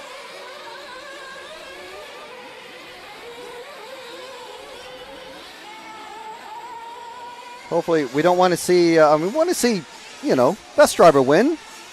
And maybe it was implied that it was, a coin toss between Lee. Oh, and it's that Alsop flipping it over, coming out of the roller section. So that gives Neil a position. Coming up the short chute back onto the brickworks, and there's about a straightaway lead for Jerome. Let's move forward 1 car to Jerome. There we go, the Pink Panther himself over the logs. So we'll let Neil do his business and catch up to Jerome if he's able to. But Jerome coming over from France. We had a really good chat with him. Be sure and look out for that track chat. And here he is in the car 4, currently running 2nd place. Across the finish line there, that big white painted line on the bricks. Lee nowhere in sight just yet. And there he goes in the opposite direction, so it gives you an indication of how far ahead Lee is. It's about 3 or 4 seconds, maybe 4 seconds or so. And we can see that Neil now in the same section of track already as Jerome. So we're watching. Oh, Neil! He gets it over. Is Neil pushing a little bit too hard, or maybe a little bit too grippy of a setup? But these guys will have base setups that they can work off of. Neil and Adam and the rest of the associated crew know what they're doing. We're trying to keep the commentator's curse off of Neil. Car was at 5 has a stop and go for some reason. I didn't catch the reason. But there's Neil again catching up to Jerome. 1 lap later, he's back where he was, actually a little closer now. So here's our battle for 2nd. So let's keep an eye on this. Jerome is 6.2 seconds behind Lee. And there goes Lee just at the bottom of the screen. But we're focusing on this battle. As they come up the short chute towards the finish line. And there's Jerome. And there's Neil. Into the carousel. Into the bus stop. Neil getting closer and closer. 1.1 seconds behind. Jerome now an extra second behind Lee. So Lee has amazing pace over Jerome. So I think we can safely say that Neil is going to get past Jerome here at some point in this lap or the next. Depends how hard Jerome decides to drive defensively. Oh, and Neil gets another mistake there. Just flying a bit too close to the piping. So it's going to be another half a lap before he's able to make up that gap again. Meanwhile, Jerome now another second behind Lee. So all this time behind Jerome means that Neil is effectively losing time to Lee as well. So Lee's working his way through a lot of traffic. Yeah, Lee is a few seconds ahead, and Neil makes another small mistake. But all of these little small mistakes, yes, they add up, but he is staying on his wheels. You can see Lee working through all that traffic just around the corner from these guys. Okay, so here we go with Neil gearing up for a pass on Jerome. So yes, like I was saying, this is not a Lee Martin and Neil Craig benefit race. This is a proper race for a proper championship. All of these drivers will be trying to win. So they're not going to make it easy on anybody, no matter whose last race it is. So 8.5 seconds was the gap last time from Lee back to Jerome. So Neil back up to where he was, putting the pressure on Jerome. But Jerome, we haven't seen a mistake from Jerome. Who's that behind? Okay, that's not Lee. It's fine. We've seen Neil is the one who... Oh, there we go. There's a mistake from... That is not a hit from Neil. That was a mistake from Jerome. And Neil simply got caught up in it. The lap traffic there. Wanting to stay out of the way, but he did tag Neil. Purely racing incident. Over the tabletop into the roller section. Around the hairpin. Over the big jump.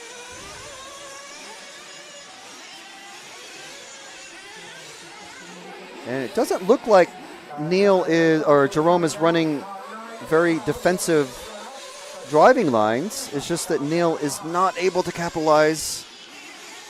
That might be, nope. Around the double apex left. And Neil takes it that time. A very slight wide exit on that second of the double apexes. And now we can follow Neil as he's trying to chase down Lee. So the last time around, Lee had a 10.7 second gap on Jerome, and we'll see what the gap is from Lee back to Neil as Neil comes across the line. Lee's pitting. Lee's pitting, so it's the first pit at 8 minutes. And Neil is also pitting. I see Adam in the pits waiting for Neil at the very end of the pits. There he goes. That is Neil. So 11 seconds, 11.3. So this is the gap that we're going to be really paying attention to.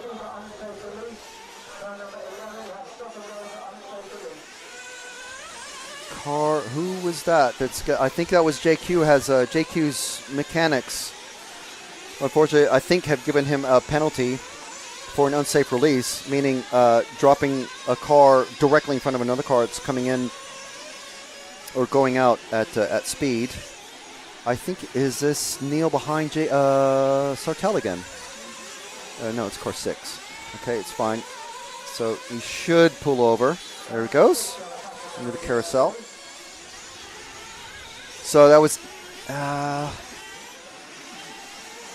So we have a little bit of a mix around on the timing because we're showing that Jerome is in second, but that will be because he didn't pit, and he will probably have pitted by the time Neil comes around for his at the timing loop this time around. So I think it was, 10.3 seconds, I think? So he's pitting now. 11.5, Jerome's pitting? Pitting now. Okay, so it's still going to shake around. So 7.7 plus 3.3 is 11 seconds. So what Neil can hope for here is that Lee gets hung up in traffic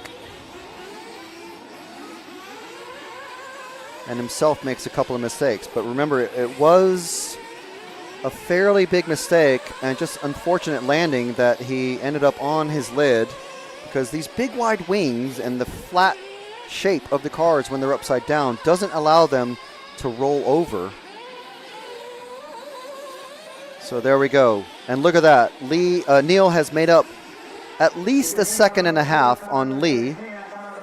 Gonna have a look for Lee is just coming up in the middle of the track on lap traffic. So just past the tabletop, Jim. Oh, Lee's made a mistake. Lee's made a mistake. There we go. He's coming up on, okay, so there's a group of 3 cars. He's just passed one. And this is another one. And the referees are calling traffic. Every single car is being told the verbal blue flags. So Neil about to cross the line now. And we'll see what that gap is. 7.5. He's just made up 2 seconds on Lee in that one lap. Of course, Lee did flip it over and keep rolling. But 2 seconds made up. Just under 34 minutes remaining in this one.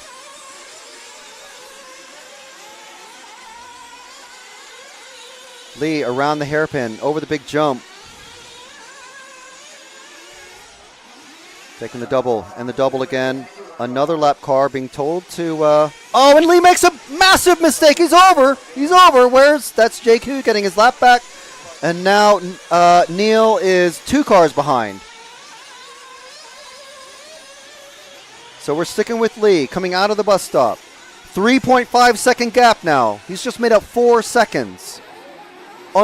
2 unforced errors by Lee Martin. Is that going to make up for a series of small unforced errors from Neil Cragg?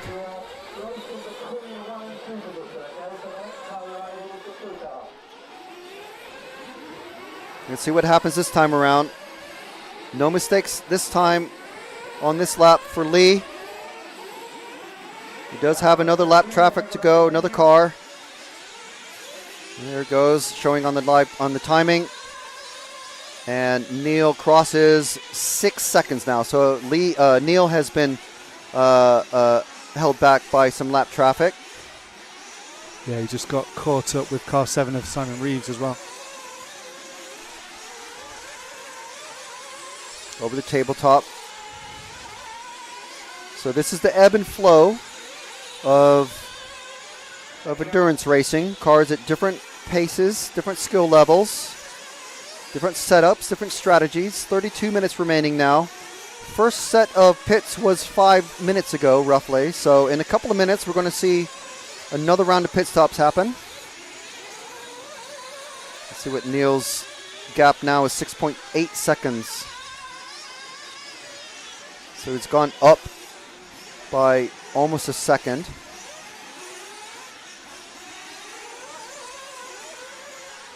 So presumably, Lee will be in some way aware of the gap to Neil. I think he uses a headset. We know that Neil doesn't. He doesn't like to use it. Neither does his main pitman, Adam Skelding.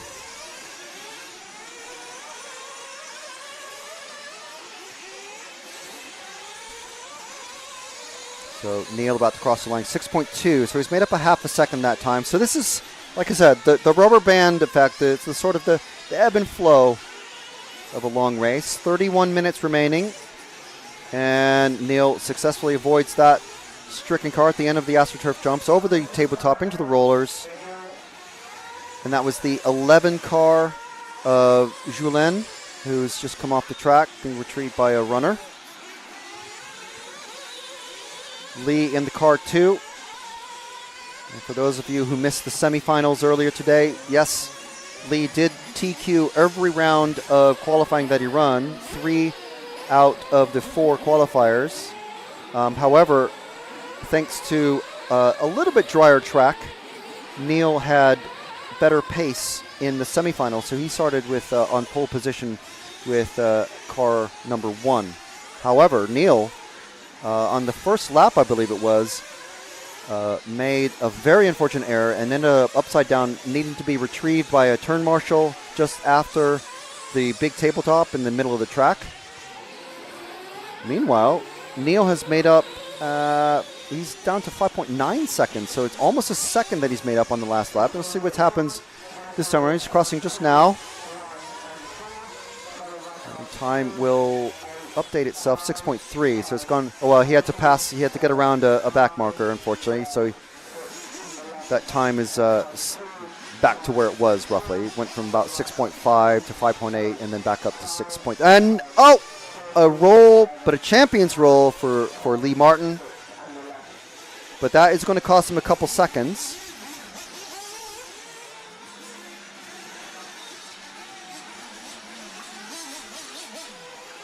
Go over the double, into the short chute, around the brickworks and the finish line. And Lee is pitting.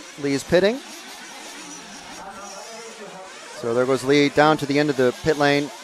Looks like Adam is waiting for Neil as well, and there he goes into the pits. So 4.7 seconds that time. So, well, 4.8. I like to round up.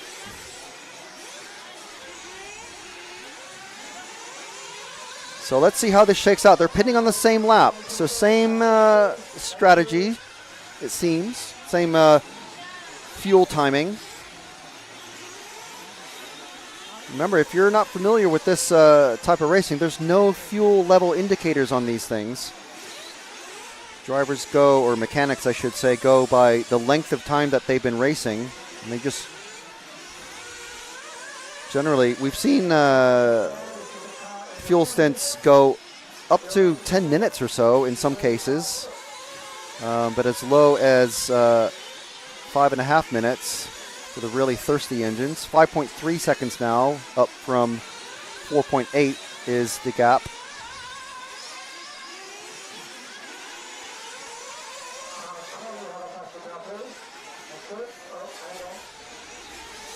It sounds like I hear the referee's calling traffic for someone. I'm assuming that is Neil behind Lee.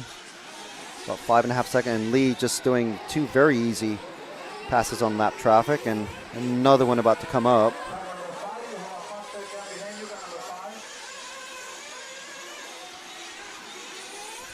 Those of you mentioning a possible unsafe release, well, there's only two pairs of eyes, and it's not Formula One. There's not like a steward watching every single set of mechanics in every single car. So 8.2 second gap now back to Neil. So Lee potentially breathing a little bit easier, but still need to keep it. Need to keep it rubber side down.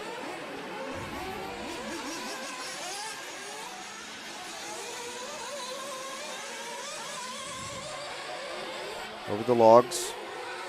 Around the S. It's a very tight turn, I can tell you. Over the brickworks for the first time. Over the double. Oh, and he's over. He needs a marshal. So let's zoom out and let's see where Neil is. Neil is just there. He's 2 cars back is Neil. So there's a much shorter gap now. And Lee making sure that he's ahead of this lap traffic.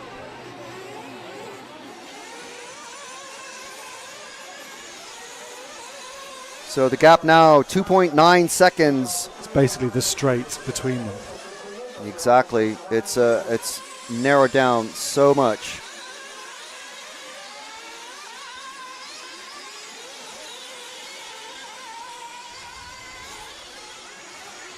And the lap traffic has fallen away from Lee, so now there's no one between Neil and Lee.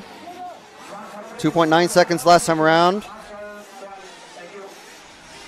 And let's see if we can widen it out a little bit to on well, maybe not now, but on the tighter section so we can see them both in shot.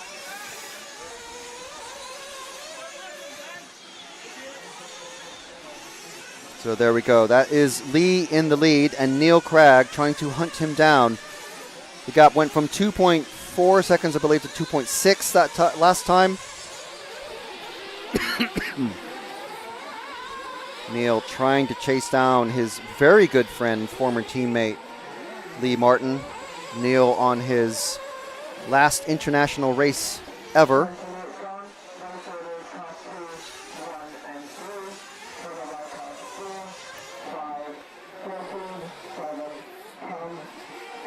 And there we go, in the same shot again. Just about a straightaway lead, and was that a little mistake from Lee, but possibly Neil made the same mistake. 2.5 seconds, so it's equalized that time around. Neil hoping to force another unforced error.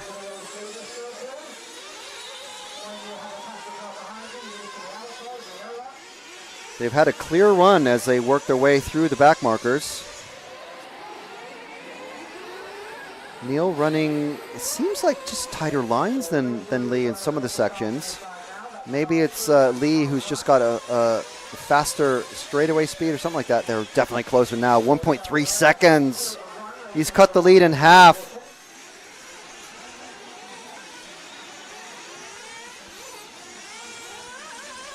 Oh, and Neil getting it nearly on its two wheels there.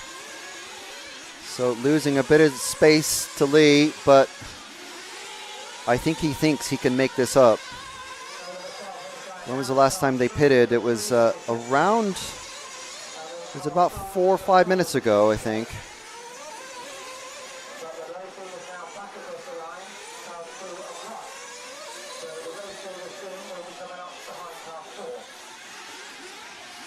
So into the bus stop, safely out of it.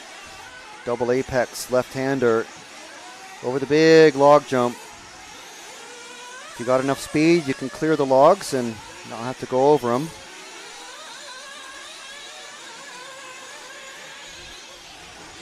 .1 second back to Neil last time around. Neil is definitely slowly reeling in his very good friend Lee.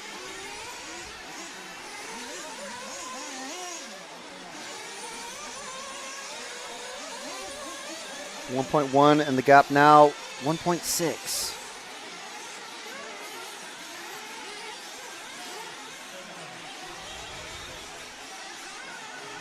Oh, and Neil just goes a bit wide there.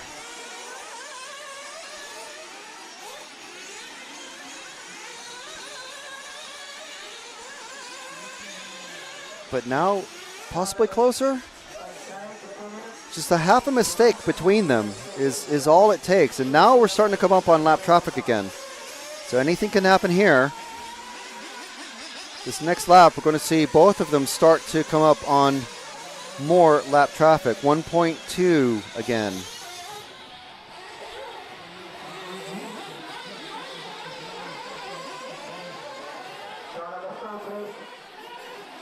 So the first car is cleared for Lee, but that has allowed Neil to catch up, but now Neil has to catch him. It all depends where you catch him. If you catch him in a fast section, sometimes it's not so good. If you catch him in a slow section, they can go wide, and the lap traffic doesn't feel that they're losing much time. And oh, Neil a little bit taken out of the rhythm there and has a bad landing off of the double-double. And they're coming in again. Coming in together.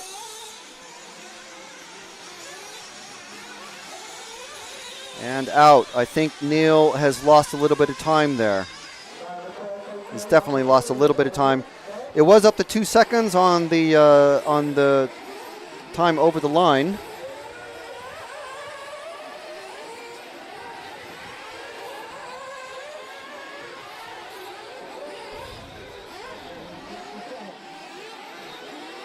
Lee definitely not going to give anything away, no matter whose last race it is.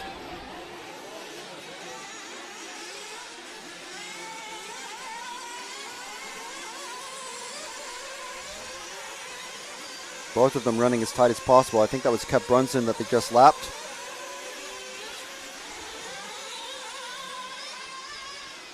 Meanwhile, so it's not just about these two. Jerome Sartell running a very nice third.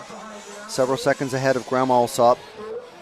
And they're, who is himself more than half a lap ahead of Martin Fortmuller, our two-time repeat champion the last couple of years. So we have not forgotten that there are 10 other cars in this race. But we do stick with the leaders in the final, in the main final. It's what we always do. We don't take follow requests, so sorry to anyone who feels that we're focusing on these two. That's because we are. Simple as.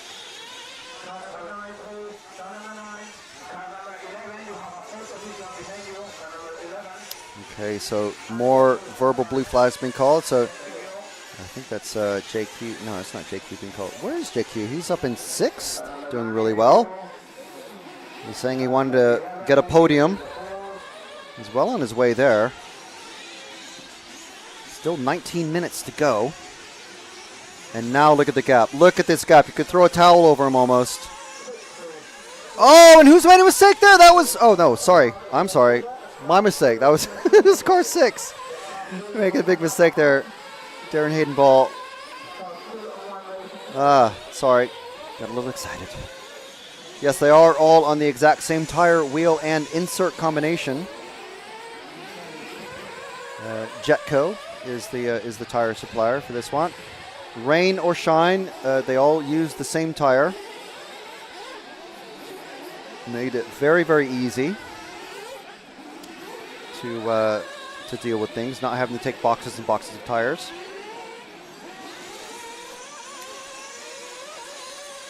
Much easier for the tire supplier as well without having to provide a rain tire on top of a dry tire. And now they are very close. 1.4 seconds between them this time.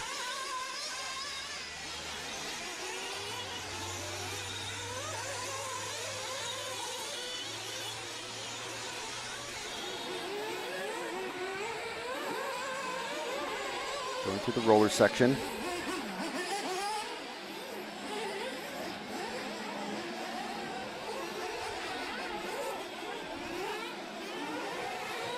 Yeah, Andy, you're right. In the live chat, he definitely fooled me. I was watching a couple different camera angles and tricked myself, probably.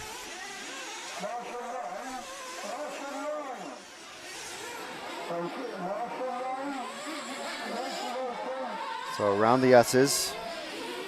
Neil just the tiniest bit closer, I think. 1.1 second, maybe. I mean, Lee definitely knows he's there. There's no way he doesn't. But Neil trying to put the pressure on that he's been putting on Lee for over 20 years now. If someone knows exactly how, I should have asked him how many years they've been racing together. It's definitely over 20.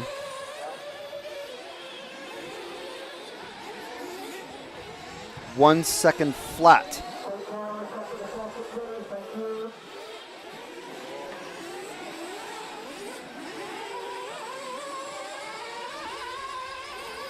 Neil very, very slowly reeling him in.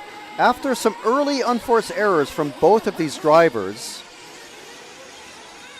we haven't seen them put hardly anything wrong in these last 20 minutes or so.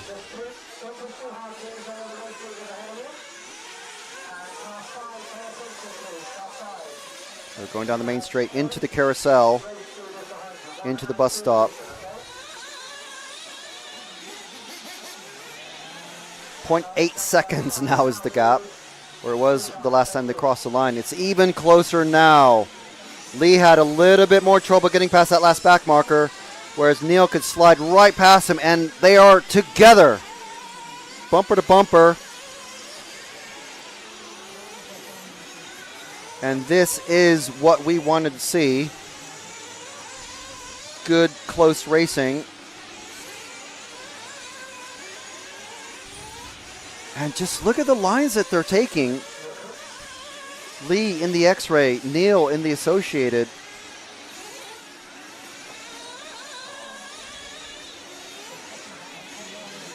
So close. And literally everyone watching them. apart from the mechanics for the other drivers, of course, and probably the teammates of the other drivers. Half a second is the gap, but it don't even need to give it time. Neil getting up on 2 wheels there. Oh, and a little bit tight. That was a different line into that last section for Neil. I wonder if he's just trying to throw Lee off his rhythm. Half a second still again that last time.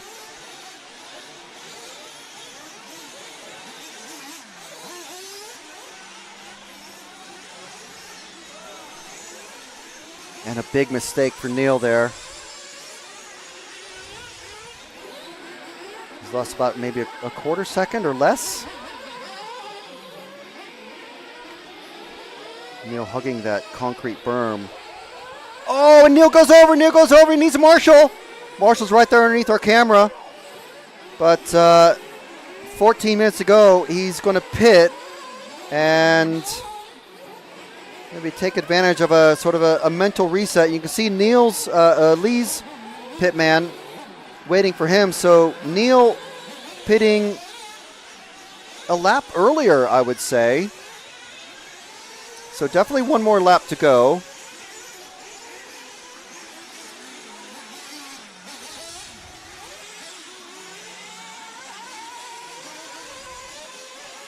So where is Lee on track? Lee's just coming underneath us, Jim. Lee's going into the pits. Lee's in the pits now.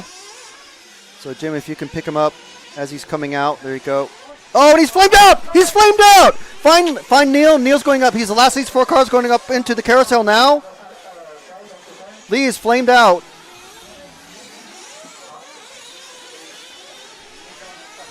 Lee's back out. Lee is back out, but at least, where's Neil? At least a quarter of a lap behind Neil. So this is it, potentially. There is one more fuel stop to go, and Neil's over, but he's back onto his wheels.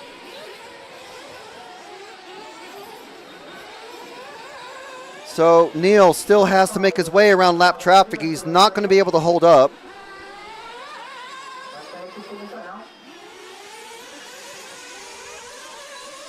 He's obviously not going to be waiting for Lee to make it a wheel-to-wheel dash.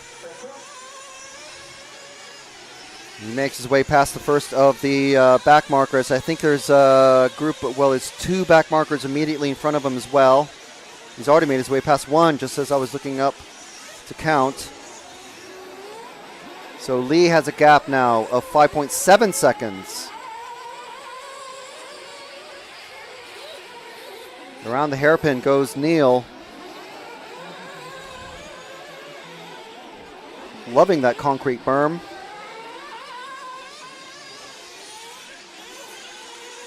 Down the main straight, into the carousel.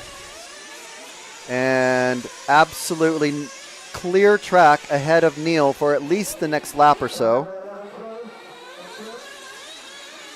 Whew, so we can have a little breath. 5.1 seconds for Lee. So he is certainly putting down the pace.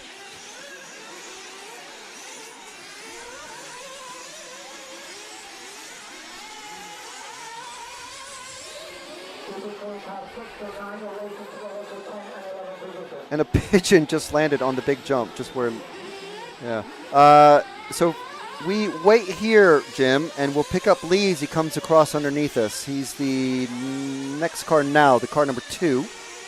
There's Lee. 6.4 second gap now. He literally had to dodge a pigeon on the last lap. Why would a pigeon just land in the middle of all this noise? We don't know. Pigeons have their own... Do pigeons have ears? I don't know. Wow, I really wish we had that on camera, but I was looking for Lee and I saw the pigeon. I'm like, what? Just literally right there at the landing point. So let's see what if Lee is able to make up any time on Neil now. 6.4 was the last time around. 5.9, that's half a second. With 10 minutes to go, though. Don't know. Do pigeons have brains?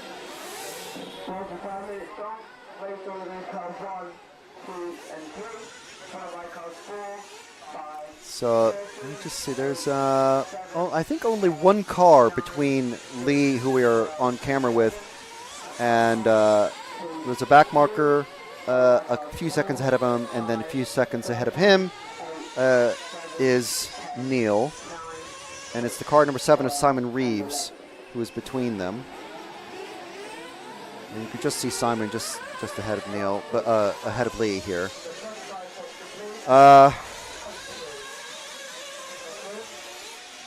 Yeah, coming down the AstroTurf jumps now into the brickworks. 9.5 minutes to go.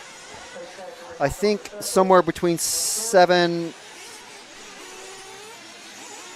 and 6.5 minutes, we're going to see the last round of pit stops.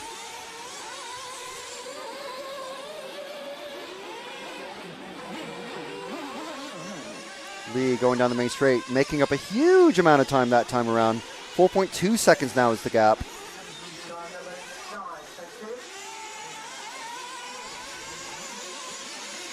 Going a little bit wide there, maybe? I'm not sure what the fast line is there. Obviously, our camera angle looking at the S makes it look like that was a terrible entrance, but the landing zone there is a bit different. So Neil just crossing the finish line. Lee crossing now. 3.5 seconds. So Neil Neil is on the hunted now. Lee 3.5 seconds. He made up another over a half a second. And there we go. There's the gap on track. You can see it on camera as they hit the halfway point of the track, of the lap, I mean.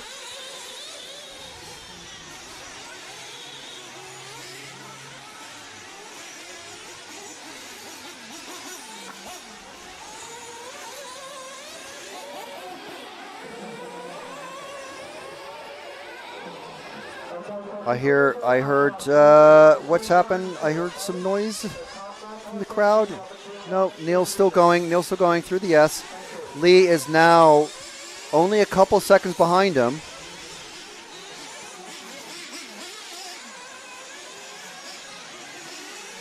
So we're going to see that 3.6 seconds come down to a lot less.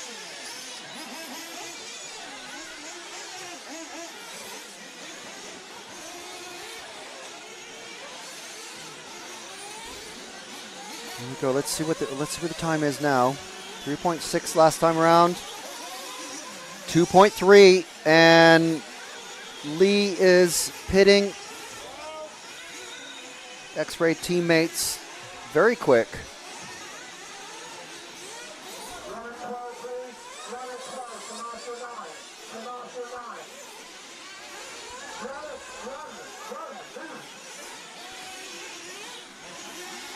Over the doubles goes Lee. Where is Neil? Neil is coming into the pits now, so let's follow Neil. Skelding, picking him up, keeping him well away from the driving line, and a very safe release. So the gap, technically the gap 8.4 seconds, but so let's see where.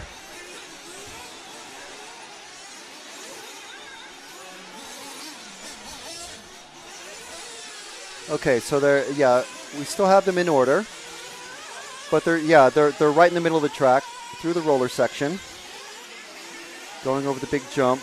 So we've got Neil, and we've got Lee there.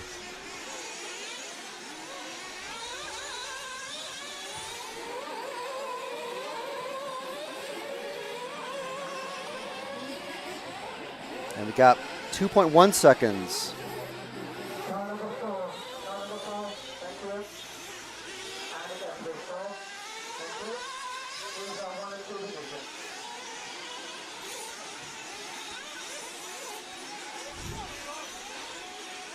In the middle of the track, over the tabletop.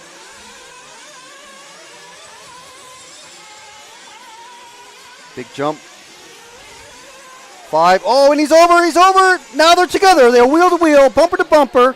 Cars 1 and 2. This is Neil and Lee coming up on lap traffic. So we have the pressure from behind from Lee Martin. Lap traffic moving well out of the way, and now absolutely clear track for the next many laps. Coming over the AstroTurf jumps. What kind of pressure is Lee going to be able to put on Neil? 0.3 seconds last time around. Much, much closer now.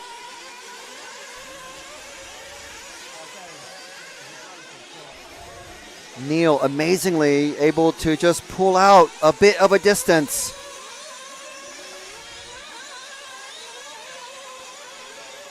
.8. So Neil just rubbing one of the inside pipes. It just seems like Neil is able to run tighter lines, but Lee potentially has better speed.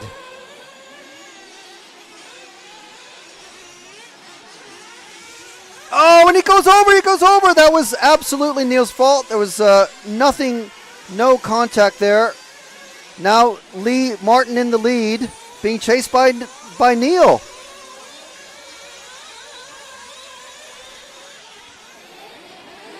So what kind of pressure can Neil put back on Lee now? Going to need those see-through wings to read the facial expressions on the car behind, but Neil just piling on the pressure. Remember, it was Neil who made the first unforced error. Yeah, okay, sorry, I thought there was a car there.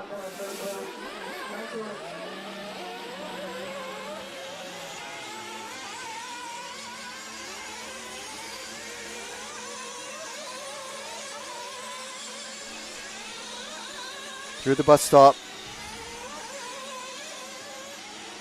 Another lap car. 2 lap cars. They're potentially going to catch this lap. 2.5 minutes remaining. Oh, Neil gets a slapper. Coming through the roller section.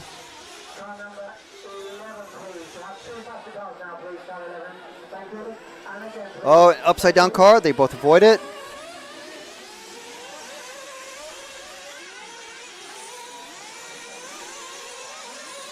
Lee Martin being hounded by Neil with 2 minutes to go. Who are you cheering for, Britain? Neil Cragg in the Associated or Lee Martin in the X-Ray? Neil Cragg's final international race event. He is retiring from racing at the end of this year, BRCA or otherwise.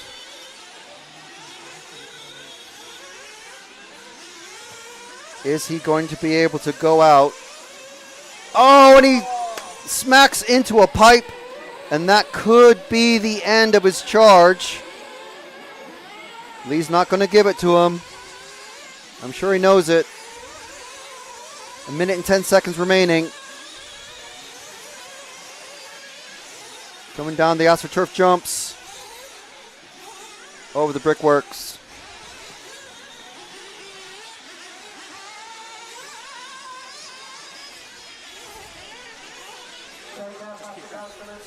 Lee Martin being hounded by Neil Cragg. Hunted down. Neil making an unforced error right there at that point, last lap around. So we're sticking with Lee, who is currently leading, coming up on lap traffic through the bus stop chicane, around the double apex left-hander. Oh, and okay, lap traffic getting, well, helpfully out of the way of Neil. 20 seconds remaining. This lap and one more. This lap and one more. So a lap and a half remaining in this thrilling EFRA 1/8 Buggy 40-plus European Championships for 2025. Lee Martin on his way, and that's it! That's it! It came down to the wire, and there we go. Lee Martin taking the win. Neil Cragg so close. 1.9 seconds in it at the very end. Lee Martin setting the TQ the first 3 rounds, and Neil Cragg taking second in all of those rounds as well. Wow. What a race. What a race. What a weekend. What a venue. And what a crowd. And there's our finishing order. Of course, these are subject to scrutineer checks. So these aren't official, but they may as well be official. But they're still 30 minutes of, what we call protest time. But there we go. Perfect. And let's get this shot. Look at this. A hug from Lee and Neil. Again, Neil's final international level race. Neil getting all of the congratulations and the hugs, as well as Lee, of course. These two guys, great friends. And there's Jerome Sartell, Graham Alsop finishing third. Previous winner, of course. And now Lee Martin gets to join the illustrious race. Results.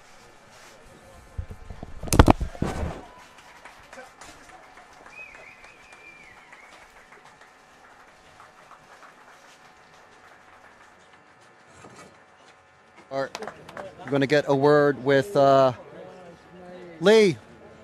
Let's have a quick one. Hey. Man. Getting all the slaps and the hugs. Oh, I mean, I don't think I can have an interview about Neil, to be honest. Oh, yeah. Let's get Neil. I think Neil's going to keep his shades on for a bit.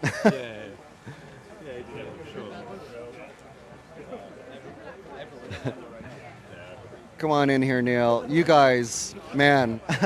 I knew you guys. You wouldn't make it easy on each other. I thought he was going to make it easy on me at the start, and then I thought, nah, that's Neil Cragg. There's no way. Same. I don't know what I was doing at the start. I was giving him a head start. I thought I couldn't give him too much of a head start, but it was an awesome race. I really enjoyed it. I was so annoyed when he cut in the pits because I was like, I don't want to win like that. So yeah, it was awesome. I really enjoyed it. It was awesome. That was a fantastic race. So I mean, just talk through it just real quick. What the event's been and how it's been to race each other. I mean, effectively for the last time on an international level. Yes, it's emotional. Yeah, it is, man. Honestly, it was such a cool race. I loved it. It was terrible at the start. And when I was chasing, I was absolutely flat and no crashes. And then when I got in the lead, I was feeling pressure and I was crashing all over. So I was like, come on, Neil. But it was awesome. It was a good weekend. It was a fitting race for the end of a good weekend. So it was pretty cool. You guys both seem to make a few unforced errors in the first half, and then it kind of settled down. I guess the second thirds of the race, and then yeah, it all came together right at the very end. I mean, the pace was ferocious in my opinion. I pushed every lap. Like there wasn't one lap I backed off. That's probably why I make a few little mistakes, but.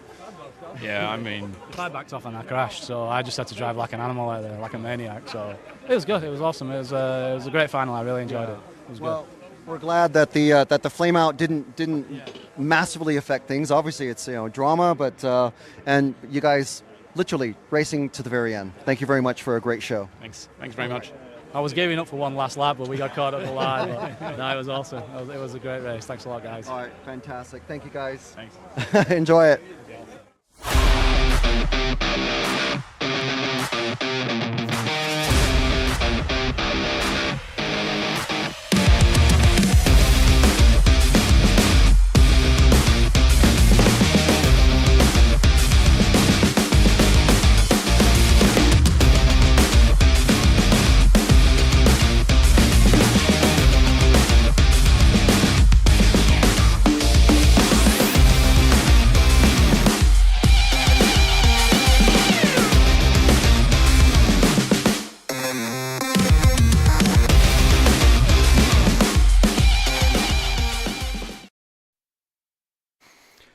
Oh, wow.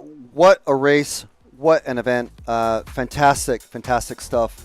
Thank you very much for joining us. Thank you so much to Elassie Tuned and Reds, Evolution, CML, Associated, Jetco, Herts RC Models, Evolution Models, TKR, Agama, Power HD, ERP Distribution, Jetco, J5 Racing, and I think that's everybody. I do massively apologize if we forgot anyone, but of course you've been joining us for the EFRA 1/8 Nitro Buggy 40 plus euros for 2025. This is RC Racing TV, and you've been listening to Frank McKinney here in the commentary with Matt next to me and Jim Little out on the Lightning Tower. Thank you very much for joining us, and we'll see you next week from Eigen and the following week from the Hootie Arena. Until then, we're signing off, and thank you very much for joining us. Goodbye.